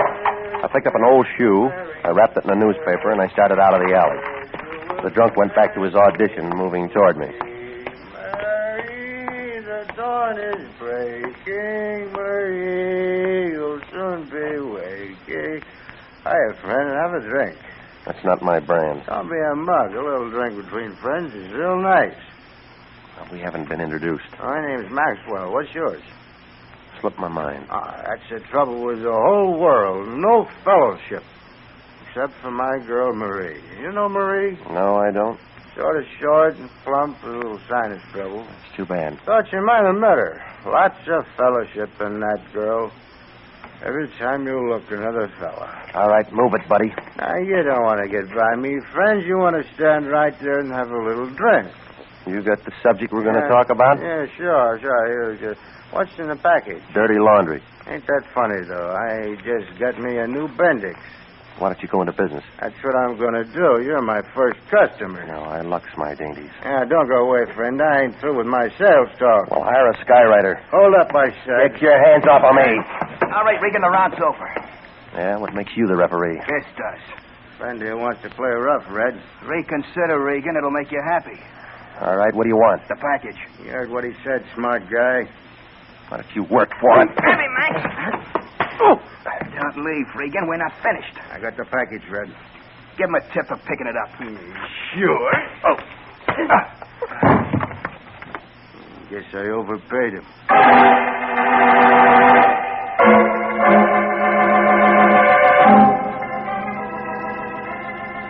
Well, it was easy to see it was their play. I had about as much chance as a midget in a basketball game. The muscles ambled off with the package that they took from me, and I crawled back for that sweater. It was still there, wrapped around something hard and round. And when I ripped it off, a shine caught my eyes. It was a metal can of movie film, and the word Peru was marked on it. Not much for all the hush-hush, but it must have had a story. Well, I looked up a friend of mine who owned a camera shop, and I made a commotion with a $5 bill. That shook the sand out of him, and he rented me a projector with sound. The Lyon's house was the next stop. We threw up a sheet on the wall and turned on the film. That completed the night. We had a trip to a good neighbor without a passport. Turned out to be a Joan Fitzpatrick giving with some kind of a travelogue. The most colorful in the world. A temple of worship. Home of Peru, 2,000 years old. A movie? Well, stop screaming, will you? It's free. You know I can't stand movies. I got sore eyes. All right, shut up and listen to this. New Peru, the marketplace. A street vendor dressed in gay native costume selling delicacies to Peruvian children. Beads and jewels of exquisite beauty wrought by the hands of master Peruvian artisans. Horse racing and innovation from the modern world. And native dance. I'm going to bed. You won't sleep. I stole your eyeshade. Oh, Regan, I gotta get up early. I got lots to do. It'll keep. A veritable symphony of motion. And so, it's with heavy heart we say adieu to lovely Peru, land of the Peruvians, land of charm and enchantment. And with the setting sun, we take our leave. Well, what'd you get out of it? A headache. Yeah, we'll talk about it in the morning. No, I can't wait. What you doing now? I'm phoning the city jail. Looking for a room? Looking for information. Davey will supply it. You've been drinking. Now listen, big shot. Somebody's after this film for some reason. I'm going to find it. City jail, Sergeant Gonzalez speaking. Danny's Regan. Oh, hiya, Regan. I'm glad you called. I just got that joke about the alligators. Yeah, well, do me a favor, will you? Sure, pal, sure. See, I told it to the lieutenant. He's still laughing. You know, it may earn me a promotion, pal. Let me talk to Davy Crockett. Oh, I can't do that, Regan. Well, you can say I'm his lawyer. Well, it's not that, pal. He's not here anymore. What do you mean? Some guy bailed him out 20 minutes ago. When I was telling the lieutenant the joke, this guy in the briefcase comes in, slaps down the bail. Out walks your friend. Well, he said he liked it there. And Davy must have changed his mind. Where'd he go? Not very far. Just over to the morgue.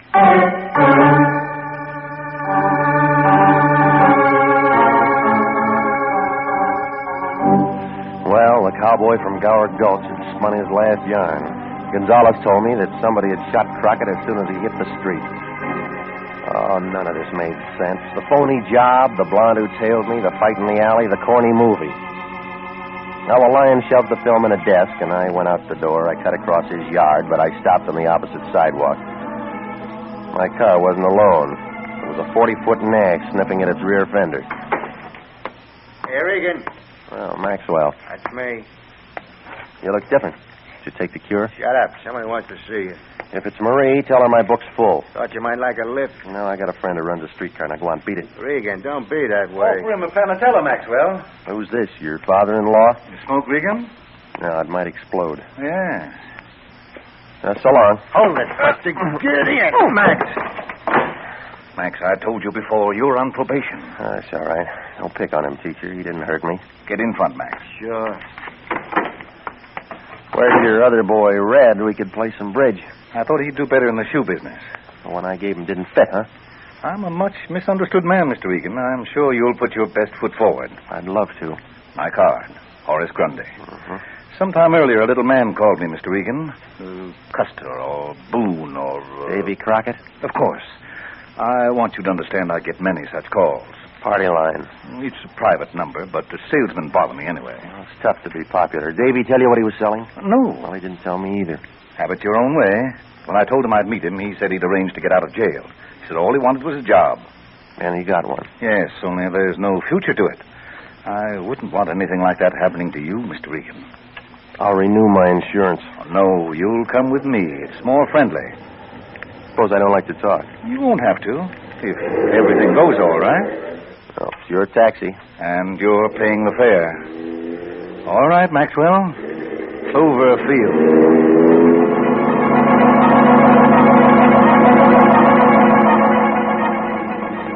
I never knew a guy could say the name of an airport and make it sound like Forest Lawn.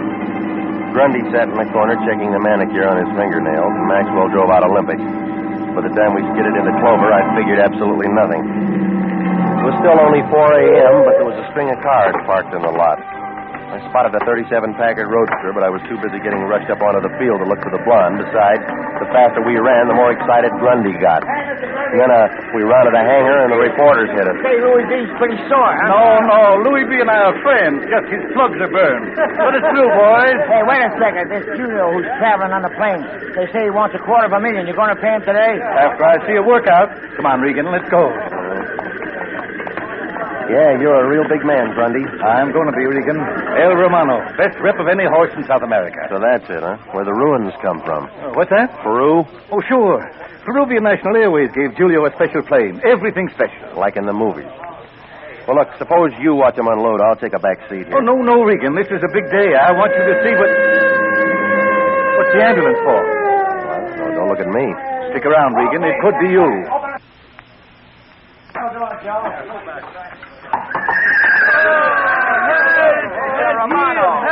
Hey, get that stretcher over there. Oh, he kicked me, hit me, kicked me. Julio. That's the guy who owns him? Must be. I tried to hold him. The hold dog like, oh, my rib. Take it easy, boy. We got you. What happened? Bounce. The landing she is rough, that is all. Where is the doctor? You're going to the hospital. Lie down. I'm broken in 6 places. Lift up the stretcher. Come on, boys. Hurry it up. Oh, he kicked me. Move fast, boys. Yes, hot. Hey, Mr. Grundy! Mr. Grundy, the horse! Well, the guy on the plane started to yell just about the time they took Julio toward the rear of the ambulance. Grundy took a dive for the cargo door, and so did everybody else. Then I had to stand there while 6 feet of big shot cigar turned into a crybaby. Look, Regan. Look at the horse's leg. He's kicked himself. Okay, so he's clumsy. But he might not run again. He was going to be mine, Regan. That's too bad. Call a vet. I have already paid $50,000 retainer on the horse, Regan. I'll send you a lawyer. I got an idea you're connected with this. Oh, dry up, Buster. It's an accident. Yeah? I got an idea there's going to be another accident. Grundy, maybe you're right. Go! Hey, stop him! I didn't wait to see if he went down. Maxwell swung, but I took off through the crowd. It figured that Cloverfield wasn't for me, and I wasn't going to stick around for the daisies. And then I spotted a ride, the rear end of Julio's ambulance. I made it just as the buggy started to move. I pulled the door shut and tried not to step on that stretcher inside. I shouldn't even have bothered that. The stretcher was empty. The only patient was me.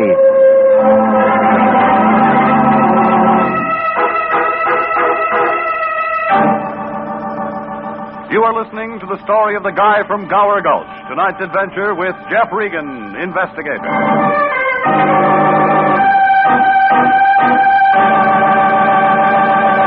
Commissions are still available in the Army Nurse Corps Reserve.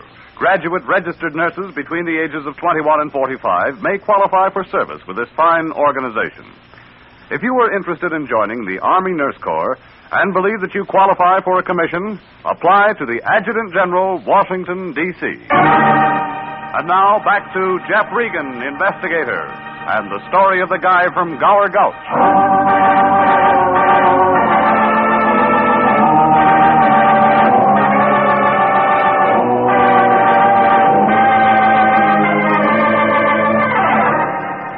Well, things were beginning to move like a hula dancer with a hot foot. Davy Crockett sent me out to pick up a roll of movie film.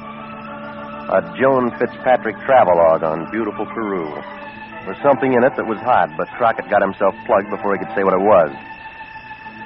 There were shots of a horse race in Peru. And when a big buster named Grundy turns up buying a nag from a Peruvian breeder, I figured a connection. So did Grundy. When the horse got hurt and Julio did a disappearing act with his money, everybody looked at me. That's when I took the shortest way to Hollywood in an ambulance, got my car, and made it for home. Only parked up the street from my apartment was that same 37 Packard Roadster I'd been dodging all evening. The blonde wasn't in it. She was sitting in my place looking real hopeful. Good evening. You keep late hours, Mr. Regan. That's the kind of friends I've got. Perhaps you ought to change them. I'll stick it out. What do you want? A little chance to talk to you. It'll keep till morning. Oh, but Mr. Regan, I've been waiting so long, you've got to talk to me now. Why? I'm Davy Crockett's wife. You've got something that belongs to me. I don't see any wedding ring. I don't wear one. Scare off the other boys? That's not a very nice remark, Mr. Regan. No, but you'll let it go. Only because it's not important. Oh, stop it. You're not Davy's wife. If the little guy had anybody he could trust, he wouldn't have had to call him a Lyon. All right, Mr. Regan. I lied. Now, let's have it, lady. What are you after? The roll of film. That figures. It's mine. Convince me. Mr. Regan, you're becoming very annoying. Well, why don't you call the police? But I tell you, it is mine. Let's see the pink slip. And so it is with heavy heart we bid adieu That's enough. Yeah. I thought I knew that voice. Davy stole the roll from my library. Now may I have it back? Homicide will turn it over to you when they're ready. I can't wait. Well, what makes it so valuable? I'm not sure. And how do you know it is? Because I'm not stupid, Mr. Regan. Somebody goes to a lot of trouble to break into my film library. But he only steals one roll of film. Go on. I put the police on Davy, follow them to the jail. So you go after the film. That adds up to pretty important business. Did you push those holes in Davy? Of course not. Yeah, you're going to get a chance to prove that when Homicide starts speaking in your cupboard. About the film, I'll buy it from you. No sale. There's the door, lady. Use it. I threw the light switch and grabbed for the floor. When the noise stopped, I looked up. My landlady was going to be mad. The shots plowed a few holes into her flower pot. The blonde turned a couple of different colors and decided she could find safer company. She left with a fire escape without even goodbye.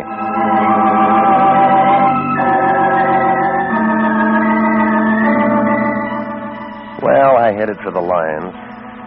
The idea being to make sure that he'd turn that film over to the police and advertise that I didn't have it anymore. That figured to cool me off, and I could catch some sleep again.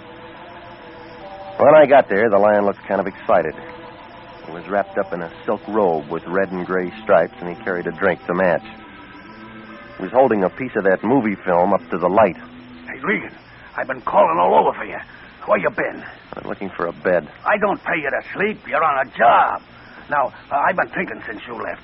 We're handling this wrong. Yeah, now that's what I figured. Get on the phone. What for? To tell Homicide you got a package for him. You're turning over that film right now. Easy. You heard me, Big Shot. I'm tired of playing the fall guy. Now, Regan, you don't know what you're saying. I've been running over the section on that Peruvian horse race. And you know what?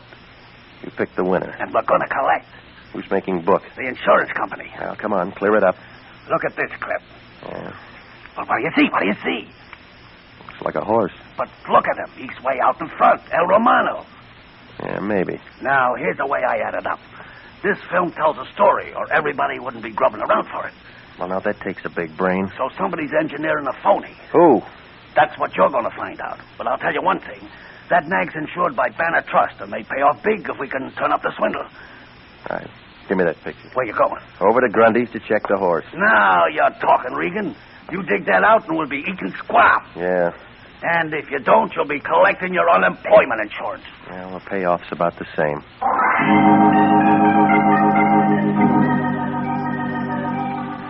I didn't like it any better than a fan dancer likes a wind tunnel.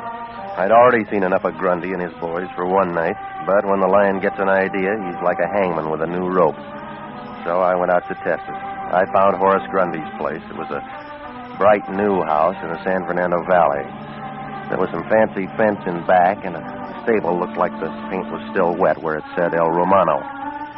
A trailer was parked on the road with a truck from the veterinarians.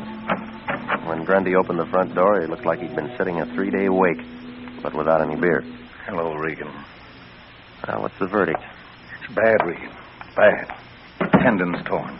Never run. Never. Yeah, you said that. I can't believe it. Uh-huh. I knew somebody else liked animals. A guy from Gower Gulch. Decided to talk? Maybe. If you keep your hands in the audience. What else did Crockett say? Now you got him on the wheel. All right, you drive. That's better. You know the horse is insured? Not by me, it isn't. You don't own it. You just paid a deposit. Sure, 50 G's. You got it back yet? There's plenty of time. Julio's in the hospital. Oh? Well, now, if it wasn't for the accident, you would have coughed up another $200,000. Yes. No. Oh, what difference does it make? The whole deal's a bust now. What if that horse is a phony? Say some more, Regan. I don't know much more. Davy Crockett was a movie fan. You're doing fine. You had pictures? I wouldn't advertise them, but there's a shot of a horse winning a race. Take a look here.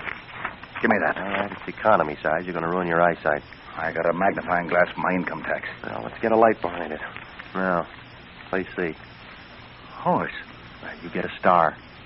4 white feet. I can do that well myself. Listen, Regan. Horse in the stable's got 3. That does it. My boss gets promoted. Come on outside. I'll show you. I'll take your word for it. Let go of me. I got my information. Maxwell, where are you? I told you, don't whistle the bulldogs. You're in it now, Regan. You're on my side. I drop your blood pressure. There's a handkerchief on the plate. Hey, wait. Hello. I look for somebody. Good morning. Pan America. Si, I'm Julio. Is Mr. Grundy? That's the guy with his mouth open there. How do you do? I'm so glad to meet in Shogat. Okay? You switched horses. No, you'll not understand.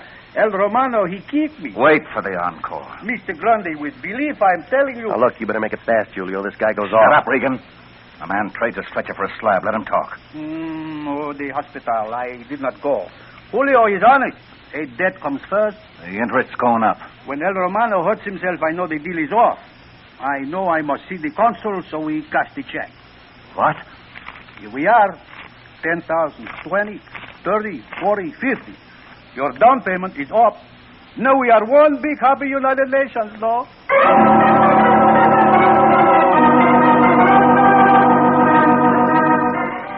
Well, that's what happened. Now there were 2 guys with their mouths open. By the time we got them closed, the little gent from Peru had waddled off someplace, and Grundy folded his money and started to laugh. He was happy, and at least I had what I came for. Figured I could dump the whole plate of spaghetti on the Lion. The lead horse in the travelogue was a different nag from the one in the stable. So I got in my car and headed for home. But I picked up a newspaper on the corner, and then the whole bucket turned upside down again. The green sheet was loaded with publicity shots of El Romano from South America, and he was exactly the same oat burner that came in on the plane, feet and all. No switch there. Well, there was something phony in this act. It was that winner in that Fitzpatrick film. Well, for a minute I felt like a test pilot in a yo-yo factory, and then the string broke. I took a fast run to the Lions and one more look at those movies. I had it. The case was beginning to wind. 10 minutes later, I was back on Gower Gulch. Yes? Who is it? Regan, you alone? Don't be insulting. I'll open the door. What's the matter? You're slow. What do you want? Ask me in. No. Ask me in. Regan, look out! Be careful, Regan. I have a gun. Well, Julio. Yes, Julio. What are you doing here? Well, I told you. I know. Back at my place, you're aiming at her, not me. She's been to Peru. She has the films. You knew that. You whistle like I know it. I go to the movies like everybody else. I keep my eyes on the winner. After Hollywood Park, I should have known better. Yeah, there are lots of races. El Romano was a dud. He came in last. 60 lengths with Davy Crockett digging in the spurs. You gave the nag a build-up. Phony publicity to the sucker and insurance company. $250,000, I was over. Can it? You could have never closed a sale without Grundy watching a workout. That would have been a slow boat to China. You want to be a sailor, too? Oh, stop being tough, will you? You wore yourself out when you kicked up El Romano in that plane. It looked good. Yeah, not to me or Joan. Look out, Regan. You're asking for a daily double. Well, I'm going to take it across the board. Give me that gun. Leave me Stop alone. it. No, you're breaking my arm. That's the idea. I'll kick you in the stomach. You better go back to his stretcher. Well, Yeah. You can be useful. Well, when I'm working. What about after hours? I'm not bad, you know. I never noticed. Look again. No, I'm all through with the ponies. Want to bet? Davy Crockett told me to play my hunches. Here I am. Yeah, but you're a loser. What do you mean? You threw those holes into Davy. It was Julio. Oh, you're trying real hard, but he was on the plane. What do I do now? Well, you might bid a fond-adieu to Gower Gulch. That's not funny, Regan. I know it, but you ran out of film.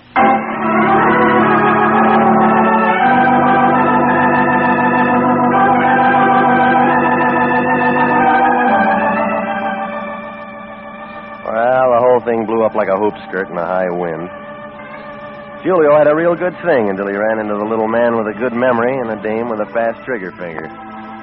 Her blackmail pitch was already set up, but Davy figured to queer it, so she had to knock him off. Well, the hospital boys came after Julio, and homicide dated Joan, the travel queen. The Lion was pretty excited about the way things worked out. He figured that the insurance company would come across with some green stuff for exposing a fraud. They did. That was the color of the season pass they gave him to the Burton Holmes travel lectures.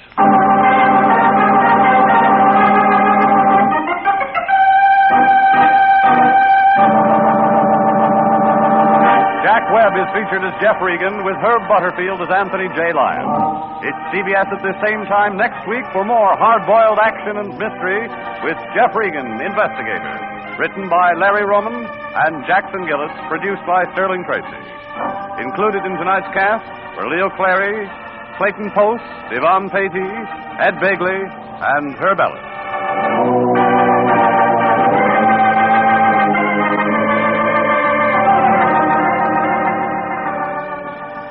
29,000 nurses are needed to join the new Army Nurse Corps Officers Reserve. For the first time in history, qualified nurses have the opportunity of receiving commissions in the regular Army Reserve.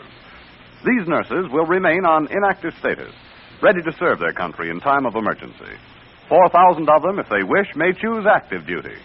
All nurses who receive commissions will benefit from the opportunity for specialized training offered to them by the Army.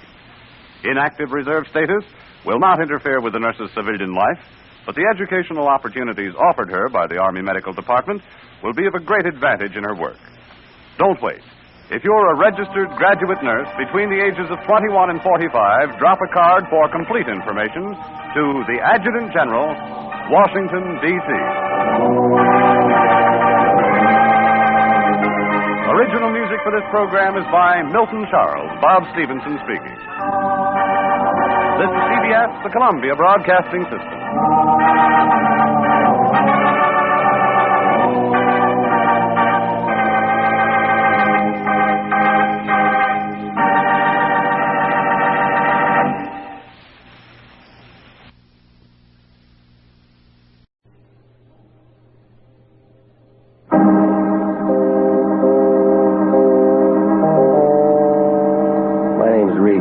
I get 10 a day and expenses from a detective bureau run by a guy named Anthony J. Lyon. They call me the Lion's Eye. With Jack Webb as Jeff Regan, the Lion's Eye, stand by for hard-boiled action and mystery and thrilling adventure in tonight's story of the Pilgrim's Progress.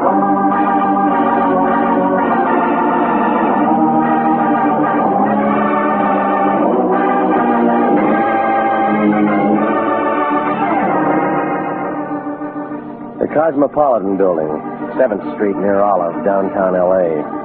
A mess of granite thrown together by an architect who must have taken his degree on the rock pile at Leavenworth. It's up on the 3rd floor, room 308, right next to a credit dentist who shares his office with a collection agency. On the other side, there's a school for models, and the Lion's got sore eyes trying to see through that cloudy glass. International Detective Bureau, Anthony J. Lyon, President. He's also vice president, secretary, treasurer. I work for him. Well, the office isn't much, but there's enough elbow room for a client to write a check. I went to the office Friday night about 5:20, answering the Lion's call. He was sitting behind the desk, sucking on a quarter cigar. He looked real pleased, like a fat lady locked in a cream puff factory. Man I know had a baby. Plumber named Broman or Groman or something like that. Mazel tov. Cancel any arrangements you got for the night. I got something for you to do. Got your car? It's in the lot. Gas it up. You're taking a trip. Where to? Calabasas. A man wants to see you. I got no friends out there. Friend of mine, name's Hendricks. He counts his money with an adding machine, and his finger's always swollen. Well, what's the problem? I don't know. He didn't say. He just called and told me to send out a man. How much did he give you for a retainer? When an important man like Hendricks calls, you don't insult him by asking for money. Oh, stop it, will you? You're the kind of guy who'd steal pennies out of parking meters. That's enough, Regan. If one of them turned up empty, you'd sue the city. Here's the Hendricks address. Now get out there. All right. Regan. Yeah? Remember, do a good job, and I'll give you Thanksgiving off, and I'll pay you. With what, cranberries?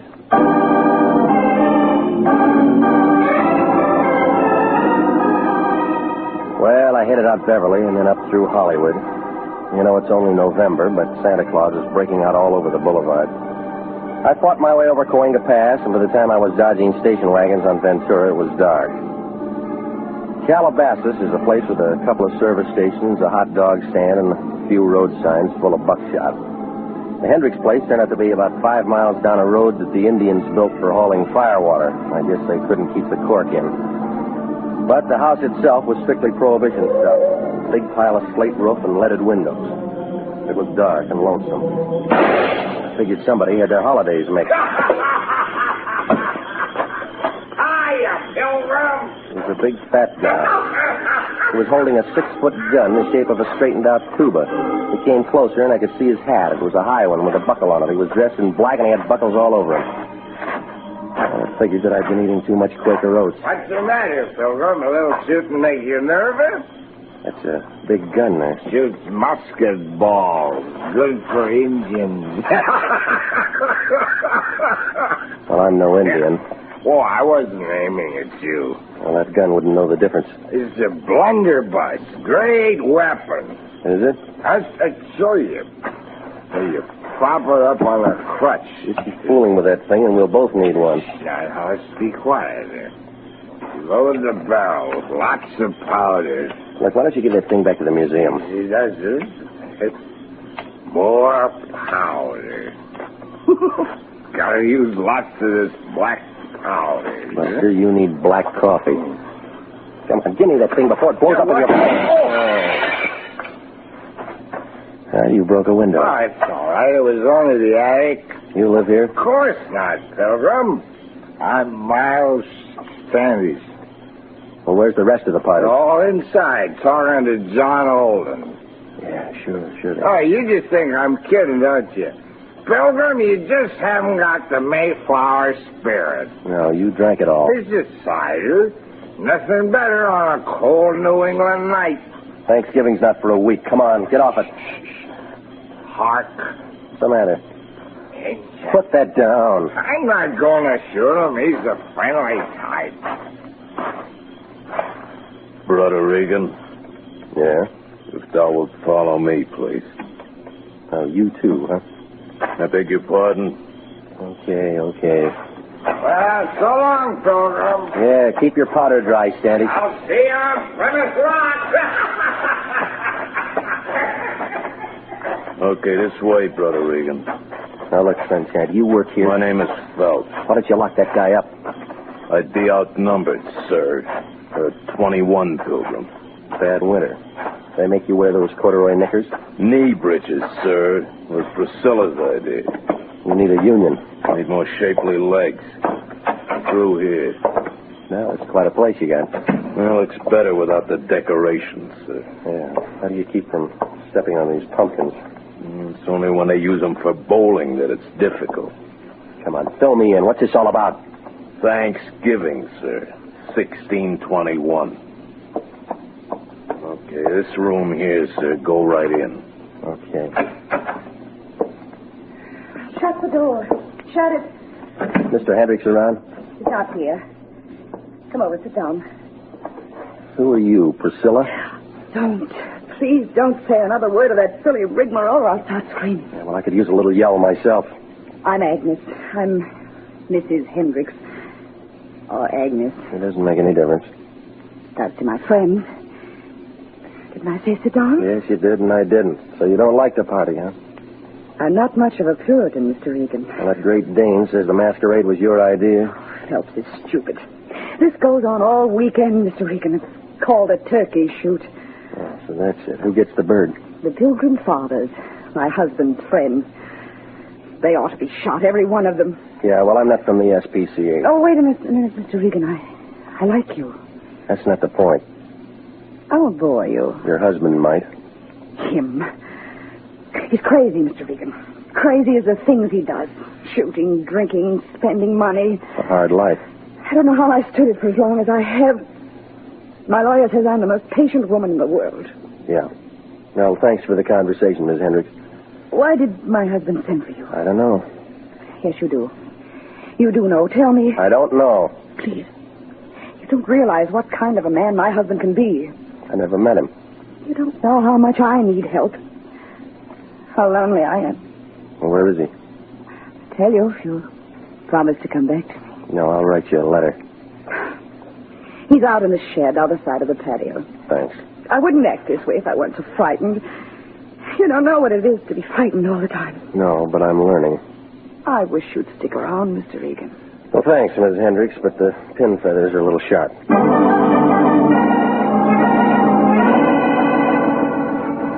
Miss Hendricks went back to her worrying, and I wound my way through the house looking for the back entrance. My legs got tired before it finally showed on the other side of the pantry. It poured out into a flagstone patio as big as the Palladium. A walk took me to a shed. It was a two-story redwood place that must have made a loud noise on the cash register, and alongside, fenced in with chicken wire, was a whole population of turkeys. Well, I went into the shed. A little round-faced guy with pink skin was leaning over a barrel of cider. He wore a blue silk smoking jacket with gold initials EH on the pocket. When he caught my footsteps, his head bobbed up, and he gave me a deep look like he was trying to see the back of my eyeballs. Yes? I'm Regan, International Detective Bureau. Oh, I've been expecting you. I'm Hendricks. Yeah, I know. Why the fireworks? Huh? Oh. Miles Standish. Just having fun. It's a party, Big party we're having here. Yeah, well, the neighbors will complain. Ah, neighbors. None for miles around. That's why I like it out here. Have trouble finding me? You ought to put up signs. Signs? Glass of cider, Regan? Carefully. Glass. I'm not thirsty. Yeah. That's not what it's for. Strong kind. Oh, go on. Thanksgiving soon. Get the spirit. No, I can hold out till Thursday. Suit yourself. Excuse me. Good. Yeah. Well, it's going to be quite a party here, Your wife's got a different version. Oh, you spoke to her? Yeah. You were told to come out here to see me? I got sidetracked. It's not good for a man in your position. All right, Hendricks, why am I here? What'd she say to you? I forgot. Regan, you're making me angry. Now, look, mister, you didn't get me out here to make a pilgrim out of me. No, of course not. Fine woman, Mrs. Hendricks. We've been married for years, you know, happily. Fine little woman. Just she makes me a little nervous at times. You like the sound of guns going off? She shouldn't get so excited. Boys just having little fun. It's only once a year. What's wrong with that? Come on, now, what's the job? Didn't the Lion tell you? He said you would. Oh, well. Nothing to be so mysterious about. I've just got a package I want you to take to them. Here it is. A turkey. You got me all the way out here to play escort to that bird? Well, I just want to be friendly. Here. Now, go on. It's a long way back to L.A. And you want to be there for Thanksgiving. What's the difference? I got the turkey. I can celebrate any time. 60 miles to do a delivery job, bird. Well, I wandered back to my car, and I listened to the crickets and the gunshots try to outdo each other. And then I dumped the turkey into the back seat, and I started the car down the drive. I just zoning around the bend when the headlights caught a pair of buckled shoes and black knee breeches. Miles Standish was lying face down in the dirt, and there was a wet shine on his side. He was breathing hard. Blunderbuss was lying beside him, and I figured that he blew out the wrong end. I would have gone for the Hendricks phone and the doctor, but I got a good look at the holes in him, and I headed for a hospital instead. The blunderbuss may have been kicking up a fuss, but the holes in Miles Standish were 20th century, about the size of a .32.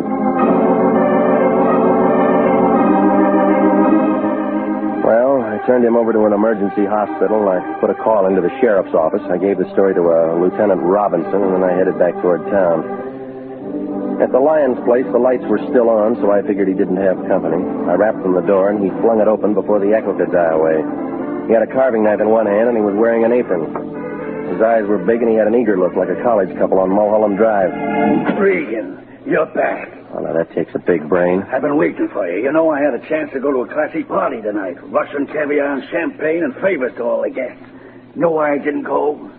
You lost your crack suit, huh? I said to myself, is it fair to go out and have a good time while my employee is working real hard for international detectives? And the answer came out yes, but the party was called off. Well, as a matter of fact, it was. But I wouldn't have gone anyway. Where is it?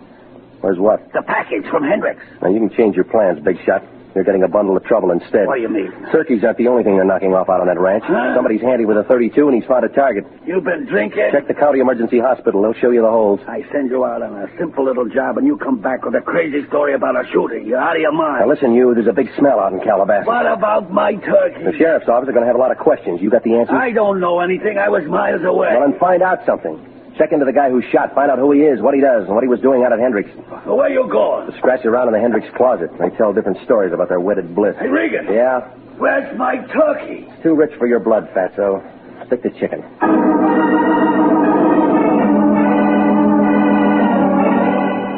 Well, I left him standing there with his apron hanging out. Miles Standish might get enough wind to do that extra hole to say who shot him, but more likely not. Anyway, with the bucket load he had, he would have sworn it was the last of the Mohicans. But there was an angle to that Hendricks woman, even if it didn't show. So I walked up the street to where my car was nuzzling a lamppost. The turkey and I were just going to wake up a newspaper office, only something changed my mind. A newspaper. It was wrapped around a bundle, and the bundle was under a guy's arm, and the arm was shutting the door of my car. Good evening, Pop. Hi. Going somewhere? Sure. Find a place to sleep, that's all. Want a cigarette? Say, I don't mind if I do. Thought you was a bull for a minute. You mind if I take two? No, help yourself. My brother smokes two. And not much in the streets these days. Yeah, it's bad all over. Well, something ought to be done. No, stick around, Pop. No, Sonny. You give me smokes. I don't hit you for cash. It's a rule I got. I'll make the touch. What's that? What's in the newspaper? Russia. Inside. Funny paper. Yeah, sure. Well, now take it easy, boss. The guy's got a right to his privacy. You weren't sleeping in my car. Oh, so that's it, huh? Yours, huh? Small world, ain't it? Yeah, come on, let's unwrap. No, it's Thanksgiving, Mac. Ain't you heard of Thanksgiving? I'm going to plug my ears. Give. Now, please, Mac, show me the spirit. Once in my life, both drumsticks. Stop it. You're breaking my heart. I mean it, Mac. Let me have it.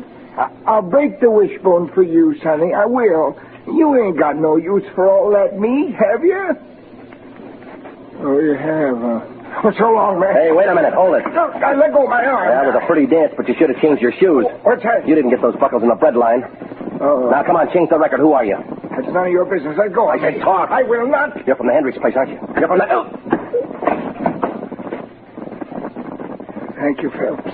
That's all right. Got the bird? Sure. Let's go. Yeah. Nighty-night, Pilgrim.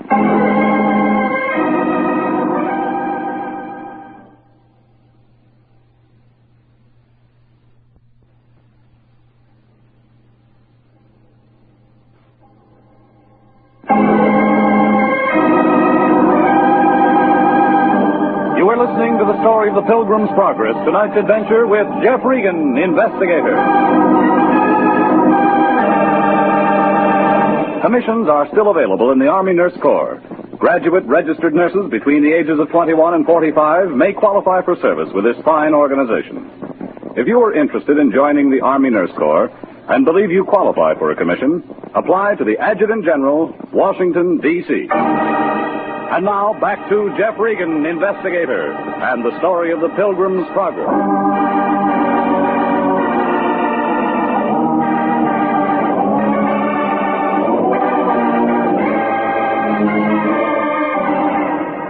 Well, none of it made sense.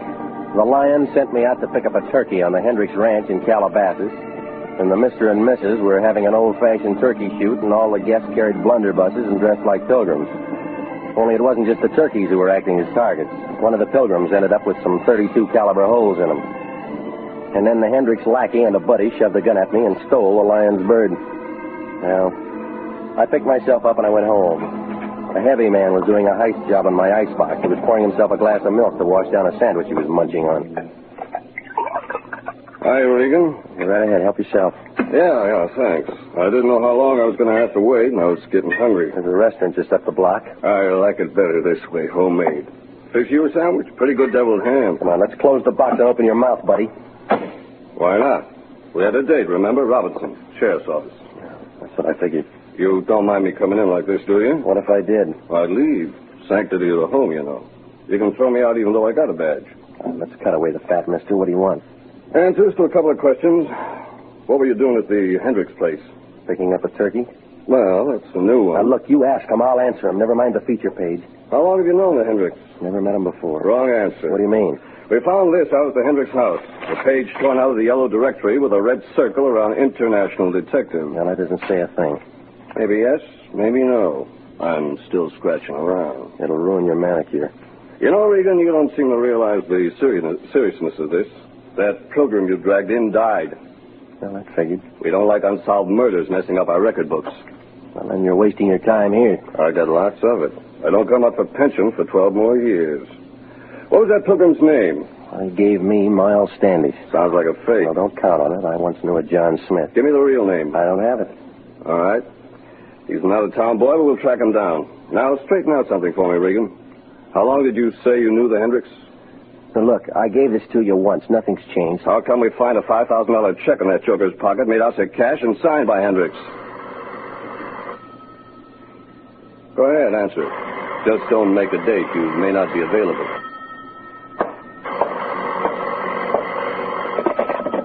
Yeah?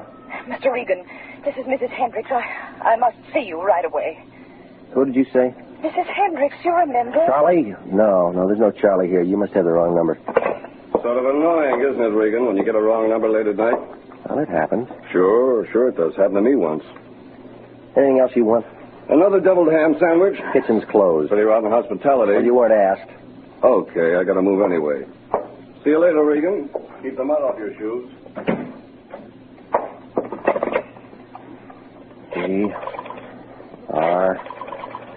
PR3408.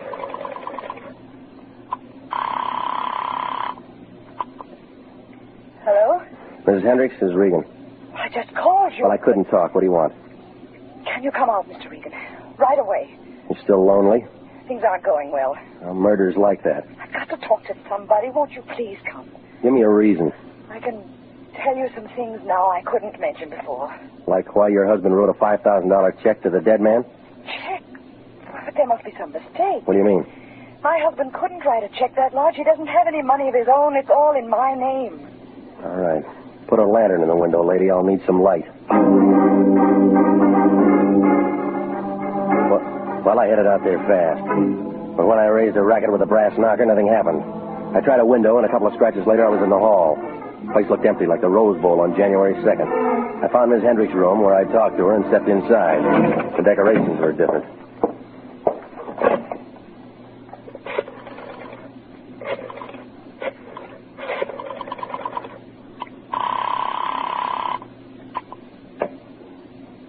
Sheriff's office. Robinson. This is Regan. I got something for you. It better be good. You're going into overtime. What do you mean? Bring some boys out to the Hendricks place with a wet rag. Somebody blew out Mr. Hendricks' fuse. Well, I backed out of the room, and I made it for the bar trying to turn up a bottle. In the corner, something else turned up instead. Another dead body. The turkey Phelps and his buddy had stolen from me. Somebody real eager had done a carving job on it before it was even cooked. They'd torn it apart like they were looking for something. Well, it was morning before the sheriff's boys cleaned up the Hendricks mess when we got back to town. Robinson had a few more questions, but I was still short on the answers. Ballistics had one, though. Same gun did the job on both Miles Standish and Hendricks. That's all. Homicide was getting places in a hurry, like a snail hauling a piano. Well, the Lion was waiting for me outside the sheriff's office, and he pulled me to the side. His eyes were lit up like a pinball machine, and you could tell he caught the scent of a greenback. They tricked you okay, Regan? Good enough. No rough stuff? Oh, nothing that shows, no. Thinking we're in luck. I've been turning up things. We've been playing the wrong horse. Well, that figures you're good at picking losers. Hendricks is a piker, a social climber. He's a dead one. I'll send him flowers. But I'm telling you, he could only write checks for 5 G's. With a big bounce. Somebody else in this thing can write bigger ones. Well, let me guess who. Mrs. Hendricks, that's who. I tell you, Regan, it pays to keep up your connection. How high can she go? The sky's below sea level. What else you got? Standish is a phony moniker. That's grammar school. Real name Jeffrey Kelly, age 42. He's a wholesale jeweler. He had a little business with Mrs. H. $250,000 worth. That's going to run up his taxes. He can handle it. What did he do for her? I drew a blank, but he deposited her certified check in the bank yesterday morning. Mm-hmm. How does Phelps figure? I don't know. Well, who's the little man in the big overcoat? I can't do everything. You got to do some work, too. Yeah, sure. Now, find Mrs. Hendricks. Offer her the services of international detective at our usual nominal rate. But don't underplay it. Now, get busy. Where are you going? Home to bed. A man's got to get some sleep. Well, the time was ticking out, but the game wasn't over yet. We figured to have a fast finish, and the Lion had a pretty good idea about casting some shut-eye. So I moved to the office and to stretch out on the couch. But through the glass, I could see there was a light on. Company was inside. Crestview 2045. Phelps, no luck. I looked all over. I told you I saw the place apart. Nothing's here. I'm trying my best. Stop hopping.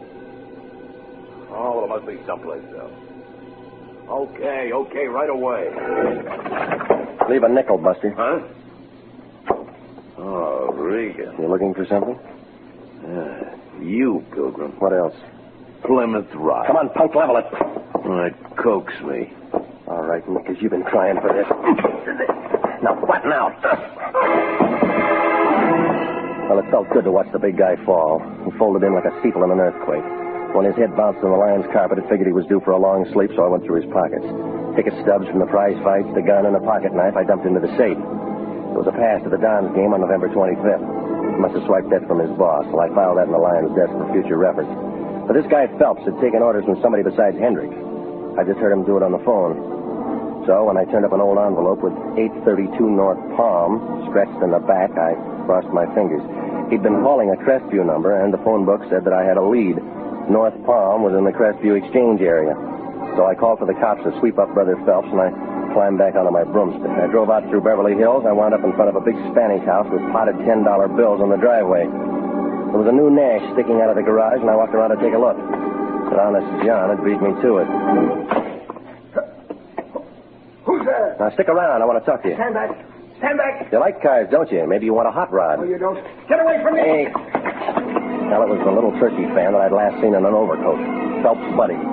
He took out of there like a cow in deer season, so I let him go. No license. Well, I took a look around the car he'd been sniffing, but nothing showed except the registration. It said Mrs. Agnes Hendricks. I went to the house and rang the doorbell, and she answered. Oh, what's you? Mr. Regan. All right, I'll ask myself in. Yes, come in. Who are you expecting, John Alden? No, I'm glad to see you. You know, I don't like girls who break dates. Oh, that. Yeah, that's one thing. I couldn't help it. I couldn't wait for you to come all the way to Calabasas. You got impatient on account of a body in the house. You saw him? Yeah, after I tripped over him in your room. I didn't do it. Did I say you did? You've got to believe me. Relax. I look like a jury. You got multiple vision. Oh, Mr. Regan, I was so frightened. I didn't know which way to turn. We've been through all that woman driver routine. You don't like your husband. You wanted to get rid of him. But only in Reno. All right, now let's get back to page 1. You gave 250 G's to a jeweler named Kelly. You bought a rock. What? A rock, Plymouth rock. It's a diamond. It's got to be. Well, why'd you do it? Who'd you buy it for? Myself. My lawyer said I should get it for myself, that's all. He likes you pretty, huh? No, it was a community property thing. He said I could keep my husband from knowing how much money I had when he asked for a divorce settlement. Only hubby got wind of the deal. I guess so. Well, you're making sense. Only why did he write a check to Kelly? Well, it was a small one. It must have been for a paste imitation, don't you think? It's not my business. Keep dealing. I mean, maybe he planned on switching them and getting my real one. That's been done. He actually did it. Because all through this, there's been a diamond in the place where I always keep it. All right, you got a strong boy, Phelps. Had him out looking for the real diamond. What? And the other guy, the old man, was out in the garage. No. Phelps tore up my office, phoned here to you. Mr. Regan, now, look, please. there's been 2 guys killed. Mr. Regan. Good evening, Pilgrim. Where's your overcoat? Stand still, please. Yeah, my foot's in a crack. Mr. Regan, this is John Alden. Oh, can it, will you? I've seen him act one part already. That's true. Mine is the only name that's real. This is my house, Mr. Regan. Lawyer? Yes, I came here to see him, Mr. Regan. I just got here before you did. Be quiet, Agnes. Well, I got it all now. You won't keep it. Phelps took his orders from you. It's a waste of testimony. You started this, spotted the gem switch, figured to cash in. You're losing your chip. Shut up, will you? I got aces. Hendricks outfoxed you. You never found a real diamond. 5 in the hand draws blood. Mr. Alden, don't... Now, you keep out of this, Agnes. She's not in it. You are. That's all, Regan. All right, come on, drop it. Drop it. Go there.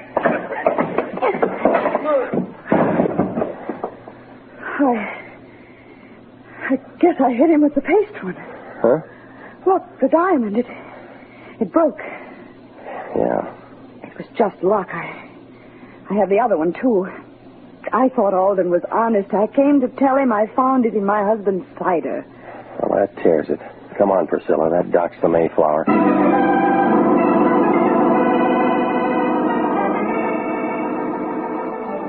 Well, the whole thing folded in like an elephant on a pogo stick. Yeah, the lawyer did it all right, both of them. When he spotted what Hendricks was up to with that diamond switch, he moved in, but not for his client. The jeweler, Miles Standish, alias Kelly, got bumped because he was the only one who could tell the real diamond from a phony. But Hendricks got wise to the muscle act, and so he got shot. Well, the Lion was real happy the way it worked out. That dame with the nerves wrote him a check. So he invited me out to Thanksgiving dinner. He offered me any part of the turkey that I wanted. I told him, but I got it anyway.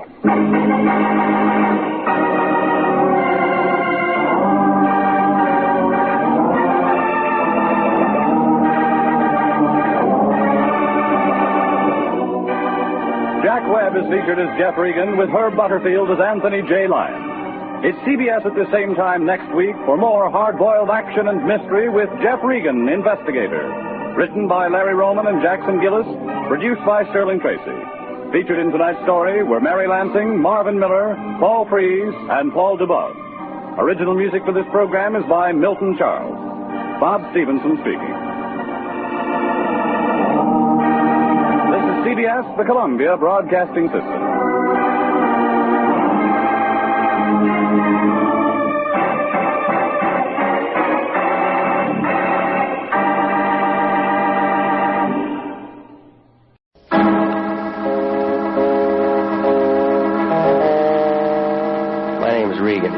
get 10 a day and expenses from a detective bureau run by a guy named Anthony J. Lyon. They call me the Lion's Eye. With Jack Webb as Jeff Regan, the Lion's Eye, stand by for hard-boiled action and mystery and thrilling adventure in tonight's story of the man who fought back.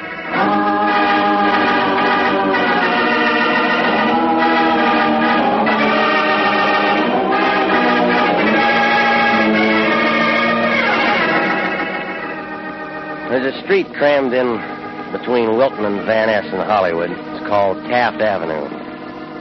It's a couple of blocks long. It only got there because the city planners had a few tons of cement left over from the Coliseum. On the corner, there's a gray building poking its way up through a crack in the pavement. That's where I live. Apartment K. 2 rooms with a connecting door to a broom closet. Oh, the place isn't much. A couple of chairs, a bed that comes out of the wall, and a mattress that could pass itself off as a relief map of the High Sierras. Well, that's where I was the other night around 11, trying to catch some sleep. That's when my phone began making an impression. Turned out to be the Lion. Hey, Regan, I'm glad I found you home. Are you alone? What's the matter? Did you lose your voice? Just a precaution. I got a hold of a good thing, and I don't want to lose it by indiscreet talk. Well, then write me a letter. We've just been hired. You start tonight. It'll keep till morning. Her name's Alice Lafarge. She can meet you in a bar called the Princess across the street from Pershing Square. Get going. What's her trouble? She'll tell you all about it when you get there. Can't you tell me? I haven't got the time right now, but there's nothing to it. I'd handle it myself if I didn't have a big deal on. Flirting with widows in Pasadena, huh? So I got a social engagement. It helps our business. Pays to be seen in high society. And besides, the liquor's good. You just get over to see the Lafarge, Dave. And give me a ring in the morning and let me know how you make out. All right, lover. Hey, Regan. Huh? What should I take to my Pasadena girlfriend? Flowers or candy? You better take both. You're going to need all the help you can get.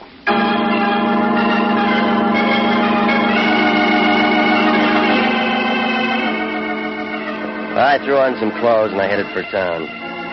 My car found a parking lot off Olive, and I cut through Pershing Square to make it over to Hill. It was after midnight. A sailor was chasing a bow-legged Marine over the grass. He brought him down on about the 40-yard line. The Princess Bar showed up near the corner of 6th, a little place holding up 6 stories of granite. I went inside. A mustache was trying real hard on a piano. 200 pounds of bartender was moving a wet rag over the bar in slow motion. A girl was sitting on the far stool in a black purse with the initials ALF. Alice Lafarge. If you looked real hard, you could find her eyes. I gave up on her lips. I lowered myself onto the stool next to her. She looked tired, like a chorus girl on a Sunday morning. Yes? I'm Regan, international detective. How do I know? You will when you get the bill. You're late, Mr. Regan. Well, I didn't pick up any traffic tickets, if that's what you wanted. Well, it doesn't matter. We have a few minutes yet. What are we waiting for? 12:30. Can I buy you a drink, Mr. Regan? You're calling it. Bartender? What'll it be, miss? I'm not drinking. Serve the gentleman. Scotch? Bourbon and water. Got some pretty tasty scotch, buddy. Bourbon. Just trying. I get a commission on the scotch. All right, lady, now let's have it. You live far from here, Mr. Regan? About 20 minutes. Well, you better run home and throw a change of clothes into a suitcase. Out-of-town job? No, but you'll need a change. Bring along a deck of cards and a thick book. Anything else? Call off any dates you may have. You're going to be out of circulation for the weekend. Here's an address. It's a hotel on North Figueroa. Get there as soon as you can. You still haven't said anything. What's the job? You'll find out when you get there. I'll get tired of waiting. Come on, lady, let's open it up. Hey, buddy, scotch. Hey, you leaving us, miss? Next one's free. Thanks, anyway. Okay. I'll look, beat at you and take that scotch with you. Okay. Drink it myself. I still get the commission. All right, now come on, sis. Let's have the rest of it. I'm sorry, Mr. Regan. That's all I can tell you now. Just be at that address as soon as you can.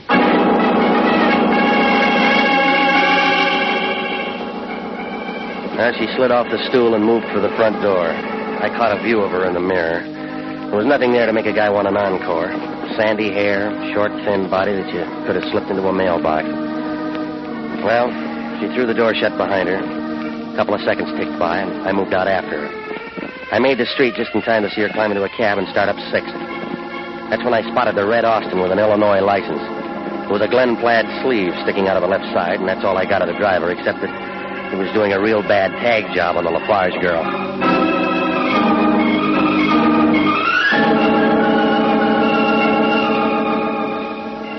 The North Figueroa address Alice Lafarge gave me turned out to be the Gladstone Hotel. A 2-layer pile of wood so old that the termites were getting indigestion. A short guy with a shiny head was catching up on his reading in the lobby. He put down the seat catalog long enough to tell me that apartment 3B was upstairs in the back. A couple of knocks on the door, and Alice let me in. Sitting in the corner was a bush of gray hair and a white face. Turned out to be a man with a worried look, like an alligator in a handbag factory. Shut the door, Alice. Yes, Dad. Thanks for coming, Regan. I'll let you know later if you're welcome. Take his things, Alice. No, I'm going to hang on to him for a while. Suit yourself, but your coat will get heavy in a few hours. What says I'm going to stay that long? Me? That's what you're hired for. What else? Well, lots of time to get to that. Let's get to know each other first. You got a name? I'm Bill Lafarge. Sort of fancy, but I like it. Give me some more. Not much more. Just an old joker with nothing left but a few years and a regular dud. Mm-hmm. You know, Regan, this isn't my real address. I just moved here. Yeah, the rent's low. That's not it. Bill Lafarge can handle more. All right, you can skip the bank statement, mister. Will you please try to be civil, Mr. Regan? That's not what you hired me for. It's okay, Alice. Can't say I blame him. All right, then. Let's throw it in gear, huh? Not much to your job, Regan. Just spend a weekend with me. I've had better offers. Yeah, I did, too, in my time. Well, that's the easy part of it. You got something hard? You stay awake the next 48 hours and keep looking at me. Who's after you? Nobody. I figure different. You could be wrong. Shades down, lights out, red Austin on a tag job. What do you mean? Plaid suit moved out after you when you left the Princess. You sure he was following Alice? Like you said, I could be wrong. Get one thing straight, Regan. I never hire anybody to protect me. Bill Lafarge handles things like that himself. You're here as a witness. What for? Just in case somebody wants some testifying as to how I spent this weekend. All right. Now throw off your coat. Let's play a little cards. Why not? Alice, open the window. It's getting a little hot in here. All right, Dad. Big gin rummy? You're dealing. How high do you want to play? 2 bits if you... Shots came flying in from the alley and didn't stop until they caught Alice Lafarge. They blew her back into the room, and she did a full turn like a ballet dancer showing off. By the time her father and I got to her, it was all over. The old man straightened up and began mumbling something about Red Austin. I stepped for the phone. I put in a call to Sanduci at Homicide. He took down the story and promised to send out some company, and then I cradled the phone. That's when I knew I was alone with the girl. Old man Lafarge had hot-footed it out of the building like a super chief on a holiday weekend.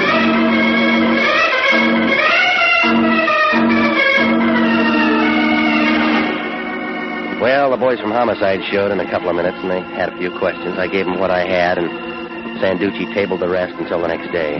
So I went home to relax. You know, the Lion could have made a good detective. He always finds me. Regan, I'm not paying you to sit at home. Get your coat on and explain this. What? This newspaper story. There's a big lie in here about the Lafarge dame getting killed. Now, I know you wouldn't allow that to happen to one of our clients. It was real hard, but I managed. I give you a simple little job and you turn it into a murder. You getting a commission from Forest Lawn? You got your hands full, too. What do you mean? Sanduci will be visiting you with a pocket full of questions. I don't know nothing about a shooting. I was out in Pasadena all night playing a guitar, and I got a sore finger to prove it. Now, you listen to me, Big Shot. You better start sniffing around and turn up a Red Austin with a plaid suit behind the wheel. Whatever. Get some information on Bill Lafarge, the girl's father. Hey, what's that? You know, I bet if we open it, we'll find out. Well, I better get a move on. Just open the door a little bit, and I'll squeeze by. Yeah. Hello, Lieutenant. Nice to see you, Sanduci. Where's he going? He's getting in line for Notre Dame tickets. When did you take up knocking, Sanduci, huh? New directive went through the department. Show a little more courtesy. You don't wear it well. Well, I figure it's political. They're working on building up a gate for the next policeman's show. Gotta put you on. You're worth a couple of laughs. Yeah. I'll speak to the boys. How did you sleep last night, Regan? Fine. You shouldn't have. That murder should have given you nightmares. There's always Ovaltine. You know, some of the boys down at headquarters figure you know more about this shooting than you're saying. Well, they made mistakes before. Now, I'm not saying I feel like they do. What do you want? Who knocked off the Lafarge girl? You're asking yourself. Wrong answer. How would you know? She got it with a .45. What do you want? You know what I own. But I don't know about Lafarge. The shots came in through the window. Even you can figure that. He could have had help. Talk to him. I will when we pick him up. In the meantime, it's you and me. You got nothing on me. We found a roll of dough in a briefcase in the bottom bureau drawer. What was it doing there? I don't know. All right, Regan. Now let me give you a tip. The word's out Lafarge got a private war on. I don't want any more shooting, so I look at it this way. He's your client. I'm holding you responsible. And Regan. Yeah? Cada volta ne mangiare le soldi tutto il paese, che sei un brisagliere stupido. What's that mean? Go find out. You're a detective.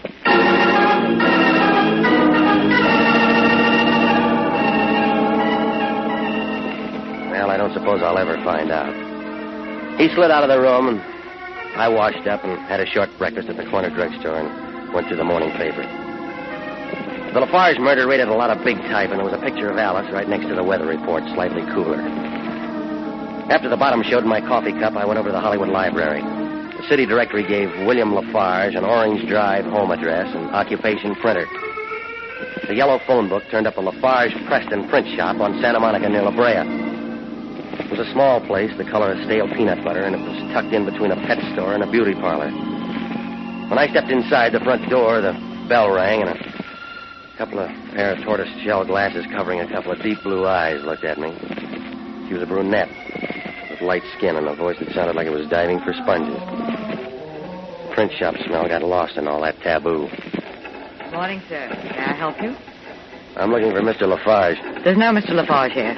Sign outside says there is. It's an old one. Won't I do instead? Now, that's another chapter. Then turn the page. I think you'd enjoy it. You know, you ought to put out cards. Mr. Preston says business has picked up immeasurably since I started working here. Let's get back to Lafarge. I told you he's not here. Well, try Preston for me. He's very busy. Well, he can spare a couple of words. Now, wait a minute. You can't go in there. I'm sorry, Mr. Preston. I told him you were very busy. All right, Lois. Who are you? My name's Regan. I'm with International Detective. I got some questions about your partner. Of course. Please leave us, Lois. See you later, soldier. Cigar, Mr. Regan? No, I won't be here that long. Naturally, I'll be only too happy to tell you anything I can. It was such a shock reading about his poor daughter's death. A wonderful girl. Lafarge said that. Yeah, you'd say it, too, if you knew her. She was very good to him. Well, Mr. Regan, what specifically can I tell you? The book calls this place Lafarge Preston. Somebody's missing. Well, you see, Bill and I were in partnership for years. When he decided to pull out, I just planned to leave the name the same. When did he go? Just a few weeks ago. They give a reason? I don't know exactly. Implied he had enough money or was coming into some, I'm not sure. But it happened so sudden, left me a little short-handed. Still having trouble finding a first-class engraver to take his place. I left him sitting there chewing a panatella, and I moved out fast like a sailor on shore leave. It was about 11 and getting warmer. I picked up my car and went home. It took me 10 minutes to track down Sanduci. Yeah? Regan. What do you want me for? Fix a traffic ticket? Look, I got something for you. Make it good. I've been talking with Preston down at the print shop. Yeah? Lafarge stepped out kind of fast carrying a roll. Mm-hmm. Now, look, he knew engraving. I figure you ought to take a good look at that money. It may turn up phony. I'm not impressed. All right, I gave it to you. Do what you want. Look, we checked into the door already. It's absolutely legit. Now give up, Regan. Navy didn't. What's the matter, Regan? She turned you down? Who let you in? Stranger in town. Just catching the sights. Well, they're better outside. Ease off, Regan. You don't know who you're talking to. Yeah, the name's a blank, but you drive a red Austin. Yeah, it's not bad for a beginner. Hey, you got a drink around? Not for you, no. If I were you, I'd show a little hospitality to an out-of-town boy. Chicago. South Side, huh? You're not being very nice. You weren't invited. But now that I'm here, that changes some things, huh? What do you want? A drink. No sale. Listen, fresh Get guy. your hands off me, punk. Argue against 6. 45 always stops him. Like it did Lafarge. How about getting old Gus a drink, huh? 3 finger will do. Skip the water. You better fix one for yourself. No, you're the type that drinks alone. Oh, you better have one, Regan. It's going to be your last. How do you figure? Well, I look at it this way. A guy like me gets hired to do a job. Comes 2,000 miles for it, then pulls a boner. Like knocking off the daughter instead of Lafarge, huh? Yeah, that's it. Top that off with a witness sitting in the same room who spots my red Austin. Now, let me ask you something. Can I leave him around breathing good air? According to me, no.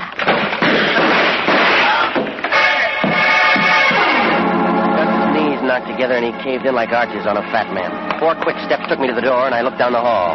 Nothing there.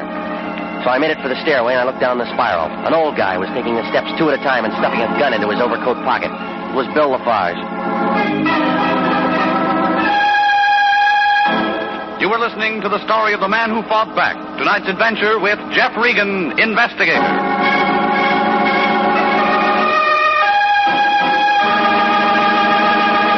Commissions are still available in the Army Nurse Corps. Graduate registered nurses between the ages of 21 and 45 may qualify for service with this fine organization. Nurses may request active or inactive status. Those on active status enjoy the same privileges as regular Army officers. Those on inactive status may continue their civilian nursing duties, but stand ready to serve in time of emergency. If you are interested in joining the Army Nurse Corps and believe that you qualify for a commission, apply to the Adjutant General, Washington, D.C. And now, back to the story of the man who fought back and Jeff Regan, Investigator.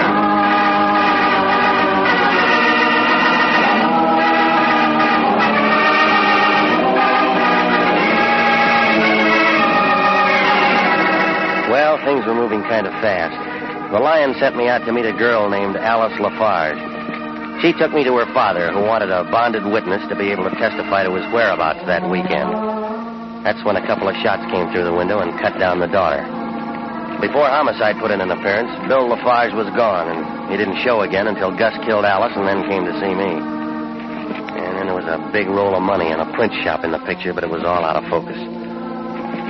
Well, I moved back into my apartment. The Chicago hood was still there, lying on my rug, and I picked up the phone to call Lieutenant Sanduci. I'd just gotten a couple of numbers out when I caught a familiar smell. It was a load of taboo, and it was packing a .32. Put the phone down, Regan. Why? Because I'm asking you nicely.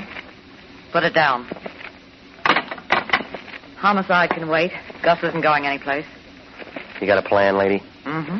Well, get back to that print shop and you'll stay out of trouble. Mr. Preston's so nice. He gave me the afternoon off. I told him my mother got sick. All right, lady. Tell me about it. I'm looking for something. Name it.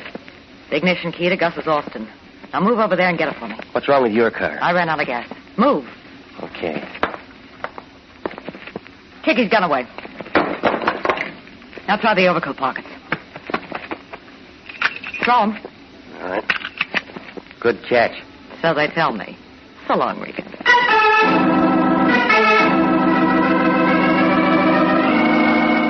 I put in a quick call to homicide, and then I waited a couple of minutes to give her a chance to get a head start. When I stepped out of the building, the red Austin was just turning the corner. I followed in my car. We wound up in Glendale.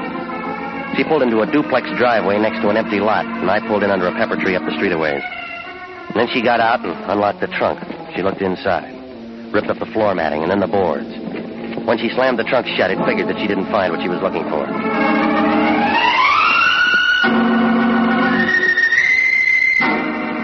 Well, 25 minutes later, I found the Lion sitting behind his desk down at the office. He had a bottle of beer in one hand and a package of Sen-Sen in the other. Spread out in front of him was a typewritten piece of paper that he'd just slipped out of his Remington. He had a puzzled look, like a little boy caught in a mixmaster. Regan, where you been? Around. I've been looking all over for you. Sanduci's been calling in every 3 minutes. What's he want? The story on how Gus got laid out in your apartment. Well, I'll drop him a note. He wants it now. He's got time. He doesn't come up for a pension for years. They turn up Lafarge yet? No, but I turned up something. What would you say if I told you Lafarge did time once? On a counterfeit rap? How'd you know? It figured. That lowest name is scratching around for something. The feds put him away for 10 years for making up some phony bonds or stocks or something like that. Uh-huh. How's his daughter fit? She waited for him till he got out and then tried to help him play it straight. What'd you get on Gus? Who cares about him? Lois. Lafarge wasn't in on that bond job alone. Who else? He had a partner, the guy who runs the print shop, Preston. Yeah, you're doing better. I figure it this way. Preston's got a new racket, and J. Edgar would be real happy to know all about it. Yeah. We're going to be the ones to tell him. How much is the reward? I don't even know if there is one. Oh, stop it. When gold went up to $35 an ounce, you pulled your mother's teeth. Regan, you're getting out of line. And then you bawled her out for not having more cavities. Now, you get over to Preston and have a talk with him. Yeah. Regan. Yeah. Remember, if we crack this thing, it'll mean more money in your pocket, too. There's no room for it with your hand there already.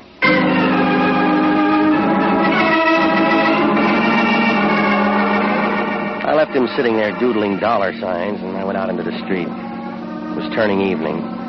I picked my car out of the lot, and 30 minutes later, I stopped in the corner of Santa Monica and La Brea. The fog was rolling in by then, and the streetlights were trying real hard. I walked to the front door of the print shop. I shook it a little, but nothing gave, so I moved around to the back. The place inside was as dark as a saloon in Kansas, but somebody inside was handy with a gun. So I cracked the window with a rock, and I climbed inside. It smelled like target practice on a rifle range. Preston was curled up on the floor like a piece of wet tissue paper, and there were 2 holes in him. Well, the game wasn't over, but they were running out of players. I moved for the phone to call the police, and that's when I spotted Bill Lafarge. He was slumped down in a chair with a gun in his hand, and he looked tired. It took a lot of shaking to bring any words out of him. Hey, come on, Lafarge. Hey. Stop shaking. I'm up. He dead? Yeah? Yeah, he was a bum. You want to give me that gun? Sure. You got a call into the cops? No, not yet. We'll use my car. Any way you want it. It don't matter much no more. Things go easy for some guys. Other guys get all the rocks. You got a couple of answers? Why not? Preston did a tie-in with a gambling syndicate out of Las Vegas. Some joker had a hot idea. Keep going. Counterfeit 20,000 New Year's Day bowl tickets and sell them on the open market at $5 plus. That's big business at 100,000. But I didn't take. Preston got sore because I wouldn't do the engraving and he got somebody else. That doesn't add up to murder. Yeah. Did when his head got working overtime worrying I had too many answers. And he hired that Chicago boy with the bad eyes. Yeah. He got my daughter by mistake. Yeah. Where are the bowl tickets? Who cares? How does Lois fit? I don't know. All right. Front door's closer to my car. You drive, Regan. LA traffic makes me nervous.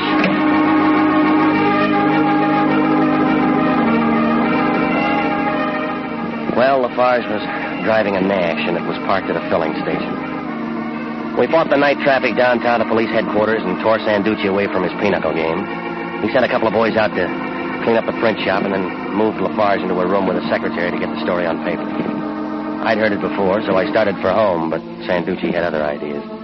He put me in a private little room with white walls, and he told me to wait. I thought maybe he'd gone on his vacation, but he finally came in. Yeah, getting tired of waiting, Regan? Do you care? No. You got something to say?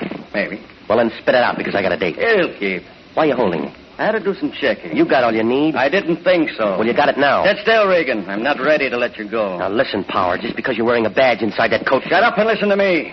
It took me 18 years to turn in those overstuffed shoes for thin soles. I'm not letting a two-bit detective tell me how to handle my business. You could stand it. You and that crummy boss of yours are licensed by the state of California, and we can lift it for acts detrimental to public welfare. We got a whole blotter full. Tell that to the Lion. I'm telling it to you. And that's all. Beat it. Okay. Oh, Regan. Yeah? One thing more. There's a big hole in Lafarge's story. What do you mean? Look at his gun. Well, what about it? Look at the caliber. It's a .38. That's not the weapon that killed Gus and Preston. You sure you don't own a .32?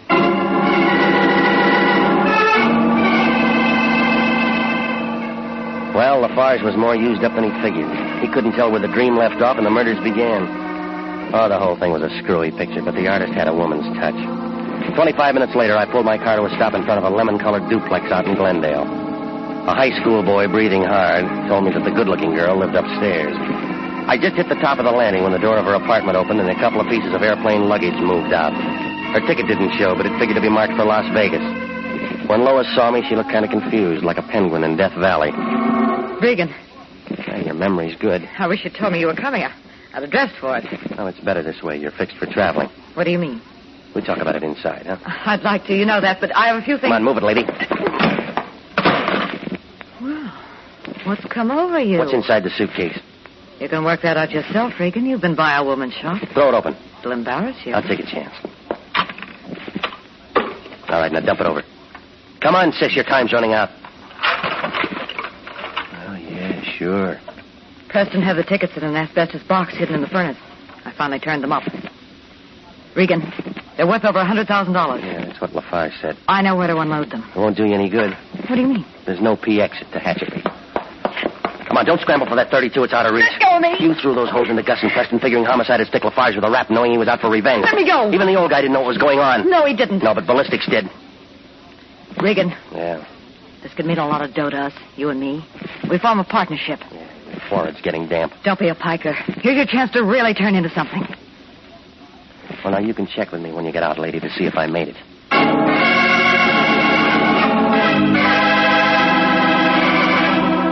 Well, it all blew apart fast like an atom at Caltech. Sanduci came down and picked up Lois. She had herself a pretty good thing for a while. Preston could run off the phony bowl tickets, and all she had to do was to sell them. Even though murder got thrown in, she could have stayed clean if she hadn't got her gun calibers mixed. Well, Lafarge was walking the streets in a couple of hours, and the Lion was real happy the way things worked out.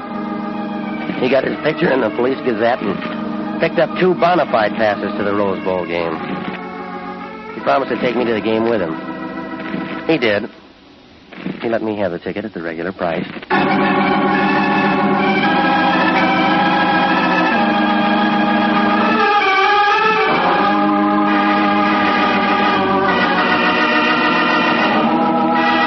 Jack Webb is featured as Jeff Regan with Herb Butterfield as Anthony J. Lyon.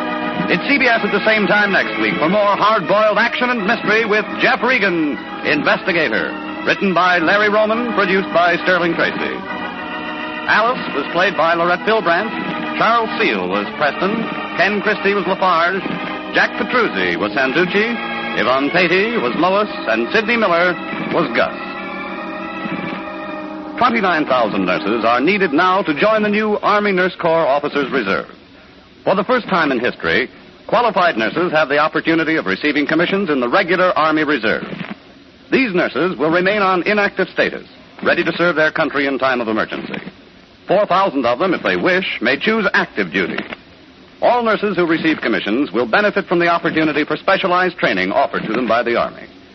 Inactive reserve status will not interfere with the nurse's civilian life, but the educational opportunities offered her by the Army Medical Department will be of great advantage in her work. So don't wait. If you're a registered graduate nurse between the ages of 21 and 45, drop a card for complete information to the Adjutant General, Washington, D.C.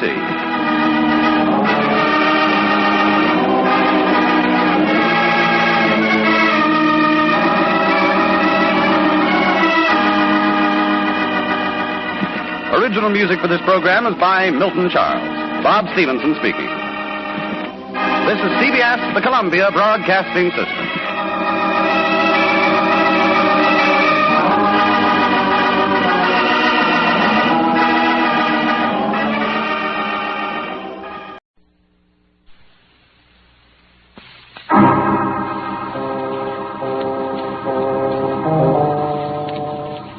My name's Regan. I get 10 a day in expenses from a detective bureau run by a guy named Anthony J. Lyon. They call me the Lion's Eye. Jack Webb is Jeff Regan, Investigator, as CBS offers you hard-boiled action and mystery and thrilling adventure in tonight's story of The Lawyer and the Lady.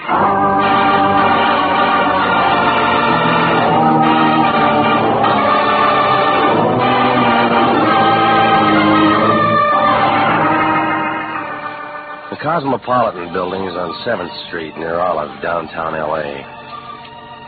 International Detective Bureau is up on the 3rd floor, suite 308. Right across from an elevator that hasn't been inspected since 29, when the guy who built the place took a vacation up at Folsom. I always use the stairs. Well, the plaster's bad, but the rent's cheap, and the Lion says his office is just the kind of place that invites business. He's got a leather chair there, about the shape of a fallen biscuit. That's for him to relax on. And right next to a desk with some blank checks and an inkwell, there's a hard, straight chair. That's for the client. The Lion got mad when our last customer asked if the chair was wired. Well, when I walked in last Thursday night about 6 o'clock, he was staring at that chair. Wishful thinking. Regan! Christmas is coming. Well, that's news. It's the time of year when everybody's nice to everybody else. Somebody give you a calendar? I got better than that. It's a check. From who? His name's Kramer. He's a big lawyer. We need one again? He's our new client. He wants to see you. What about? He'll tell you. You tell me. I want you to be nice to him. He's a big man. His office is in the Park Central building. Abercrombie, Kramer, and Schmidt. A trio. It's an important legal firm in this city. Well, what's the job? I told you he'd give you all of it. Look, the last time I waited for a client to talk, he died. Now, look here. The kind of dough he pays, you could do janitor work for him and not ask questions. Oh, you never learn. This is a certified check. Came by special messenger. He's waiting for you now. What else? The message said he wanted all this done confidentially. No police. You understand? You'd kidnap your own mother for cash. You're not alive. And then you'd starve to death, charging yourself ransom. I'm going to be patient with you, Regan. Oh, this is another rotten deal. These big legal outfits can't afford to be dishonest. You've been making a living doing it? Kramer's in legitimate practice. I checked on Oh, sure you do. I pay your salary, and I take things as I see them. Well, you need stronger glasses.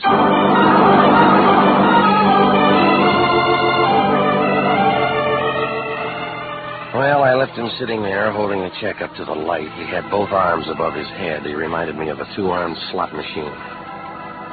I walked the 4 blocks over to the Park Central building, and an elevator operator with a cardboard collar took me up to the 7th floor. Abercrombie, Kramer, and Schmidt had a flock of stables in the back with a fire escape. The names were hung out in silver. I figured if they were ambulance chasers, they used a motorcycle escort. I opened the door and stepped into a green carpet that needed mowing. Then I heard a noise at the deep end where the trout stream should have been. She had hair the color of smoke. The rest of her spiraled up to match. But she looked unhappy, like a termite in a granite quarry. She glanced at her typewriter, and then up at me. The Remington 1. We've already ordered our Christmas cards. Get them in July. Well, maybe I'm not selling. You should. You're the type. Kramer in? He might be, but he never sends cards. Doesn't believe in Christmas. Well, he sent my office a check. Did he? What office is that? I'm Regan, International Detective Bureau. Stick to greeting cards. Kramer sent for me. Oh? He wants protection, huh? You tell me. Maybe it's something else. Well, let's find out. In a minute. He's busy right now. What's the matter with Abercrombie? He's dead. Schmidt? Wishes he was. Palm Springs with a hangover. Yeah, real nice bunch. How long you worked for him? Too long. My jokes are newer. Well, Benny's making a move. Maybe he'll hire you. I don't like funny men. What do you do when you're not working? All depends on who I'm with. Thought maybe you were antisocial. That's Kramer's. I was ahead of her trying the door, but it was locked from the inside. She fumbled around on the desk and finally brought out a key. Kramer was sitting at his desk holding onto the front of his shoulder. His face was white and he wasn't feeling too good. Fire escape. He got through there, and he called Dr. Sorensen. This wouldn't look good in the papers. No police. That's a big order. Well, that's a big hole in his shoulder.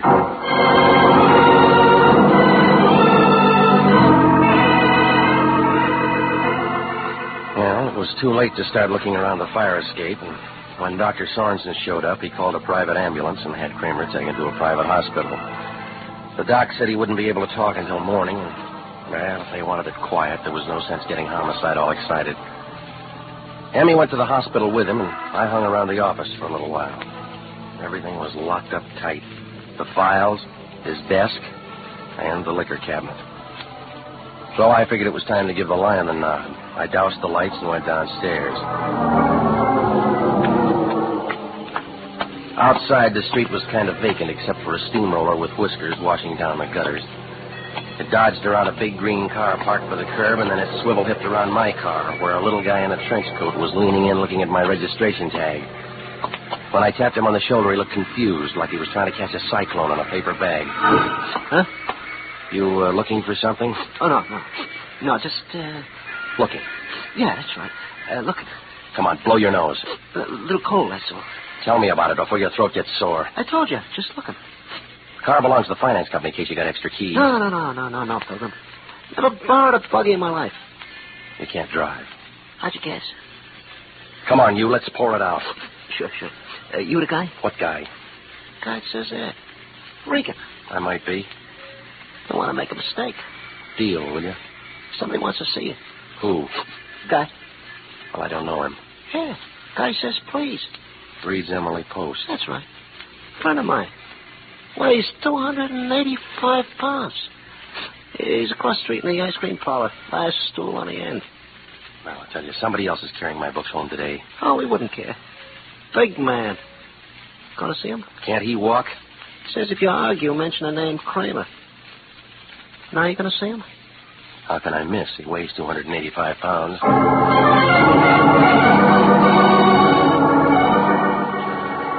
Oh, it didn't figure, but sometimes you look and nothing figures. Kramer had taken one in the shoulder, and before he'd been able to talk, the lights had gone out, and he wound up in a hospital. Well, somebody had an angle, and maybe it was the guy across the street. I found him sitting all alone, about 300 pounds of beard in a plaid coat. He was picking all the strawberries out of his ice cream. Hey, you set for me? Mm-hmm. Regan? You got it. Have something. Great banana split here. 4 kinds of ice cream. I'm on a diet. Oh, I never worry about things like that. It's a mistake. You only live once. Know me? You got a name? Spec Jameson. You know me now? You got a grudge with Kramer? Yeah. You shot at him from the fire escape. I did? When? Half hour ago. Anybody see me? No. That's good. How'd I do? He got it in the shoulder. He'll live. Up to that point, it could have been me. Well, it's going to make a good story for the police. For anybody. I'm clean as a whistle. You sure you won't have something? Now, look, I got a date back, so let's fan this out. Oh, sure. How about Kramer? Oh, yeah. Where'd you say he was? Hospital. Oh, yeah. He hire you for protection? Maybe. Regan, you got a lot to learn about life. No, just about living. You catch on quick. To what? Now, you take me, for instance. Your complexion's not so good. It'll improve. Besides, I don't like trouble, Regan. Well, you'll have to get used to it. It's just there's some things a man can't stand. Can't take lying down. Name 3. No, I just want you to understand I know what I'm doing, that's all. And this is what I'm doing. All right, Regan. Back on your feet. Yeah, they serve ice cream in big dishes, I'll don't give they? you a boost. Here's my hand. Take off the knuckles. Quiet, Regan. There's some more metal in my pocket. I don't need a Geiger counter. I said you were smart. Now get this. It's a clean sweep. You're staying out of it. Suppose I stick around. Then I'll unglue you.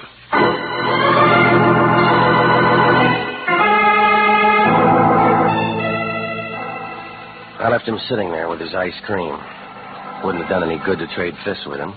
But there was something in the way he talked about Kramer and the shooting that made it a Sunday puzzle. I found a phone booth and put in a call to the Lyon. Regan, where you been? You see Kramer? What'd he say? Well, now, which one do you want first? What about Kramer? He was all shot up. Target practice? Some guy with a grudge. If he plays like that, yell cop. Look, they'll want to see you. No police, remember? What are you talking about? Another bum client. Why do these things always happen to me? Because your palm is faster than your brain. Every case has it. Look, this is a 3-ring circus, and we haven't even got any peanuts. Well, maybe I should have found out what he wanted. Oh, you say that now. Who's got the grudge? A sweet tooth. Calls himself Spec Jameson. Spec, where's he fitted? He wouldn't stand still to show me his tea leaves. You talked to him? We met. When people start asking questions, we don't want to be stuck without any answers. You get out and run down some dope on this man Spec. What are you going to do? Don't worry, I'll take her on my end. Yeah, most people do. Well, this job had more ups and downs than the Berlin airlift. I turned the phone book over to some drunk with a beer breath, and I walked over a couple of blocks to the morgue. I mean, the one where they keep dead newspapers.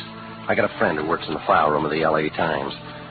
After 15 years of it, he's got about as much adrenaline as an old magazine in the attic. No, I never heard of a Spec Jameson. Probably a nickname, isn't it? You know, Spec, short for glasses? Yeah, I caught the drift. Thought I was going to say spectacles, didn't you? Hey, look, let's try this for size. Yeah. Big, fat guy, but always hungry. Mention any friend? Kramer, and he wasn't a friend.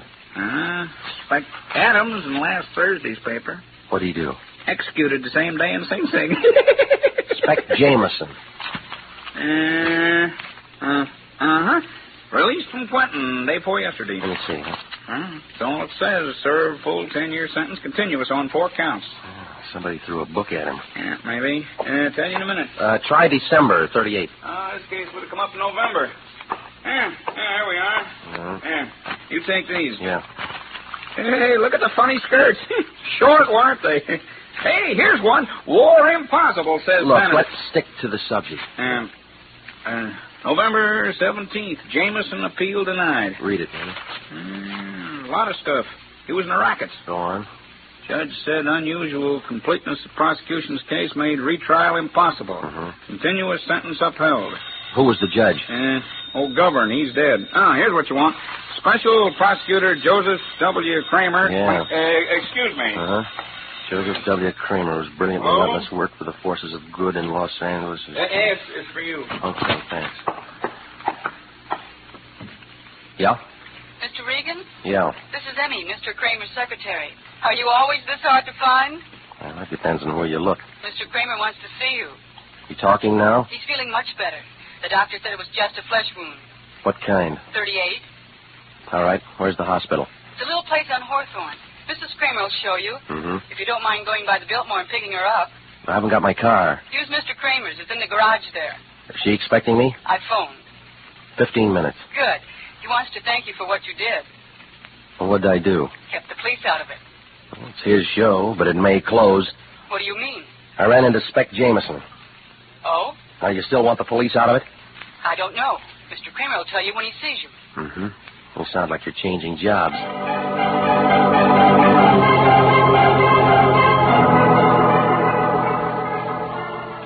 So I went over to the garage, and I picked up his car, and then I drove to the hotel entrance. While I was arguing with the cab driver, Mrs. Kramer walked out. 45, a little tired around the eyes. She was wearing a white sheet, double bed size, under a mink coat that must have set somebody back $10,000. She didn't look like a wife that Kramer'd have. I hope this isn't inconveniencing you.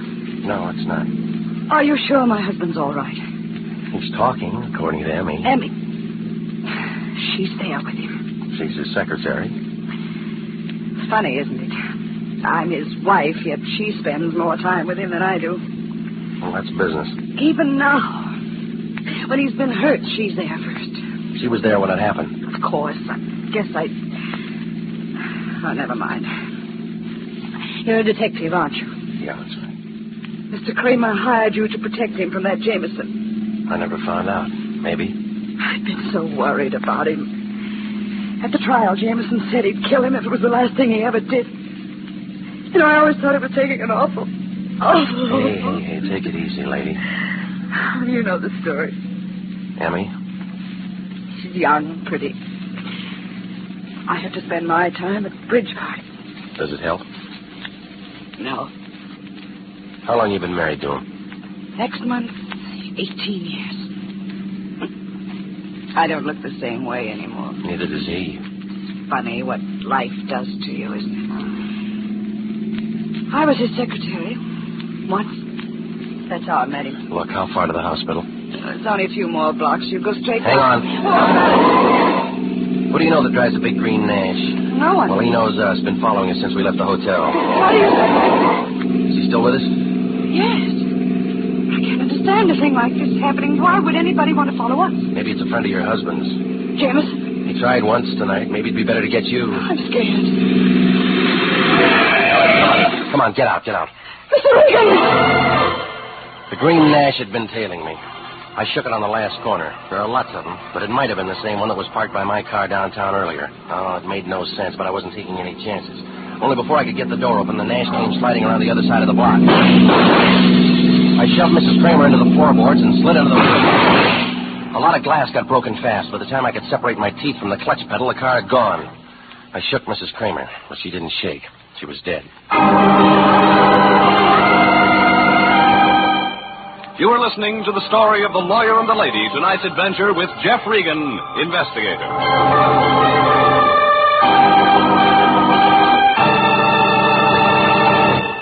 Listen, this is good news. Good news for you if you're between the ages of 20 and 26 and a half, married or single, a high school graduate, and want to fly for the United States Air Force.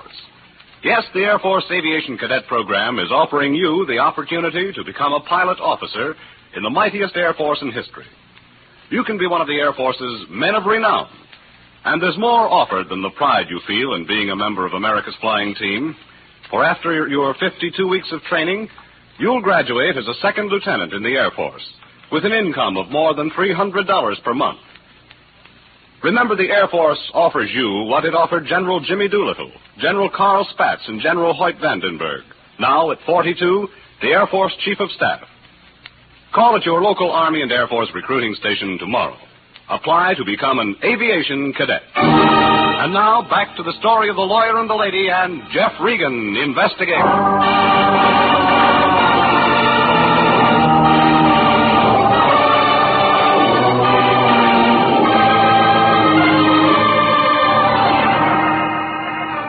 Well, it all made sense, like a Ubangi with a piccolo.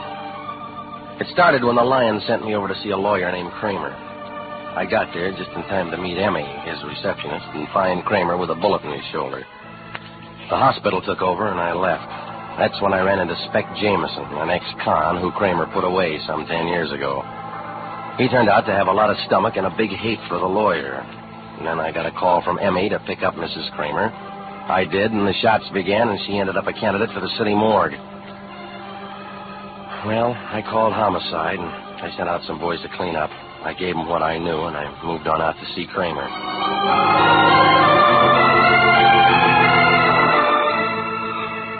The Angels of Mercy Hospital turned out to be a private place off Hawthorne. 2 stories of cement set down in the middle of a clover field. It figured that they only held a thermometer to patients that could make a big noise with a cash register. Kramer showed in an upstairs room next to a fire escape. He was climbing into an overcoat. And when he saw me, he looked unhappy, like a pointer with a broken tail. Well, Regan, I'm glad you came to see me. Tell me that later. What do you mean? How's the shoulder? Oh, a little annoying, but it's all right. Well, that figures. Why? It was a neat shot, just enough to raise a little fever. What are you driving at? Give it a chance. It'll sink in. Come on, let's get out of here. All right. Picked up my wife downtown? Yeah. Good. She worries a lot. You know, tell you what, Regan, I'll send a check around in the morning for another 100. All right? Make it 1,000. What's that for? Insurance against guys like you. Never mind that, Regan. Why didn't you tell the Lion what you wanted in the first place? I didn't know. I got another story. Well, you're wrong. You knew Spec Jameson was out. No reason I should tell you that. I'm rehearsing a witness, that's all. What? Yeah, now let's hear what you did to him. Nothing, not a thing. He can tell you that. In 38, you got the book thrown at him. He was a public enemy. So's Smog. Regan, a man in my position... Maybe that's it. Maybe you're the kind of shyster that builds a rap on convictions. I'll grant you it helped. That's all you want. So he hated you. He made threats. What cooled him off? $10,000. When? After I discovered he meant business, I sent someone with the money.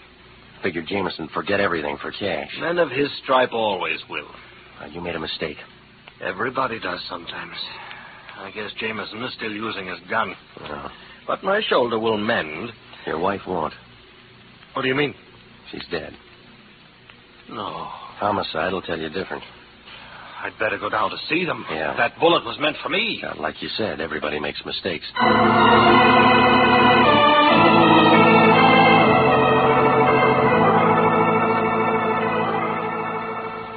Well, we climbed in the taxi and headed for headquarters. Kramer looked confused. He mumbled a few words about what a good cook his wife had been, how he'd always tried to protect her from the stuff that he'd done to make a success. He was the kind of guy that always figured it was better to make a deal than face facts. Now he had to face a backfire. Well, there were a couple of newspaper photographers in front of the place. Kramer's shoulders dropped a couple of notches, then he headed for inside. I started in behind him, but an arm stopped me. Regan, come here. What are you doing out of bed? Sit up. Get back in the taxi. Look out, that meter will bite you. I'm not paying the fare. Downtown, driver. Okay, Mike. You know the cops are going to love you for this. They can hear your side of it later. Sure, and you'll stand behind me. Now, Regan, I'll tell you how I figure this. She gets killed. It was a mistake. Oh, now, that takes a big brain. Kramer's got enemies. Said Emma enemy, didn't the wife Regan to get Kramer. That's the last chapter. And we write the next one. Turn in said enemy, and we'll pick us up a nice fat reward. Homicide started with Jameson already. They're gonna be surprised. What do you mean? He didn't do it. How do you know? I look into things. That's how I know. Well, all right, big shot. Open it up. It goes this way. 15 minutes after I talked to you, I put a call into the cops. Saying what? That I don't like my operator being threatened by ex-cons. What happens? You tell me. The police themselves take Jameson out of circulation. He was locked up before Mrs. Kramer got found. He's sitting in the Hollywood Station House right now with a smile on his face. Talking? No, eating ice cream.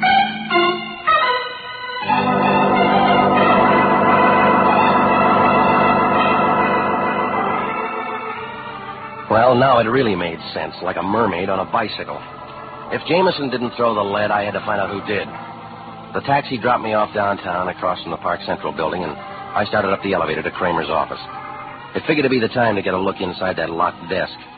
When I opened the door marked Abercrombie, Kramer, and Schmidt, the place was dark. I moved into Kramer's office and started a little work on the desk. It took me about 10 minutes to get inside. Nothing showed in the first 2 drawers, but in the third, I picked up a box of Panatellas and I looked under it. That's where I found a .38 with 1 bullet missing. Well, ballistics could do something about it, so I crammed it in my overcoat pocket and I started outside. That's when the door opened and the little guy with a runny nose walked in. He was wearing a suit the color of an avocado and his face looked like a fried banana. It's a nice rug, huh? You from the cleaners? I make my own spots. Sit down, Regan. We're going to talk. I'll take it standing. We prefer you sitting. It's your gun. More natural that way. You got a name, Buster? They call me the Dove. The bird? No cracks. Just a dove. Peace mission? It is. Resting. All right, what is it this time? Where's Kramer? China. Regan, you're an unlucky contestant. If you don't like my answers, try somebody else. That's what I'm doing, correcting mistakes. Like shooting the wrong guy. Like leaving a witness. I had to get rid of my Nash on account of you. You killed her, now you're waiting for her husband. Of course I killed her, but don't try to change the subject. See what I'm talking about now. Well, I don't like the spotlight. You should have stuck your nose in here, Regan. It'll bleed. Well, let's start with yours. I dove for him, and the gun went off, only it wasn't pointed at me. Kramer was standing in the doorway, pulling a trigger like a kid at a bubblegum machine. I figured the floor was safer, so I flattened out. The Dove tried the same, only he hit the wastebasket. Did I get him? Well, he looks as dead as he'll ever be. The cheap murdering... Look, let me hold the gun, huh, Kramer? Yes. Oh, Regan, there's a bottle in the cabinet there. Sure.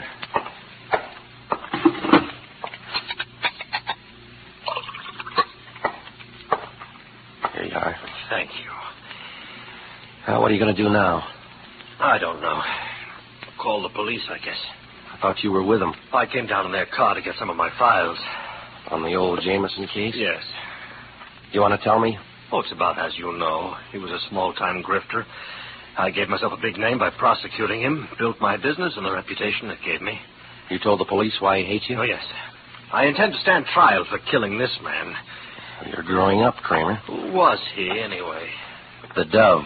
No driver's license. Oh, yes, here it is. Dove Duval.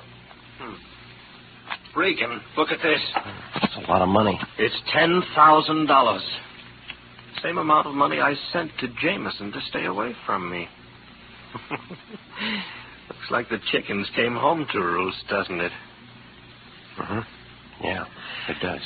Well, police are waiting. I'd better go and tell them about this. Go on. You coming? No, I'll meet you there, Kramer. I got a late date.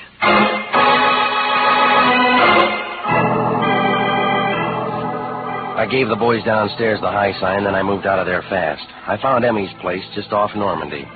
It was a brand-new duplex with a gilt-edged driveway and stocks and bonds for awnings. For a business girl, she really did all right. I was a couple of hours overdue, but the girl with the smoky hair knew how to wait.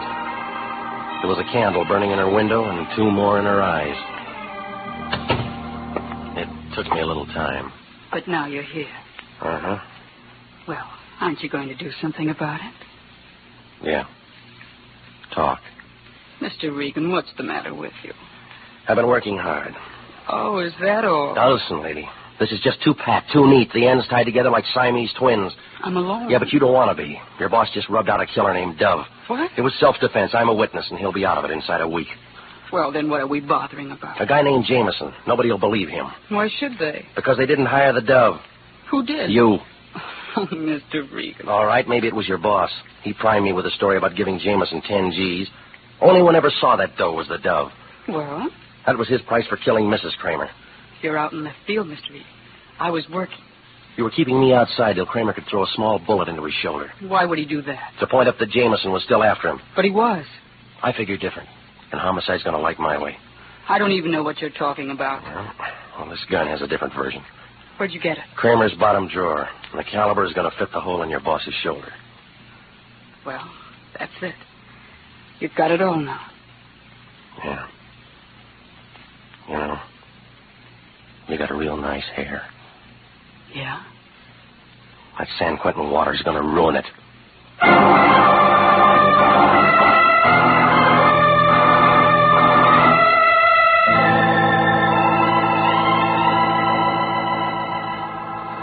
Well, the whole thing came apart like a paper hat in a shower bath. Seems that when Jameson got out of prison and threatened Kramer, the lawyer and his secretary figured that it was a good time to get rid of the wife. I suppose she interfered with their skiing or something. Anyway, they hired the Dove to do the job and then got rid of him just so he couldn't ever come to bat for the fall guy, Jameson. Yeah, they had a perfect frame fixed for him, and I was picked to decorate the edges, only it didn't work. Everybody was positive about this one. Kramer knew he was going to win.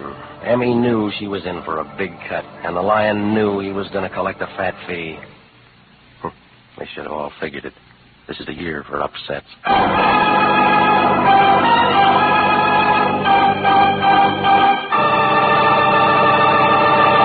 Jack Webb is featured as Jeff Regan with Herb Butterfield as Anthony J. Lyon. It's CBS at the same time next week for more hard-boiled action and mystery with Jeff Regan, Investigator. Written by Jackson Gillis and D. Jack Newman. Produced by Sterling Tracy. Featured in tonight's story were Carol Matthews, Marvin Miller, Lou Krugman, Herb Vigran, Mary Lansing, and Larry Dodkin. Original music for this program is by Milton Charles. This is Bob Stevenson speaking. This is CBS, the Columbia Broadcasting System.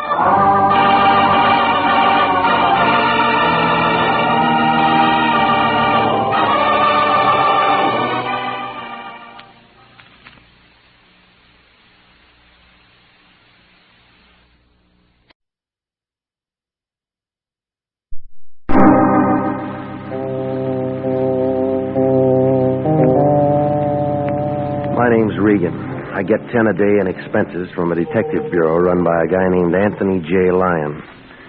They call me the Lion's Eye. With Jack Webb as Jeff Regan, the Lion's Eye, stand by for hard-boiled action and mystery and thrilling adventure in tonight's story of The Gambler and His Ladies.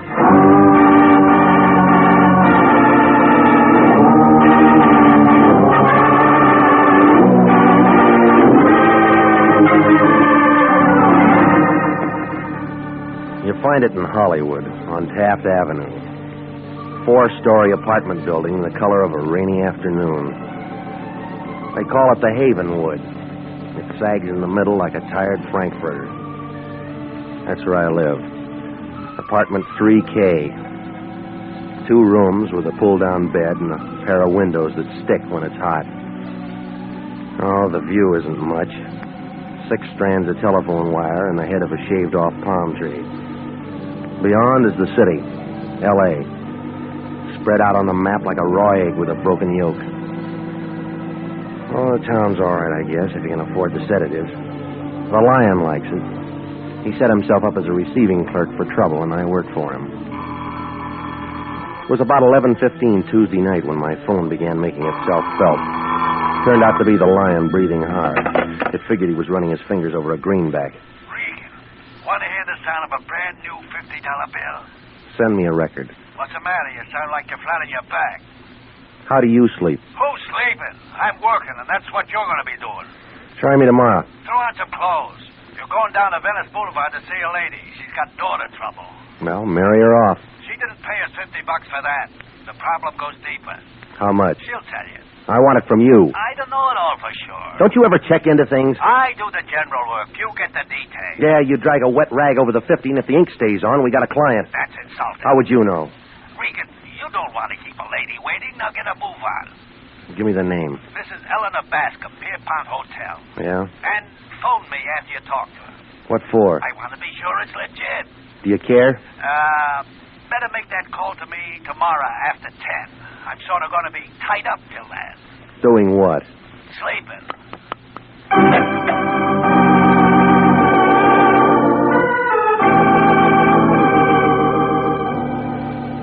Well, I put on some clothes, picked up my car, and moved out to Venice Boulevard. The good humor men were all gone, and I had the street to myself. 20 minutes later, I came to a stop beside a garbage can near San Pedro. Behind it stood the Pierpont Hotel, a 2-deck pile of wood left over from the sinking of the Spanish Armada. There was a black and dirty white sign outside, said rooms 50 cents, weekly and monthly rates. The names Eleanor and Georgia Bascom showed in the mailbox and gave a room 210. I climbed a flight of stairs and walked down a hall that looked like a passageway in a pyramid. It was dark, and it took my cigarette lighter to turn up the numbers. 210 finally showed, and I rapped on the door. A bush of black and gray hair pulled it open. It was wearing a red kimono and an impatient look, like a tax collector in January. She was pushing 50 and looked tired. Yes? I'm Regan, international detective. Oh, yes, Lyon's. I've been waiting for you. Come in. I'm Mrs. Bascom. Eleanor or Georgia? Georgia's my daughter. Oh. I want to apologize for getting you out here this time of night, Mr. Regan, but it's urgent. The Lion said that the girl's the problem, huh? Yes. How old is she? 22. Who's the man? How'd you know there was a man? Well, what other kind of trouble would she go after? She's a good girl, Mr. Regan. She always has been. Until now, huh? That's what I want to know. Now, she's old enough to call her place. That's not the advice I'm paying for. Where'd you get the 50? It took a lot of saving. All right, give me his name. Louis Desmond. Gambler, card sharp, bookie, all-around con man. He's got a card room out toward Gardena someplace, a 5 Aces club. What does your daughter see in him? Oh, it's this place. The way we have to live. Tired of having nothing. I've tried, but she's looking for a change. And taking a wrong turn.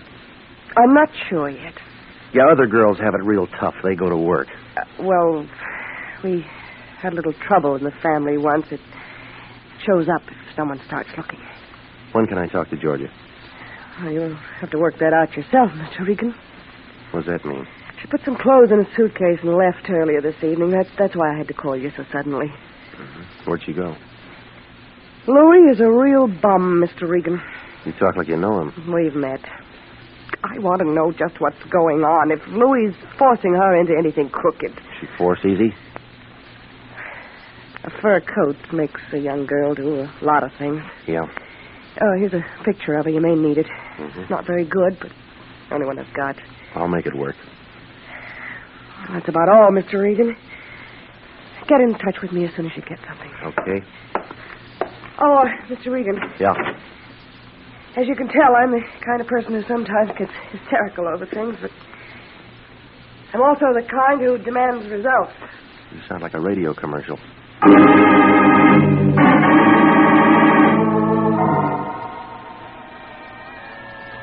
It was after midnight when I followed the fog out Vermont toward Gardena.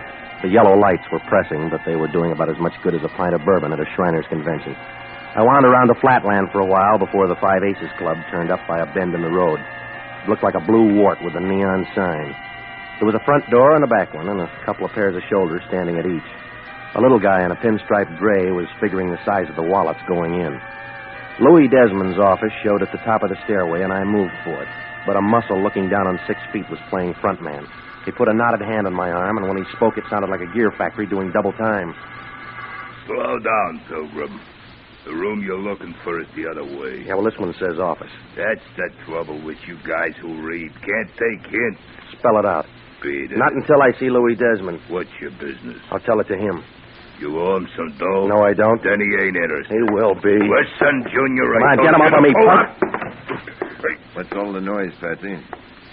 Sightseer without a ticket. My name's Regan. Cop? Maybe. You want me to bounce him down the stairs, boss? Maybe. What do you want? Talk. That's always a waste of time. Not if it's about Georgia Bascom.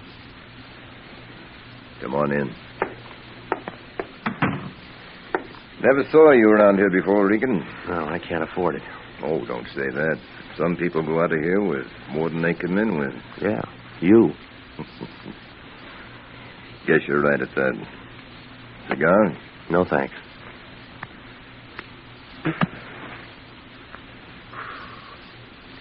Well, what about Georgia, Regan? You tell me. That doesn't add. You came to see me. She's got a worried mother. They're all like that. Now, this one figures you're doing a little forcing. Oh. You'd know more about that. Give me a clue. Blackmail, maybe? You're a kick. Arthur Godfrey'd love to get a hold of you. I come too high. Let me give you some good advice. Go home and pull a blanket over your head and say it's all a bad dream. You know, you talk a lot, mister, but you don't say much. What's the hold on Georgia? All right, wise guy. Honey. Come over here, baby. Regan, you know this girl? I've seen a picture. Georgia, this is a peeper named Regan. He come to rescue you. But what for, Mr. Regan? $50. My mother gave you that to come and take me back? Something like that. But I can't go. Why not? Well, Go ahead. Show him, baby. look, Regan. 3 carats. With a wedding band to match. On what dice table did you pick those up? Stop the noise, Regan. Congratulate the lady. Not on a bad mistake. Listen, Shamus. Oh, never mind him, Louis. He doesn't matter. When did the furs come? Louis said soon. Tell Mama we're married and not to worry. We're going away for a few days. Ensenada for some gambling and fishing. You won't enjoy it. Sure I will. You'll be in L.A.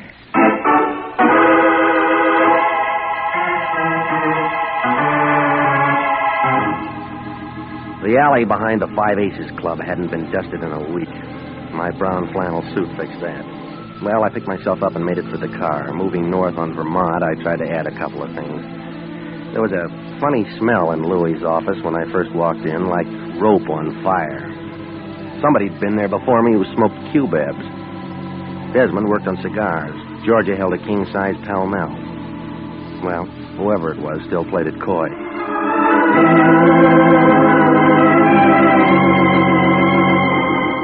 About 1 o'clock, I started raising a small campaign with the Lyon's door knocker. His dream must have been a real good one because it took him 10 minutes to get to the door. He was wearing a nightgown, and he looked like a poor imitation of the Fisk tire ad. All that was missing was the candle. Regan, I told you not to bother me until after 10 a.m. It's no bother. Get out of here, let a man sleep. Your dreams will be bad. What do you mean? You just lost a client. What's the matter? The money phony? Georgia Bascom married Desmond. There's nothing I can do about it. Well, think of something. Say you married her first. You're out of your mind. So it's a bad idea. Get a good Yeah, one. I already have. What is it? You give Mrs. Bascom her case back. Well, you can't do that. Try me. Think a minute, Regan. She's come to us for help.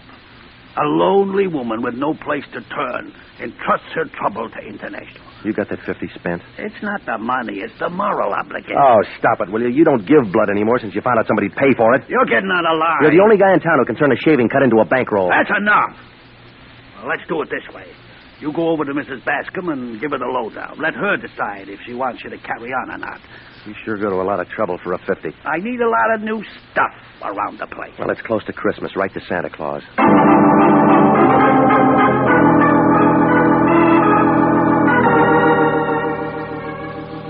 Well, I left the Lyon looking for a fountain pen, and I drove out to Venice Boulevard in the Pier Hotel. The place still looked the same. A black Nash was parked up the block, the motor going. A couple of cats were doing a duet on a garbage can. I climbed the stairs to the second floor, and I started down the hall for 210, walking real easy to keep the boards from creaking, but somebody else didn't care about the noise. There was a gun with a silencer working in Mrs. Bascom's room. I pushed the door in, but by then all I could hear was silence. The light showed an open window by the fire escape, and the wind was blowing the curtains. Mrs. Bascom lay face down on the bed, real still, and the holes in her blanket were turning wet. The Lion really lost a client that time.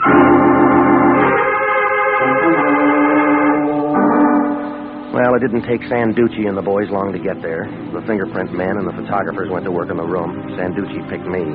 He had a grouch on like a fat lady in an upper berth. What's the matter, Regan? You get lost? What do you mean? You're pretty far from home. Well, I get around. Who is she? Name's Eleanor Bascom. I know that. What'd she do? Where'd she come from? I don't know. What were you doing out here? She called in the Lyon. Her daughter ran off with Louis Desmond. Oh, he in it? How far? Ask him. Mrs. Bascom wants you to bring her daughter back? She wanted to know if the girl was moving into a racket. Was she? I haven't found out. I should have known better than to ask a detective. Why didn't she call us? She was behind on her taxes. What do you do, Private? Sit up nights figuring ways to make my job harder? You through with me? No. Who killed her, Regan? I don't know. Bad choice of words. Go check a black Nash parked up the street. Got a license number? No, I haven't. Thanks a lot. Look, I'm no medium. I didn't know she was marked. Any other big ideas? A few. Well, keep them to yourself. They're all wrong. Now get out of here. Yeah. Say, Sanduci. Yeah? The Lion can handle another client now. So what? Want to sign up?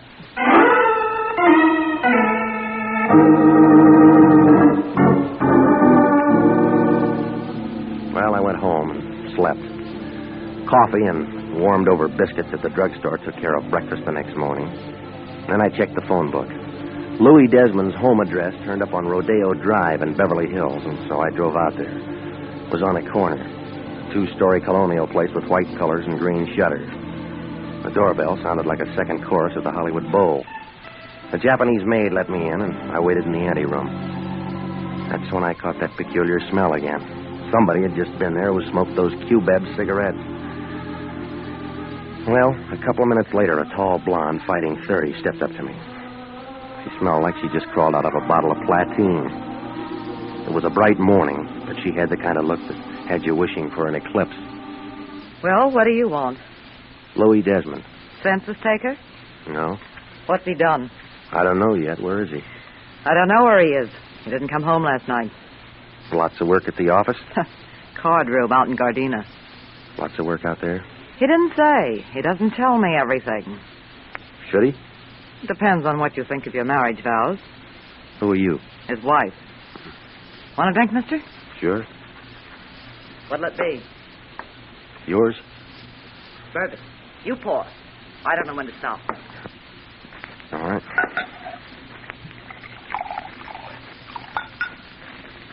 Here you go. To marriage. It's a mess.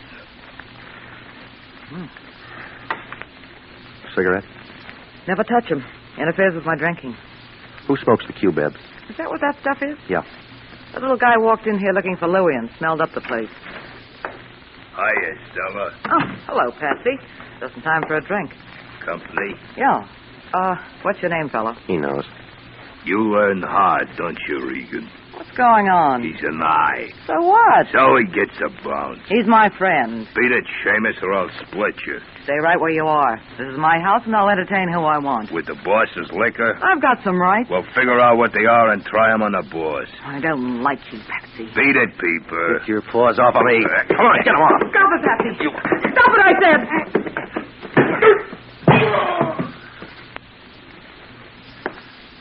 Well, you hit him pretty hard, lady. No, I didn't. His head's soft.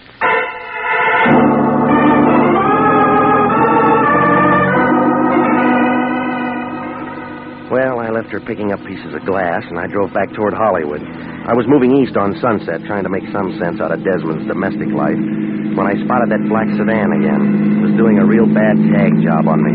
I pushed the pedal closer to the floor, but the sedan had better gas. It caught me going around a bend past Beverly Glen and started pushing me. So it was a great place for a boulevard stop, but none showed. All it did was a reflection in my rearview mirror of the driver in the black sedan. It was feminine, and the voice spelled out Georgia Bascom. That's when she moved in for a closer look.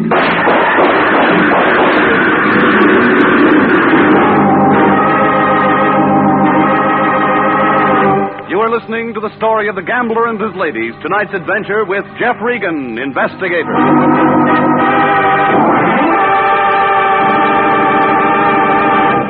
Listen, this is good news. Good news for you if you're between the ages of 20 and 26 and a half, married or single, a high school graduate, and want to fly for the United States Air Force. Yes, the Air Force Aviation Cadet Program is offering you the opportunity to become a pilot officer in the mightiest Air Force in history. You can be one of the Air Force's men of renown. And there's more offered than the pride you feel in being a member of America's flying team. For after your 52 weeks of training, you'll graduate as a second lieutenant in the Air Force with an income of more than $300 per month. Remember, the Air Force offers you what it offered General Jimmy Doolittle, General Carl Spaatz, and General Hoyt Vandenberg, now at 42, the Air Force Chief of Staff. Call at your local Army and Air Force recruiting station tomorrow. Apply to become an aviation cadet. And now, back to the story of the gambler and his ladies and Jeff Regan, Investigator.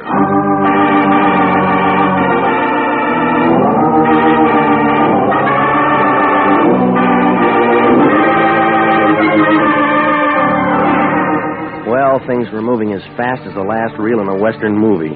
The Lion sent me out to see a lady who was having daughter trouble. Georgia Bascom had done a tie-in with a gambler named Louis Desmond, only it looked real permanent. She was wearing his wedding ring, and the mother ended up carrying a couple of bullets, and homicide moved in. That's when I met a blonde at Desmond's house who said she was Louis's wife. Well, I was working on the mess when a black sedan with Georgia at the wheel ran me off the road, and the slugs began to fly. I peeled myself off the side of the hill, and I got in touch with the police. Sanduci took over and invited me to headquarters for some more talk.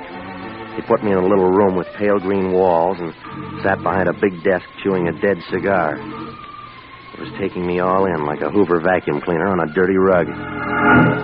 Well, how do you feel, Regan? All right. You shouldn't. Why not? Looks to me like from here on in you're a marked man. I'll get along. It'll be real interesting to see how. All right, now look, have you got something to say? Maybe. Well, let's hear it.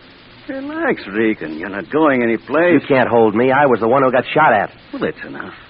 I'll work out a way to hold you for creating a disturbance. It won't work. Listen, you. The bullets we pulled out of your upholstery matched the ones in Mrs. Bascom's. So what? So we figure she was knocked off because she knew something somebody didn't once said.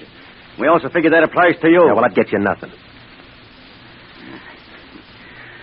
All right, Regan. Play it your way this time. You'll come running back when the heaters close in. Don't make book on it.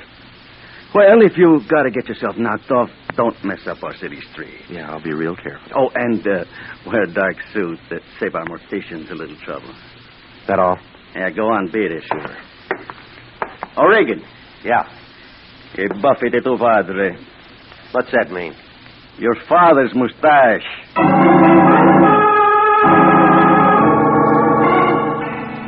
Well, it was late afternoon by the time I walked out of headquarters. The sun was still working, but it was cold. The cab driver, with a lot of conversation, drove me to my place over on Taft. When I opened my front door, I smelled it again, those cubebs. A small face was sitting on my sofa, sucking on them. It belonged to a guy who had to stand on a box to see over a fox terrier. When I shut the door behind me, he ground the cigarette into an ashtray and turned on a nervous look like a pig in a football factory. Your landlady let me in, Mr. Regan. I hope you don't mind. I have to talk to you. We met before. We did? I don't remember. Just me and your cigarettes. Huh? Oh, you mind if I smoke? You just finished one. Oh, yes, so I did. May I have a drink, then? Just a small one. All right. Thank you. I generally don't drink, but tonight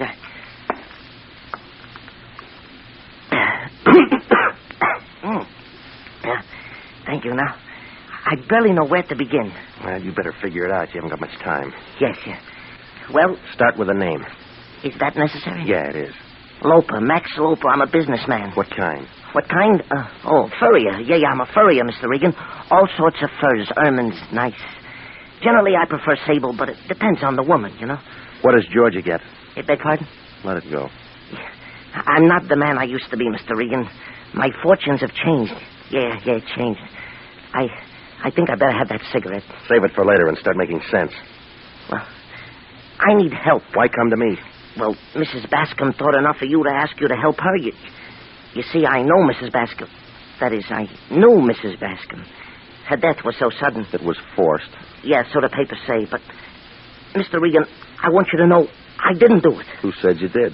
Well, nobody yet. But I didn't do it.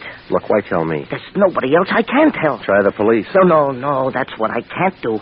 I want you to prove to them that I wouldn't do a thing like that. Loper, what's your tie-in with Desmond? Desmond? What? There is no tie-in. You were at his card room. I smelled your cigarettes there. You got nothing, I guess, and you went to his house. Mr. Regan, that's got nothing to do with it. I think different. But you're wrong, all wrong. Convince me. I didn't do the murder. That's what I want you to tell the police. Who did? I don't know. Well, now I think you do.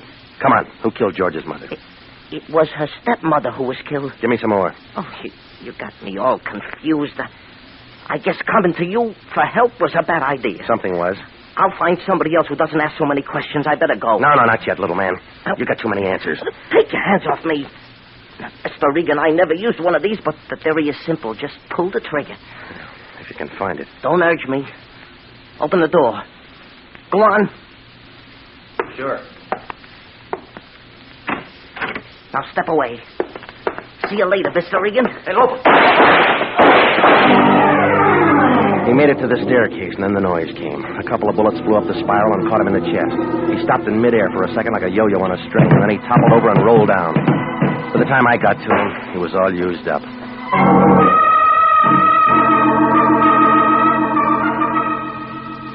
Well, a call into homicide brought some of the boys out, and they took care of him.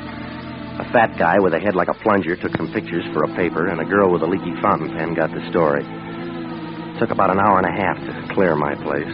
But the minute the crowd moved out, the Lion moved in.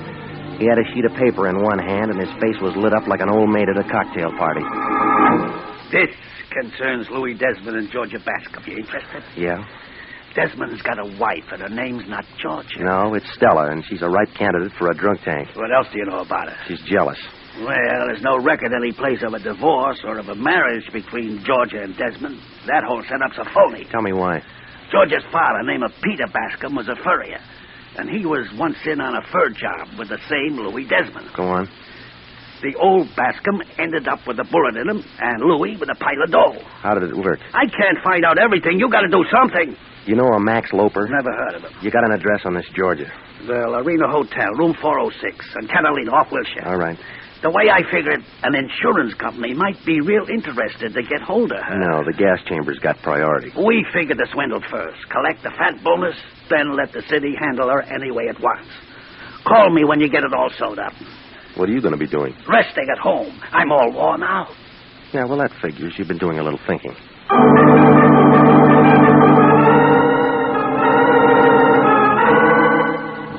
The Lorena Hotel, 6 stories of plush carpet and gold paint. It was night when I got there and the neon was on. The buzzer brought the door open and Georgia Bascom stood there carrying an overcoat. She had her purse under her arm and it figured she was leaving. When she saw me, she turned on a surprised look. Oh, Mr. Regan. Moving out? Just a little errand. It'll keep. Shut the door. Now, see here. Well, that's a lot of nerve. Don't let it bother you. There are bigger things. Like what? A fur job you and Louis are working on. What are you talking about? And a little murder. Throw your purse on the sofa. I will not. Come on, lady. It's getting heavy. Now open the closet door. Come on. There. I hope you're satisfied. I'm not much on fashions. Read them to me. 3 ermine, 3 sable. 10,000 apiece. More. Max Lopers. Yeah. Well, you can't wear them all. You got a friend? I don't need one. All right, sis. What is it? Nothing. That's your version.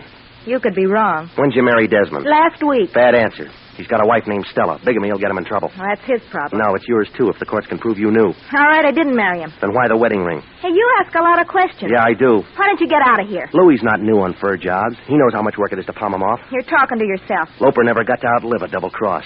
What are you going to do with that? Nothing. Homicide will work it out. I didn't kill anybody. You'll work up a sweat proving it. Louis did it, honest. He killed my stepmother because she knew how the job worked. He gave it to Loper, too. He would... Hiya, friends. It must be raining. The worms are coming to the top. Hello, Louis. Regan's got it figured. I was just stalling him till you got here. Sure, Georgia. I know. Honest, Louis, honest. I didn't mean to say you did the knockoffs. We'll talk about it later. You better finish it now. You're not going to be around. We'll see. They got a spot all staked out for you up north. Isn't that interesting? Regan, I got a set of instructions for you. I want you to be real nice and follow them. What's in it for me? You kill me, Seamus. I'm holding all the cards. You want to rake in the pot. I better get going, Louis. We shouldn't be seen together right now. Slow down, baby. I got something for you, too. But, Louis, Big mouth. Big mouth. Look, you didn't have to hit her more than once. She got off easy. Everybody's got 32 teeth.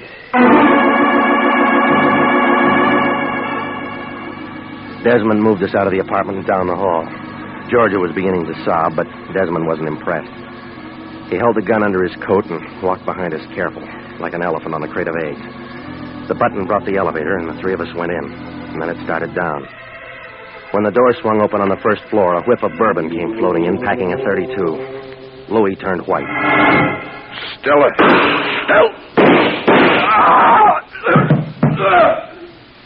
I told him if he kept messing around, he was going to have trouble at home. You want to give me the gun? No.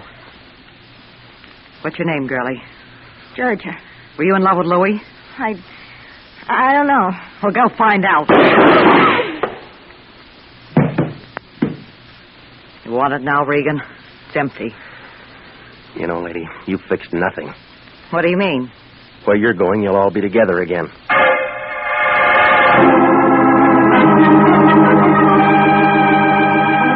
Well, it was all over fast, like a $1 dinner. The coroner's office sent out some boys for Georgia and Louis, and Sanduci picked up Stella. Desmond had himself a pretty good thing. Do a tie-in with a furrier and move the furs across the border with nobody making a fuss.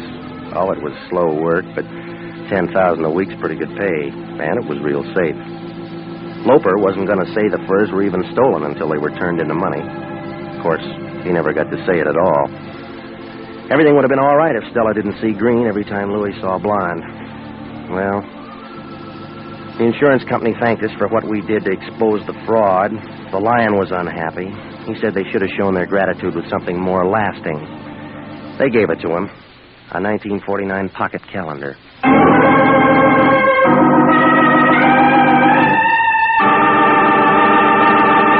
Jack Webb is featured as Jeff Regan, with Herb Butterfield as Anthony J. Lyon. It's CBS at the same time next week for more hard-boiled action and mystery with Jeff Regan, Investigator. Written by Larry Roman, produced by Sterling Tracy. Included in tonight's cast were Mary Lansing, Marvin Miller, Pat McGeehan, Lorette Philbrandt, Jack Petruzzi, Yvonne Tatey, and Sidney Miller. Original music for this program is by Milton Charles. Bob Stevenson speaking. This is CBS, the Columbia Broadcasting System.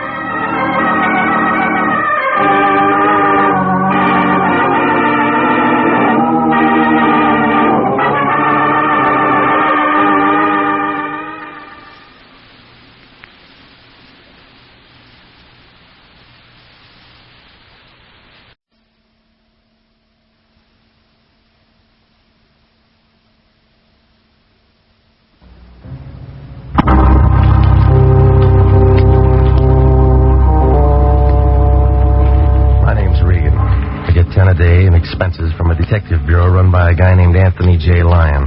They call me the Lion's Eye. Jack Webb is Jeff Regan, Investigator. Hard-boiled action and mystery and thrilling adventure in tonight's story of the man who lived by the sea.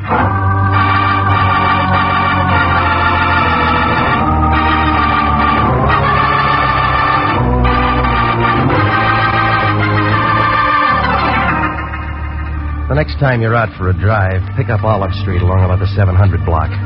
You can't miss it. It's a big building made out of white granite. The Cosmopolitan building. Anthony J. Lyon, the guy I work for, rents an office there.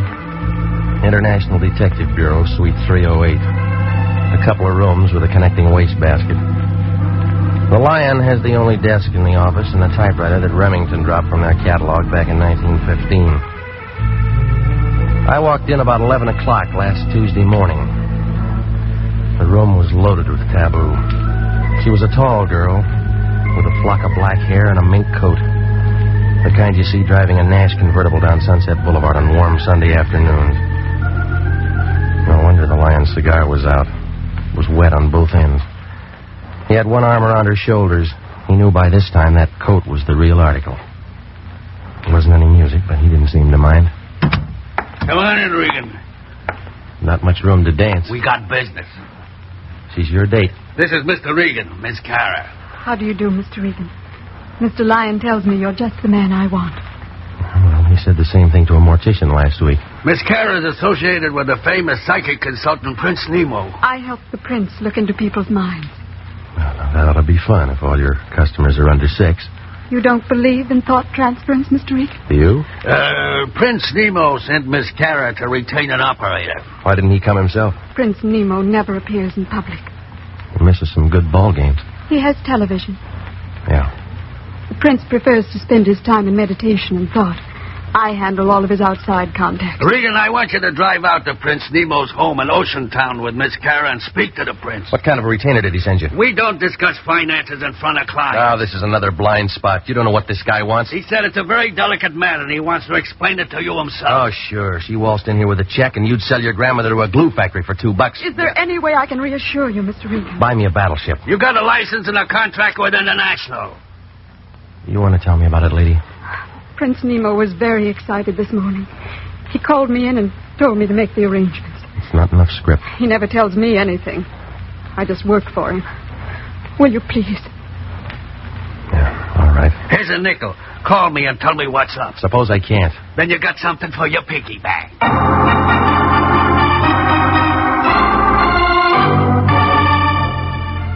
The lion stood there and watched us leave. He looked happy, like a hobo in a bubble bath.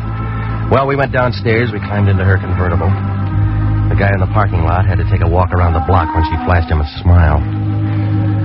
I asked her about lunch. She said no. I asked her about dinner. She said something that meant no. It's like that sometimes. The flag's up, the meter's ticking, and you get nowhere. But from a couple of things she told me, I got the idea that she was doing more than help the prince read minds. His place turned out to be a good hour from Los Angeles up 101. A couple of stories of glass and concrete leaning out over the ocean. Inside, a guy in a white turban and some pants that looked like oversized diapers put his hand on a big curved knife he had in his belt. He was wearing tennis shoes. Right this way, Mr. Regan. Butcher? That's Guinea, the prince's manservant. He's from India. I bet the Indians were glad to get rid of him. Guinea's harmless, tongueless, and he doesn't hear. I like you, Mr. Regan. This is the prince's study. Come in. Oh, come in. This is Mr. Regan. Of course. Welcome, sir. Welcome. The Lion's Eye. I'm honored, sir. Please sit down. That will be all, Lena? Of course. I'll be in my office. Charming girl, Lena. She handle all your outside contacts? Except for those matters I must attend to personally. Mr. Regan, I'm in trouble. It's paid for. I want you to save my life. You look healthy. I am healthy, let me assure you. But my life has been threatened. They got police department. I thought you understood. This is a delicate matter. We aren't here to discuss me. Who's the guy? It's a lady, Mr. Regan. A very beautiful and lovely creature. And she'd like nothing better than to see my carcass go out with the tide. How do you know? She's erratic, ill-tempered, and ruthless. Any more? Yeah, she called me this morning and told me what she intended to do. You got a chance to reach for your gun. To reach for you, Mr. Regan. Now, I feel the entire matter could be settled amicably if you were to call on her and inform her you are my personal bodyguard and that you are here to protect my life. What makes you figure she'd go for that? It's worth a try. And besides, I'm paying. Now tell me how long you've been blackmailing her. Blackmail? What do you mean? Oh, your racket might last 6 months, a year, but not long enough to build a place like this. The answer's blackmail. My dear fellow, Okay, so I should have told you. Give it to me. Well, I can slip them into a trance. They spill a family secret or two. What kind of secret? Any kind. They want their minds read. I read them. $25 a hit. Where does the shakedown come in? When I tell them what they told me. You been putting a squeeze on her? She's an actress. She was in on a deal at the studios. And she won't shake. She said she'd blow my head off. Look, I'm in a spot, Regan. She's the kind who'd do it and make love to the jury. Give me a name. Doris Patrick. Ever heard of her? Where's she live? Palisades. Here's her address. You going over to talk to her now? Well, she isn't gunning for me. Oh, thanks a lot, Regan. You know, I've been sweating. It's real good for a cold. Yeah, I'll try and catch one. You guys yell real loud when they answer back. I'm just thinking of my future, Regan. I won't look good dead.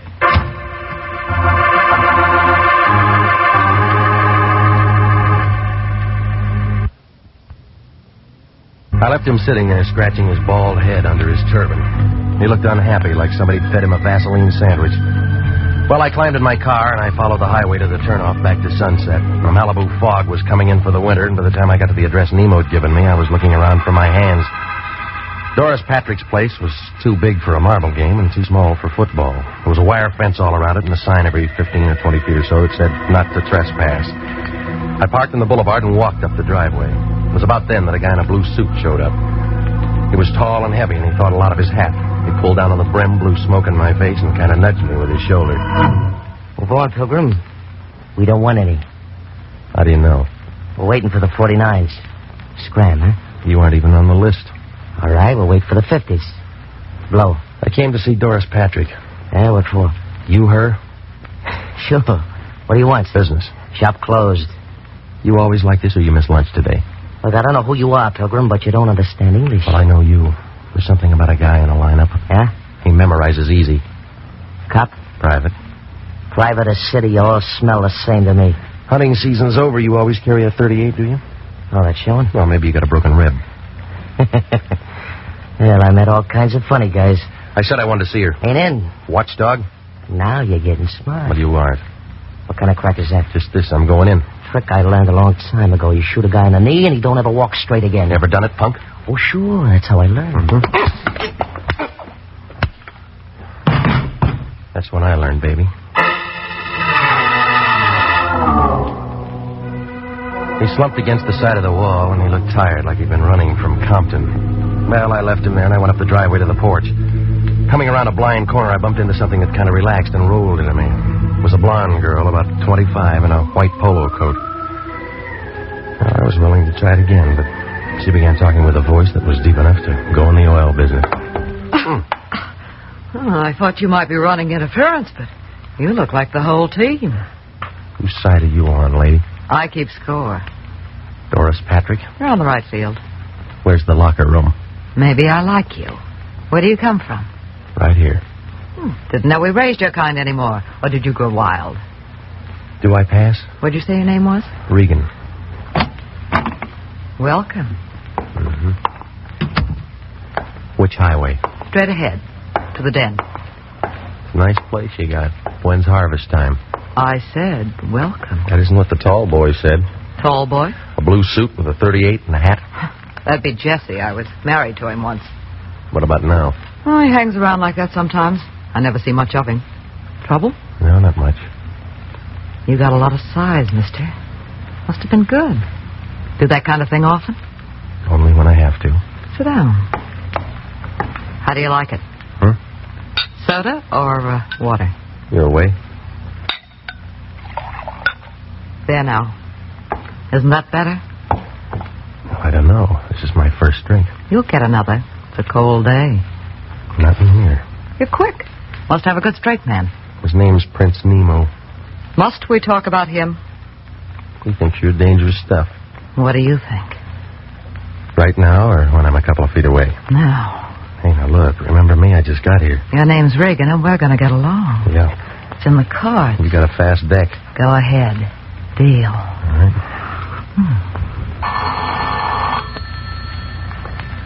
How much time between rounds? Yes? Who? Oh, just a minute.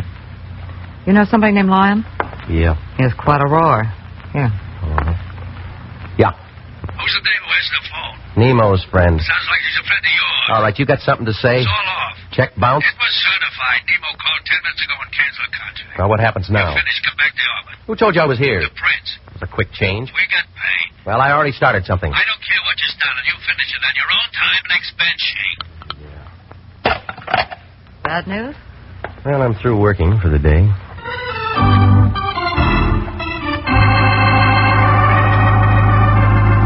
Well, I was an old friend of the family when I left. She didn't want me to go, but I was thinking about Prince Nemo and the way that nothing made sense. Oh, the whole thing looked phony, like an undertaker in a white derby. It didn't take 20/20 vision to see that somebody was getting anxious to make a play. By the time I got home, I figured I was out of it. But my company had other ideas. It was Jesse, and he had friends. You should lock your door, Regan. Why? You'd crawl under. All right, fellas. Friends? Yeah, I just hired him. You got a parade permit? Stan, say hello to Regan. Hello, stupid. What about Skinny? Hiya, Grogan. Name's Regan. He's a detective. Isn't that right? You're pretty good with your women, Regan. You know, you look lonesome, Jesse. You got something to say? Stay away from it. You're shaking. You want a drink? Already had one. Stand, Skinny. Set him on a bed. Let go. Oh, Regan, once more. Once more. Stay away from it. You said that before. I want to make sure you understand. Stand, Skinny. Hold his arms. I've said all the right words. Maybe my punctuation's bad, huh? Lay off. Period. Lay off. Period. Lay off. Period. Okay. Okay, leave him on the bed. Hey, he rolled off. Oh, that's fine. Fine. Now he won't have to change his sheets. Oh, Jesse was good. When I got up, my face looked like a relief map of Pasadena. He was wearing a signet ring. He left out some of the boulevards, but the Rose Bowl was right out in front. I found a drink in the cabinet, and I started for the mirror to see what was left. It was about then I heard a knock on the door. He was a little guy in a cab driver's suit.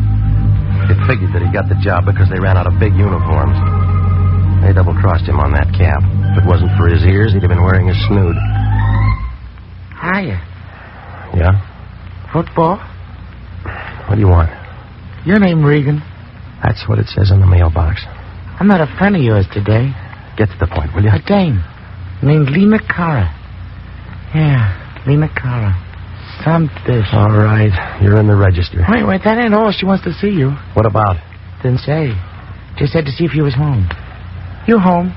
Yeah. I got her down in my cab. We'll send her up. I don't think she can make it. What do you mean? She looks kind of funny. Maybe you better come down.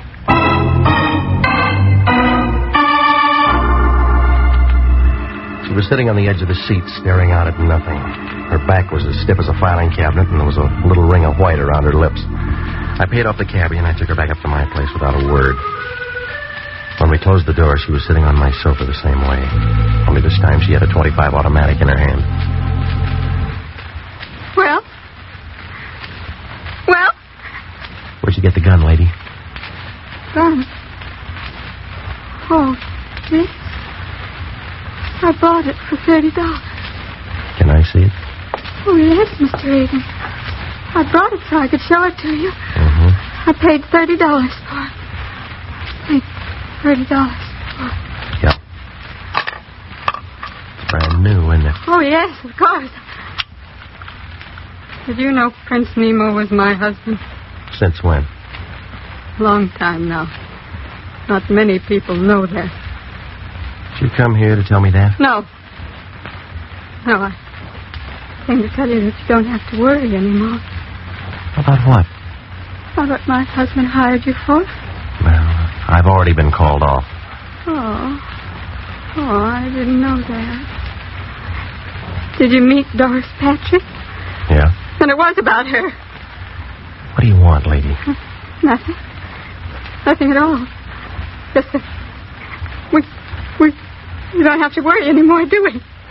Tell me about the gun. Doris is very pretty, don't you think? I've seen her on the screen many times. And she's quite pretty. Could hardly blame the prince at all. Could hardly. Why'd you bring the gun? I imagine the air would be cleaner there, don't you? What are you talking about? Really very humane, they tell me. Come on, stop it. Just like sitting down and never waking up. I read all about it. Just walk in and sit down. You don't try to hold your breath. Stop it, sis, stop it. Now listen to me. What is it? What have you done? What are you trying to say? You don't try to hold your breath. You go right to sleep, don't you? You're trying to tell me that you killed him? They don't make such a great deal of noise, do they? They've been sitting there in his house by the sea. He looked very much alive, only...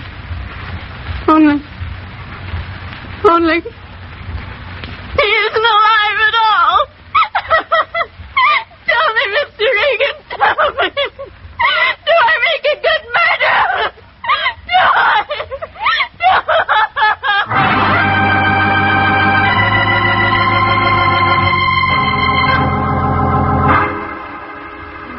Well, after she got through screaming, she settled down to a slow, even kind of giggle that started somewhere around her shoelaces and didn't get past her knees. Gave me a feeling like somebody was unwrapping an atomic bomb under a Christmas tree. Well, She wasn't going to do any more talking, so I went downstairs and brought back a doctor friend of mine named Sammy Wing. He had his little black bag with him, and he gave her a shot of something. She wilted like last night's orchid and went to sleep. Sammy wrote down a couple of things, and then he looked up at me. Some playmate. Wish I'd have been here for the party. How is she, Sam? You know her better than me. No, is she going to be all right? In 4 or 5 hours, she'll wake up and want some water.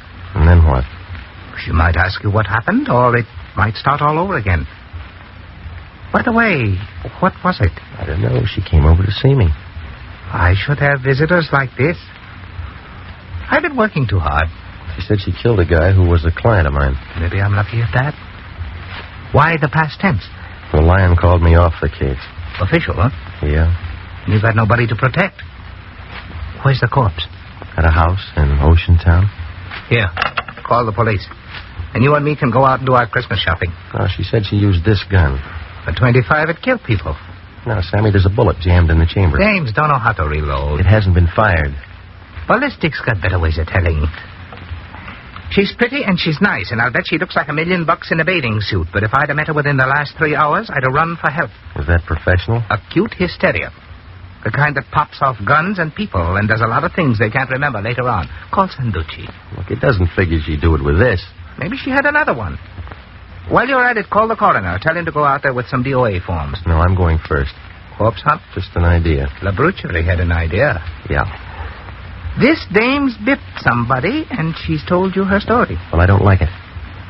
What do they do when a private eye messes up an open and shut murder case? Sammy, stay with her, will you? There's some bourbon out in the kitchen. Maybe both of us will get our pictures in the papers. I left him sitting there. He looked sad, like a water buffalo caught in a drought. I pushed through the fog for about 40 minutes, and I pulled up in front of Nemo's place in Ocean Town about 9:30. It was dark enough to give a ghost the creeps. I used that ring of keys that I'd taken from her purse, and I went inside. It smelled dry and still, like somebody was waiting for the world to fall apart. I clicked on my flash, and I walked down the long hall to his office. Well, he was there, just like she said. And there were 3 holes in the front of his shirt, close range, but it wasn't the laundry's fault. He'd been dead maybe 2 hours. The desk drawer showed some canceled checks made out to Doris Patrick. While I was thinking that over, I spotted a .38 Smith & Wesson on the floor by his hand. Lynn had been carrying a .25. I broke it, and 3 cartridges fell out. From the looks of the holes in his chest, the .38 was the gun for the job. Well, that made her story and the .25 a fairy tale. While I was kneeling there, a light went on behind me. A fat man wearing a sheriff's star was standing by the switch. A tall leather jacket with a flashlight in his hand was in front of me. I began to feel helpless, like a trombone player with a short arm. Scavenger hunt, son? He don't talk, Charlie. Ain't much for him to say, is there, Cap? Yes, not. Well, son? You're going to be calling me names. What do you like best? Killer, murderer, slayer? Papers use slayer a lot. I don't like any of them. Kind of breezy for a hot boy, ain't you? You mind giving me a name? Regan. I'm with the International Detective Bureau. It's Regan, Cap. He's with the International Detective Bureau. Got a card or something, son? Yeah, here. This guy here, a friend of yours? My client once. What'd you do for him? Okay, tell me this. Why'd you plug him? There's another story. Any good? Better than the one you got. You'll have a hard time selling it. It's a fix. Oh, why you want to say a thing like that? How long you been on the force? Easy, Regan. Me and Cap's being nice. Phone call a little while ago. Funny kind of voice. Said we'd find a stiff here. We didn't say we'd find you. Yeah, you're extra. The dame who worked for him told me.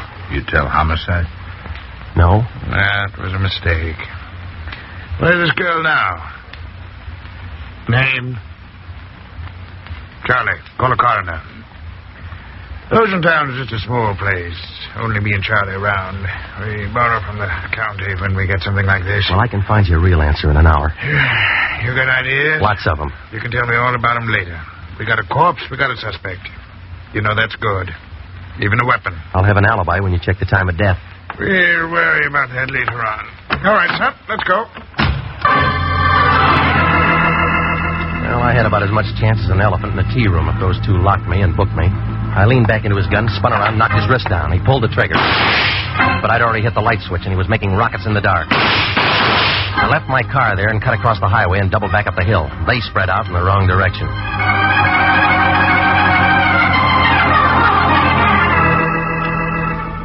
An hour later, I was standing in front of the Lyon's door. He was wrapped in a bathrobe big enough to keep all the silkworms working overtime. What do you want, Regan? Information. You been drinking? I've been working. That Lena Carrot see you? You sent her. She called me and said she wanted to hire you for something else. After Nemo canceled the contract. Yeah, why? You gave her my address. I thought you ought to talk to her. What she want? She told me that she killed the prince. She can't do that. We got a contract. Well, it's already been done. We're in a spot. Yeah, I figured that'd get through to you. They'll be asking me all kinds of questions. Well, why didn't you think of that before you signed? What are we going to do? You're going to find out where this 25 came from and if anybody fired it. Huh? She was carrying it when she came to me. I don't want to get involved. Well, you're in it up to your ears. I went out there and found the prince. Only a 38 might have done the job. Yeah? Well, that cleans her up. Not yet. The Oceantown sheriff and a guy named Charlie are looking for me. What for? They think I know something. Do you? Not yet. There was a tip-off. Somebody was supposed to be a patsy. Where's Kara now? My place with Sammy Wing. I'm going to get a lawyer. It'll look good. All right, give me the keys to your car. Why? I got a date. Find out who fogged Nemo when we won the championship. Yeah. You'll have to give the cup back. You cheated.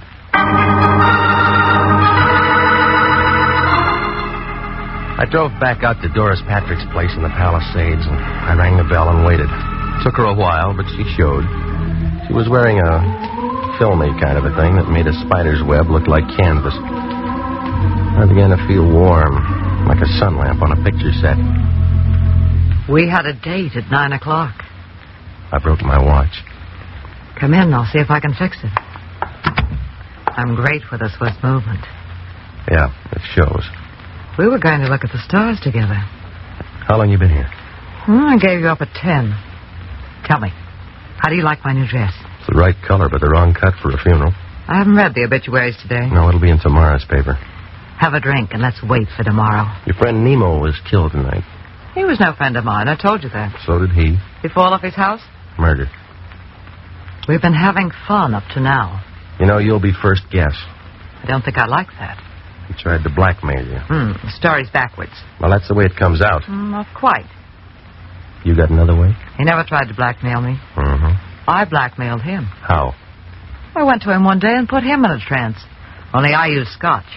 I found out what he was doing and how he was doing it, so I turned the tables. It was good, clean fun, but expensive for him. Well, now, if he was your meal ticket, then you have an alibi, huh? There'd be canceled checks somewhere. Right where I could find him. I'm telling you the truth. Where does Jesse fit? Oh, I told you we were married once. He's jealous. Did he know about Nemo? Maybe. He was watchdog when I came out. I told you. Jesse. Hello, gorgeous. I still have a key. What do you want? You? Get out. You still trapping with this trap? Just in time, Jesse. You know, you didn't list good. I told you to lay off. Where's your friend? Paid off. I'm handling this alone. We've been finished for a long time. Oh, it's starting up again, Angel. Or didn't you know Nemo was dead? I saw your 38 tonight, Jesse. Ah, you're wrong. It's her 38. It's got her prints in it. What do you mean? I put him there. And you're going to be tagged for his murder, Angel. You see, you're sort of in a spot. Regan. Easy, baby. This punk never did anything right. Oh? Tell me how wrong I've been. All right, that tip to the Oceantown cops was wrong. Killing Nemo was wrong. Ah, you're twisted, Pilgrim. Cops got a warrant out for you right now. Yeah, I heard it on the car radio. Murder suspect. Plugging you is something they'll thank me for. With her prints on the gun? Well, how was I to know? I just see you and plug you. Everybody will be sorry, but it'll be manslaughter and suspended. It's pretty right, isn't it? Well, what about me? A friend of mine shoving off at Pedro tonight, Angel. Going all over the world. We'd be together.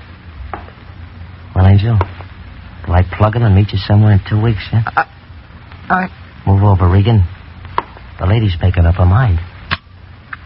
Now, what do you like?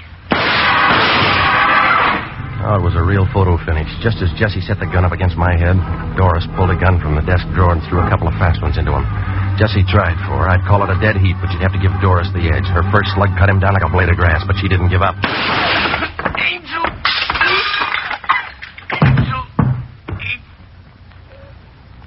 Well, he's all used up. Never shot anyone before. You look like a professional. Give me the gun. He deserved to die. Didn't he? Didn't he? I don't know, lady. You knew him better.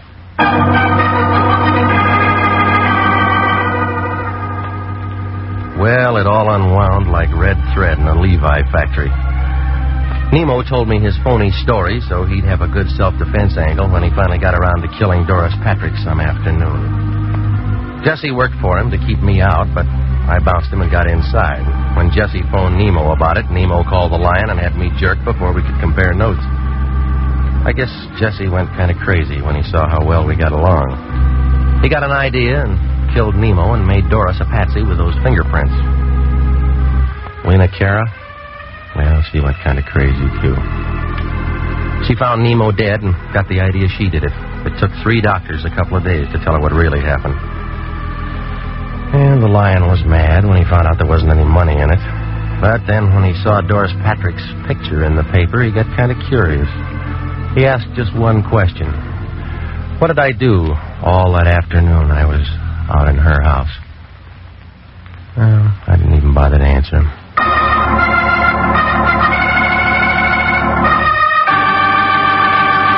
Jack Webb is featured as Jeff Regan with Herb Butterfield as Anthony J. Lyon. The story of the man who lived by the sea returned tonight by special request and was written by E. Jack Newman, produced by Sterling Tracy. In tonight's cast, the role of Doris Patrick was played by Yvonne Patey. Also heard Sidney Miller, Peggy Weber, Paul Frees, Marvin Miller, and Barry Kroger. Music for this program is by Milton Charles.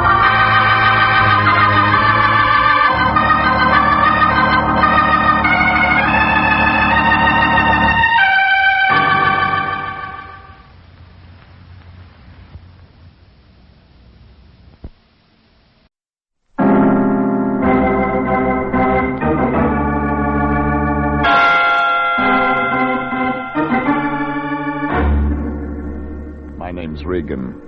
I work for Anthony J. Lyon, International Detective Bureau. They call me the Lion's Eye.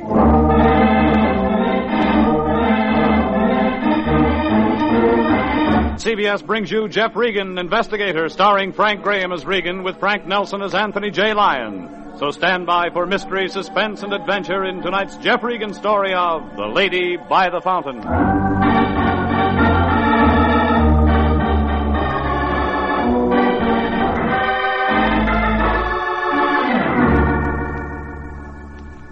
A block above Wilton off Hollywood Boulevard, there's a street called Taft. And the first dirty gray apartment house on the right-hand side's where I pick up my laundry.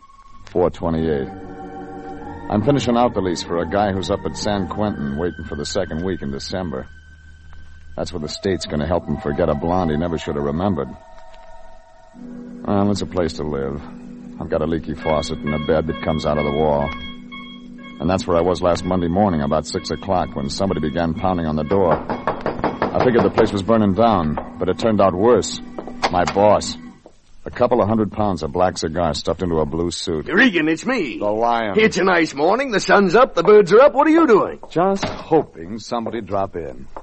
What do you want? Hey, get your pants on. We got lots of work to do. This is going to be a busy day. The last time you threw that line, I spent 6 weeks in the hospital. You're always suspicious of people. You should learn to trust your fellow man. You can't go through life not having faith in people. Follow my example. Every man is my brother, Regan. And if you figured there was a buck in it, you'd sell him to a chain gang. And I'll see here. And you'd be the first one to turn him in if he got loose. That kind of talk doesn't set well with me, Regan. Remember, I have you under contract to International, and I hold your bond. You can let loose any time you want to. It's no season pass to come in here in the middle of the night. Now, there's no need for you and I to argue.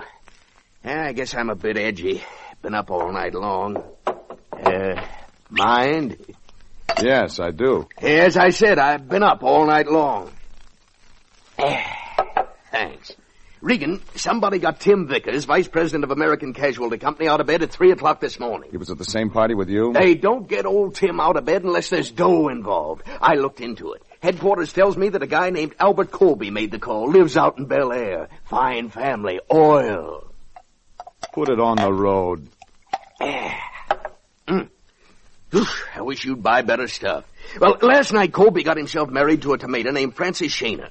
Somewhere around midnight, the new Mrs. Colby and 50 or 60 other guests are heisted as nice as you please. And the police are working on it. Goodbye. No, you and me, we're working on it. When they call American casualty, that means whatever was taken was insured, and they've got their own man on it. And it means they want it back bad enough to start paying a reward to anybody who can find whatever it is. And it means the insurance company and the police department will be working on it, and they don't want anybody else sticking their nose in. Oh, those cops can't pick up reward money, and neither can those company guys. Now that leaves you and me, Regan. And International can use some extra dough. Try the Morris plan. I got a better one. You hop out to Colby's and get some details. I'll hang around headquarters and see what kind of story they've got. You set them up, but they never come off. If we find out what's gone, who took it, and get it back, we've made rent money.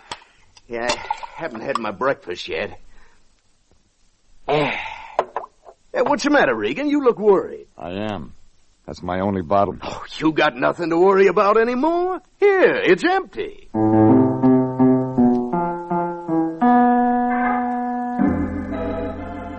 Well, the Lion only got as far as D in the alphabet.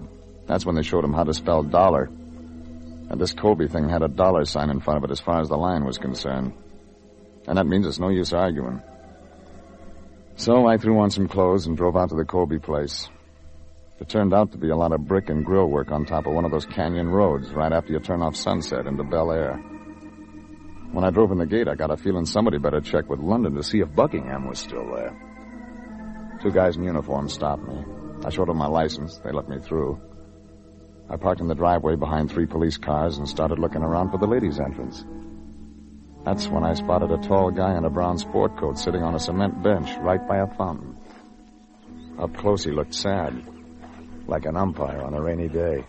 Yes, what can I do for you? I'm looking for a guy named Colby. Are you from the police? No. Insurance company? No. Well, we don't want any reporters hanging around. All right, here. I'm no scribe.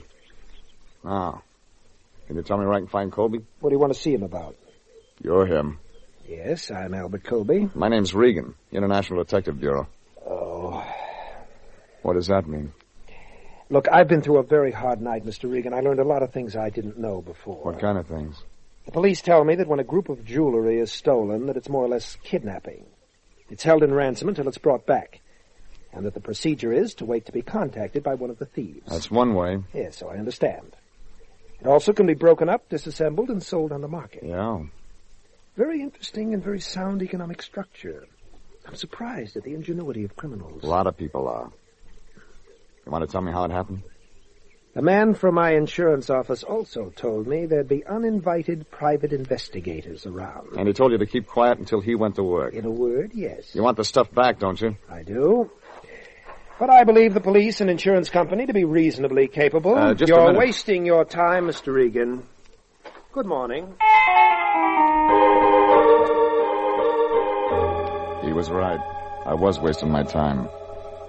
The lieutenant in charge made a statement a half hour later that told me no more than I'd got from the Lion. It was easy to see they wanted to sit tight and wait for a contact. They were playing it coy. And I gave up after a couple of hours and walked out and got in my car. That's when I met her. A tall brunette with equipment to match. She looked good in that sable coat, but she'd have looked good in a fishnet. She didn't waste any time. She climbed in beside me. I own 1 Cadillac and 2 Buicks, but they're all on the fritz. You can help me a lot. Want me to buy you the Super Chief? I want you to drive me to Wilshire and Fairfax. The cab boys might think I'm cutting in. Look, I don't know who you are, but I've been up all night answering questions and talking to a lot of nosy cops, and I'm tired. Be a good boy, huh? You were here when it happened? Do I have to go through all that again? If I take you to Wilshire and Fairfax, you do. All right. Mind giving me a name? Regan. All right, Regan. I'm Francie Colby. I'm not used to the name yet. Best wishes. For what? Isn't that what they say when you get married? Yeah. You ever met him? Yeah, in your garden. Doesn't talk much. Bert's that way. What do you want to know, Regan? When it happened, how they did it. Oh, boy. I'll tell you my story, and you pick out what you can use. Let's hear it. It was 2 hours after the ceremony. Everybody was out in the garden for the reception. I don't know where they came from, but there were 3 of them. What'd they look like? They were tall, wore masks. One handled a gun and lined up everybody, and the other 2 had pillowcases. They went down the line and took everything that glittered. Strictly jewelry. Anything big? 20,000 from the rest of them. I was queen. Hmm? I was wearing a thing called the Colby Group. Necklace and bracelet belonging to Bert's mother. What price? 100,000. Ooh, there'll be a real payoff on that. Oh, so that's your angle.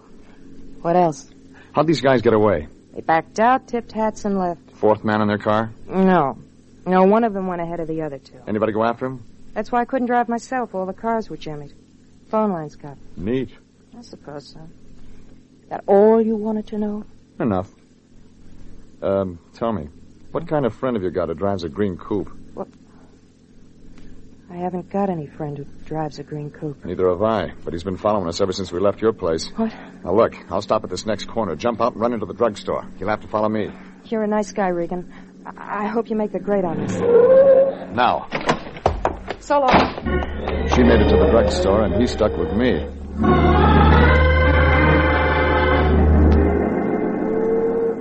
I turned right when I hit Santa Monica Boulevard, and that's when he began playing games. His front bumper tapped my fender, and I pulled over. He crawled out of his car. Heavy man in a suit that didn't fit him around the middle. I didn't like the way he smiled. What do you think of the new Mrs. Colby? Nice girl. You a friend of hers? No, never met her, really. You never met me either. That's where you're mistaken. Your name's Regan. You're with International Detective Bureau. You work for the Lion.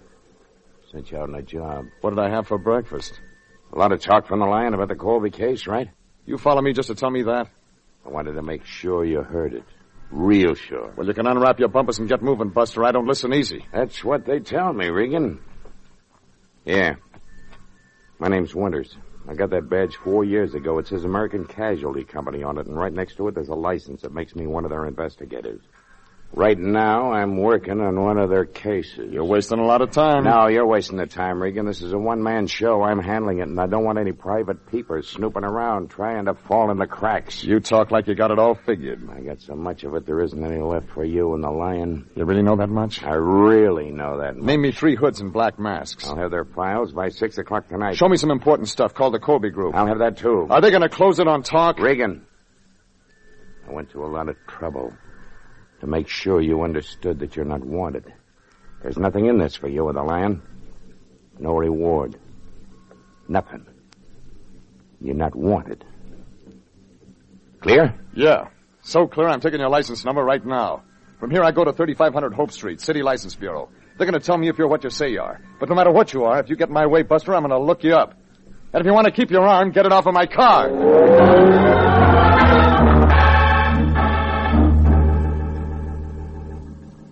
And I checked on him. He was with American Casualty Company, all right. And a phone call at their office told me he'd been put on the Colby thing. So I gave up on that one. It was like trying to do a toe dance in a pair of hip boots.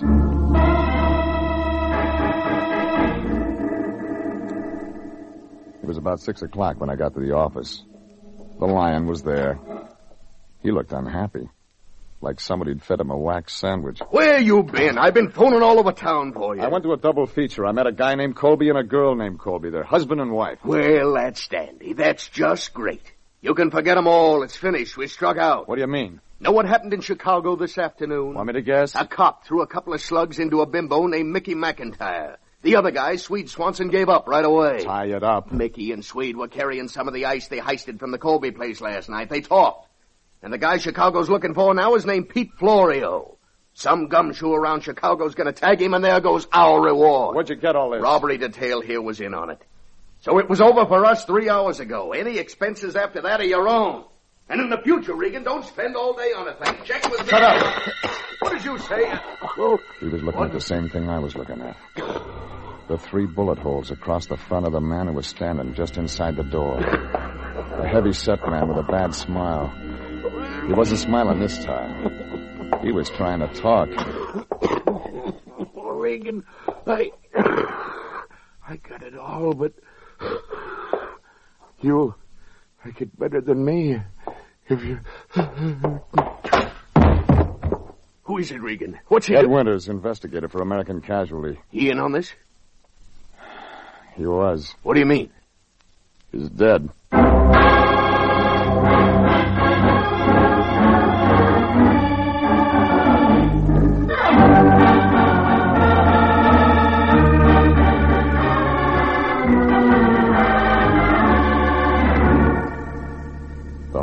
Colby thing looked as phony as an undertaker in a pink derby.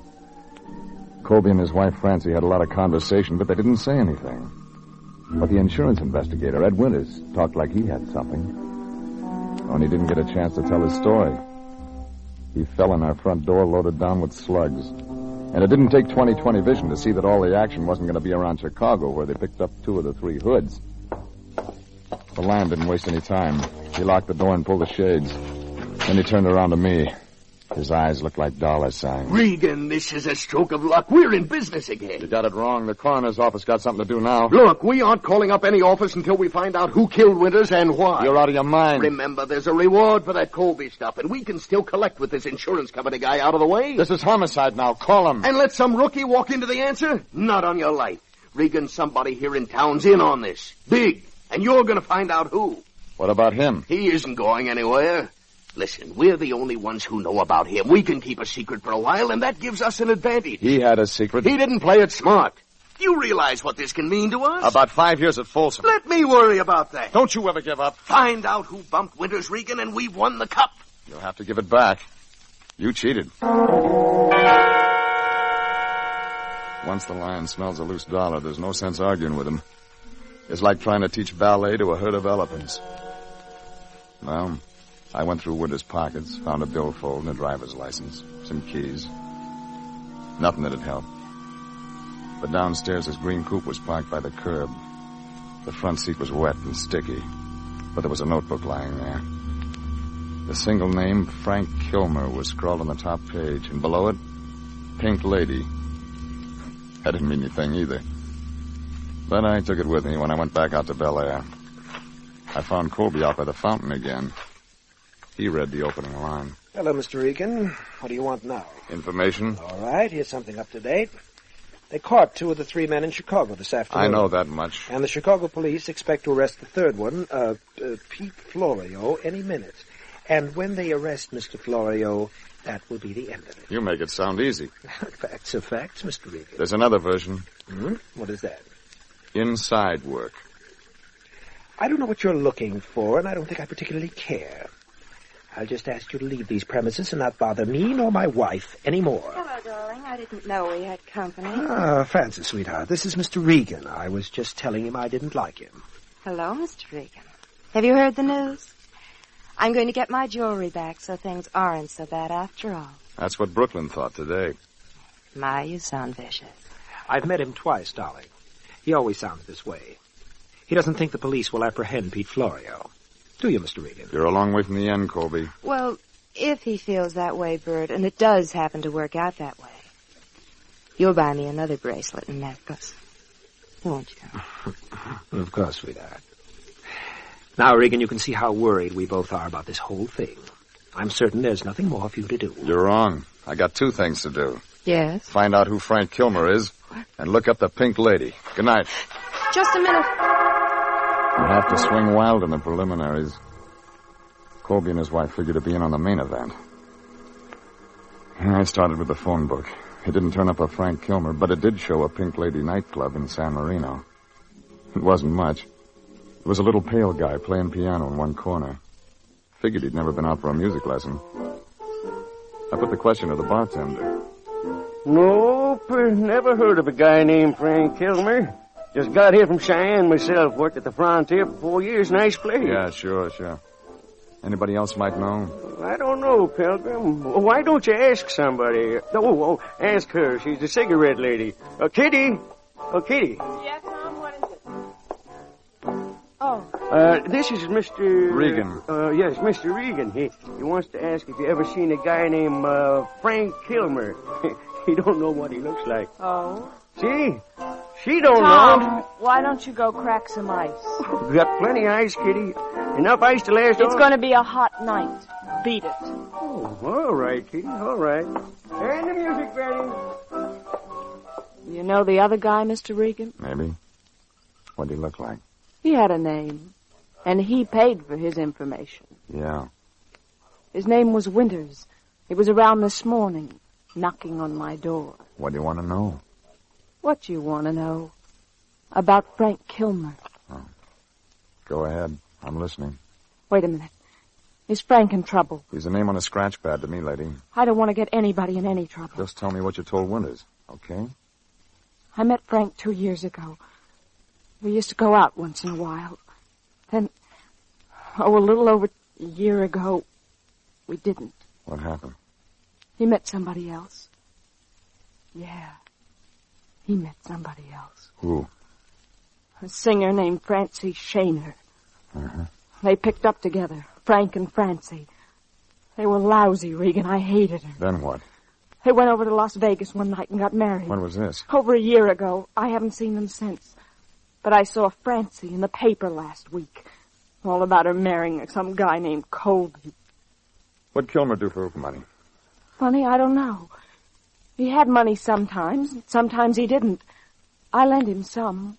Why? Does the name Pete Florio mean anything to you? No. Should it? Mickey McIntyre? Sweet Swanson? Thanks, Angel. This helps. Regan, you meet lots of people. Maybe you understand things. Like what?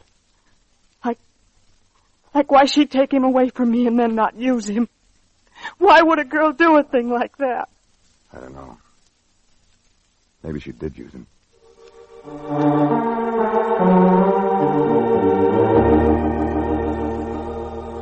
It was beginning to shape up by the time I left her, but I needed more to go on. The old telephone book gave Francie Shaner, the new Mrs. Colby, an apartment address near Fairfax in Wilshire. I took a chance she hadn't moved all the things out yet. It was on the 3rd floor, right next to the fire escape. I pulled out a ring of skeletons. The 3rd one did the trick. All the stuff was still there. Some of it packed.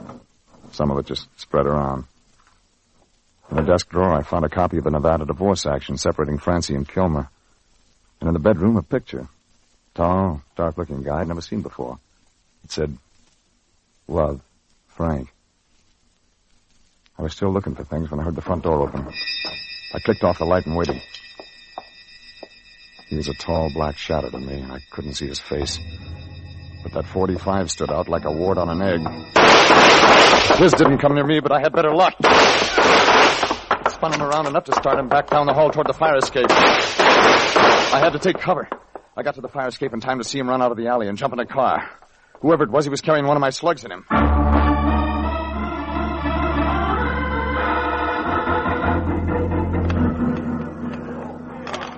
The place was beginning to crawl with people. I went back inside. I figured I'd better check with the Lyon before I started explaining to the cops.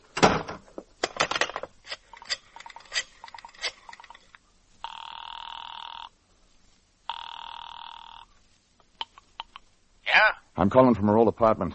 I was looking through his stuff when somebody began throwing lead. Lead? Gunplay? Regan, how many times have I told you? Shut up and listen. I hit whoever it was, but he got away. The cops will be here any minute, and I'm going to have to do some explaining. And when I tell it, they'll want a story from you about that stiff in your office. Now, look, Regan, we're about at the end of this thing. What do you know? Francie once had a boyfriend named Kilmer. She married him, divorced him. But Kilmer, that doesn't... not Frank Kilmer. Give it to me. Pete Florio has an alias. It's... Frank Kilmer. I left my card with a skinny guy in blue pajamas so they could find me for the quiz games down at headquarters.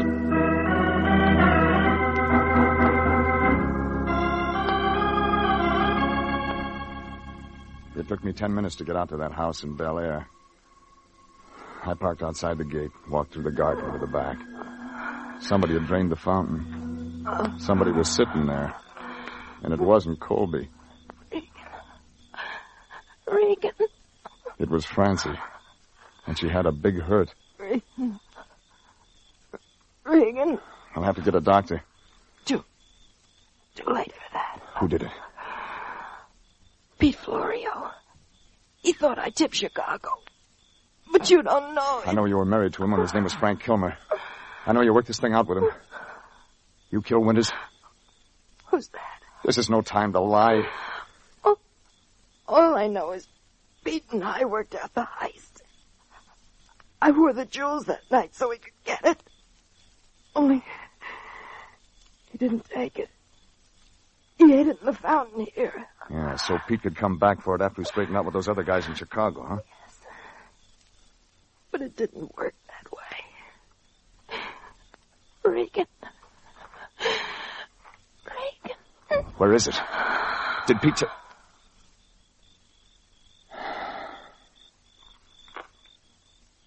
So bad. And they're not making that model anymore. Don't move a finger. Plane service good from Chicago, Pete? The best. I've been there and back in 24 hours. You get around too, don't you? What's your name? Regan. Regan, I'm going to plug you. Stand up. You're making all kinds of mistakes tonight. My mistake was tying in with Francie. Bust up $100,000 to stick that knife in her. Now I don't know where the stuff is. Somebody else had a part. Hot air. Wait till you try our gas chamber. Turn around. Now, stand real still. That's it. I want to watch your collar wilt. It was Colby. One hand was hanging like he'd never use it again. The other one was doing all right. He just kept on. He grabbed for the bench, then slid down and shook all over a couple of times like he was saying no in a big way. It was finished.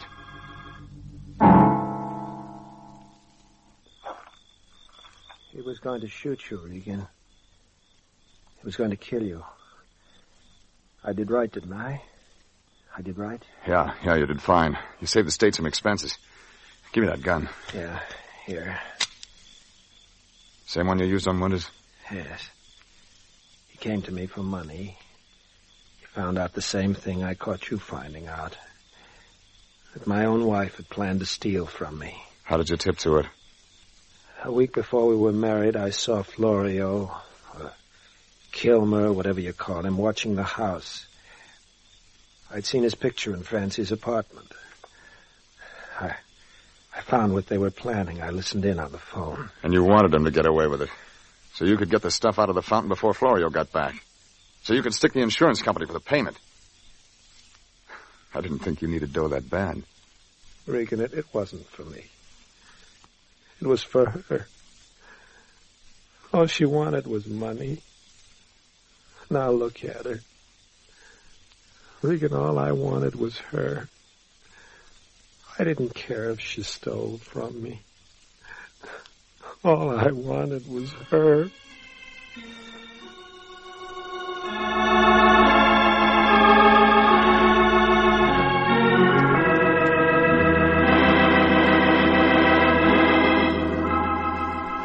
The Lion and I spent the next 36 hours at headquarters trying to explain away that stiff in our office.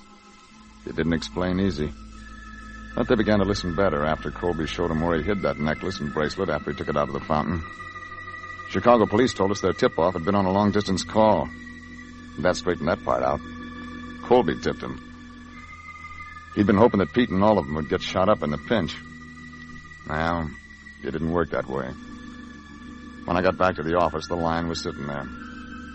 He looked sad, like a derby entry with a broken leg. Regan, I just got terrible news.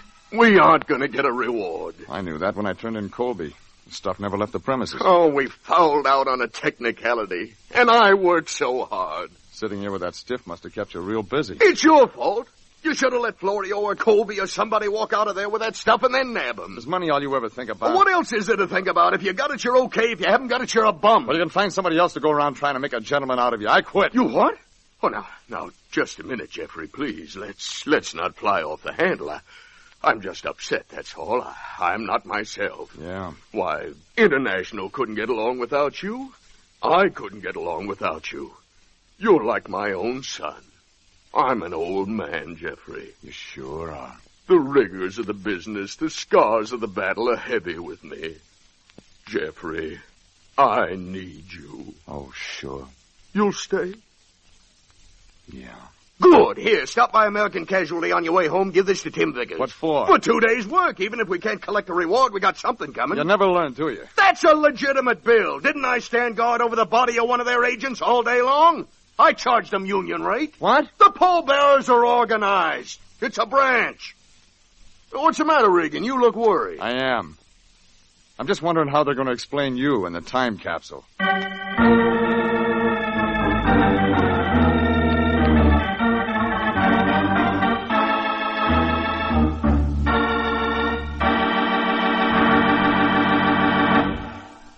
Jeff Regan, Investigator, written by E. Jack Newman, directed by Sterling Tracy, is heard at the same time each week over these same stations.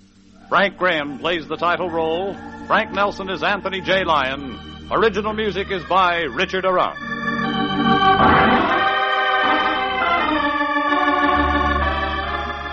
Be with us next week at the same time for another story of suspense and mystery and adventure with Jeff Regan, Investigator.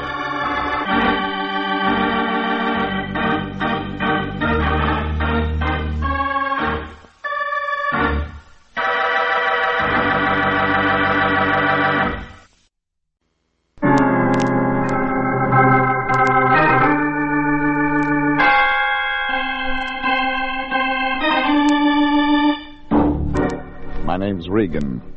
I work for Anthony J. Lyon, International Detective Bureau. They call me the Lion's Eye.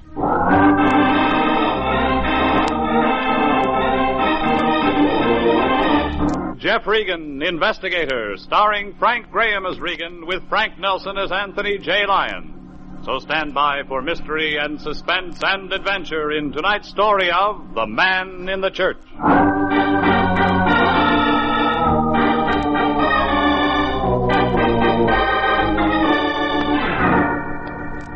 You'll find the Cosmopolitan Building on 7th Street near Olive.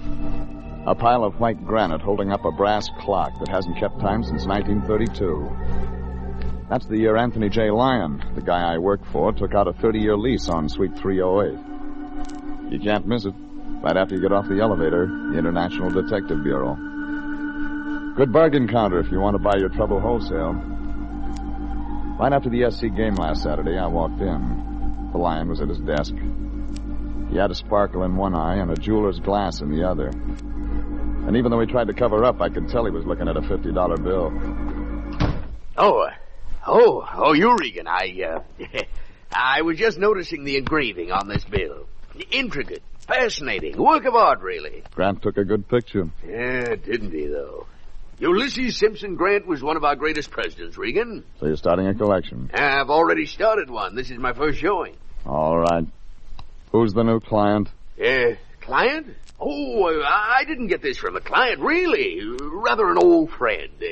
Just a little errand. Yes, I called you in because I want you to do a favor for a friend. Last time we did a favor for a friend, he turned out to have a record as long as a rolled-up kite string. Oh, Pencole's not like that. Not at all. Pencole? Yes, Charles Pencole, my friend. He wants a bonded, licensed operator at his place at 6 o'clock tonight. Capitol Hotel on Aliso Street. And just what does Charles Pencole, Capitol Hotel, Aliso Street, want this bonded, licensed operator to do at 6 o'clock? Now, see here, Jeffrey, there's no need to take that attitude. All Pencole wants is someone to deliver a cash amount of $5,000. You took another job without asking any questions, didn't you? What do you mean, ask questions? When a man who lives in a 2-bit hotel on Aliso Street needs a licensed operator to deliver $5,000, there's questions to be asked. Well, I ask questions. Well, then give me some answers. All right. So I lied to you a little about his being an old friend. He isn't that, really, but the man asked for help. I couldn't turn him down. He touched me in some way, Jeffrey. Here. There was a look about him. Gentle. Soft. A $50 look. I tell you, Mr. Pencole was a distressed soul when he came in to see me. If you could have seen him so disturbed, so helpless. It was our opportunity to help a brother in distress. Charles Pencole is our brother, Regan. Come on, answers. Start talking. All right. I'll tell you what I can. Pencole has a problem, but it's in strictest confidence. I told him I'd give him our best operator, you, Jeffrey, but I had to swear I wouldn't divulge details even to you. But I promise it's nothing illegal, just a simple little job. My word, Jeffrey. If you're lying to me again. I'm not. Go see this man, Jeffrey. Take one look at him. You'll see I'm telling the truth. Now, I told him you'd be there. The reputation of the agency's at stake. You took his $50. Yes, I took his $50. And we're on the hook. Yes, we're on the hook. Okay, Fatso, I'll see him. Just see him. But you stay right here. Stay here? Why? Because if this ball has a curve on it, I'm coming back here to ram that $50 right down your throat.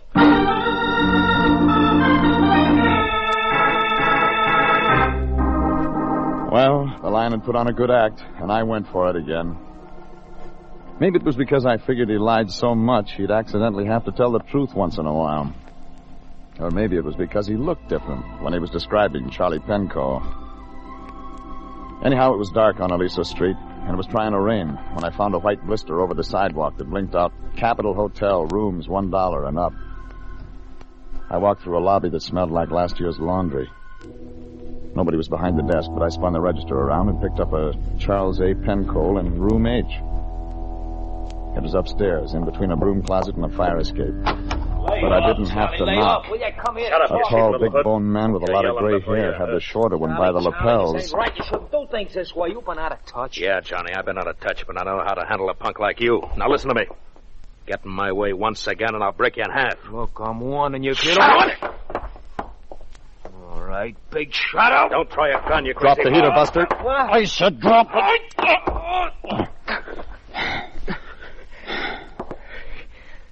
Got a lot of friends, Charlie. They always show up just in time. I remember you too, mister. I remember you Get out of here. Go on, get out. I remember this. I remember all of this. You're a pretty good soldier. What's your name? Regan. Oh, yes, some thanks. Thanks, Regan. I'd have used that thing, you know. We try to keep our clients alive until we've earned our fees. Clients? I'm from International. Oh. And if you're Charlie Pencoal, you're a client until $50 is used up. Oh, yeah, sure. Come on in, Regan. Yeah, make yourself at home. It isn't much. Wire bed and the neon sign outside. I've had better, Regan. Yeah. Hey, you want a drink? Why not? Probably got a lot of questions to ask, Regan. I'll answer them fast. Yeah, here you are. Thanks. Suppose you start with the punk. Johnny Largo? Mm-hmm. Look, he hasn't got anything to do with you and me. He's a separate fuse. Sure? He's used that 38 before. You know him? I've seen him in the mug files. Well, I can handle him. I want you to handle something else. What's the look for? I've seen that kind of suit before. Did $10 come with it? Yeah. Just got out of San Quentin. Did 18 years. It's over. Time served. It shows. You don't do that much vacation standing on your rear, Regan. It's hard to get any exercise in a 10-by-8 room. And the nights, too, are always a couple of million years long. You got somebody to worry about. Somebody like Largo? No, I tell you, he's nothing. On 29, he was a truck driver who had big ideas. He's still got them, but he's got nothing to back them up with. All right. You got somebody else to worry about? Yeah. Guy's name is Sidney Chambers. Owe him some money. You sure you want a detective? I can pay Chambers, but I can't see him. I'm going to be busy. You're bonded. I can trust you to carry the money. Messenger boys are bonded, it's too. It's a simple job, Regan. That's why I'd only pay the Lyon $50 to have it done. There you are. 5,000 right there. Go ahead, count it. I'll take your word. Where do I find your man?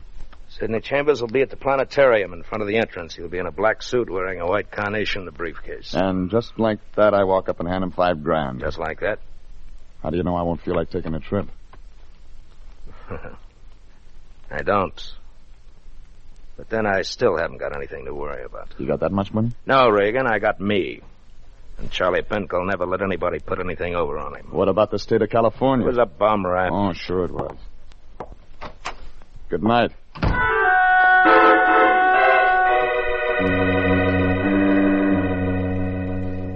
I left him sitting there. He looked as happy as a Ubangi with a fever blister. Maybe the lion was telling the truth. So I put the $5,000 in my pocket, but it felt hot, like a dynamite stick with a short fuse.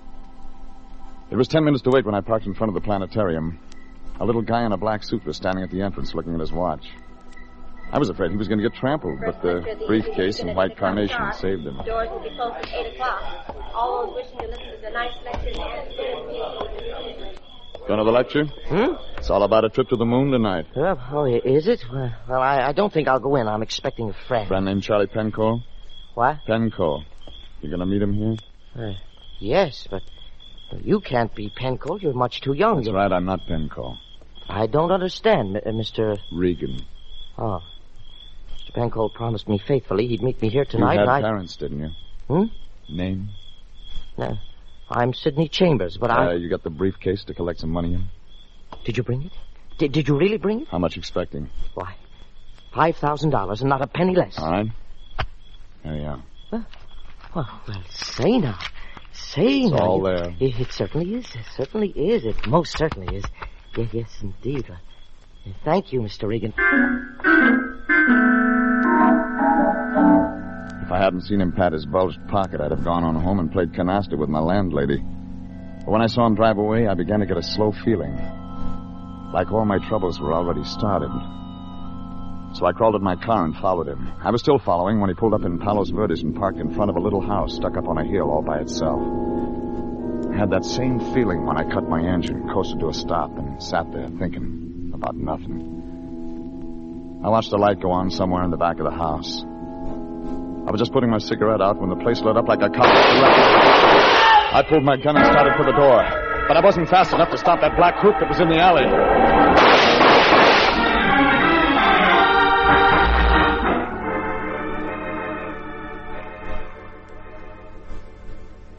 I found Chambers wrapped around the dining room table. He was holding on to that briefcase, and the $5,000 was still there. But he'd never get a chance to spend it.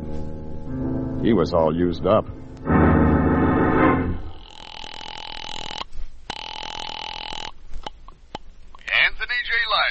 You better have something good to say, Fatso. Regan, where you been? I've been looking all over. You know where I've been. I called the Capitol Hotel, but no one answered. Listen, Regan, I don't want you to take this job. I took it 3 hours ago, and now I need those answers. Answers? You told me Pencold had filled you in on the background of this thing. Well, it's time you shared secrets with me. Regan, I can't tell you anything. You'd better.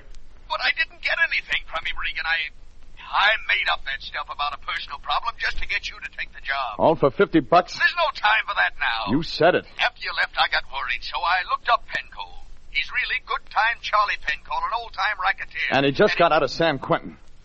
And somebody's already dead. What? Now get this. I'm calling you from a house in Palos Verdes. It belongs to a little guy named Sidney Chambers. I made the delivery and decided to follow him home. Just as I got here, somebody blew his fuse. What happened to the $5,000? The killer steal it? It's still here. Still there? Good. I thought that'd get action. Now, hold on to it. International will keep it safely until the police go ahead. Regan. Regan. Hello, are you still there? I was still there, but I wasn't listening to the Lion. I was looking at the traffic cop standing in the doorway. He was looking at what was left of Chambers, at the money spread all around, and then at me. I began to feel helpless, like a fiddler without a chin. I'll take your gun. Go ahead, finish your call. I won't listen. It isn't important. Dead, huh? You, got anything to say, mister? Huh? Nice gun. Yours? Yeah, it's my gun, but I... Yeah, sure. Just been fired. Those bullets won't match up with the ones in him. You got this all wrong? Money, too. Well. Weapon, motive. I'll be in plain clothes this time tomorrow. Look, the guy who did it's making time right now. You'll be surprised the kind of drivers we have around Los Angeles. I'm working Palos Verdes. I stop a minute, I hear noises like guns. And I just cruise around on my bike where I think I hear the noise. And I find you. All right, killer, move. My turn to make a call. I leaned into his gun, spun around, and knocked his wrist down. The bullets went wild, and I hit the light switch. Come back here, come back! That gave me time enough to get through the door. He lost me when I ran up the hill and back of the house toward the oil derricks. But I knew he'd keep right on looking. And so would every cop in Los Angeles.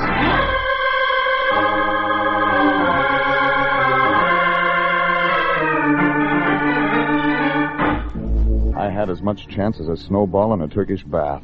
None of it made sense. I delivered Penco's $5,000 to a little guy named Sidney Chambers. And before I knew it, a question mark in a black coupe blew out Chambers' life. But he left that $5,000 scattered all over the place. And an eager cop who likes double-breasted suits tagged me for the job. When I broke away from that cop, I knew I'd have to get some answers. I made my way back downtown and dropped into the Capitol Hotel. Any key fitted room H. It was as clean as a bookie's stall when a long shot comes in. No Charlie Pencold, nothing.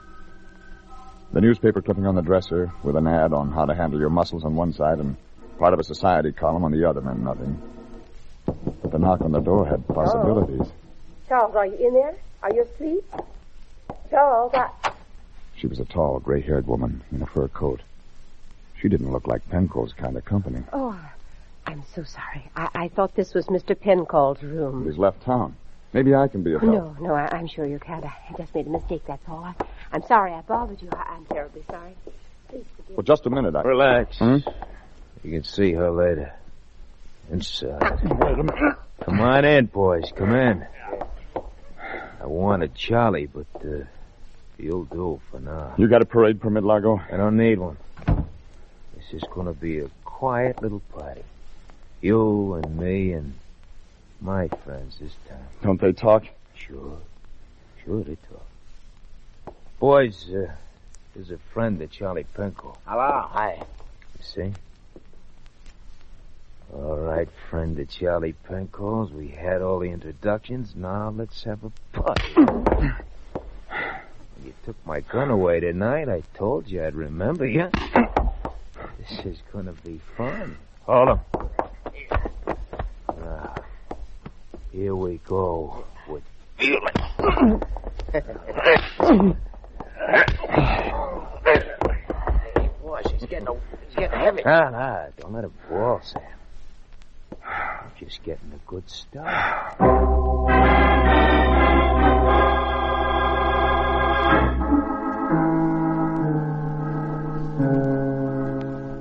Well, it was almost morning when I started to come around. I was still in room H. Some cold water and a trip to the drugstore didn't make me feel any better, but I had some answers to find. The morning papers were full of the brutal murder of city employee Sidney Chambers. They'd run on to tell how he worked in the Hall of Records. My name was in the article. They'd matched the bullets, and my gun didn't figure. But Homicide had wanted some answers, and I didn't have any to give them. I started with that clipping I'd found in Penco's room. It wasn't much, but it had names. Something about a Meredith Gibbons and a Donald Townsend getting married. There was an address in the phone book, Sherman Oaks. Nice house on a nice street. Good morning, darling. I didn't expect you so... Oh, I'm sorry. I thought you were Donald. My name's Regan. I'd like to see Meredith Gibbons. Why, I'm Meredith Gibbons. Well, please come in, Mr. Regan. Thanks. I'll have to apologize for the appearance of the house. I'm packing and all. I'm being married this afternoon. Yeah, I read about that. Oh. Mr. Regan, I'll have to apologize again. I don't believe I know you. No, you don't. Look, I won't take a lot of your time. I'm a private investigator. I'd like to ask some questions. Private investigator?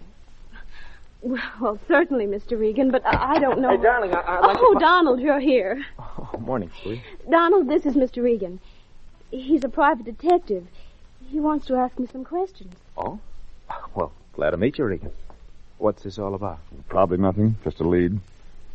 Look, do you people know a man named Penco? Penco? Oh, no. It's important.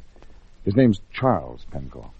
No, Mr. Regan, I don't. I'm sorry. Neither do I. All right. Does the name Sidney Chambers mean anything to you? No. Sorry again, Regan. Nothing again. I can't think so well. I'm marrying her today. Oh, Donald. No, Mr. Regan, I've never heard that name before. You're looking for these men? One of them's dead. Oh?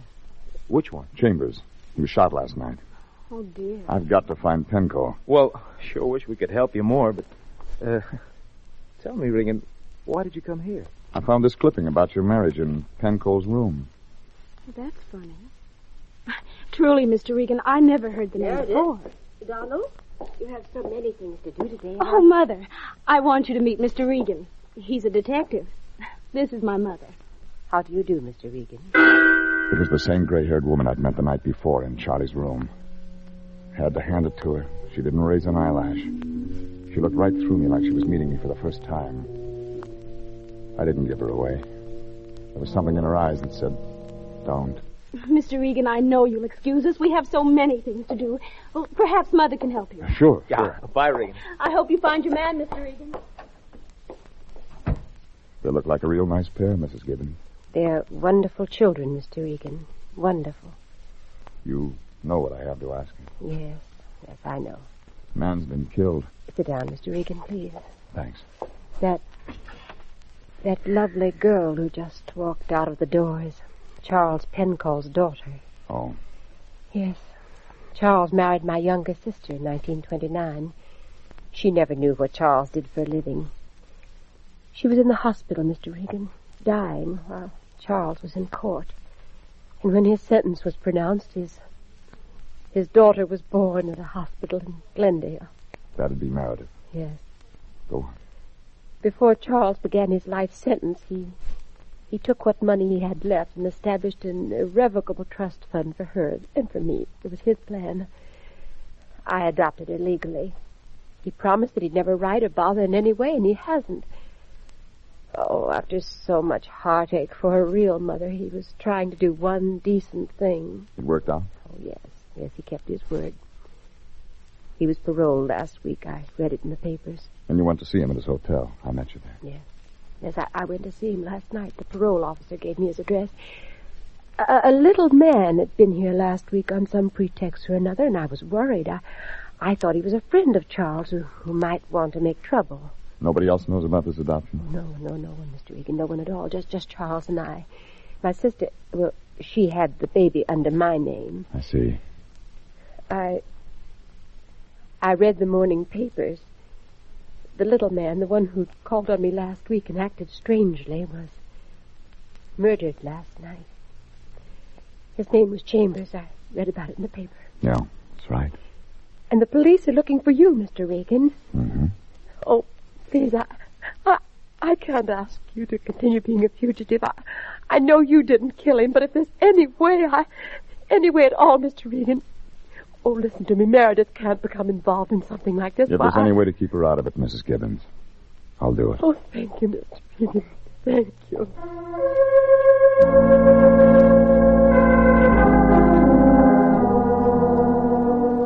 When I left there, I had a pretty good picture of the whole thing.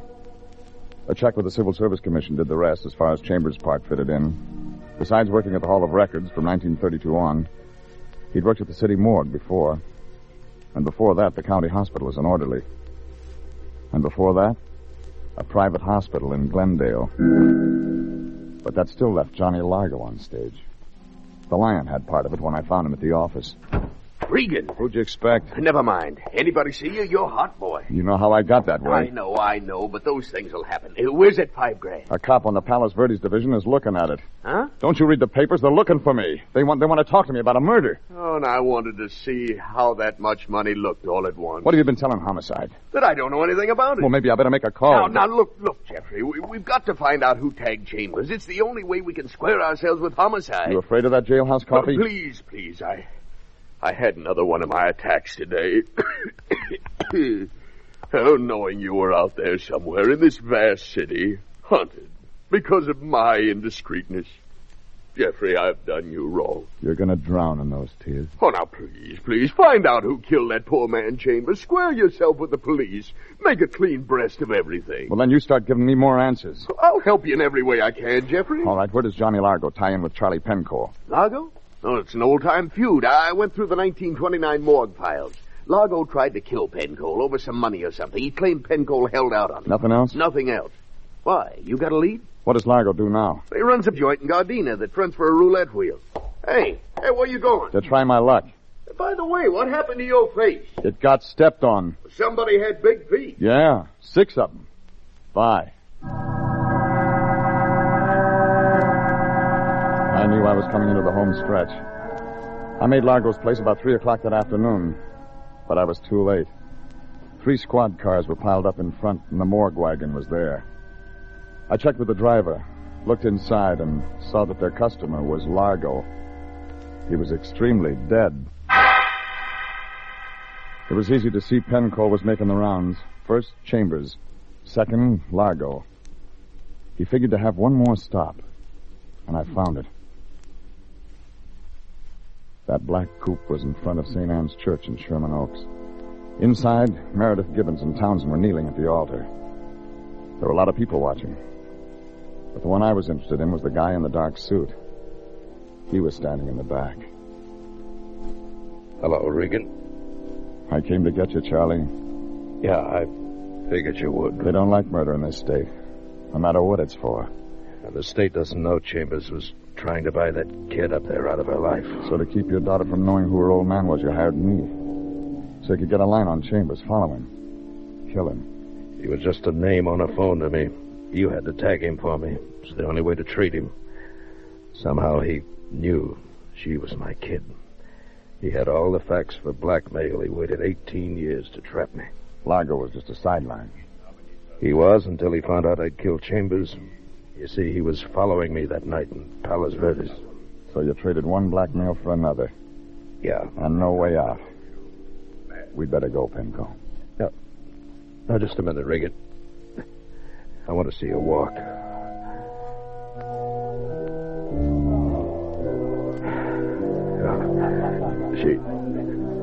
She looks just like her mother. Regan. What's the matter? What? Largo threw some that connected here. Put your arm in back of me. Hold me up, Regan. At least till she gets by. I don't want to ruin anything. Please. But Donald, there's Mr. Regan. He came to our wedding. How nice. Yes. Hello, Regan. Thanks for coming. Oh, we're so happy. Did you ever find the man you were looking for? Yeah. I found him. I'm glad. We're so very happy today. We sure are. Mr. Regan, do I know your friend? He looks familiar. No, you don't know me. Not at all. Good luck. Well, thank you very much. Come on, darling. All right, dear. Okay, Penco. Thanks, Regan. Oh, get me out of here, quick.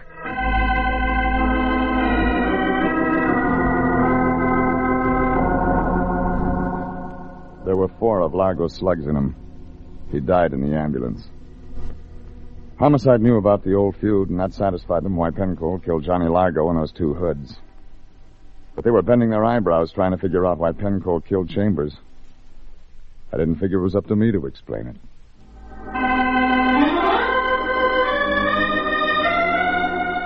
The next morning when I came into the office, somebody was just leaving. The Lion had one arm around her shoulder. No, just part of our service. Glad to be of help, but... Oh, Regan. Oh, Mr. Regan. Hello, Mrs. Gibbons. Oh, I just came by to thank you. To thank you for everything. I didn't know that people could be so understanding. I didn't know. Thank you. Thank you so much. Fine figure of a woman, Regan. Fine figure of a woman. And what else does she want? Oh, she just came to thank us, that's all. Yeah. Regan, you don't think that after all that's happened... Yes, I do. Well, that certainly doesn't show a very good opinion of me. How'd she get the address? Well, I gave her a call. Give me. Now, you don't really think I said give me. It's just a small check. A gesture of her appreciation. Oh. Regan, that's dough. You got paid for this once? Yes, but this was a bonus for the rest of it. After all, International has expenses. This is a legitimate... Oh, well, maybe this time you're right.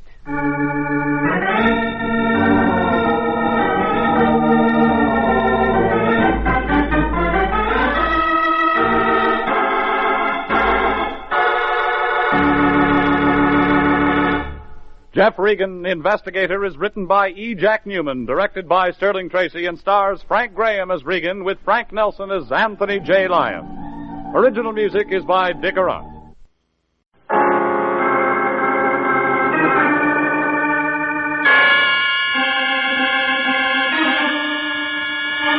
My name's Regan. I work for Anthony J. Lyon, International Detective Bureau. They call me the Lion's Eye.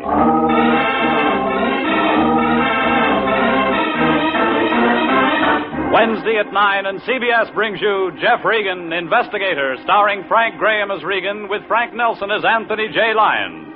So stand by for mystery and suspense and adventure in tonight's story of The Lady from Brazil.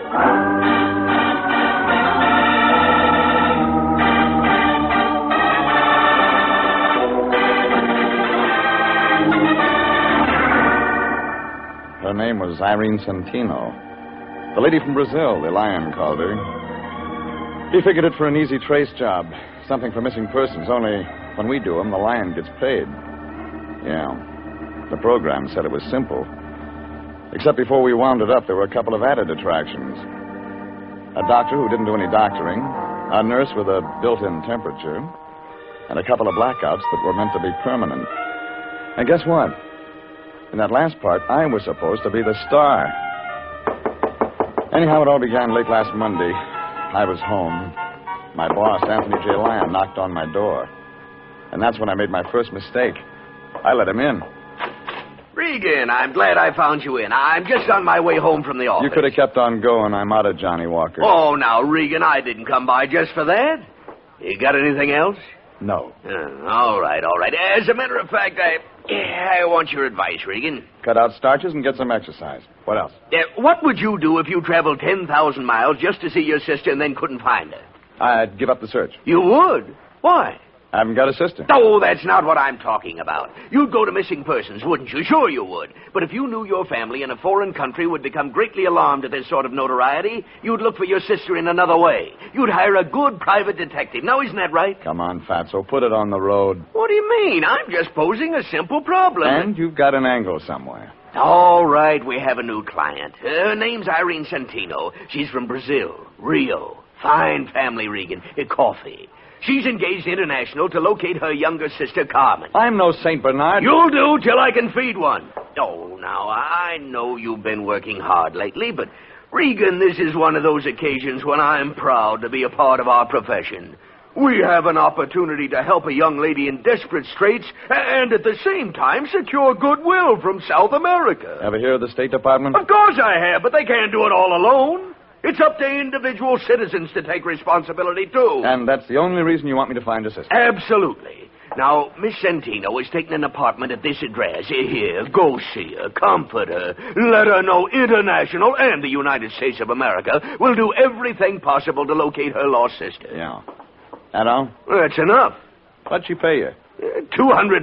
That's a lot of green to get in advance. Well, she insisted. She's very anxious to find that girl. Watch out her check doesn't bounce. It won't. She paid cash.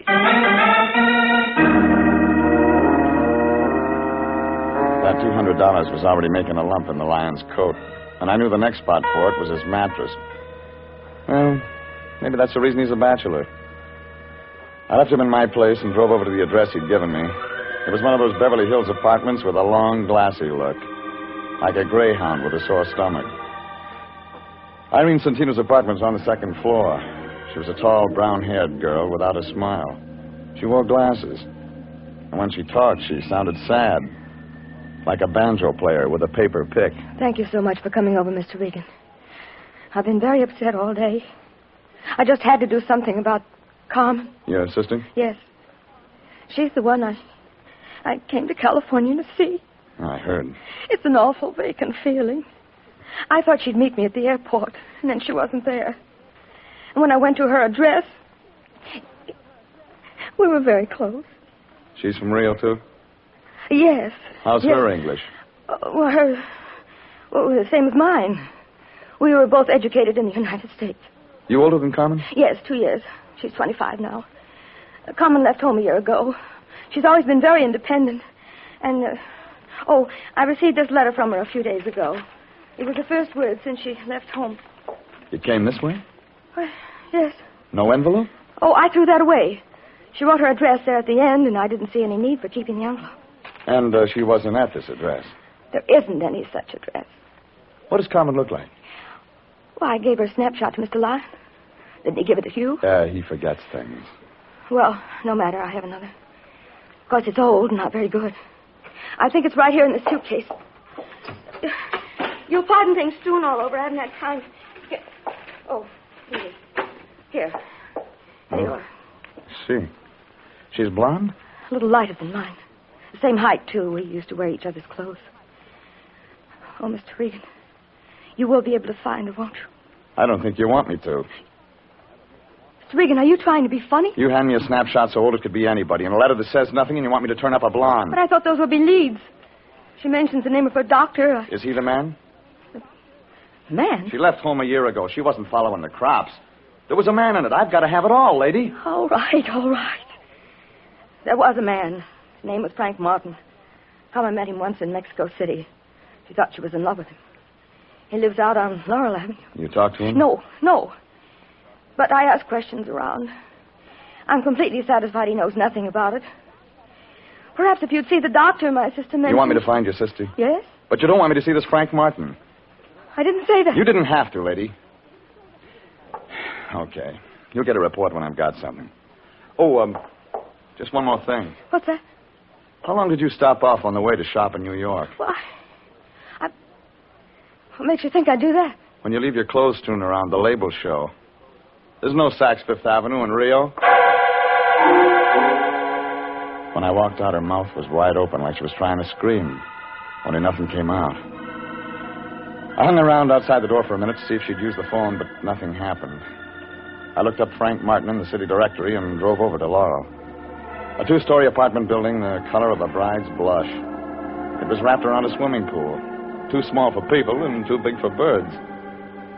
Martin's name wasn't on the mailbox, so I looked up the manager. You don't know me, do you, Pilgrim? Well, I just got here. I played the Palace in 26. Oh, them was the days. Write it up and sell it to the movies. Them slobs. Central Casting called me in 4 years. Got a card? Afros, SAG, and the Musicians Union. I play French horn. None of them call me. I figure it's television. No union yet. I'm looking for a man named Frank Martin. Now, look, if you got trouble, stay away from Frank. He bruises easy. And you're just a mother to He's a nice laddie. Now, remember when I tell you. Sure, sure. All right. Come on. I'll show you. Thanks. That's him. Up there. He stays in one key. All the time. A low one. You said that once. Well, here we are. You know, I kind of like you. You get around. Ever run into Mervyn Leroy? Not yet. If you do, mention my name, will you? Sure. What is it? Just say that Trixie Finnegan was asking for him. He'll remember old Trixie. How could he forget? You're not a whooping, you know. Come on in. It's unlocked.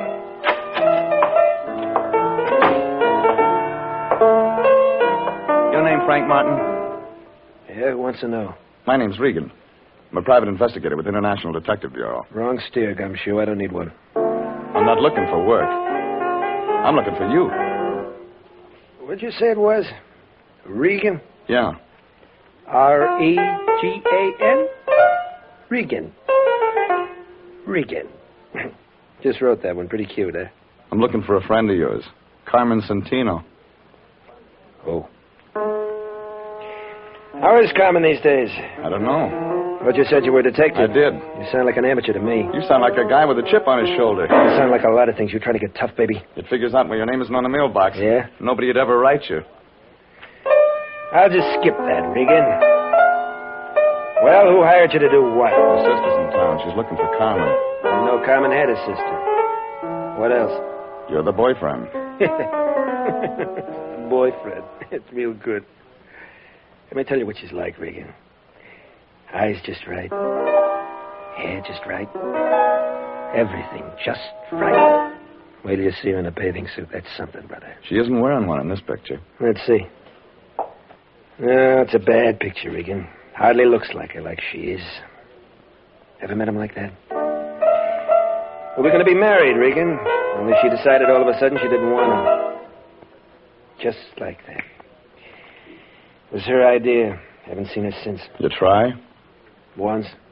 She moved, no forwarding address. That's all. Makes a good story. Yeah, but you don't believe it. Let me tell you the reason we broke up. It's a dilly. My hearing's good. Well, you've heard about the happy couple. The guy keeps getting loaded, can't lay off. But this is different. This is the big switch.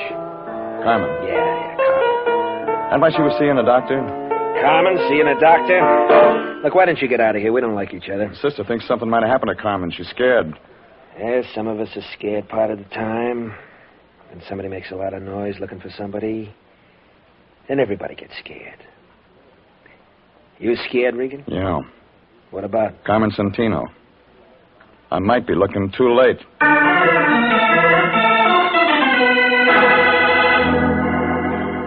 Well, what he gave me filled in the cast, but the plot wasn't getting any clearer. So I looked up the doctor Carmen had mentioned in her letter. His name was Kingston, and the only address was a place out in Encino. It was a ranch house spilled all over the top of the hill like whipped cream. Figured he was getting oversealing for his pills. I parked my car by the gate, followed the flagstones up to the front door. When I pressed a button, I heard something that sounded like chamber music.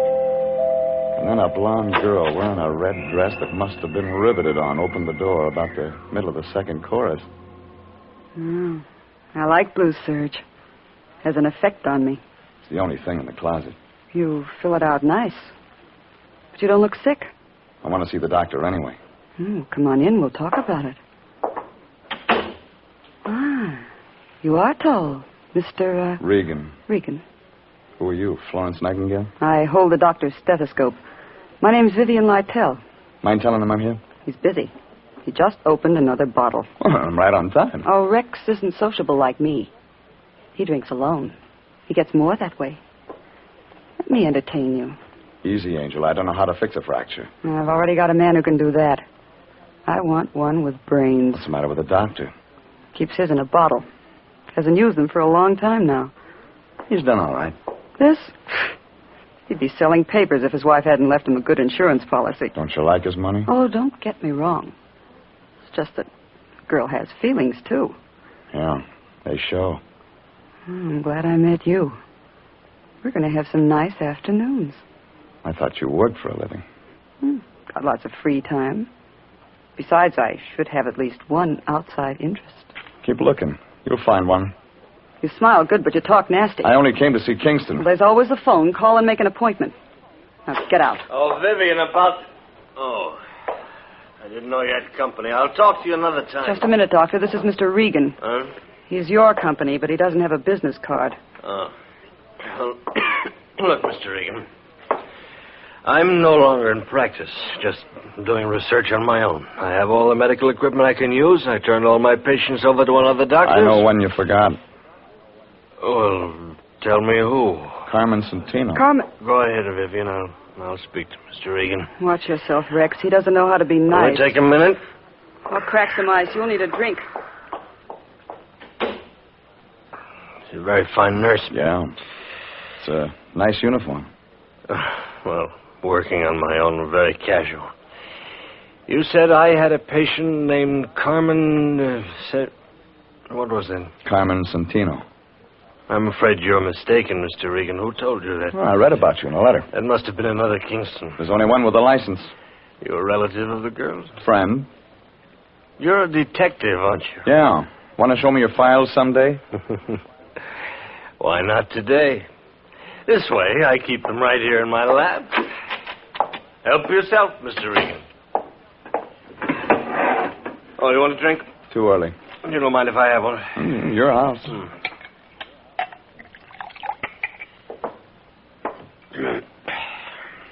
Didn't find anything? Not under Santino. She could have used another name. Oh, that's possible. When was I supposed to have treated her? Oh, about a year ago, according to this letter. Here, this is a picture. No. Oh. I've never treated anyone who looks like that. Sure. Positive. What was their illness? Might have had something to do with that stuff you're drinking. They die from it sometimes. I see. You can't see it from this window. But just over the hill, my wife is buried. I had special permission from the county, of course, bury her on my property. She was a great comfort to me. We were very close. I haven't been the same since she passed away. And that is why I am no longer in practice. I didn't ask for that. Oh, but you did, with your eyes. You're a strange man. Do you enjoy making a living this way, prying into other people's lives, searching for what is best left alone? You still here, Rex? Yes, Vivi. He's just leaving. You can find your way? Yeah. Well, bye, Blue Surge. You were a real disappointment. Don't give up. I'll be back. Don't bother, Regan. The doctor will be out.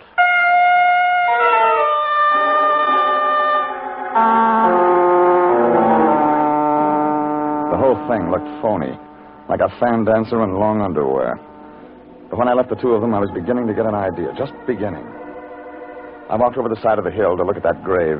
It was there, all right, like he said. Irene Kingston, 1922, 1948. Well, maybe that explained it.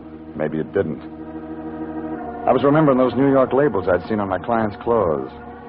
I called up a friend of mine in the CAA. He checked into it and told me nobody named Santino had come in from Rio on any flight in the last week. And the immigration people didn't have a passport or visa record on her either. I was home thinking about all this when my phone began ringing.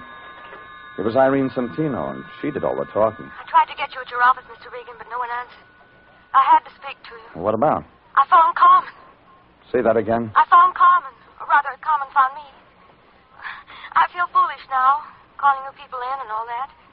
She came right to my apartment. Can you imagine she's been looking for me? Please thank Mr. Lyon for his kindness. And, Mr. Regan. Yeah? It's all confidential. I wouldn't want any of this to get to the wrong people. You know some of the wrong kind? Doesn't everyone? Well, goodbye. Oh, Regan, you run any expenses on this Santino thing? No. Good. It's all over. Well, how do you know? She just phoned me. Just came from missing persons. There's a cop there named Perini. Got an eye like an eagle. Had that other picture of the Santino dame with me. He took one look at it and opened up a file. What kind of file? Dead and unclaimed. What do you mean? The county buried her. Carmen Santino's been dead a year.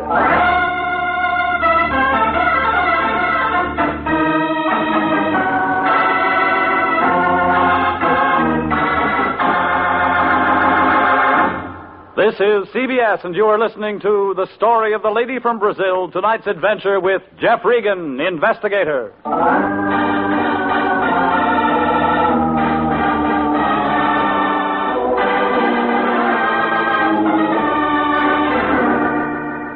Well, it figured somebody was having nightmares.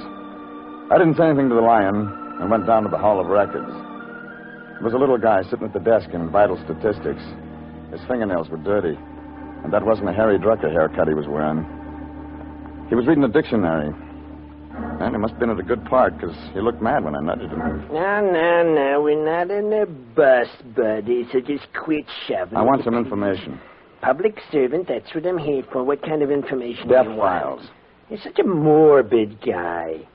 Got lots of stuff on births and marriages. Why don't you ask me something about them? Girl named Carmen Santino died about a year ago. Tell me what from. Okay, take it easy.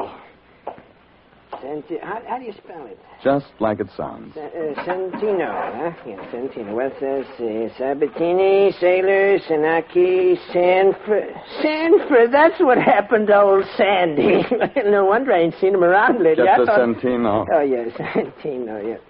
Yes.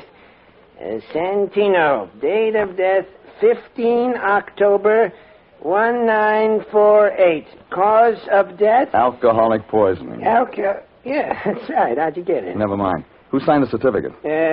Rex J. Kingston, M.D. Okay. Now, here's one more for you. Look up Irene Kingston. The doc's wife? Look it up. Okay, yes. Let's see. Kingsley. Oh, here. Kingston, Irene, 13 October, 1948. Cause of death? You guessed it again. The same. Alcoholic poisoning. Hey, this guy couldn't keep a patient. Well, that filled it in. I could see the plot, but I wasn't sure of the ending. So I didn't waste any time getting over to Irene Santino's place. But I wasn't fast enough. The door was halfway open when I got there. All the company had left, but Irene was still around. She was sitting there looking at the phone like it was all she had to think about. Miss Reed. What's so funny? Excuse me for not getting up, but I didn't expect you. I told you I found my sister tonight. You told me, but you didn't tell me she was dead. I didn't even tell you that I haven't got a sister. Did I? Come on, lady, give it to me. What are you talking about? This little red spot on my arm. It doesn't look like my sister. But you just wait, Mr. Regan. You just wait. You just wait.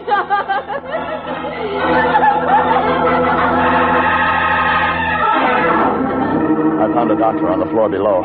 He grabbed his black bag and went to work on her. She quieted down to a slow inside giggle, then went out all the way. The doctor got a hold of an ambulance and carted her off to a hospital.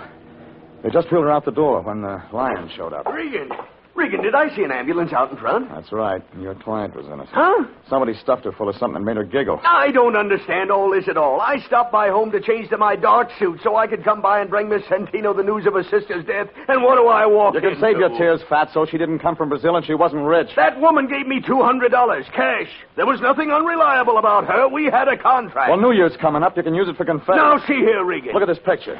Irene Santino. I have one just like it. All right, draw some glasses on it. Add about 6 or 7 years. I don't understand you, Regan. We're talking business, and all at once we're playing games. Look, when I came to see her tonight, she wasn't wearing her glasses. She looked a lot like the dame in this picture. Well, of course she did, naturally. That's her own sister. She never had a sister. Never had a sister? Then who did the county bury? That's what I'm going to find out from a certain Dr. Kingston.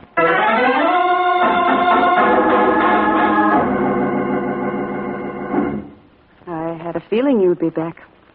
I built a fire. I forgot the marshmallows. We'll think of something else. I'm not mad anymore. I'm still looking for your doctor. Well, let me take care of you. I have a way with men. Didn't we do all this once before? Well, it's night now. I'm better with the lights low. You can ask me some questions. I know some swell answers. I'll bet. How do you like it? Your way. That's better. Now let's have a nice, quiet evening. Just you and me. That why you wore that? You like it? You got talent, lady. Well, discover me. There's been a famine of men like you. You don't look underfed. Come on, you haven't touched your drink. I want to see him.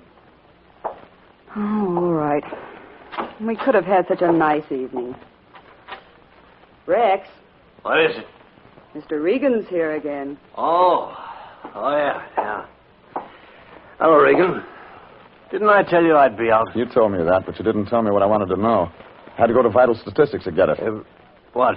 You don't have anything in your files about Carmen Santino, but you signed her death certificate. Now, you get this, Regan. I don't have to talk to anyone who comes here without a warrant, and you haven't got one. When I tell the city attorney's office what I've got, they'll have somebody out here to open that grave on the hill. What do you mean, Regan? Irene Kingston died 2 days before Carmen Santino of the same thing. Dr. Kingston signed both certificates, and he collects on his wife's insurance. Only I don't think his wife really died. I think that extra grave on the hill is window dressing. My wife didn't die, Regan. Where is she now? I don't know. But she could be around town using the name of Irene Santino. It was a shot in the dark, but it brought results. Kingston swung a lamp base around it, connected on the side of my head. When I came to, I was in a white room in the back of the house. Nothing worked. Irene, So I will you just lay please there. bring a bottle? Vivian was standing there with Kingston. Oh, He looked sick, like an ostrich with Will a you sore throat. please, Irene? He had a needle in his hand. I got the shakes. You do it all right, Rex. Go ahead. It's the same treatment you two tried to give Irene. Should have stayed out, Regan. I wanted one more look at you, baby. I hate to see the nice ones go, but it'll be all over in a minute. All right, Rex. Give me a drink, Vivian. I gotta have a drink. It won't help. I found Irene in time. She's in a hospital. What? She's going to live. She's going to talk. Go ahead, Irene's Rex. still alive? Rex, give it to him, and then we'll clear out. I didn't kill her. I didn't kill You'll her. do better this time. I can't. Go ahead. No, I won't. I said go ahead. I'll shoot you, Rex. I'll shoot you if you don't. No, you won't. It's all over, Vivian. It's all The gun, over. but Kingston was too much for her. All of a sudden, it began going off. Vivian started to look pale. Then she went down. Slow.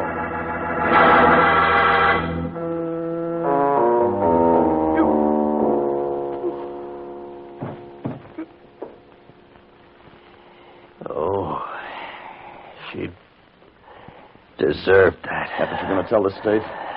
Regan, is Irene really going to live? That's what the doctor says. Oh, good. Regan, look, no, don't try to move. I gave you a shot of preparatory solution. You won't be able to move for another hour. I suppose I ought to run. You won't get far. I know. Listen to me. Irene is my wife. She's innocent of all this. When you tell the police the real story, I haven't got it all. I know it started with Carmen Santino. Oh, she stumbled in one night, dropped dead before I could do anything. Alcohol. Yeah. Before she died, she kept talking about a man named Martin. Lives over on Laurel. But I didn't get in touch with him. I had a better idea. She looked a great deal like my wife, Irene. It was really quite remarkable. The insurance. Yeah. Irene didn't want to do it, but she loved me, so she finally agreed to hide out in New York. I used one body for 2 death certificates, buried an empty box up on the hill. I was supposed to join Irene later. We were going to start a new life together. Vivian. Yeah. Vivian came along. I was drinking one night. She found out the truth. I was trapped. Would have stayed that way if Irene hadn't hired you. Well, it figures she made up that story about her sister from Brazil just to scare you into getting rid of Vivian. It worked, too. I'm scared stiff. Yeah, like that guy Martin said. Somebody gets scared, and then you... And everybody. Regan? Regan, can you hear me? Huh? Oh, sorry. Stuff's making me sleep. Yeah, that'll wear off. I'm going now, Regan. See that Irene gets a fair shake. I'll try. He picked up a bottle and started out the door. He didn't even look down at Vivian's body on the floor. I tried to move, but like you said, nothing worked. It was more than 2 hours before I could get to the phone and call homicide.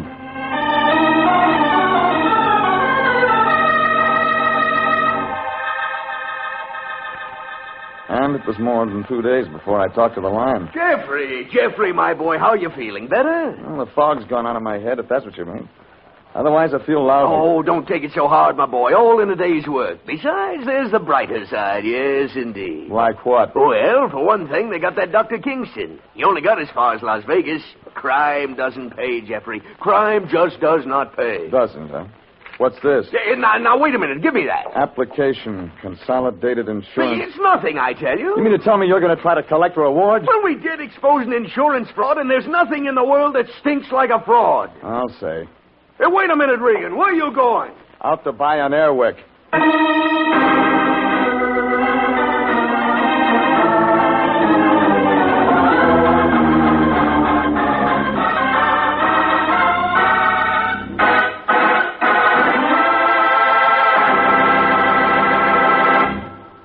Jeff Regan, Investigator, is written by E. Jack Newman, directed by Sterling Tracy, and stars Frank Graham as Regan, with Frank Nelson as Anthony J. Lyon. Original music is by Dick Arant.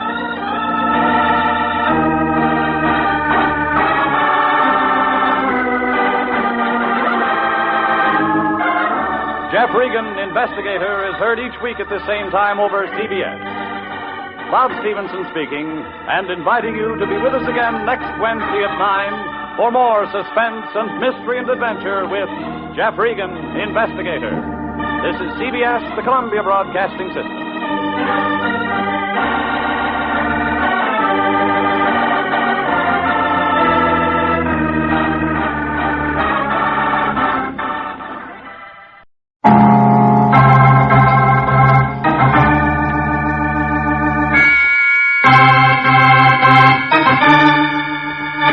My name's Regan.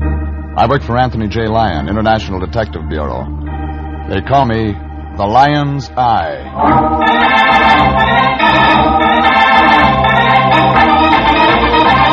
Wednesday at 9, and CBS brings you Jeff Regan, Investigator, starring Frank Graham as Regan with Frank Nelson as Anthony J. Lyon. So stand by for mystery and suspense and adventure in tonight's story of The Lady Who Wanted to Live.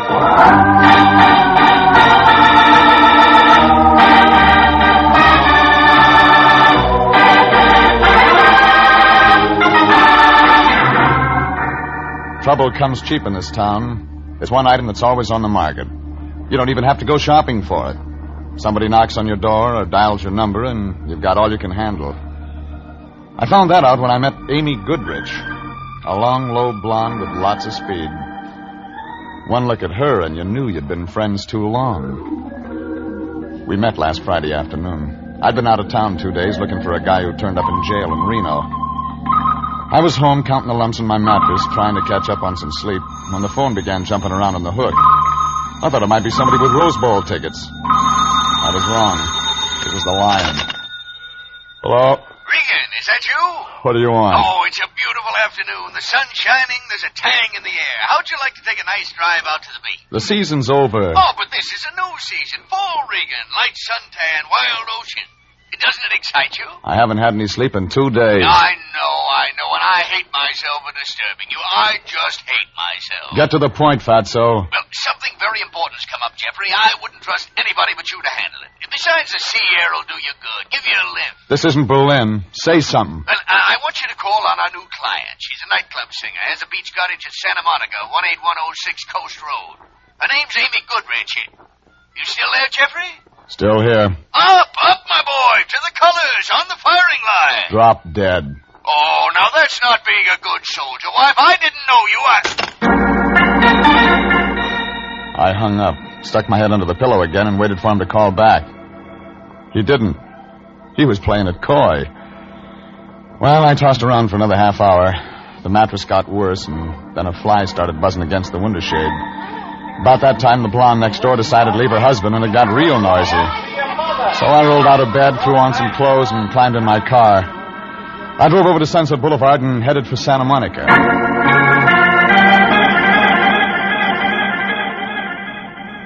18106 Coast Road turned out to be a bundle of flagstone and glass brick piled up against the ocean. Had a lot of angles, like a shyster lawyer. Figure whoever built it never heard of the FHA. Front door was open. Inside, a skinny little guy with a complexion like dried codfish was catching up on his music appreciation. His eyes swung around when I walked in. It looked like they'd been hurting him all his life. He turned the record player down, but those elevator shoes brought him up to my chin. I'm listening to music. Whatever you're selling, we don't want any. How do you know? We never want anything. So long. Amy around? Who are you? My name's Regan. What do you want? You her? She's around. All right, she's out back on the patio, taking a sunbath. You didn't tell me what you want with her. I don't. She wants me. Okay? Okay, sure, okay. Why should you be any different? Traffic problem, huh? Yeah, we need stoplights. Go right on through the dining room. Just in case I want to write this up, who are you? Felix. Felix Beethoven. Well? I didn't say anything.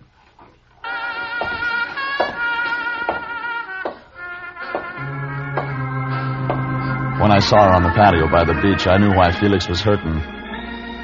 Amy Goodrich was the kind of blonde they put on those resort hotel calendars in Las Vegas. No matter what month it was, she'd always start you looking around for spring. There wasn't enough material in her sunsuit to make a good pen wiper. And when she smiled at me, I began to feel warm inside, like a radio with a broken coil. I know it's warm for this time of year, but you aren't wearing a sheepskin. It wouldn't fit in this crowd. You're from Mr. Lyon, aren't you? How'd you know? Well, he said he was sending me his best man. So, Mr. Regan, come over here and sit by me. Sure I won't crowd you. Mm-mm. You're a party lady. I always drink scotch. How about you? Maybe. Later. Well, so you're the lion's eye, Very nice. Depends on how you look at it. I had to crawl out of bed to come over here. Oh? You haven't been sick, I hope. Well, when you work for the Lion, you just don't get much sleep. Oh, I see. I thought you looked nice and strong. I'll tell my tailor. And quick, too. Look, you can relax, Regan. This job is going to be easy. What is the job? Protecting me. If you're going to wear that all the time, I'd better send for reinforcements. I think you'll be able to handle it. You'll do just fine. If I know who I'm protecting you from. Yes, I suppose you do have to know that. Have you ever heard of Tim Conover, Mr. Regan? Yeah. He runs an upholstered cigar box downtown. Diamond Club. He plays for keeps. I've heard. And apparently I interest him. It figures. I worked for him 2 years ago singing. He became very interested in me, but I turned him down. Conover wouldn't like that. He doesn't. He has another girlfriend now, a Helen Lesser. I thought she'd take his mind off me, but she hasn't. You still sore? He's been around 6 times this past week, casing the place. I think he's got some nasty ideas. Like? I don't know. But he might not be very gentle. So, I hang around until he shows up, huh? Mm-hmm. You protect me, Mr. Regan. I want you to stay real close to me. I, could go to the Diamond Club, talk to him. You could, but he doesn't impress easily. And, I'd still want you around. I see. You don't want me to talk to him. There'll be time for that later. But right now, let's you and I get acquainted. Your boyfriend isn't going to like that. Felix? He's only my arranger. He writes better if he's jealous. He must turn out a couple of operas a day. He's got a bad ticker, hasn't he? He's got a bad heart. But let's talk about us. Conover, remember? Oh, Regan, don't go. I hate to be alone. I'll be back. Why'd you stay for dinner? I'll send Felix out to a double feature or something. I'm hired. I have to see Conover. All right. Kiss me goodbye. No thanks, lady. I gotta drive.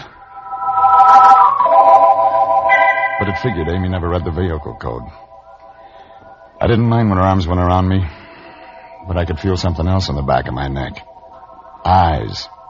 Somewhere in that house Felix was watching, and I knew he wouldn't like the kind of music we were making. Hurry back, baby. I could still feel him watching when I broke away and walked back through the house. He wasn't in the dining room, so I went through the archway to the living room. I didn't find him, but he found me. For a guy with a bad ticker, he was fast on his feet. He had a letter opener in his hand, but I didn't see the afternoon mail. I grabbed for him and he slid away. Then he came around again. This time I got my hand around his wrist. Drop it, Buster. Drop it. Take it easy. You got small bones. You're not built for rough work. Leave her alone. Leave her alone, Regan. You leave her alone.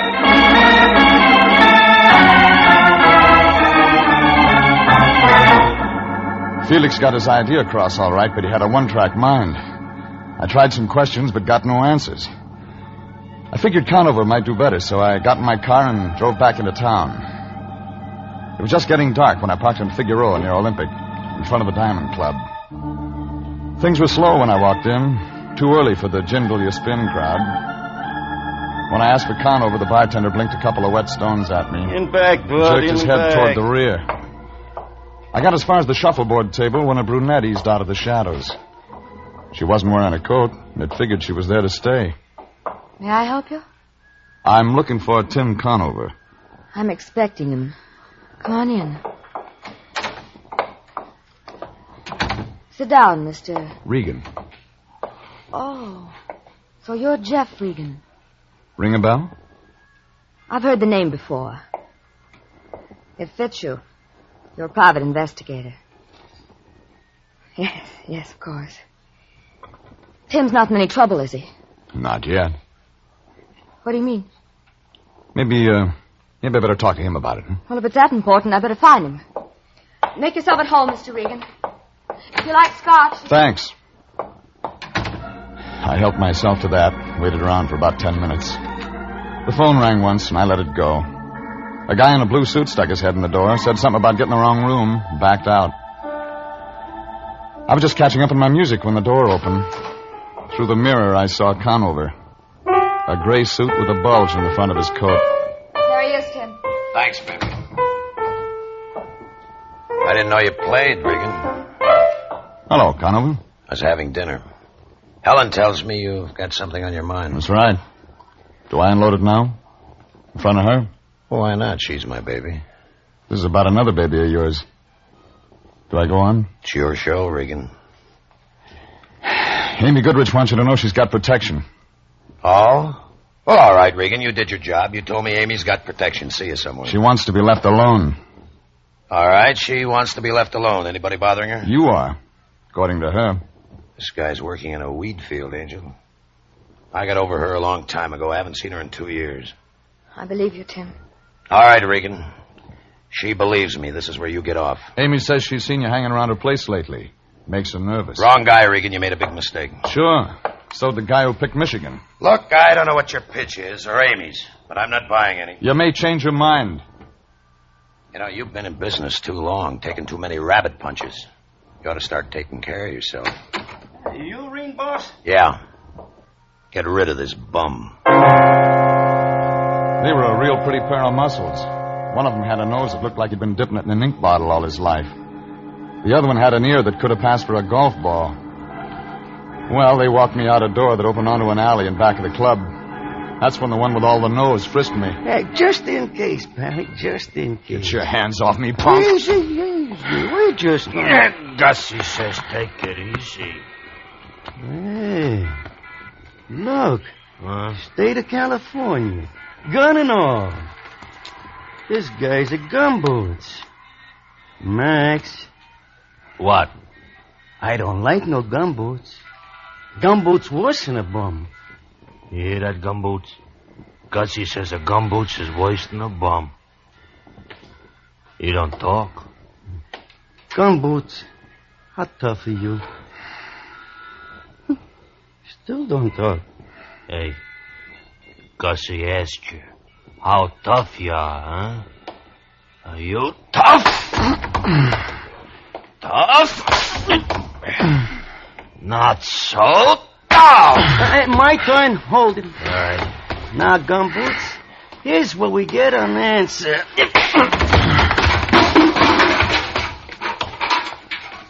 Very nice, Gussie. Thank you. Come on, Maxie. We'll be late for dinner. Yeah, what about him? Ain't you heard? He don't feel like eating tonight.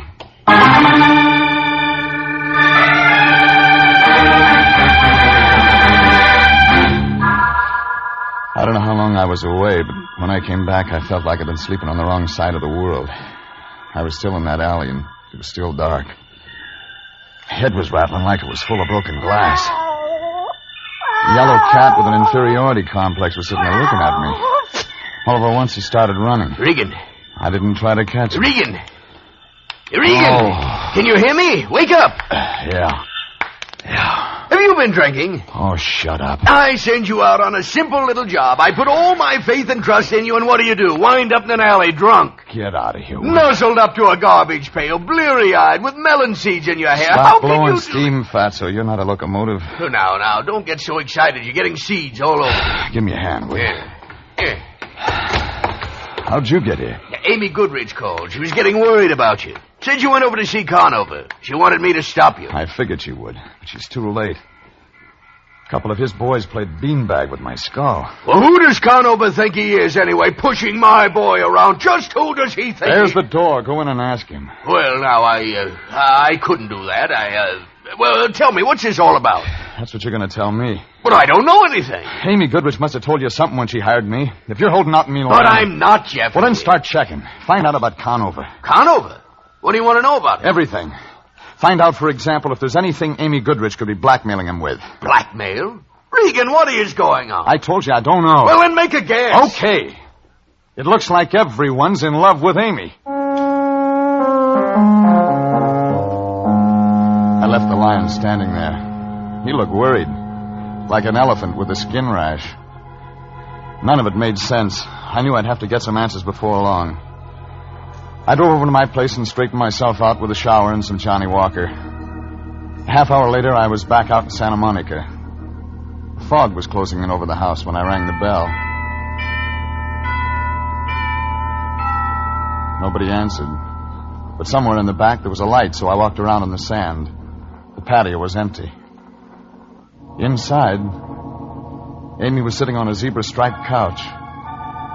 She was wearing a white strapless thing with a splash of red in one shoulder. She had a movie magazine in one hand and a drink in the other. But she wasn't having a very good time. She was dead.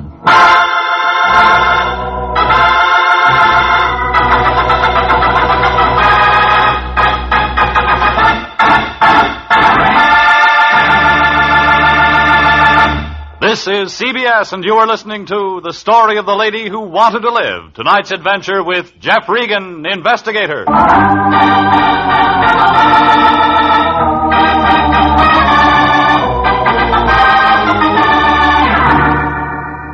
Well, the Lion wasn't going to like it.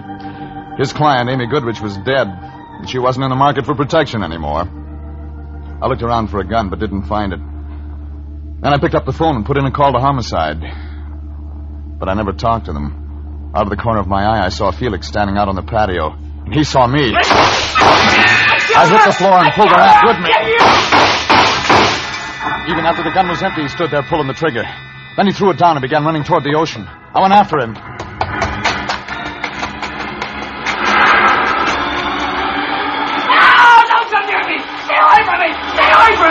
Hold still. I killed him. Hold still. No, let me go. You'll drown. No, I don't care. I loved her, Regan. I couldn't stand it anymore. Come here. I couldn't stand it anymore, so I killed her. It doesn't make sense, does it? Sure it does, but you're not going to kill yourself. Oh, the police. What about him? I phoned them. I told them everything. When? Just before you came. Come on. But they'll be here. Let go. Yeah, that's why I said come on.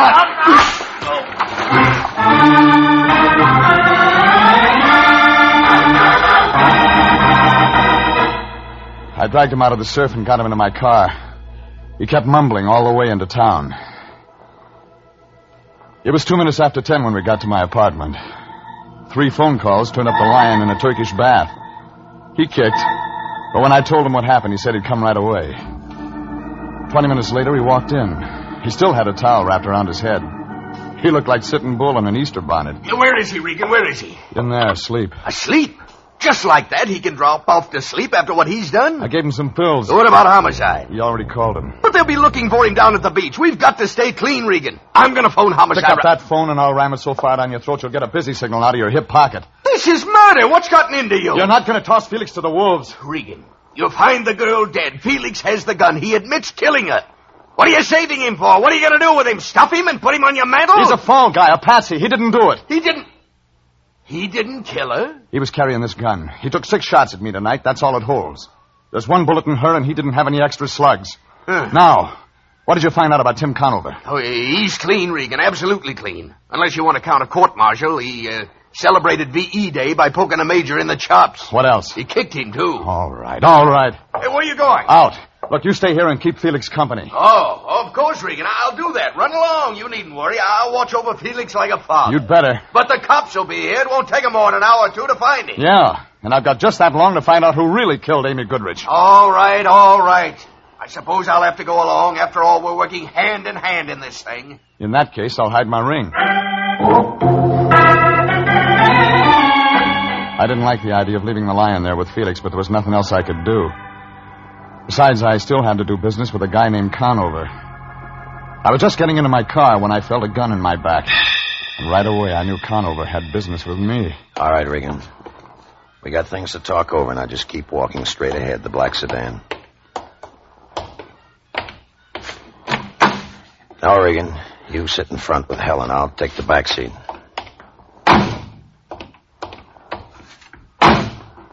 Okay, Helen. Where to, Tim? Nowhere. Regan and me can do our talking right here. It's quiet. Tim, are you sure you're doing right? Please, let me handle this, baby.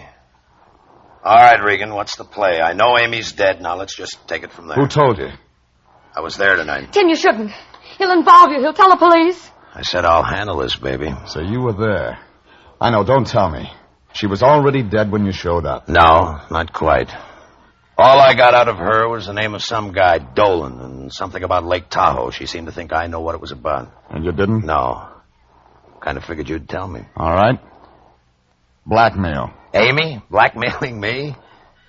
You didn't know her very well, did you, Regan? She said she needed protection. I think she wanted a strong-arm boy. No, it doesn't fit. She was no good, but not blackmail. It doesn't fit at all. Maybe I can make it fit. Don't try. I'm not going to be tagged for this thing, Regan. You know some answers. Maybe you better start talking right now. I said start talking. I didn't know if Conover was just looking for information or if he wanted to find out how much I knew about a guy named Dolan in Lake Tahoe.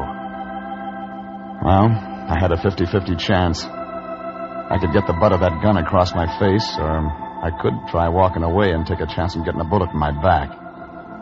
And then I saw an old coupe, Oklahoma license, limping along the other side of the street. I opened the door, stepped out onto the sidewalk. I kept on going into the middle of the street. Conover yelled, but he didn't fire. And then the coupe slammed on the brakes. What's the matter with you, Pilgrim? You want to get yourself bashed up standing out in the middle of the street? Want to get yourself all bashed up, We ran out of gas. Well, join another club. Pay your dues. There's no phone. Could you give me a lift? I wasn't going anyhow. Well, climb in. Do it the bowling alley. Hey, what are them two going to do?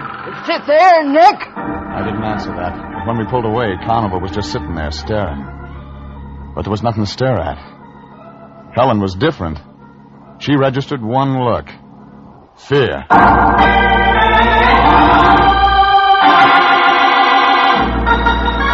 15 minutes later, the Oklahoma license dropped me off at Vermont and Franklin, where I got a cab. All the way downtown, I kept wondering about Conover's play. He could have stopped me, but he didn't. That could mean he hadn't shot Amy. It could also mean he had shot her, but he knew about Felix confessing over the phone to the police. At the Examiner morgue, I found Ned Fuller looking at a girly magazine. I told him what I wanted, and 10 minutes later, he spread out a file dated May 9th, 1945. Is this it? Wealthy playboy shot to death. Willard J. Dolan, San Francisco socialite, found dead at Lake Tahoe cabin. That's it. Oh, well, they never did solve it. There's some stuff here about a mystery I can woman. read. They think she might have done it. Somebody seen her come out of the cabin that night. She's tall, blonde. First name, Amy. No, they never found out who she was. Somebody did. Oh, well, there was witnesses. Yeah, let's see here. Mr. and Mrs. Franklin James, San Diego people. They saw the dame come out. They couldn't give a good description of her. Want a bet? A bet? Sure, I'll take Notre Dame. Who'll you take? I'll take a guy named Tim Conover.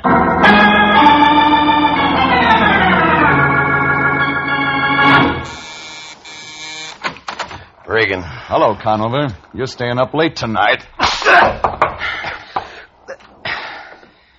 You work awfully hard for a buck soldier. That's for what your boys did to me out in an alley. I wonder what makes a guy walk into trouble 3 times in one day. You got a lot of nerve, Regan, but you use it in the wrong places. I'm just getting started. All right, make your play. What's next? You talk. What about? Dolan, Willard J. I told you. Lake Tahoe, May 9th, 1945. Talk, Conover. All right, then I'll talk. A tall blonde named Amy Goodrich. An unsolved murder at Lake Tahoe. But there was a witness. When I first came over here, I guess she was blackmailing you. I was wrong. You were blackmailing her. You stink, Regan. I told you you wouldn't tag me for this. Well, you're wrong. No, he isn't, Mr. Regan. Oh, so that's it. Thanks, Helen. Give me the gun. I'll run things from now on. I don't know what you get out of this, Regan, but you got your engine switched. Look, a mixed-up guy named Felix Beethoven actually thinks he killed Amy, and he didn't. I've got him on ice, but the cops will get him, and when they do, he's on his way to the gas chamber. Oh, Tim, please, let's get out of here. Let's not listen. Wait a minute, baby, wait. So I was blackmailing Amy. I had a good thing, but I shot her. And I was the mystery witness at Lake Tahoe. I thought you were a better gumshoe than that, Regan. What does that mean? The date was May 9th, 1945.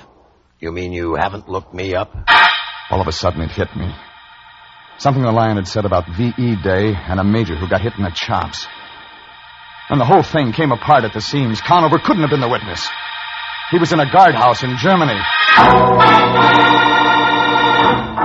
I began to feel helpless, like a glassblower with hiccups. For the first time in my life, I really wanted to talk to the Lion. I looked at the gun in Conover's hand, then I reached for the phone and dialed. Slow. He didn't stop me.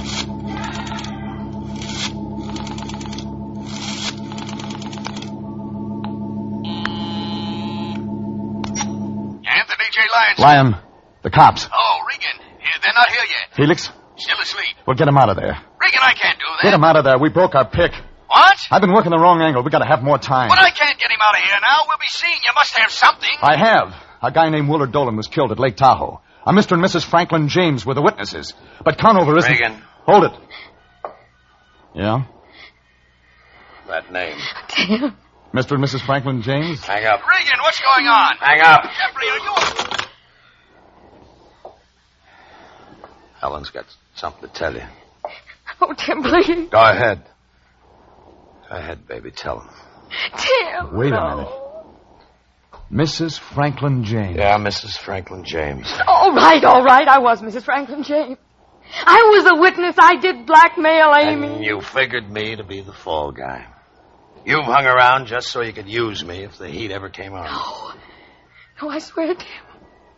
I love you. I never meant to get you involved. But I used a piece of your stationery once. Amy had it traced. So she figured it was Conover all the time. Yes. Oh, I went crazy trying to cover it up. Because I love you, Tim. I love you.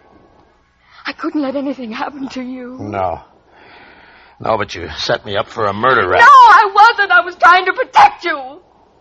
Don't you see Amy was going to kill you, Tim? She was going to kill me. Yes. All she wanted Regan for was to set up that story about your threatening her. And then she could claim self-defense. But it didn't work that way. No. You came around.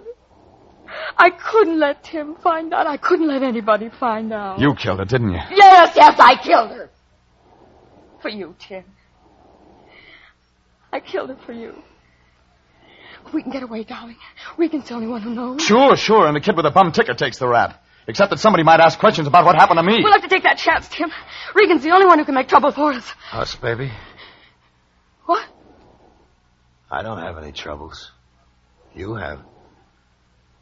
Oh, Tim. You're joking. Listen to me. You're wasting your time.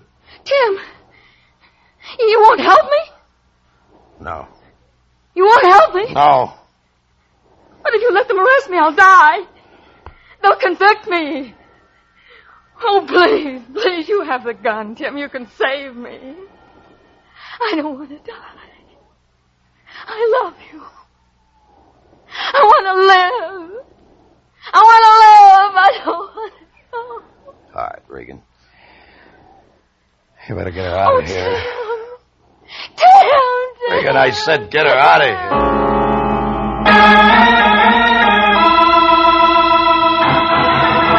Well, that's the way it wound up. Helen went to headquarters. Tim went back to his club. I went out of town for a few days. When I got back, I drifted into the office. The Lion gave me the wind-up. A report on Felix. Yes, Regan. Those doctors worked on Felix Beethoven 3 days. Psychiatric medicine's a profound study. Profound. They finally convinced him he didn't kill Amy. Yeah. Yeah, it's sad. He loved that woman as cruel as she was to him. He loved her a great deal. I suppose life will be lonely for him now that she's gone. You're wrong. What do you mean? I saw him in Hollywood today. He's got a new friend, one with red hair. You mean to tell me he's willing to do it again? To accept abuse from another woman? Why, that man's a natural for any woman's dominance. He hasn't got a thing to worry about. But you said she was a redhead, and I know redheads. Yeah, but Felix is bigger than this one. Besides, the new one's a Cocker Spaniel. Jeff Regan, Investigator, was written by E. Jack Newman and Adrian Jondo, directed by Sterling Tracy. Frank Graham is starred as Regan, with Frank Nelson as Anthony J. Lyon. Original music is by Dick Arant. This is CBS, the Columbia Broadcasting System.